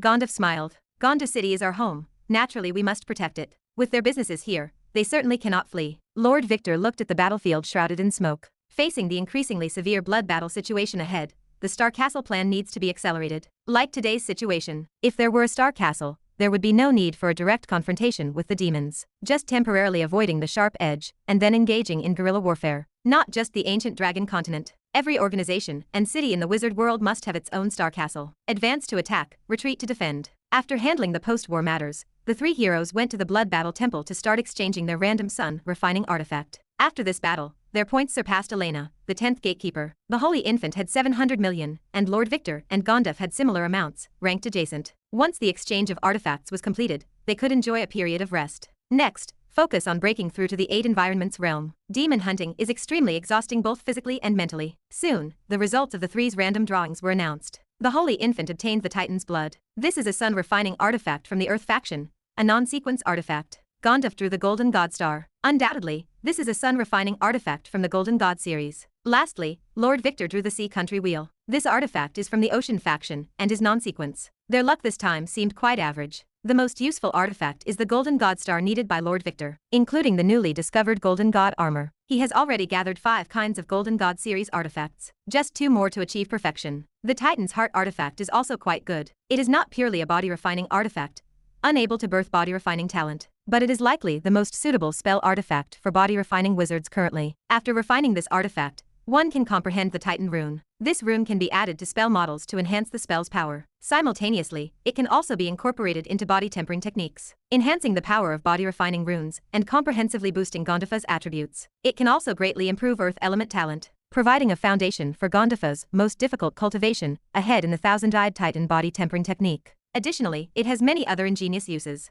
It could also supplement Gondifa's body refining methods. As a body refining wizard, his attack methods are definitely not as diverse as those of the Holy Infant and Lord Victor. The final artifact, Sea Country Wheel, left the three somewhat puzzled. This oddity is not listed in the illustrated guide of strange items from the original source. The official description is very brief. The only useful information is that when this artifact is refined, one can grasp some authority similar to the deities of the sea. The rest are normal artifact functions. The final decision was to give it to the original source to handle. The Holy Infant is currently focused on the path of ice and fire. Gondef does not particularly need it. There is no need to mention Lord Victor, who is dedicated to sword cultivation in the metal faction. Gondef with Titan's blood immediately began preparations for refining it, while Lord Victor temporarily postponed refining the sun refining artifact. His current spiritual force is only a few hundred points from maximum. If it increases his spiritual force, that would be a great loss. So refining after advancing to the 8th circle is not too late. Dark Ancient Tower, 8th level, the Abyssal Depths. Levi picked up a somewhat rusty red flame ring. Anything fallen on the 8th level should be a relic of an 8th circle wizard. Upon inspection, it indeed held many good items. He temporarily put it away and continued exploring. Not much time remains until the ancient tower closes. Levi calculated that he collected 23 earth and sky level artifacts, along with 7 morning stars and 3 bright moons. The only regret was not encountering a sun refining artifact this time. It seems last time encountering Ronan was indeed an extraordinary performance. Of course, besides artifacts, there are other gains to be sorted out after returning. Additionally, Levi suspects the Golden Mantis might be a kind of legendary level Zerg. At least, it is likely a descendant of a legendary creature's variant. Its combat power surpasses that of sub-dragons of the same realm. Returning to nurture it, foster its growth. The school of insects on the ancient dragon continent can prosper. Eventually, as the ancient tower closed, Levi did not encounter a sun refining artifact. Such level of treasure is still too rare, but the journey was still abundantly rewarding. People must learn to be content. Ancient dragon continent. Witch's family. In the laboratory, Triss was visibly excited. She was staring at a dreamy blue potion in front of her. The assistant Elena felt the same way. You have succeeded. The Nightmare Series 7 Circle Breakthrough Potion. You have done it, Triss. Elena exclaimed. Chapter 2481. The journey from a first circle potion to a 7-circle potion took roughly 800 years. How many 800-year spans does a primordial soul wizard have in a single life? Therefore, the emotions of Triss were difficult for ordinary people to understand. Each new potion formula represented a major breakthrough. The Nightmare series was especially difficult, as prior research experience remained very limited. Research had to start almost from scratch, which made the process extremely challenging. Half a lifetime of effort finally bore fruit. The most difficult research involved the 6-circle and 7-circle potions. These two types were also the most valuable. Elena looked up from the table and asked, "What should we name this potion this time?" Triss thought for a moment and said, "The previous 6-circle potion was called Dream Lady, so this time, let us call the 7-circle potion Mr. Nightmare Realm," aligning with the theme of nightmares. The Mr. Nightmare Realm potion stood at the top tier among 7-circle breakthrough potions. It required various 7-circle nightmare creature materials and meticulous ingredient refinement. It also required some demon materials. Its breakthrough success rate increased by 12%. For 7-circle breakthrough potions, this level of effectiveness was quite high. It was not much worse than the demon series. Triss's hope shone in her eyes. "When I developed the 6-circle potion previously, I exchanged the reward of war merit for a bright moon artifact. The 7-circle potion this time should be enough to exchange for a sun-refining artifact. Hopefully, something useful comes of it." Elena laughed. "If the faction does not match, we exchange internally." Levi stood on the ancient dragon continent. He arranged the seedlings brought out from the ancient tower to the Academy's admissions office. The staff would allocate them to cultivation organizations, based on their wishes and personal circumstances. They could choose from the Witch's Family, Starfire Wizard Academy, or the Tower of Dawn. This time, only one child of the element arrived. The remaining dozen individuals possessed dual elemental affinity, or special talents. Levi left some seedlings behind in the ancient tower, as the human forces on the 5th and 7th floors required development themselves. Upon hearing that Triss developed the 7-circle breakthrough potion, Levi walked to the Witch's Family. "Hallmaster, you are here." A gentle breeze formed around Levi, and Windwalker Lisa materialized. She exuded the aura of a 5th-circle senior. She had become more mature, and her temperament grew increasingly like her teacher's. Unconsciously, this top-level genius had already reached over 200 years of age. "Where is your teacher?" Levi asked. "Teacher is in seclusion." Lisa chatted with Levi as they walked through the grounds. "Keep it up, young girl. I will reward you once you reach a primordial soul." Levi patted Lisa's shoulder and turned to leave. Lisa stood still, her emotions stirred. The Hallmaster's reward would certainly be generous. Levi gazed at the wizard tower of the Wind Witch. With her talent, future advancement to Grand Wizard was not difficult.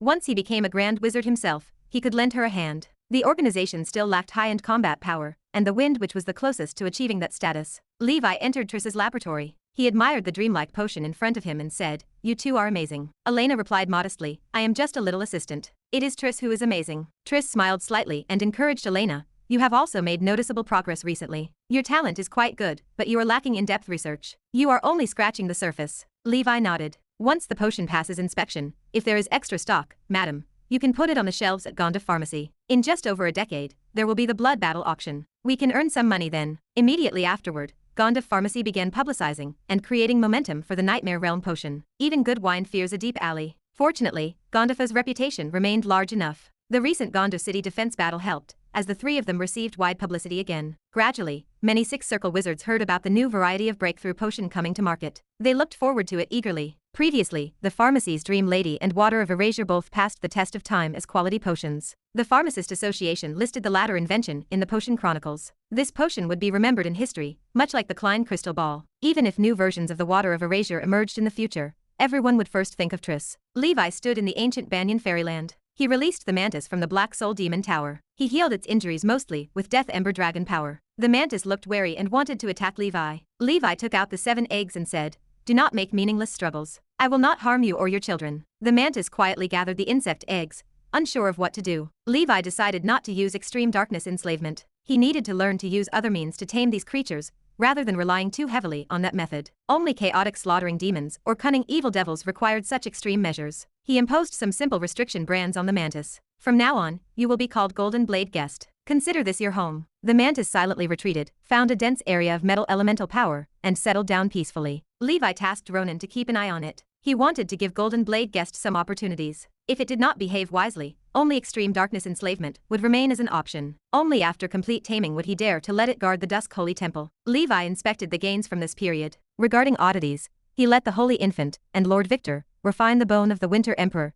and the Golden God armor. He also possessed a Bright Moon artifact from the Earth faction, which Levi did not recognize. Its shape resembled a green-haired insect, but the front half appeared human. It was a green, vaguely feminine-featured creature, with 2 antennae on the forehead and sharp teeth in its mouth. It had 3 pairs of prominent chests, exuding a strong aura of primordial motherhood and reproduction. A slender waist connected to a rounded worm body. It felt like the queen of nature's ants. Based on Levi's experience with refining oddities, earth and ocean were life-nurturing elements. Coupled with these odd plant and animal forms, such oddities had a chance to give birth to useful auxiliary spiritual creatures, such as Long and 80. Levi wanted to keep this item for himself to refine. The rest of the collection consisted of rare plants, herbs, and materials. Finally, Levi took out a red flame storage ring. It was an 8-circle wizarding device. Judging by the rust, it may have lain at the sea bottom for over 10,000 years. Its original owner's mark and aura had completely dissipated. After opening it, a strong scent of decay filled the air. Inside the ring lay a heap of sea beast bones, ether stone, and minerals. There were mixed and varied materials and a chain-shaped long whip wizard tool. Its surface was covered in scars, and it was broken into 2 sections. With a burning aura and radiant holy light intertwined, it displayed extraordinary attributes. It was a 9-circle witchcraft device. Chapter 2482. 519, Frost God. Sailing the Star Sea. 9-ring witchcraft. Levi retrieved it, and a wave of heat washed over his face. Even after enduring the erosion of time, it retained such spirituality, proving its extraordinary nature. Levi drew upon his knowledge of artifact refining. The material of the wizard tool was a rare elemental metal belonging to the dual factions of burning and light. Its name was Fierce Sun Gold, said to be produced from the interior of the Sunday. The so-called sun in this universe was actually a burning plane. Besides some fire elemental spirits, no other living beings occupied such a place. Even burning school wizards could not reside there permanently. Controlling flames did not mean one could live there forever. The largest sun in the entire Panplane was the Red Plane, which nurtured the Fire Sovereign. One could understand the Panplane as a massive stellar system. It was extraordinarily gigantic, and in terms of area alone, it surpassed the current Nora. However, no matter how large the Red Plane was, it remained an incomplete world. Aside from fire elemental spirits, it could not birth other civilizations. On the handle of the whip, mysterious characters stood out. The top displayed the relatively ancient wizard common language. Bellman's Whip. Bellman, an ancient grand wizard of the 9 Cities Alliance. Levi held a strong impression of this person. Bellman established Norn City and elevated it to the top ranks of organizations. This person left behind great war merits during the early plane opening wars of wizard civilization. He also hunted many level 9 demons in previous blood battle eras. This whip clearly served as Bellman's legacy. Due to unknown reasons, it was damaged and brought into the ancient tower by unworthy descendants. Then it fell and was lost forever. Levi knew so much about the history of Norn City because he had conducted research to counter the fiery flame servant. Even after 700 years of blood battle, Norn City still firmly held its place among top organizations. However, it seemed somewhat inferior compared to its peak times. Levi renamed Bellman's whip to Fiery Sun Whip. This was a top-grade divine weapon against demons and other dark creatures. Once at the 9th circle, one strike could cause real damage, exploding the demon. Other items in the ring appeared insignificant compared to this whip. This journey to hell yielded no blind box purchase. The anticipated box opening ritual was absent. 6 months later, Levi refined the oddity resembling an Ant Queen. He opened the Klein crystal ball. Spiritual force, 20,500 over 25,600. The spiritual force increased by 160 points. That was standard. Only 1,500 points remained to reach 8-ring perfection. Secondly, the Earth element affinity talent improved somewhat. An affinity named Earth Mother's Care emerged. Routine functions required no explanation. Levi's most important goal was to birth a companion spirit. Before refining, he performed the luck-changing coin ritual and activated absolute luck. Fortunately, he succeeded. Levi named the companion spirit Green Queen. It arrived somewhat shy. Levi soothed it with spiritual force and called it out. A companion spirit resembling that oddity crawled out. It was only the size of Levi's palm, head down, arms folded over its chest. Its chubby body swayed side to side. Green Queen's upper body was humanoid, so Levi did not use names starting with long. Go ahead, this is your home. Levi placed Green Queen on the ground. After a moment of hesitation, it began to explore the surroundings. As it wandered, earth elemental power gathered in the world. Green Queen's form began to expand. By the time it reached under Mana, it had become a gigantic entity 1,000 meters long. Long poked its head from the soil, curiously observing the new colleague. Green Queen seemed to find the area under the banyan tree safer. It dug down along the tunnel Long had created. So itchy. Levi, what is this? It is rubbing against my foot. Mana awoke from sleep, the tree roots rustling. A strong presence emanated from the soil. Green Queen shivered in fear. Clunk. A green egg dropped from its rear. Upon encountering the soil, the egg quickly hatched into a green ant. No, to be precise, it was not an ant. It was a bee, because it had a pair of small translucent wings. Buzz buzz buzz. The bee flew into the vast sky. Within Levi's perception, it went to dreamy cloud swamp where the saint fruits were planted. The flower sea was in bloom. The dragon turtle leisurely slept among the flowers. Diligent little fairies, or some insects, fertilized the blossoms. The bee went straight into work. Its efficiency startled the little fairies beside it. In an instant, a small patch of saint fruits was fertilized. The bee, covered in pollen, returned to Green Queen's nest. Its form merged into Green Queen's body. Then, in Green Queen's translucent abdomen, a trace of emerald honey began to take shape. It emitted an intoxicating sweetness. Upon seeing these, Mana knew what it was. Another farming contraption created by Levi. She sniffed slightly. This honey smells delicious. Levi laughed. It should be as good as immortal flowing liquid. Not long after, that honey solidified into green gemstones the size of rice grains. Green Queen expelled them, and Levi caught them. These were clearly valuable. As for their function, he needed to research them. In the following days, Green Queen started laying more and more eggs. Soon, the ancient Banyan fairyland was filled with millions of little bees. Chapter 2483. They are hardworking, capable, and never complain. They shuttle back and forth between the medicinal fields and their nests, moving in a straight line from point to point. They do it all to make sweet honey. This is the perfect companion spirit that Levi desires. Levi subsequently researched and understood the effects of the honey. It is useful for transcendent creatures, the dragon clan, and even humans. Even Levi finds some effect in his current realm. It seems to have no medicinal resistance. With long-term consumption, the effects become more apparent. Of course, this enhancement cannot compare to the improvement brought by his advancing breathing technique. But as a daily beverage, it is quite good. Without heart-cleansing tea, Levi must find a substitute drink. He named the substance Immortal Grass Honey. It reminded him of 80's Immortal Flowing Liquid. Levi had a sudden idea. He could mix these two special spiritual creatures with the Spring of Immortality. Pairing them with other rare materials, he could perhaps concoct something truly beneficial. 3 years passed. It was the 921st year of the Nora calendar, and the 710th year of the blood battle. In Gondar City, the Holy Infant refined the Winter Emperor's blood, and the bone of the Winter Emperor. After nearly a millennium, the Winter Emperor series finally reached perfection. His spiritual force limit and his total spiritual force both received an upgrade. He moved closer and closer to the 7 rings limit. The Ice and Fire divine body advanced further. The companion spirit Snow King also experienced a world-changing transformation. Its power grew stronger, far exceeding the king level, and even the emperor level spirit manifestations. After all, it is a crystal born from the combination of the sequence artifacts of the Cold King and the Winter Emperor. It is a mutating variant of the companion spirit. This phenomenon has only occurred with the Holy Infant so far. Now, the Holy Infant is only missing the 3 major sequences of Red Dragon, Frost God, and Fire God to achieve perfection. He needs them to forge the supreme complete body of the Ice and Fire divine body. Regarding witch marks, the Holy Infant has branded 22 6th ring witch marks and 15 7 circle witch marks. His speed of cultivation is clearly much faster than before. The day he fully brands the 7 circle witch marks will be the day he ascends to the 8th circle. Lord Victor has not refined the Golden God Star, the sun refining artifact, but he did refine the Golden God Armor. This artifact increased his spiritual force by 200 points. This leaves Lord Victor only 200 or so points away from the limit. Additionally, he birthed his own divine level companion spirit. It is a virtually shaped bronze longsword. Ancient in design, subtle yet grand, it hints at the majesty of a king. To portray a distinct immortal style from this world for Lord Victor, Levi named it the Suenyun sword. The function of the companion spirit is simple, which is the ultimate power of assault. It can be used as a sword spirit, enhancing Lord Victor's secret techniques. Lord Victor's sword control range, with himself as the center,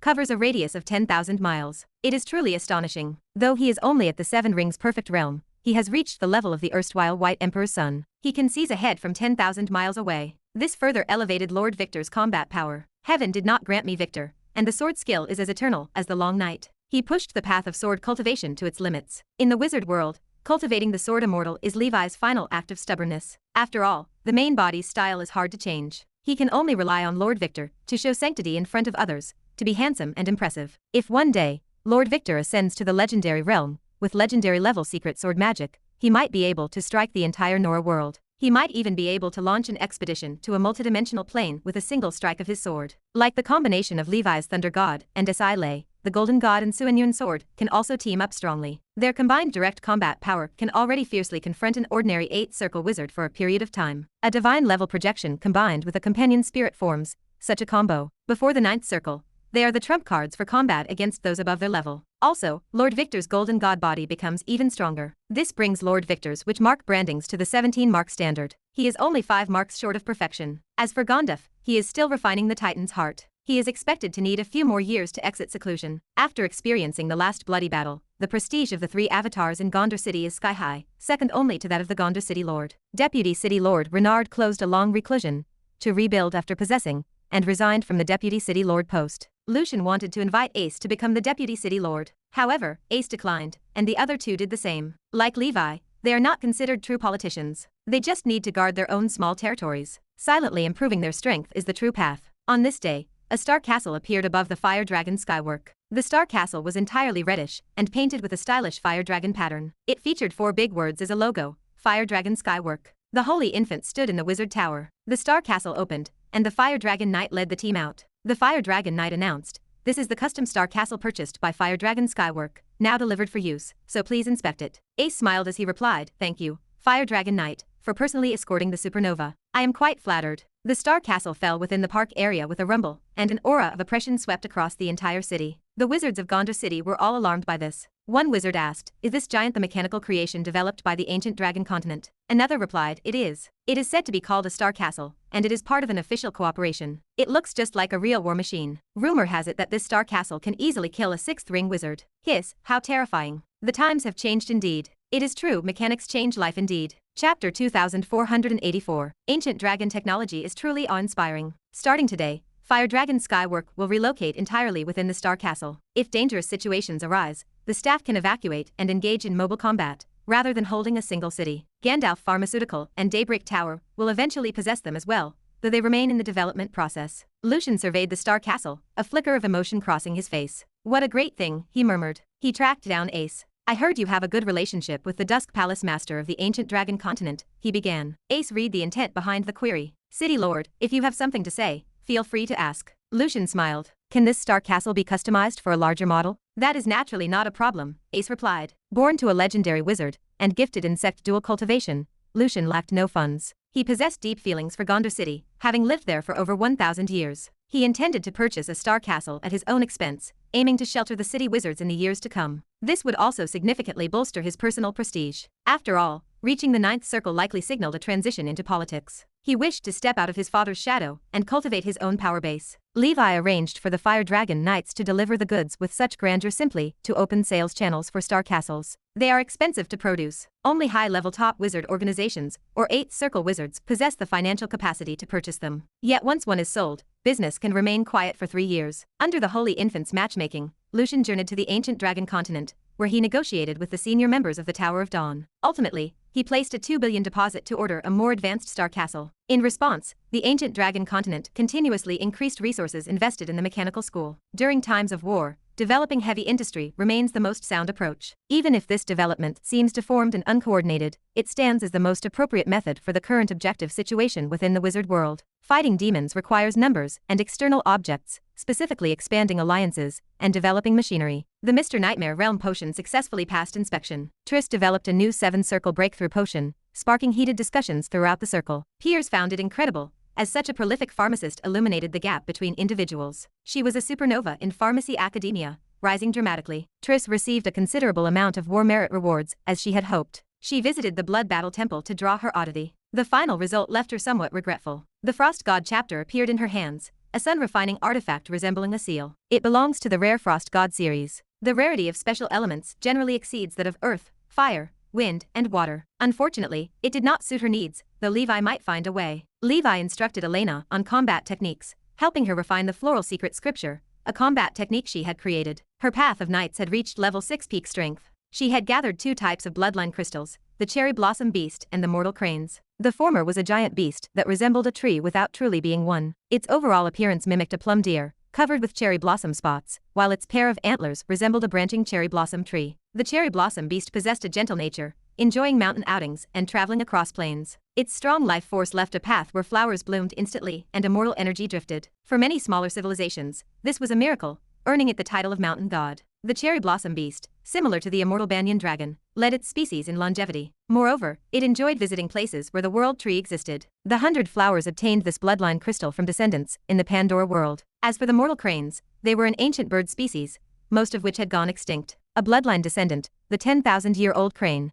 had been raised within the secret realm of Lilith's cabin. It passed away due to old age some years ago, and its bloodline crystal was auctioned, drawing a high bid from the 100 flowers. The crane possessed an extremely long lifespan, a phenomenon among all transcendent bird species. Additionally, this creature aligned with the aesthetics of the 100 flowers, as she simply loved that immortal aura. Levi also found it quite suitable. In his past life, the crane was a fascinating creature, always linked with imagery like pine trees. This creature, the immortal banyan dragon, and the cherry blossom beast shared a similar resonance. When combined, the 3 might even produce a wonderful reaction. Elena had not yet decided on the final bloodline crystal. She still wanted to choose the ash dragon, the undying bird, which might bestow the ability to reincarnate and be reborn. Of course, she could consider other suitable options. In any case, she was not in a rush, as the timing would eventually align. Levi, are you busy? Triss asked, her voice arriving through the communication channel. No. Is there something, madam? Levi replied. Phew, that is great. It is break time, Elena said, happily moving to welcome Triss. Practicing the sword with Levi was truly exhausting,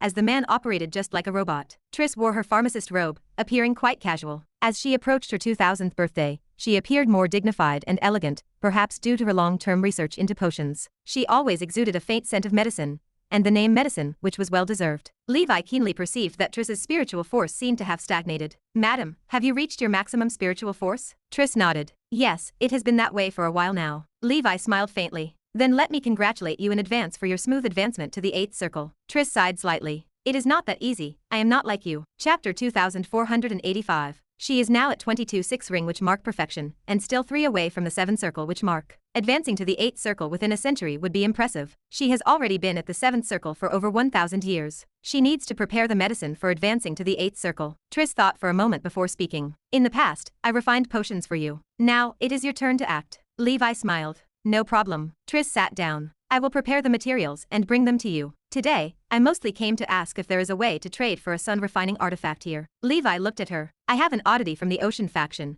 but it is quite niche, and I am not sure of its function. What have you? Triss spread her palm. A seal floated in the void, exuding a biting cold. The Frost God chapter. A jolt ran through Levi's chest. This was a coincidence. The Holy Infant needed this ice and fire divine body to near completion. After that, only some morning star and bright moon artifacts would remain. Levi reached into his storage and withdrew a blue oddity in the shape of a ring. It resembled a blue wheel, endlessly spinning clockwise. This kind of niche oddity lacked the stability of a divine level sequence. It could be very strong, or it could be average. Selling it would certainly not be as valuable as the Frost God chapter. Triss gazed at it, her eyes lighting up with delight. What is this oddity called? Sea Country Wheel. Why? Do you know this oddity? Not really. It is just that this oddity seems to be unrelated to me. Triss was not joking. This was an inexplicable sense, as if something inside her was mutually attracting this oddity. Then should we trade? Trade. Thank you. The two sides reached a deal, and Triss put away the oddity. Levi leaned forward. Lady, refine it after the 8th circle to avoid wasting the opportunity to enhance spiritual force. Yes, thanks for the reminder. Triss remained in a good mood. She smoothed her robes and said, I will not attend this year's auction. After returning, I am going into seclusion to prepare for ascending to the 8th circle. If there are alchemy materials I need at the auction, Levi, you help me acquire them. I will pay you back when I return. Elena looked at her friend. You are not going? It is a rare event every century. It would be a pity not to join. Levi looked at Triss. You can rest at ease in seclusion. Anything you need, tell Elena. Ascending to the 8th circle remained a priority. Apart from him, the witch's family only had one 8th circle wizard. Even the declining Letney family had 4 8th circle wizards. He believed that with Triss's thorough preparation and talent, the 8th circle would be within her reach. Afterward, the Holy Infant obtained the Frost God chapter. He also refrained from refining it, waiting until after the 8th circle. Nora Calendar 926. Blood Battle 715. Ancient Banyan Fairyland. Levi was 1,350 years old. The research on immortal grass honey had been progressing smoothly over the years. Levi successfully concocted a brand new medicine. It appeared golden throughout, dreamy and ethereal, with a lingering aura of immortality. He named it Emperor's Liquid. Emperor's Liquid had 3 main effects. Firstly, it improved physique, applicable to all stages of wizards so far. Of course, the higher the realm, the weaker the effect. Although wizards did not mainly cultivate the physical body, improving physique provided only benefits and no harm. Secondly, it prolonged life. Previously, immortal flowing liquid had the effect of prolonging life. After Levi's experiments, taking it once increased lifespan from 10 years to a cycle of life, varying by the individual's physique. It proved effective for mortals and low-level wizards, but the new Emperor's Liquid also worked for middle-level wizards. The maximum duration for prolonging life reached 100 years. 100 years was not long for most wizards, but for some, it might be a life-saving straw. Emperor's Liquid required top-grade immortal due from 80, and the yield remained typical. Currently, it was not enough for Levi to supply his close associates. He had not made it public, prioritizing supply to those around him. Lastly, Emperor's Liquid had an even more notable effect on promoting transcendent creatures. According to legends from Levi's past life, Emperor's Liquid transformed flora into monsters. This version, however, promoted the development of monsters. Therefore, calling it Emperor's Liquid was not excessive. Emperor's Liquid remained too scarce, and giving it to transcendent creatures required dilution. Thus, after the Flying Immortal platform wine, 5 Immortal Liquid emerged. Future banquets in the ancient Banyan Fairyland would feature these 2 drinks. During this period, Levi also fully digested the gains brought out from the ancient tower. Just last year, the Inferno Dragon breathing technique successfully advanced to level 8 midstage. The abilities of the Undying Body and Undying Divine Domain became more powerful. The Nightmare Dragon breathing technique also neared a breakthrough. In terms of spells, the 11 learned spells were generally above 19th rank. The next step involved steadily cultivating them to their 19th rank maximum. These years, Levi also learned 4 8-circle magic spells: Gold Seeking Dog, Withering Curse, Shadow's Fury, and Thunder Ghost. The first was a spell from the Metal faction. After casting, a golden hound could be summoned. The hound proved particularly sensitive to metallic ores. After cultivating to maximum, if ore veins or rare metals existed within thousands of miles, the hound would never miss them. It was much more reliable than relying on luck. This spell mainly facilitated Levi's exploration of the multidimensional plane, or the Dark Ancient Tower. The second originated from the Curse faction. This was the first curse spell Levi mastered. It was obtained by a member of the Tower of Dawn during the exploration of a relic. That lucky fellow received many rewards and soared because of it. Chapter 2486. Initially he lacked talent, yet he successfully advanced to the 5th circle. By taking a part of an enemy's body tissue, or residual aura, he can cast spells. Once cast, light results include body damage and withering, while severe results mean death and annihilation. The specifics depend on the cultivation gap between the two parties and the caster's mastery of curses. Levi studied this method to enrich his spell system. He did not truly wish to curse anyone. The third spell was researched by Levi himself, taking quite some time. The result proved excellent, earning it a classification as a high-grade spell. By invoking the extreme rage power of shadow creatures, it stimulates the body's potential. In a short time, the spell boosts strength levels by 1/5. It is quite effective, considering it acts as a group spell. It pairs perfectly with Shadow Wind and Leonardo's Sound Barrier. The final spell came from organization members. Casting it summons a terrifying Thunder Ghost descended from the void. The realm of the Thunder Ghost is equal to the realm of the caster. With Levi's Thunder God body, the summon tower is imaginable. Moreover, with his talent, cultivating spells like this is quick. It is considered a shortcut. Not long after he started learning these spells, he mastered 15 witch marks. He does not yet hold the Ice Emperor's throne. He dares not slacken his pace.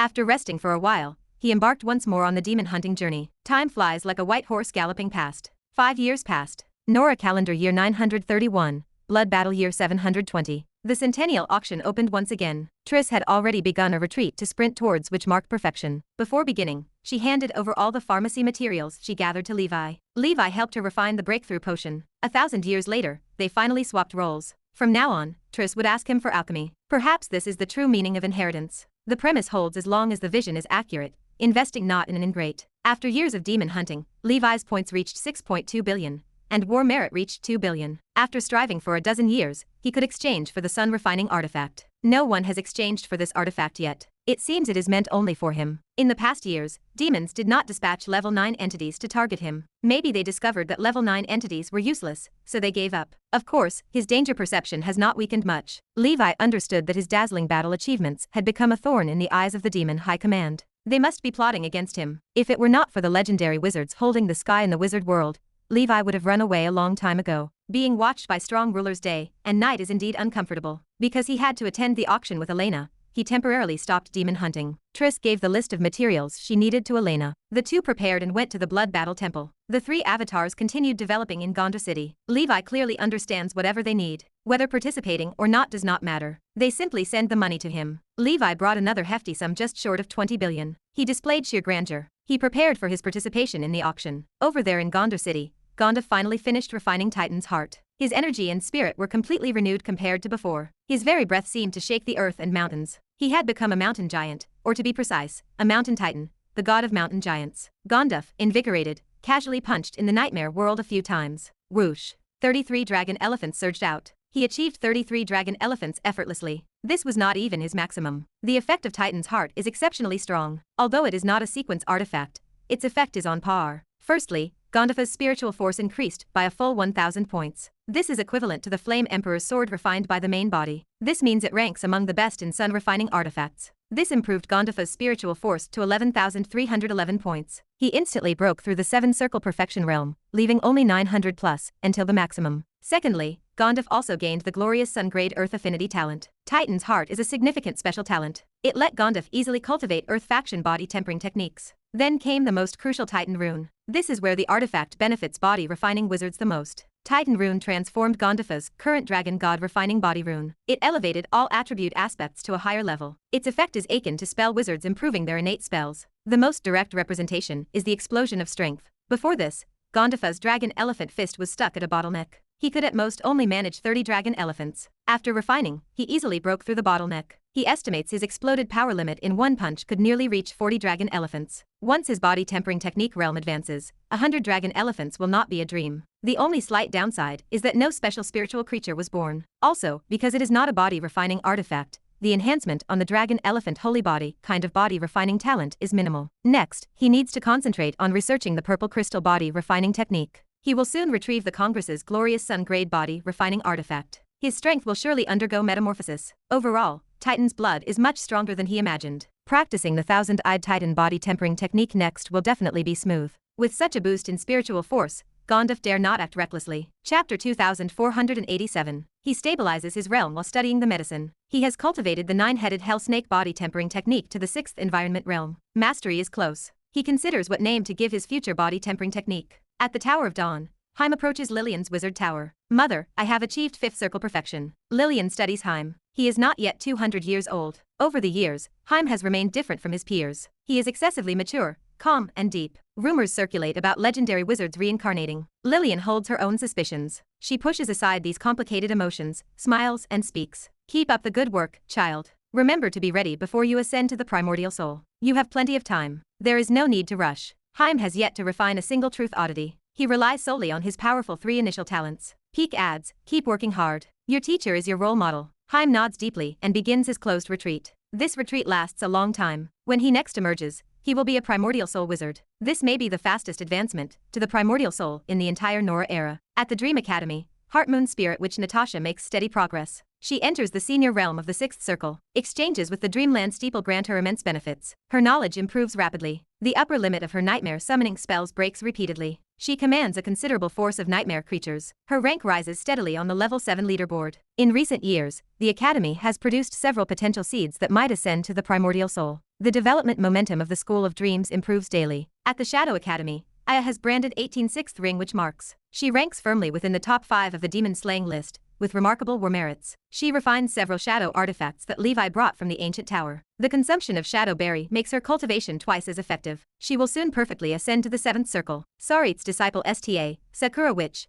Kalina, and other geniuses progress steadily, shining brightly in their respective schools. Anya has become Herman's right-hand assistant. She serves as an elder-level figure in the mechanical school. Her cultivation nears the 7th circle. 70 years remain until the end of the first millennium of the Nora era. Everything changes. On this day, at the ancient dragon continent, the Star Castle platform of the underground world hums with activity. The Ash Knight leads the apostle group. They are fully dressed and ready to depart. Wizards surround them with expectant, excited, and nervous expressions. Today is a special day. After careful consideration, the ancient dragon continent begins its first plane exploration. The Star Castle plan has been implemented for over 200 years. 8 star castles have been refined in the first stage. This progress speed far exceeds what Levi and Herman initially envisioned. Official support and the massive investment of funds and talent make this possible. The military and the ancient dragon continent jointly facilitate this exploration. The military dispatches an elite wizard group. The mountain giant wizard group, led by Laplace, takes the lead. Laplace succeeds his cousin, Soraya. He has long wanted to explore the multidimensional plane to usher in a new era. His father is a significant figure in the military. Levi holds a favorable impression of him. He is selected to participate. Laplace has achieved 7 rings perfection and stands as a top-level prodigy. With him in charge, the mission gains assurance. On the ancient dragon continent side, the Ash Knight transfers from a branch. He possesses a mythical breathing skill, strong survival ability, and extensive healing methods. Although he remains at the early stage of level 7, he is the best choice for this journey. Levi wants to take this opportunity to temper the 18 riders. During the blood battle, of course. The danger level in the wizard world is no better than in the land of darkness. It is perhaps even more dangerous. The Ash Knight draws elites from various apostle groups. He includes talents from the 6 dimensions to allow for perfect cooperation. His wife, the Snow Lotus Witch, accompanies him. Others join from the Witch's family, the Tower of Dawn, and the Starfire Academy. Everyone is of middle-level cultivation or above. The team includes experts in the 3 arts of wizardry, supreme divine talismans, biology, plane studies, and alien languages. They ensure the lineup has no weaknesses, guaranteeing the smooth sailing of this journey. Because this is the first time, the officials arrange for a senior with rich experience in plane travel to preside over the operation. Mr. Cloud Mist Dragon takes this role. A level 9 expert personally guards the mission. This demonstrates the level of official attention. Cloud Mist Dragon remains there only to turn the tide. He will not be disturbed most of the time. Aside from high-level officials,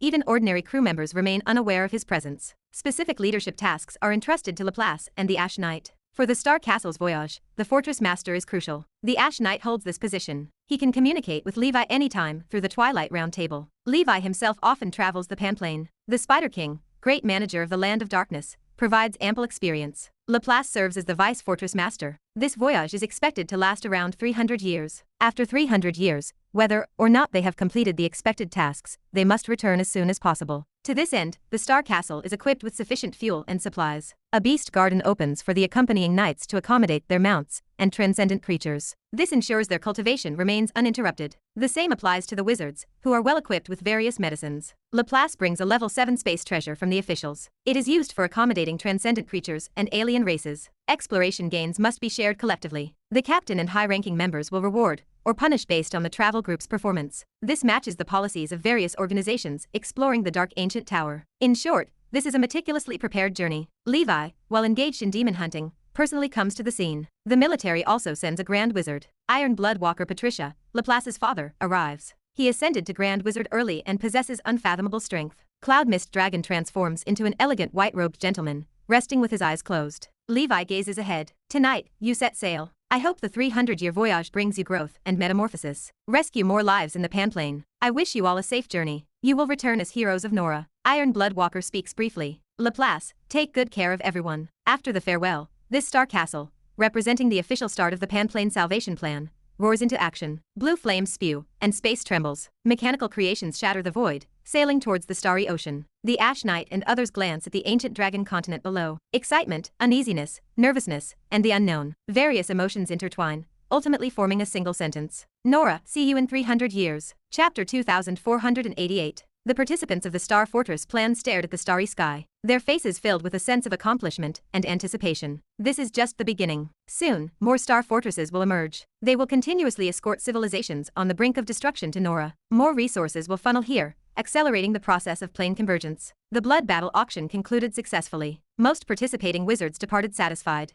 The wealthy spent extravagantly at the auction. Even those without money haggled at the stalls. Levi belonged to the former group. He spent over 13 billion this time. 6 billion went toward hoarding various rare materials, intended for the Wizard Tower, and for refining the 18 layers of Hell array. He also spent 800 million to purchase a Morning Star artifact, the Silver King badge. Lord Victor had previously refined the Silver King badge, which was also Morning Star level. With 3 more artifacts, the set will be complete. After refining the Silver King badge, Victor's spiritual force hovered near the maximum. No accompanying spiritual creatures emerged this time. With the Suenyuan Sword and Golden Emperor as his 2 main tools, such king-level series remained dispensable. Levi's other major expenditure involved a 7th-level rare treasure. Named the Black Soil Pearl, it cost 4 billion ether stones. This space treasure contains an inner heaven and earth. Such treasures are rare, and having more is always better. It proves useful for relocating organization bases and personnel. Even if discarded later, mana can refine its space, preventing waste. The clan treasure, the Wind Destruction Realm, which Levi previously acquired, has now become the treasure of the Tower of Dawn. Levi spent the last 2 billion to purchase a dark treasure map. He can explore it himself later, or have the Spider King send a duplicate to do so. Elena also spent a significant amount. First, she bartered at a gathering for the Water King's ring, a sky-level artifact. After refining it, her spiritual force received a marginal improvement. A new accompanying spiritual creature was born, a dark giant shark. It matched exactly the type of spiritual creature Garcia previously used. Its power remains fair, stronger than the Amber Dragon, but far from matching the Sky Water Stingray. Elena's Water God body also improved with the completion of the Water King series. The Water God body possesses strong inclusivity. It can fuse with any acquired water element special talent. Levi's Thunder God body and the Holy Infant's Ice and Fire Divine body follow the same principle. Through this, Elena unlocked the perfect achievement for the Water God series artifact. In truth, another Morning Star level Water God series artifact appeared at the auction. It was a small part Elena had not refined. However, another 8-circle perfect wizard at the auction also desperately needed it. The price of this artifact climbed to a terrifying 3 billion, far beyond its real value. Levi, not short on money, could support Elena in bidding aggressively. Elena gave up. She thought it too expensive, and not worth wasting so much money. She could always wait patiently for another chance. Those who spend time with Levi develop the excellent virtue of thriftiness. Levi felt relieved. He also felt reluctant to buy it. Although he did not lack money, spending it wisely matters. Elena also purchased a 7th-level bloodline crystal, costing 2,800 million. It came from a 7th-level creature, the Rebirth Goo Worm. The Rebirth Goo Worm is a descendant of the legendary creature, the Star Worm. The Star Worm possesses a reincarnation ability akin to the Ash Dragon. The youngling takes 20,000 years to cocoon. It must endure 20,000 years of not eating or drinking, unable to move during the cocooning period. Thus, after 40,000 years, it will transform from a cocoon to a butterfly, reaching a complete body. At that time, it will no longer bear the name Star Worm, but the Sang butterfly. Millennia later, it will be reborn randomly on a plane through reincarnation. The youngling will host near the plane's origin, devouring its strength for growth. A 50,000-year cycle occurs. Interestingly, the Sang butterfly also enjoys inhabiting beside various divine trees, such as the divine mulberry wood. Legend holds that in the ancient Pan Plain, a divine mulberry world existed, established by a sky-reaching mulberry tree. It perished with the dissolution of the frost giant civilization. Regardless, 100 Flowers solved the issue of her ascension materials. She combined 4 bloodlines: cherry blossom beast, mortal cranes, star worm, and the immortal banyan dragon. A blend of disparate biological types like insects, beasts, birds, and dragons. This approach will very likely give rise to an aberrant being akin to the Ash Knight. Finally, 100 Flowers also bought some items for Triss. She focused mainly on potion formulas, materials, and such. Additionally, Triss's soul artifact now lags somewhat behind her abilities. She commissioned Elena to buy some materials, then asked Master Fire Dragon to refine a wizard tool. Though she does not fight much as a technical talent, her equipment must improve. Leaving the Soren continent, Levi returned home to spend some time with 100 Flowers. Then, he tirelessly headed to the North Sea to continue working hard. Elena, meanwhile, proceeded with her cultivation step by step. The next few hundred years will be her busiest times. Wizards must advance to the 8th circle, while the Energy Sect and Knights must reach level 7. They must also follow Triss in potion research. Time flies.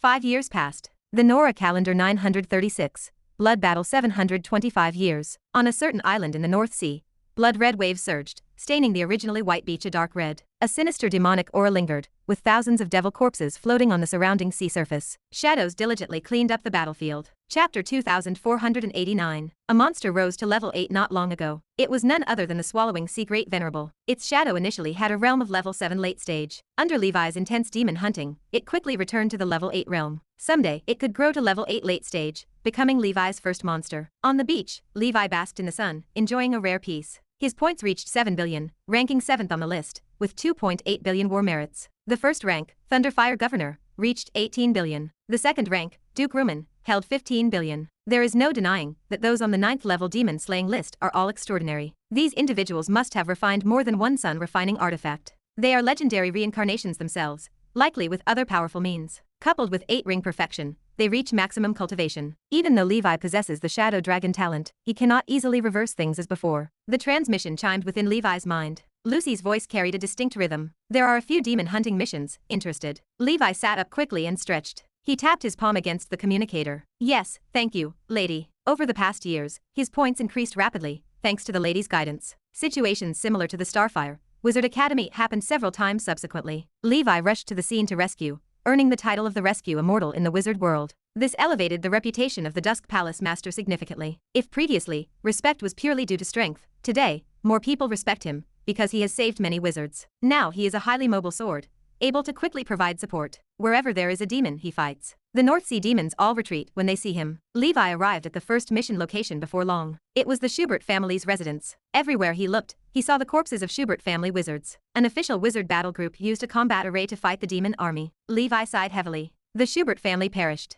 A level 8 demon deceived everyone and launched a surprise attack here not long ago. This organization, whose strongest member was only a 7-ring ordinary wizard, did not withstand the assault for long. They did not receive support from their master, the Letney family, either. This family continually obstructed the rise of the Fire Dragon shop in the past. Now, time proves everything. Harming others eventually harms oneself. With Levi joining the battle, the situation instantly reversed. He cast a Fire Dragon Tribulation with both hands. Double dragons fired, then exploded beside the demons. A level 8 early stage demon was left with only a breath. Sword Chi fell, and the demon soul completely perished. Levi transformed into a Thunder Dragon, rampaging across the battlefield. The Thunder King's court annihilated everything. The battle ended not long after. Thank you for your support, sir. You are welcome. Levi exchanged simple courtesies and continued to his next target. This was not Lucy's main task for him, just an appetizer. According to the intelligence Lucy held, a demon will launch a surprise attack on the Seven Waters Steeples shipyard located in the West Sea in a month. The Congress has already laid a trap, with the Earth and Fire Wizard group stationed nearby.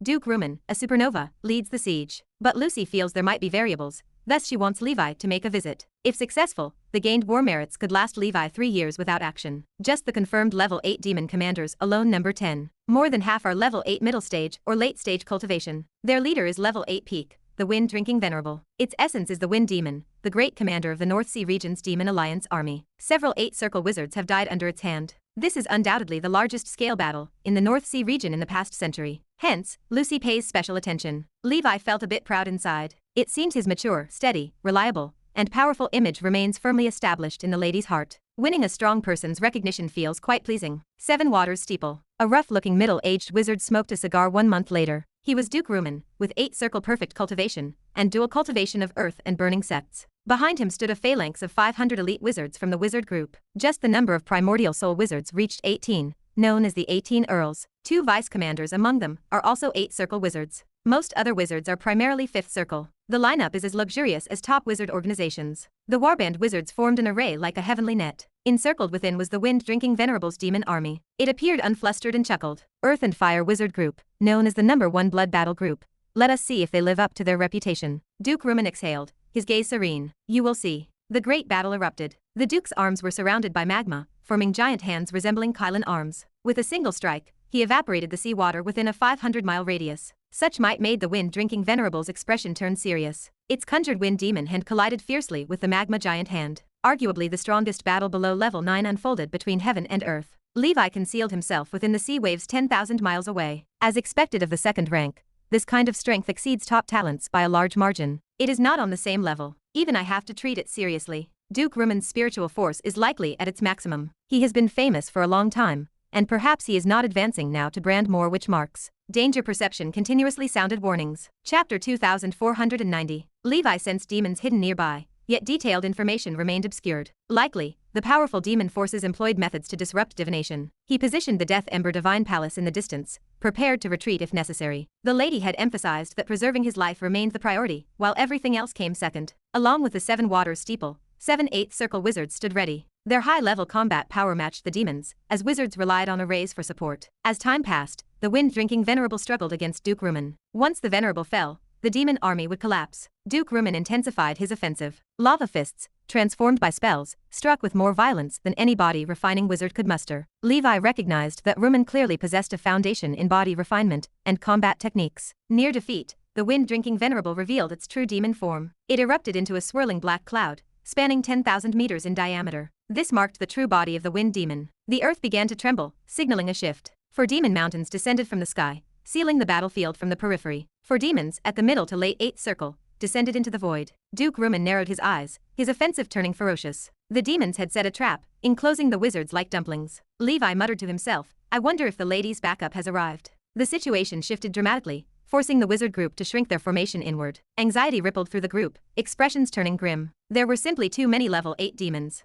The demonic aura on the battlefield thickened until it felt liquid, suffocating the wizards. Perception diminished, making it difficult to exert strength. Fire God, Duke Rumen shouted, a 10,000-meter tall projection of the Fire God descending at his cry. He had refined the complete body of the Fire God as well. Fire spread outward, attempting to shatter the blockade. Levi made his move. He targeted a middle-stage level 8 demon atop a demon mountain, launching a surprise attack. Lightning flashed, cutting through the sky dome. A menacing purple thunder dragon pierced the demon's chest. Levi closed the distance, summoning 2 Fire Dragon Tribulations with each hand to flank the demon. Boom, boom. Flames swept through, and the middle stage level 8 demon shattered into pieces instantly. Levi reached out for the demon soul, while Crimson Emperor Dragon Flames surged to incinerate it. He pointed his death finger, and the true soul began to dissolve. Just like that, a level 8 demon fell. The 9-colored Emperor drew the Emperor's sword, delivering a powerful slash to the demon mountain. With a crack, the demon mountain split open. The blockade shattered. Duke Rumen saw Levi, and his heart stirred. So he is the backup, Rumen murmured. He knew Levi was strong,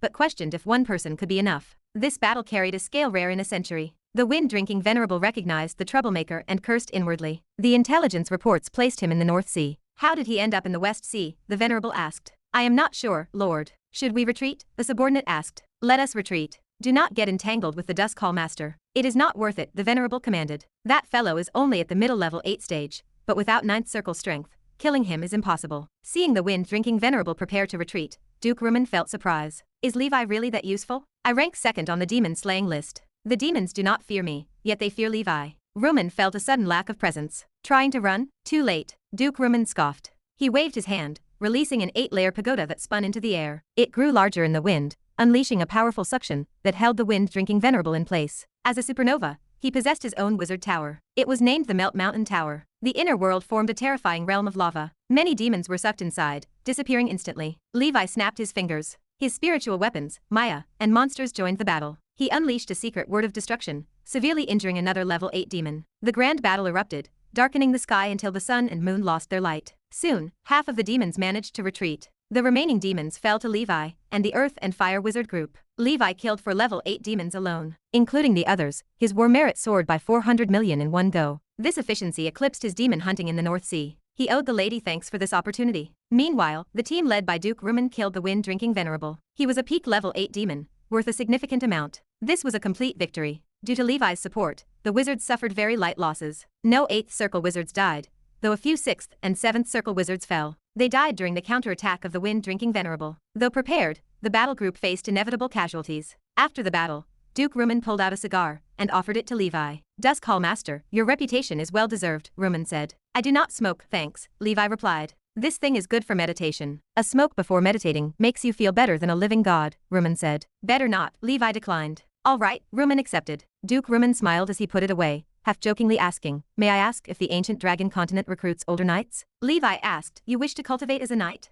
I might want to try it someday, though there is no time right now, Duke Rumen replied. Levi smiled. We do not care about age or background. You are welcome anytime. Bringing Duke Rumen into the Dusk Holy Temple would be beneficial. This person was likely a legendary reincarnation with great potential. Chapter 2491. The two exchange pleasantries before parting ways to attend to their own affairs. Before they leave, they exchange contact information. Levi glances at his updated contact list. It brims with names of supernovas and even grand wizards. These represent valuable connections and resources. For years pass. It is the 940th year of the Nora calendar, and the 729th year of the Blood Battle. Levi holds 7,800,000,000 points, with 3,600,000,000 war merits to his name. In roughly 30 years, he has surged to 5th place on the leaderboard. He immediately exchanges his hard-earned currency for the Ice Emperor's throne and returns to the ancient dragon continent. Inside the fairyland, Levi soaks in the small stone pond, washing away the fatigue of these past years. After bathing and changing his clothes, he sips a cup of grass jelly honey tea. He extends a hand, and an ice blue throne hovers before him. Time to begin. The Ice Emperor's throne transforms into a cold stream and surges into Levi's mind.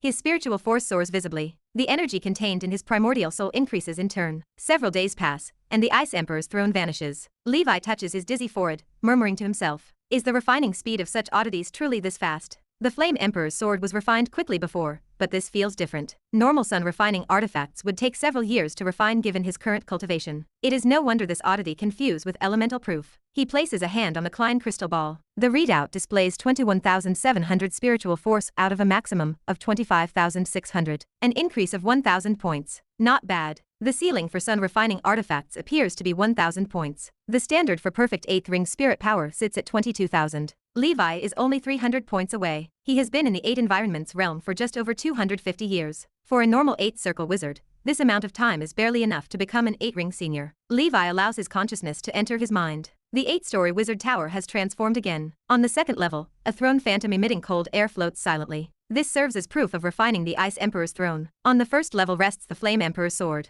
When Levi finishes refining the 7 major oddities, he should occupy the first 7 layers. On the wall of the Divine Ring Tower, a blue bead rests in the mouth of the Divine Dragon model, representing the innate spell Ice Dragon Prison. This signifies the transformation and metamorphosis of the innate spell. Previously, it held the Fire Dragon Tribulation and Shadow Dragon group. With a thought, Levi arrives in the Nightmare World training ground. He closes his eyes, perceiving the impacts brought by the model's change. He points toward the void ahead. Billions of icy particles surge out, transforming into tens of thousands of divine dragons. They intertwine like vines, weaving together. In an instant, a spherical barrier forms in front of Levi. Its diameter spans nearly 100 miles, standing between heaven and earth, vast as a frosty star. Inside the barrier, Red King and Lopez glance around. The area is sealed for miles in bitter cold. This is the true ice hell. Break the barrier, and let me see how long it takes you, Levi says from outside. Lopez and Red King receive the command. 2 giant apes exhibit their abilities. One summons water, but as soon as the water transforms, it becomes frost, merging with the barrier. The other breathes demon fire. The once all-powerful fire of calamity feels as weak as a candle flame in the wind. Ultimately, the 2 apes use their physical strength to strike the barrier's surface. The barrier trembles, then shatters under their blows. Levi conducts experiments with dragons from various elements. He gains understanding. After this mystical upgrade, the effect of Ice Dragon Prison focuses on creating massive blockade barriers. Within the barrier, elemental abilities suffer severe impacts. Different sects experience these effects to varying degrees. Water and ice elements suffer the most, as their power gets absorbed by the barrier to strengthen itself. The fire element finds suppression, its power significantly weakened. Earth, metal, wind, and lightning experience minor effects. Physical abilities naturally falter in the cold air. If one cannot escape quickly, they become stiff and immobile. This effect relates to the difference in cultivation between allies and enemies. Overall, the control ability of Ice Dragon Prison has grown stronger in scope and effect. If enemies are trapped inside, Levi can easily toy with them. At the same time, only one Ice Dragon Prison can exist. There is no way to stack them mindlessly like the Fire Dragon Tribulation. Using it requires adapting to the battle situation. The strength of the barrier is enough to trap any enemy below level 9 for a short while. As an innate spell, it suffices. Levi opens the proficiency panel. The Ice Emperor's throne shows as complete. A pity this oddity did not give birth to an accompanying special spiritual creature. Levi feels puzzled. Given his luck, 2 consecutive sun-refining artifacts lacking accompanying spirit creatures seems statistically unlikely. Perhaps the special nature of such oddities prevents it. Only when constructing a legendary artifact might they be birthed. The last feature is a sun-graded special talent, the Ice Emperor. It matches the level of Levi's previous Emperor Flames. Levi's ice elemental affinity improves greatly again. His meditation speed can reach even greater heights. He returns to the ancient Banyan fairyland. Having temporarily settled the matter in his mind, Levi rests. During this period, he cultivates the Nightmare Traveler to level 8 midstage. Perception range and accuracy improve once more. The number of people he can bring into the Nightmare world increases, from 200,000 to 300,000. Levi upgrades this human server. Everyone will experience less lag in the future. Other spell-like abilities and the Nightmare domain all advance correspondingly. After the Ice Emperor's throne is exchanged, he feels satisfied. Chapter 2492. The Wizard Council has a new sun-refining artifact in stock. It is a pity that it is no longer something he needs. But just in case, Levi planned to continue demon hunting to gather war merit. He wanted to accumulate at least 40 billion. He still had one chance for a non-random sun-refining artifact.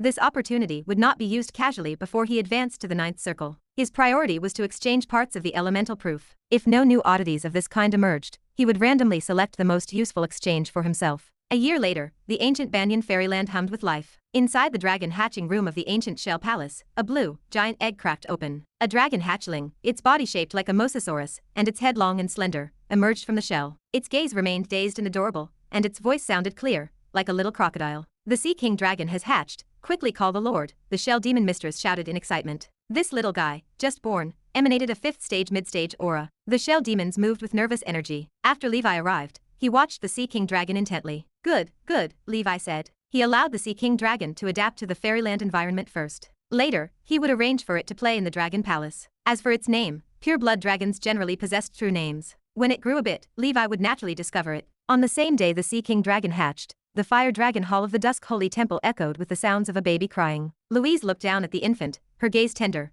though the child appeared somewhat strange. The true form of the ancient tomb race was large, like a little giant, and the Fire Dragon Knight was the same. A powerful combination, for this baby could already lift over 100 pounds. Is this a human? The Fire Dragon Knight asked. Louise looked at her partner. Half human? She belonged to the ancient tomb race, while the Fire Dragon Knight was a giant, dragon clan, and human. The child's bloodline would inevitably be a hodgepodge. The Fire Dragon Knight ordered his men to bring the crystal ball to test talent. After some testing, the couple looked stunned. Forget it, it is better to ask the commander to see what is going on, the Fire Dragon Knight suggested. Levi held the giant baby in his arms. The talent crystal showed a sea of fire and an earth element. This indicated double affinity. On top of that, there appeared an image similar to a cauldron. It showed no clear elemental tendency. This made Levi suspect it was a unique talent not previously recorded. More precisely, it was a special physique. It was highly likely a super rare innate body refining talent. This was even rarer than Children of the Elements or top-level talent. Innate body refining talent remained so scarce. This might also explain why the path of body refinement had always been inferior to the path of spells. You take good care of him,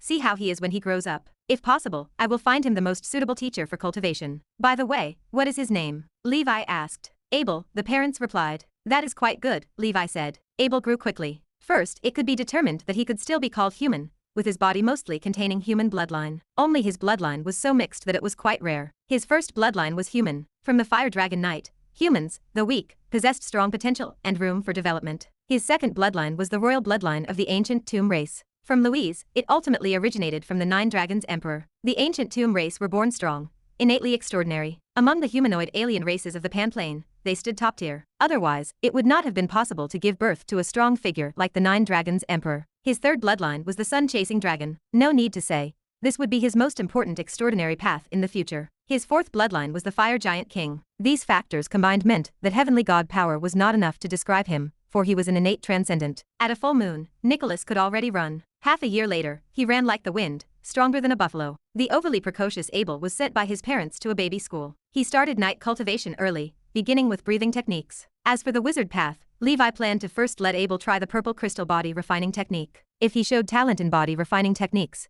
he would let him also cultivate body refinement. If not, he could take the spell path. Either way, it would be excellent. Body refinement could make his body more extreme, perfect, and flawless. The spell path could increase his versatility. In the Land of Darkness, a lost mid-sized world located around the Dark Rift, a forbidden land for plain travelers, sat the Empire. 2,000 years ago, Lion Emperor Solomon emerged. He swept across the 6 directions and unified the 8 deserts. With supreme power, he conquered this world full of monsters, establishing Chi country. He purged those sorcerers who used evil arts to confuse and deceive the people. Sorcerers entered into contracts with evil gods and devils to gain power. For this, they sold their kin, their souls, and even sacrificed villages and cities. Across the land, the people were destitute and war remained rampant. This was alleviated after the empire was established. 1,000 years ago, the Lion Emperor was already a master, the strongest in this world's history. This had always been a human world, with extraordinary paths varied and chaotic. But few excelled and reached level 6 upper level. This created fertile ground for certain sorcerers to thrive. To completely resolve this issue, the Lion Emperor shattered the void, traveling to the 3,000 worlds. He spent 1,000 years visiting realm-strong figures, feeling numerous extraordinary techniques, and then he compared them with the extraordinary techniques he mastered. Thus, he created an extraordinary path he deemed suitable for humans, the Secret Mark Warrior. Soon after, for the pursuit of a higher realm, the Lion Emperor silently left the Solomon Empire. Chapter 2493. A millennium passed. The figure became a legend in this world. Vassal kings divided the land and waged chaotic wars, while dark forces made a comeback. Secret Mark warriors rose generation after generation to resist, coming just to the brink of seeing the dawn for humans. Sorcerers used sacrificial rituals to summon a devil army from hell. This devil army, known as the Murderer Legion, recklessly harvested souls. Establishing a brutal reign, they enslaved the human race. Inside a dimly lit small tavern, the Ash Knight and Laplace, dressed as mortals, adapted to local customs. They possessed a rough understanding of the modern history of this world. The Ash Knight frowned, staring into his drink. Lord Laplace, as it stands, the strongest in this world, exists at about the 7th level. This person serves as the leader of the Murderer Legion, a level 8 devil's human body. Shall we save this world? Without external interference, they might not survive this millennium. Laplace sipped her drink, turning to her companion. The origin of the Murderer Legion remains complex. The master behind them ranks as one of the 72 pillars, the Emperor of Torture. This devil acts with brutality, a devil tyrant and a racist, notorious even in hell. Still, following my heart, I suggest we fight an open and joyful battle. The Ash Knight nodded. I will seek our commander's opinion. He contacted Levi through the Twilight Round Table. Upon hearing the report, Levi pondered for a moment before answering. Do it. If it involved other devils, Levi might leave it be. Hell serves as a subsidiary world of the underworld, after all. But the Emperor of Torture, he could not let that slide. He would seize this opportunity to weaken the power of his enemy. Future revenge for his second brother would be much easier. Moreover, according to the rules of the underworld, devils must not initiate wars of invasion in the multidimensional plane without permission. Unless the underworld tacitly approves, such as the previous invasion of Nora, behavior like this damages the neutral status of the underworld. Levi communicated with the Iron Blood Walker on the military side. His advice also suggested liberating this plane. Given this, he felt no need to worry. Regardless of the result, the wizard world acts as a backup. Through the Ash Knight, Levi roughly understood this nameless world. Secret Mark warriors seem to be a transcendent path that allows the Nora clan to cultivate. Collecting them should prove beneficial. The next day, at the break of dawn,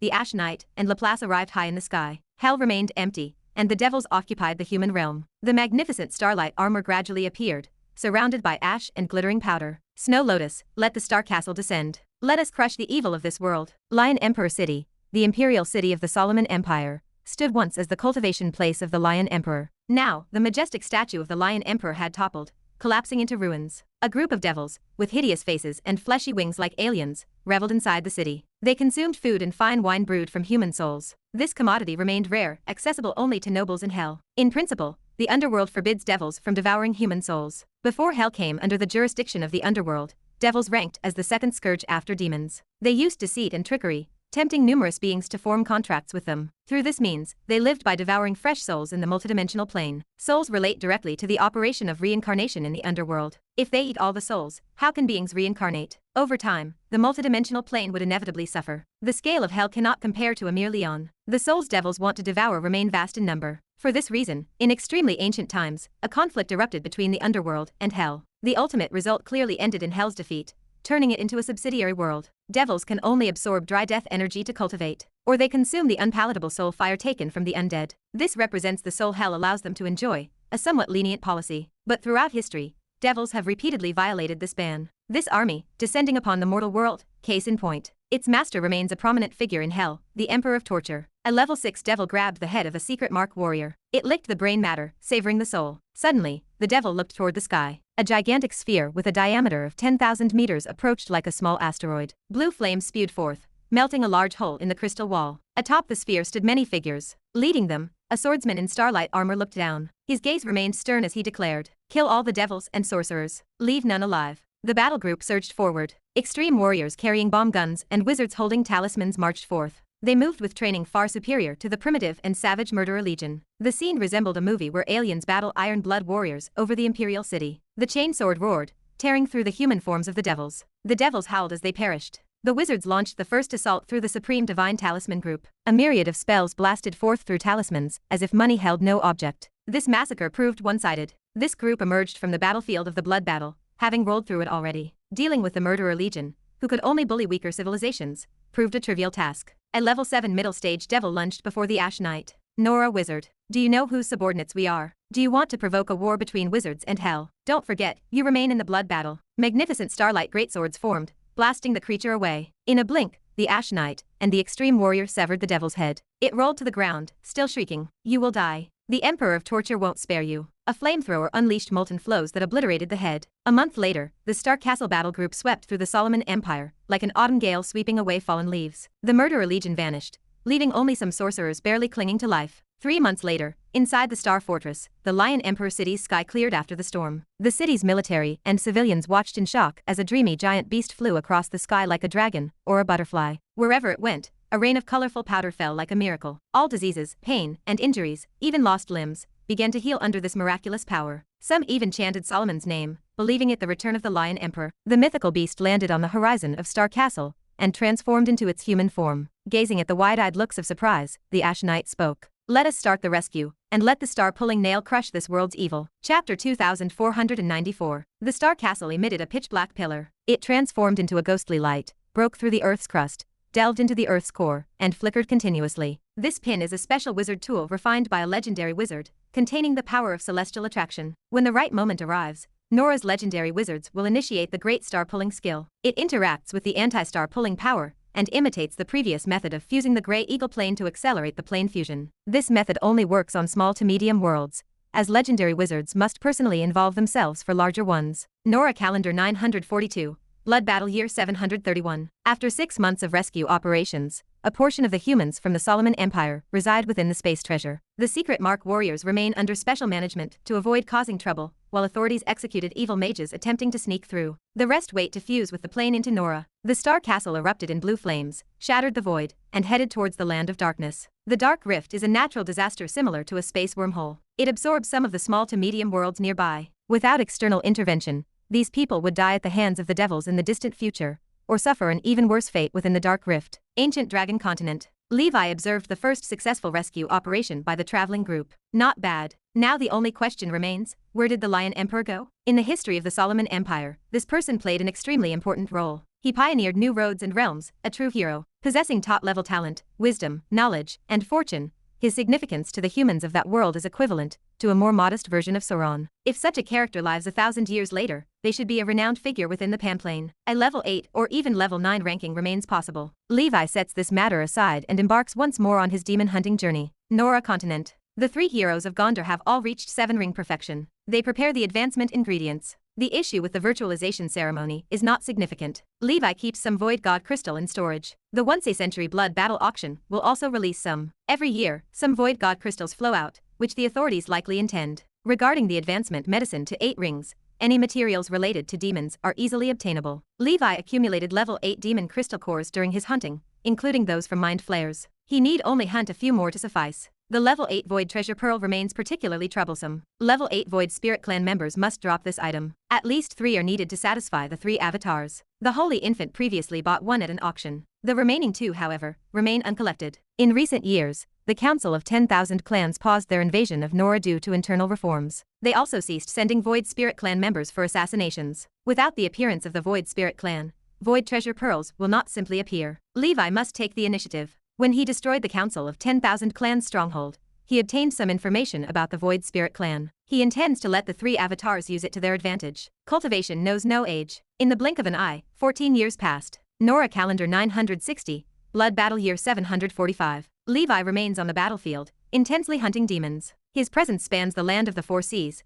including the north, south, east, and west. Collaboration with Lucy has become increasingly seamless, as he serves as a sword by the lady's side. Soon, his points broke through 10 billion. In less than 60 years, he reached third place on the demon-slaying list. The top two are Thunderfire Governor and Duke Ruman, with 20 billion points and 16 billion points respectively. For the first time, a truly formidable rival appeared. He encountered many of the top 10 contestants to varying degrees. Most relations are relatively friendly. He has yet to meet the first-place contestant. Not long after, the Blood Battle Daily headlined the good news. The Thunderfire Governor escaped the clutches of the Fist Demon Lord and successfully wounded the opponent with an 8-ring body, which severely demoralized the demons. The report adds a warning that this is dangerous behavior and should not be imitated. The Fist Demon Lord is a level 9 bottom-dwelling fish demon, likely promoted recently. It wanted to make a name for itself by ambushing the outgoing Thunderfire Governor in the Land of Darkness. Unexpectedly, an 8th Circle wizard wounded it. Upon hearing the news, the Congress immediately began promoting it to boost the wizard's morale. Who dares to imitate this other than legendary reincarnation wizards? Levi scoffs. After reading the report, Levi is not particularly surprised. This further confirms his suspicions. The previous individual to confront a level 9 with an 8 circle body was Lucy. With 8-ring limit cultivation and legendary level insight,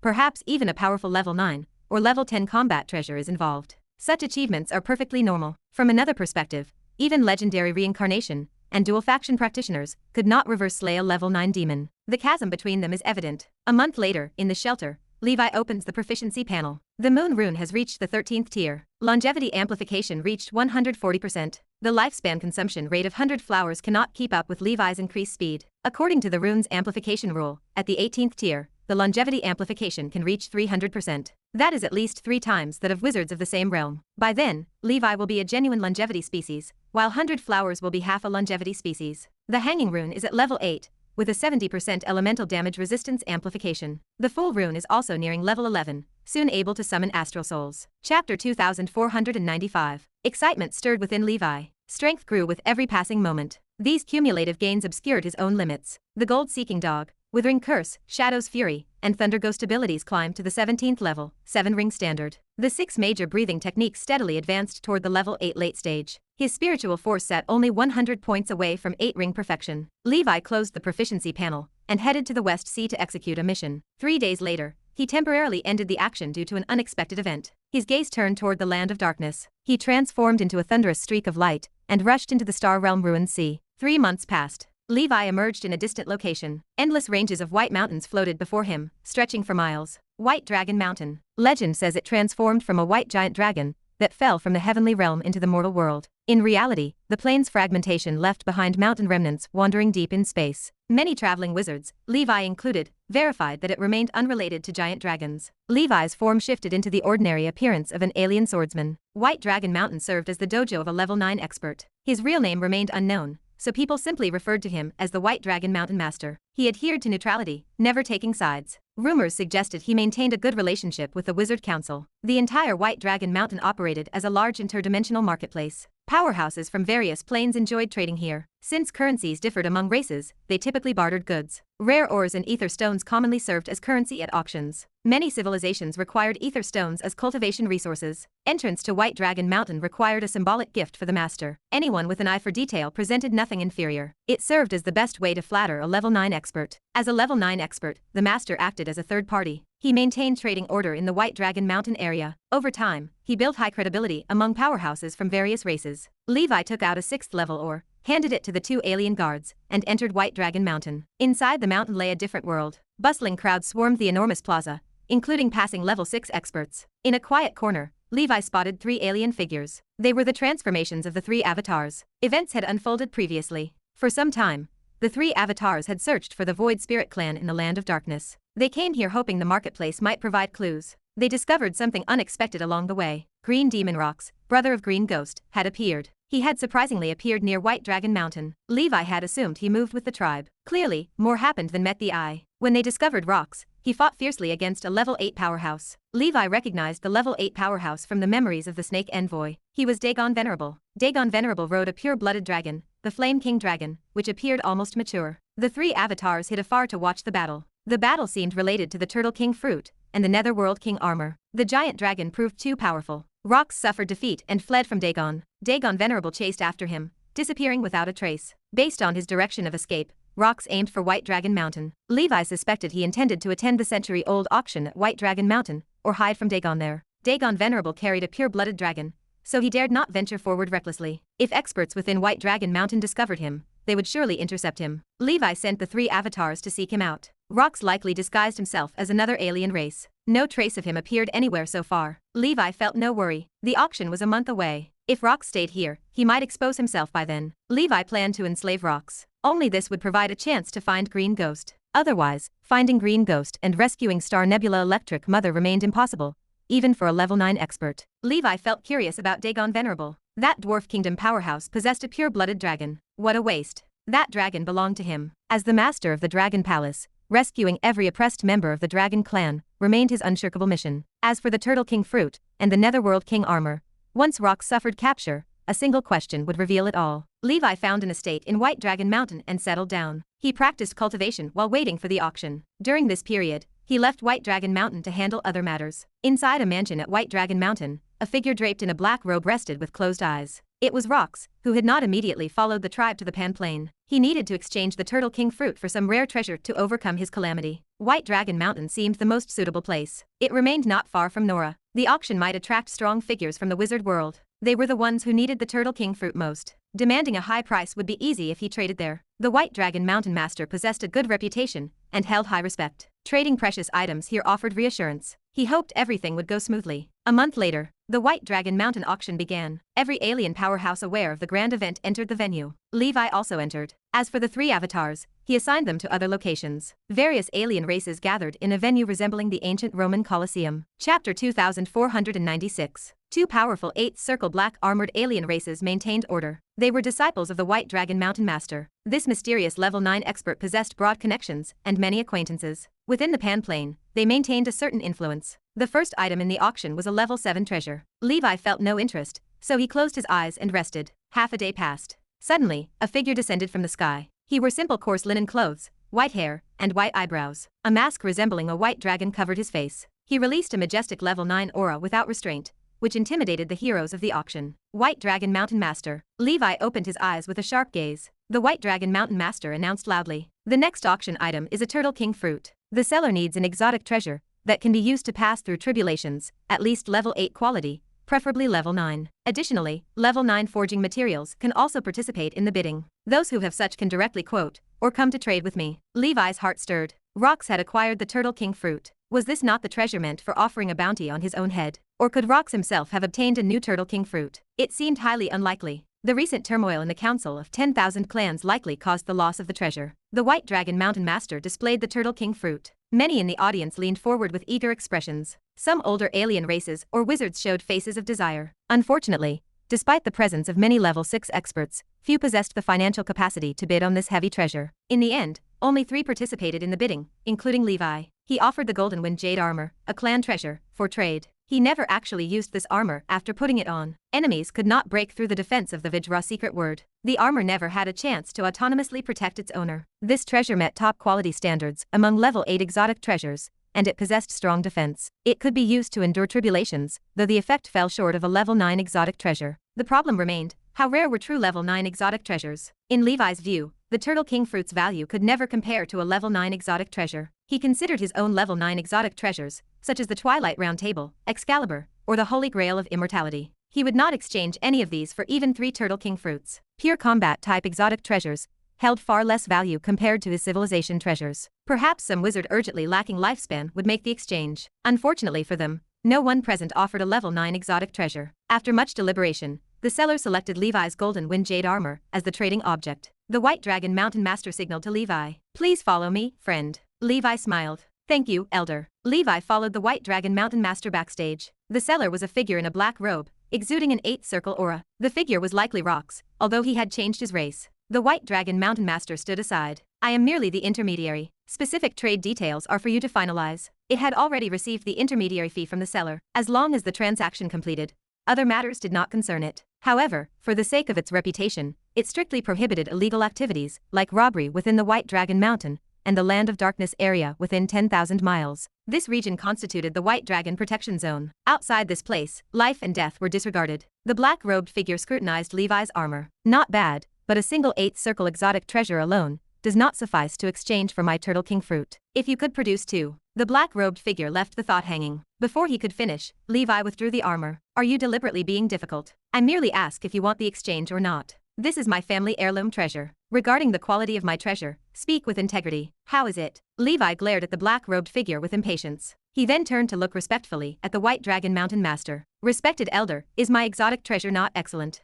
The White Dragon Mountain Master nodded slightly. It had a friend who served as a blacksmith master for a certain large civilization. By its level 9 standards, this exotic treasure was indeed not lacking. The black-robed figure murmured, "This is the Turtle King fruit, a life-extending treasure." The White Dragon Mountain Master watched them begin to haggle. It asked with slight impatience, "Are you still going to trade?" The black-robed figure hesitated for a moment before nodding. "Calm your anger, elder. I will trade." Rox also understood that obtaining a level 9 exotic treasure involved luck. People possessing such treasures were typically level 9 experts. If those individuals knew he possessed a Turtle King fruit, they might rob him right in front of the White Dragon Mountain Master. The person in front possessed 8th circle cultivation, so Rox did not worry about trouble within White Dragon Mountain. The White Dragon Mountain Master took out a contract slate. The two proceeded to exchange the armor and the Turtle King fruit. Finalize the contents yourselves. Levi and the black-robed figure nodded. Thank you, elder. The next segment involved tugging over details to draft the terms. The process mainly aimed to prevent one party from reneging or sabotaging the auction items to harm others. Having seen such things many times, the White Dragon Mountain Master only personally oversaw trades involving heavy treasure. For ordinary treasures, it let subordinates handle the process. Suddenly, a loud noise erupted outside. The White Dragon Mountain Master transformed into a 10,000-meter tall figure, sweeping the scene with divine sharp eyes. 3 alien races were going mad, attacking the venue. The strongest reached the level 7 late stage, and the weakest had level 7 early stage standards. They emitted black gas, moved swiftly, and possessed blood-red eyes. The 2 8th circle guards had surprisingly failed to subdue them for some time. Chapter 2497. Daring to cause trouble on my turf, truly the first time in 1,000 years. The White Dragon Mountain Master sneered coldly. A breath escaped its throat, transforming into 3 chains of ice. The chains stretched on without end, slithering like venomous snakes. They lashed out, binding the 3 troublemaking aliens in an instant. They could not move. Before a level 9, a level 7 stood powerless to resist. Suddenly, the 3 figures dissolved, turning into a pool of pus. They dissipated into nothingness. What kind of trick is this? The White Dragon Mountain Master froze. A blaze of red flames rose to the sky, followed by a loud explosion. The master focused its mind. The traitor had self-destruct. The black-robed seller vanished without a trace. The master waved a hand, extinguishing the flames with a gloomy expression. A powerful wave of perception instantly washed over the entire White Dragon Mountain. In the venue, other powerhouses stared blankly. What just happened? Did I see it wrong? Someone dared to stir things up in front of the White Dragon Mountain Master. Perhaps some hidden level 9 powerhouse wanted to seize the Turtle King fruit. The White Dragon Mountain Master drew back its perception. Surprise washed over it. Nothing. The entire reserve appeared normal. The warnings and protective measures set around White Dragon Mountain remained undisturbed. The power of the mastermind exceeded its expectations. Even if not level 9, the culprit stood close. Interesting. I wonder who this is. The White Dragon Mountain Master's body transformed into countless cold lights and dispersed. 20,000 miles away, Levi's figure emerged within the Death Ember Divine Palace in the darkness. The full rune madly alerted him. The White Dragon Mountain Master was strong, even more formidable than the Star Wind Tribulation ape from before. Levi thought the command, and the invisible secret word activated. 8 direction traceless, ancient and modern invisible. Swift. Whoosh. In an instant, Levi vaulted 100,000 miles away. After the extreme darkness dragon advanced to level 8 mid-stage, the blinking distance of the invisible secret word grew even farther. Afterward, Levi used multiple means, combining the extreme darkness divine palace and Pegasus rune. He escaped 80,000 miles. 18,000 miles. That marked his maximum escape distance. Combined with the resurrection distance of the Death Ember Divine Palace, the total reached 200,000 miles. It was not enough. He fled into the Star Realm Ruins Sea, running towards Nora for a while. Soon, the full rune stopped its alarm. Running this far, a level 9 expert could not possibly catch up. Only then did Levi return to the land of darkness, his consciousness entering the holy grail of immortality. Within the ancient Banyan fairyland, the Black Soul Demon Tower trembled wildly. Lopez, the Red King, and other level 8 powerhouses pressed firmly against it. Something terrifying struggled inside. Indeed, it was Rox. During the auction waiting period, Levi had gone out and used extreme darkness enslavement to control 3 alien races. He commanded them to cause chaos at the auction site. At the moment the White Dragon Mountain Master was distracted, Levi, together with Mana, temporarily sent Rox into the ancient Banyan fairyland with a thunderous method. He sealed it with the Black Soul Demon Tower afterward. Then, he committed suicide to return to the city, evacuating White Dragon Mountain. Rox, being a level 8 late-stage powerhouse, could not be completely suppressed by the Black Soul Demon Tower. Levi hurriedly released it. The fairyland was filled with treasures. Destroying the flowers and plants would be a poor outcome. Rox was dumbfounded. It had not expected someone to actually dare make a move on the White Dragon Mountain Master's turf. This person possessed only level 8 cultivation, utterly reckless. Levi cast a spell of Ice Dragon Prison. The frost barrier descended, sealing Rox within it. Rox punched the surface of the barrier, and cracks spread. Levi summoned more. Silver Mountain Skyfall, Wind Illusion Realm, Air Castle. Layer upon layer of barriers descended. After ensuring the enemy could not escape, Levi charged towards Rox, sword light filling the sky, pursuing shadows. Rox used its 6 arms to punch, shattering the incoming attacks. Then, spiritual weapons, Maya, and monsters joined the battle. All of them radiated level 8 auras. Is it you? Recognizing the familiar attack method,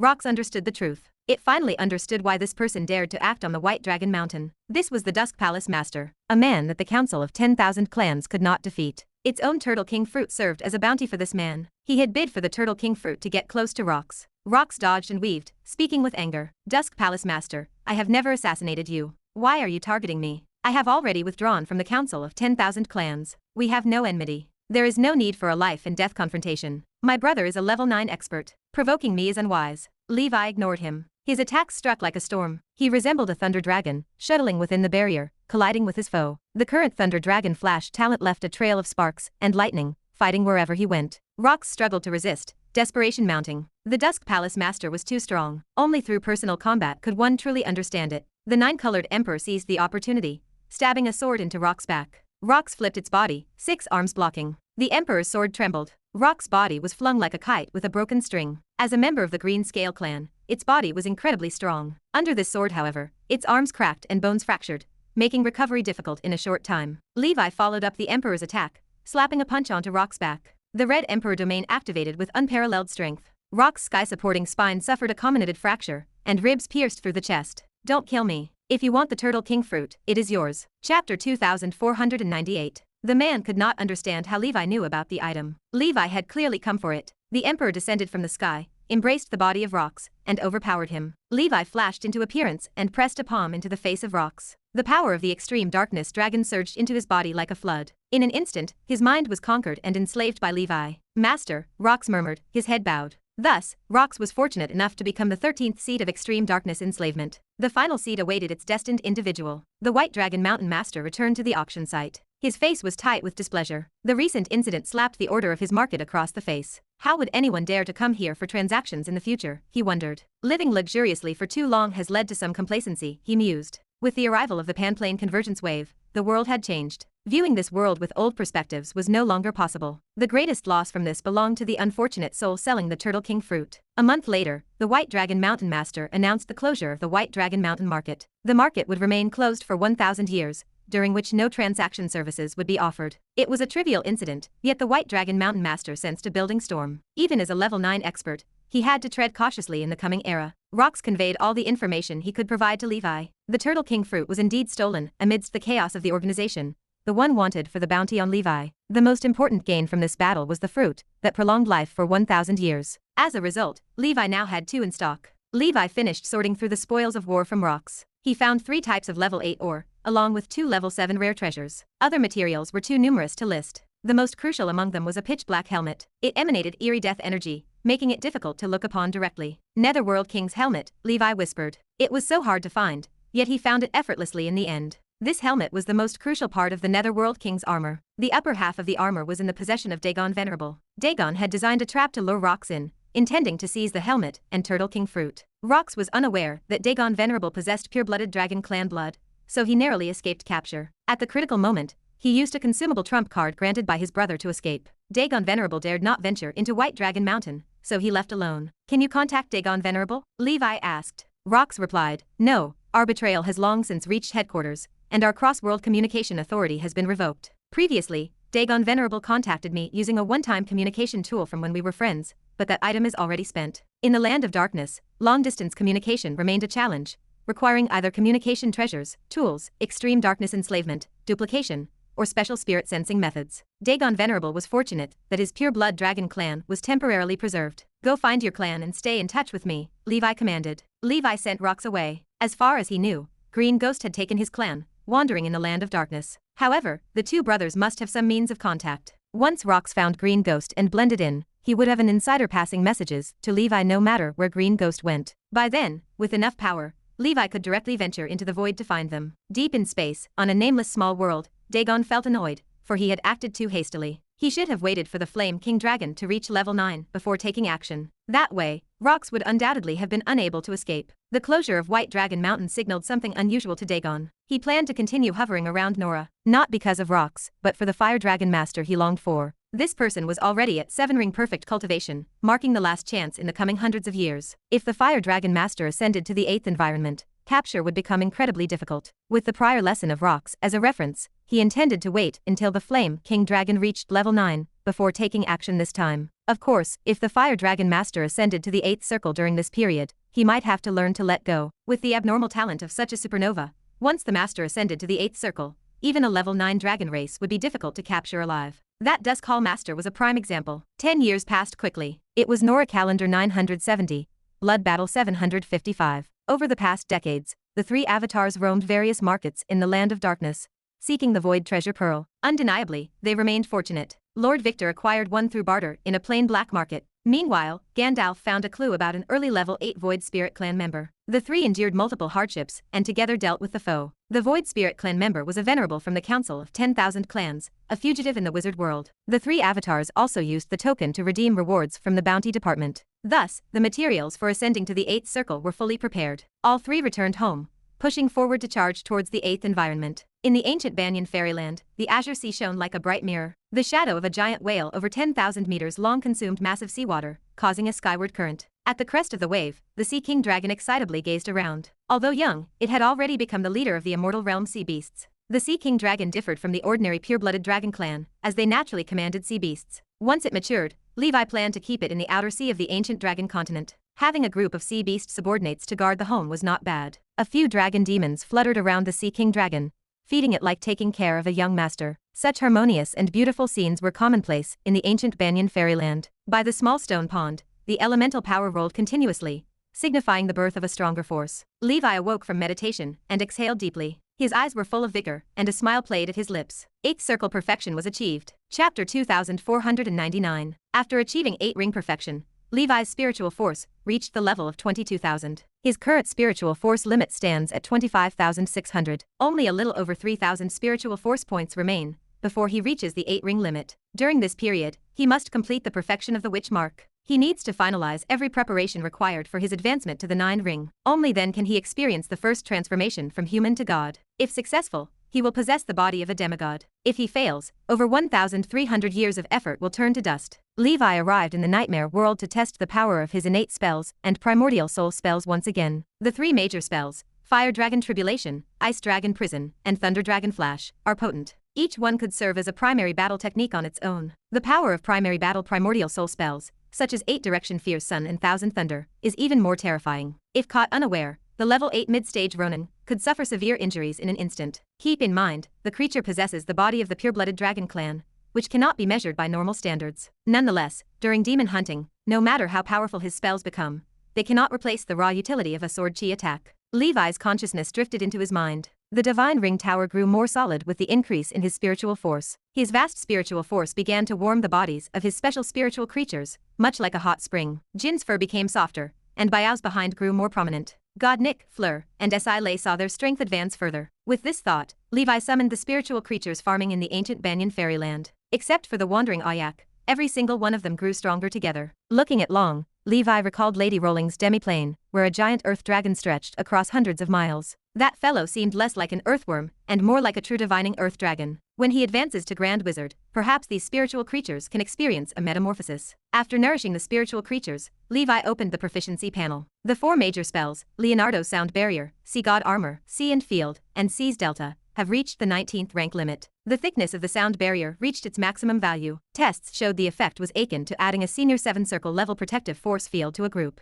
As long as the field remains intact, his shadow army is invincible. The defensive strength of the Sea God armor can withstand the Tyrant of Horror's attack for a period. Take note that the Tyrant of Horror has returned to the level 8 peak realm. Given its former legendary Dragon Clan realm and foundation, its attack roughly represents the top level below level 9. After comparing the spell with the King Kong secret word, Levi found the strength of the sea god armor surpasses the secret word slightly. This is understandable, since the secret word is only at the level 8 middle stage, while the sea god armor is at 8 ring perfect cultivation, reaching the peak spell realm. It is a pity Levi lacks a level 9 dragon race specimen. Otherwise, he could test the instant defensive limit of the sea god armor. Nora is vast, and the most abundant terrain is the ocean. Since the main battlefield for demon hunting is also in the ocean, this spell has incredibly high practicality. As for the sea and field spell, Levi uses it most frequently. Years of land reclamation have unconsciously increased the ancient dragon continent's area by a third. Once he advances to 9 ring, that area should double. Then he could use this spell to transform the ancient dragon continent and the surrounding satellite continents. Perhaps he could create a wonder of some kind. Since the name is Ancient Dragon Continent, he might shape it into a winged giant dragon, or a coiled divine dragon. For a grand wizard, moving mountains and seas, or shaping rivers into land presents no difficulty. Finally, the Seas Delta spell is equally impressive in power. Additionally, the small-scale fragmentation technique has also reached its limit. When occasionally used to dismantle arrays or dead objects, it proves quite handy. Next, he awaits the opportunity to learn the true decomposition technique after achieving the 9 ring. Other spells have progressed but still lack the requirements for advancement. Regarding the night breathing technique, the fastest is still the Crimson Emperor Dragon, which is not far from the level 8 late stage. Others' progress varies, but with careful practice, reaching the limit is inevitable. Finding more sub-dragons and pure-blooded Dragon Clan members is Levi's next priority. Regarding combat techniques, with Lopez, Red King, and the Golden Blade Guest as practice partners, the Extreme Dao strategy improves steadily and is not far from the level 8 limit. After level 9, he should be able to create his own soldier species. Within the transcendent system of barbarian tribes, the art of war dictates that 9 is the ultimate number. The 6 dimensions defense attributes are the most crucial. Levi relies on his proficiency panel. He does hold some curiosity. Could the art of war break the so-called level 9 shackles, progressing further and setting a new precedent? Days later, Levi's full rune reached level 11. The amplification of the power of fooling and the power of foreknowledge increased to 100%. This means he can summon new astral souls again. In his mind, the smiling pig-faced astral soul shone brightly. Then, a beam of starlight soared into the sky, vanishing into the void. Star constellation Divine Palace is a mysterious dimension between the astral world and the prime material plane. Like a mirage, palace clusters float here. These palaces align like scattered heavenly stars, appearing chaotic yet organized. Strong presences lie dormant within. Compared to the chaotic god of the astral world land, it seems the insects have not disturbed this place. In the Golden Grand Temple, a giant beast resembling a domestic pig lay coiled. Suddenly, it opened its hollow, divinely dull, black eye sockets. Chapter 2500. Its smiling pig face exuded a paradoxical sense of foolishness yet wisdom. Or rather, great wisdom that seems foolish. Everything was under its control. The pig sniffed the air, its eyes twinkling. The Star Whisperer has arrived, it grunted. From a colleague, it had already learned of the Star Whisperer in the lower realm. This person practiced the secret technique of the language of stars. As of today, they had simultaneously summoned the astral souls of the Heavenly Horse, the Horned Bull, the Aries, and the Jade Rabbit. Even in the ancient Starforger civilization, such a talent was rare. It grunted softly, staring into the distance. Since that is the case, let the Star Souls descend. I anticipate his future actions. With his help, when the bull surrounds the astral world and returns, perhaps it will be the day of world transformation. It gently exhaled a beam of starlight, which fell to the mortal world. Ancient Banyan Fairyland. Levi gazed at the ordinary-looking big fat pig that appeared before him and fell into contemplation. The star souls he summoned were becoming increasingly abstract. He opened the proficiency panel. The proficiency panel detailed the star soul blind pig. The star name was Angnust. The star character was Great Wisdom Seems Foolish. The star language was Prophet. The level was 8. The ability was Blind Foolishness. The Blind Foolishness ability meant that after summoning the star soul, one could briefly enter a state of being unpredictable, undivinable, and unobservable. Those who forcibly gazed at the caster would suffer a backlash from the blind pig star soul, entering a negative mental state for a time. At best, they would temporarily lose their reason, becoming mentally disrupted. At worst, their mind would be damaged, their spirit shattered, lost within chaos. This ability held some effect even on level 9 and level 10 existences. Levi drew in a sharp breath after reading. Such a powerful ability, able even to affect level 10 existences. Levi knew that behind every rune language, there was a supreme existence. It seemed that the one behind the full rune should be extremely adept at divination. Thus, its star language was Prophet. This thing seemed ethereal, but in reality, it was very useful. This meant when Levi engaged in some shady dealings, even level 10 strongmen might not be able to calculate him. In other words, he was the one outside the 3 realms, not in the 5 elements. Thank you, Levi murmured while raising his head. He did not know if those existences could hear him. In any case, his powers came from others. He needed to keep a grateful heart. These great existences did not, like the gods, require Levi to forcibly believe in them. The question remained, what exactly did these existences seek? The Starforger civilization had already perished. When he had the strength to speak to them directly, he could resolve all of this. He withdrew his star soul and walked to the corpse demon refining pool. The liquid concocted from rare materials worth over 100 billion ether stones had been entirely absorbed by the massive dragon corpse. The dragon corpse had undergone a major transformation. The once jade-white scales had become a deep black. Ink-colored flame clouds flowed around, like a picturesque ink painting. On each scale, Levi had engraved corpse demon runes. He drew out the crimson dragon slash and unleashed a normal attack. A metallic clang echoed as sparks flew. The divine weapon was deflected, and the dragon scale surface only bore a white mark. Such strong defense, Levi noted. The wind illusion dragon was not known for its defense, but after absorbing so many rare materials from Levi, its defense should not be much inferior to the defensive pure-blooded dragon clan after death. Later, Levi took the corpse demon and left the ancient Banyan fairyland. Training ground beneath the Emperor Palace. Levi tested its resistance to spells with the Fire Dragon Tribulation. A spell capable of eradicating a level 8 early-stage demon could not penetrate the scale defense. Only after striking the same point repeatedly could he barely open up some cracks. But in actual combat, this situation equates to standing still to let the enemy hit, which is non-existent. Levi also used a more powerful 8-direction Fierce Sunday. With the descent of 8 great suns, this time, the shock endured by the corpse demon was significantly greater. The scales were charred, cracked, with substantial damage evident. The intensity of Levi's primordial soul spell was indeed powerful. For other 8th circle wizards, even if performing the 8-direction Fierce Sun,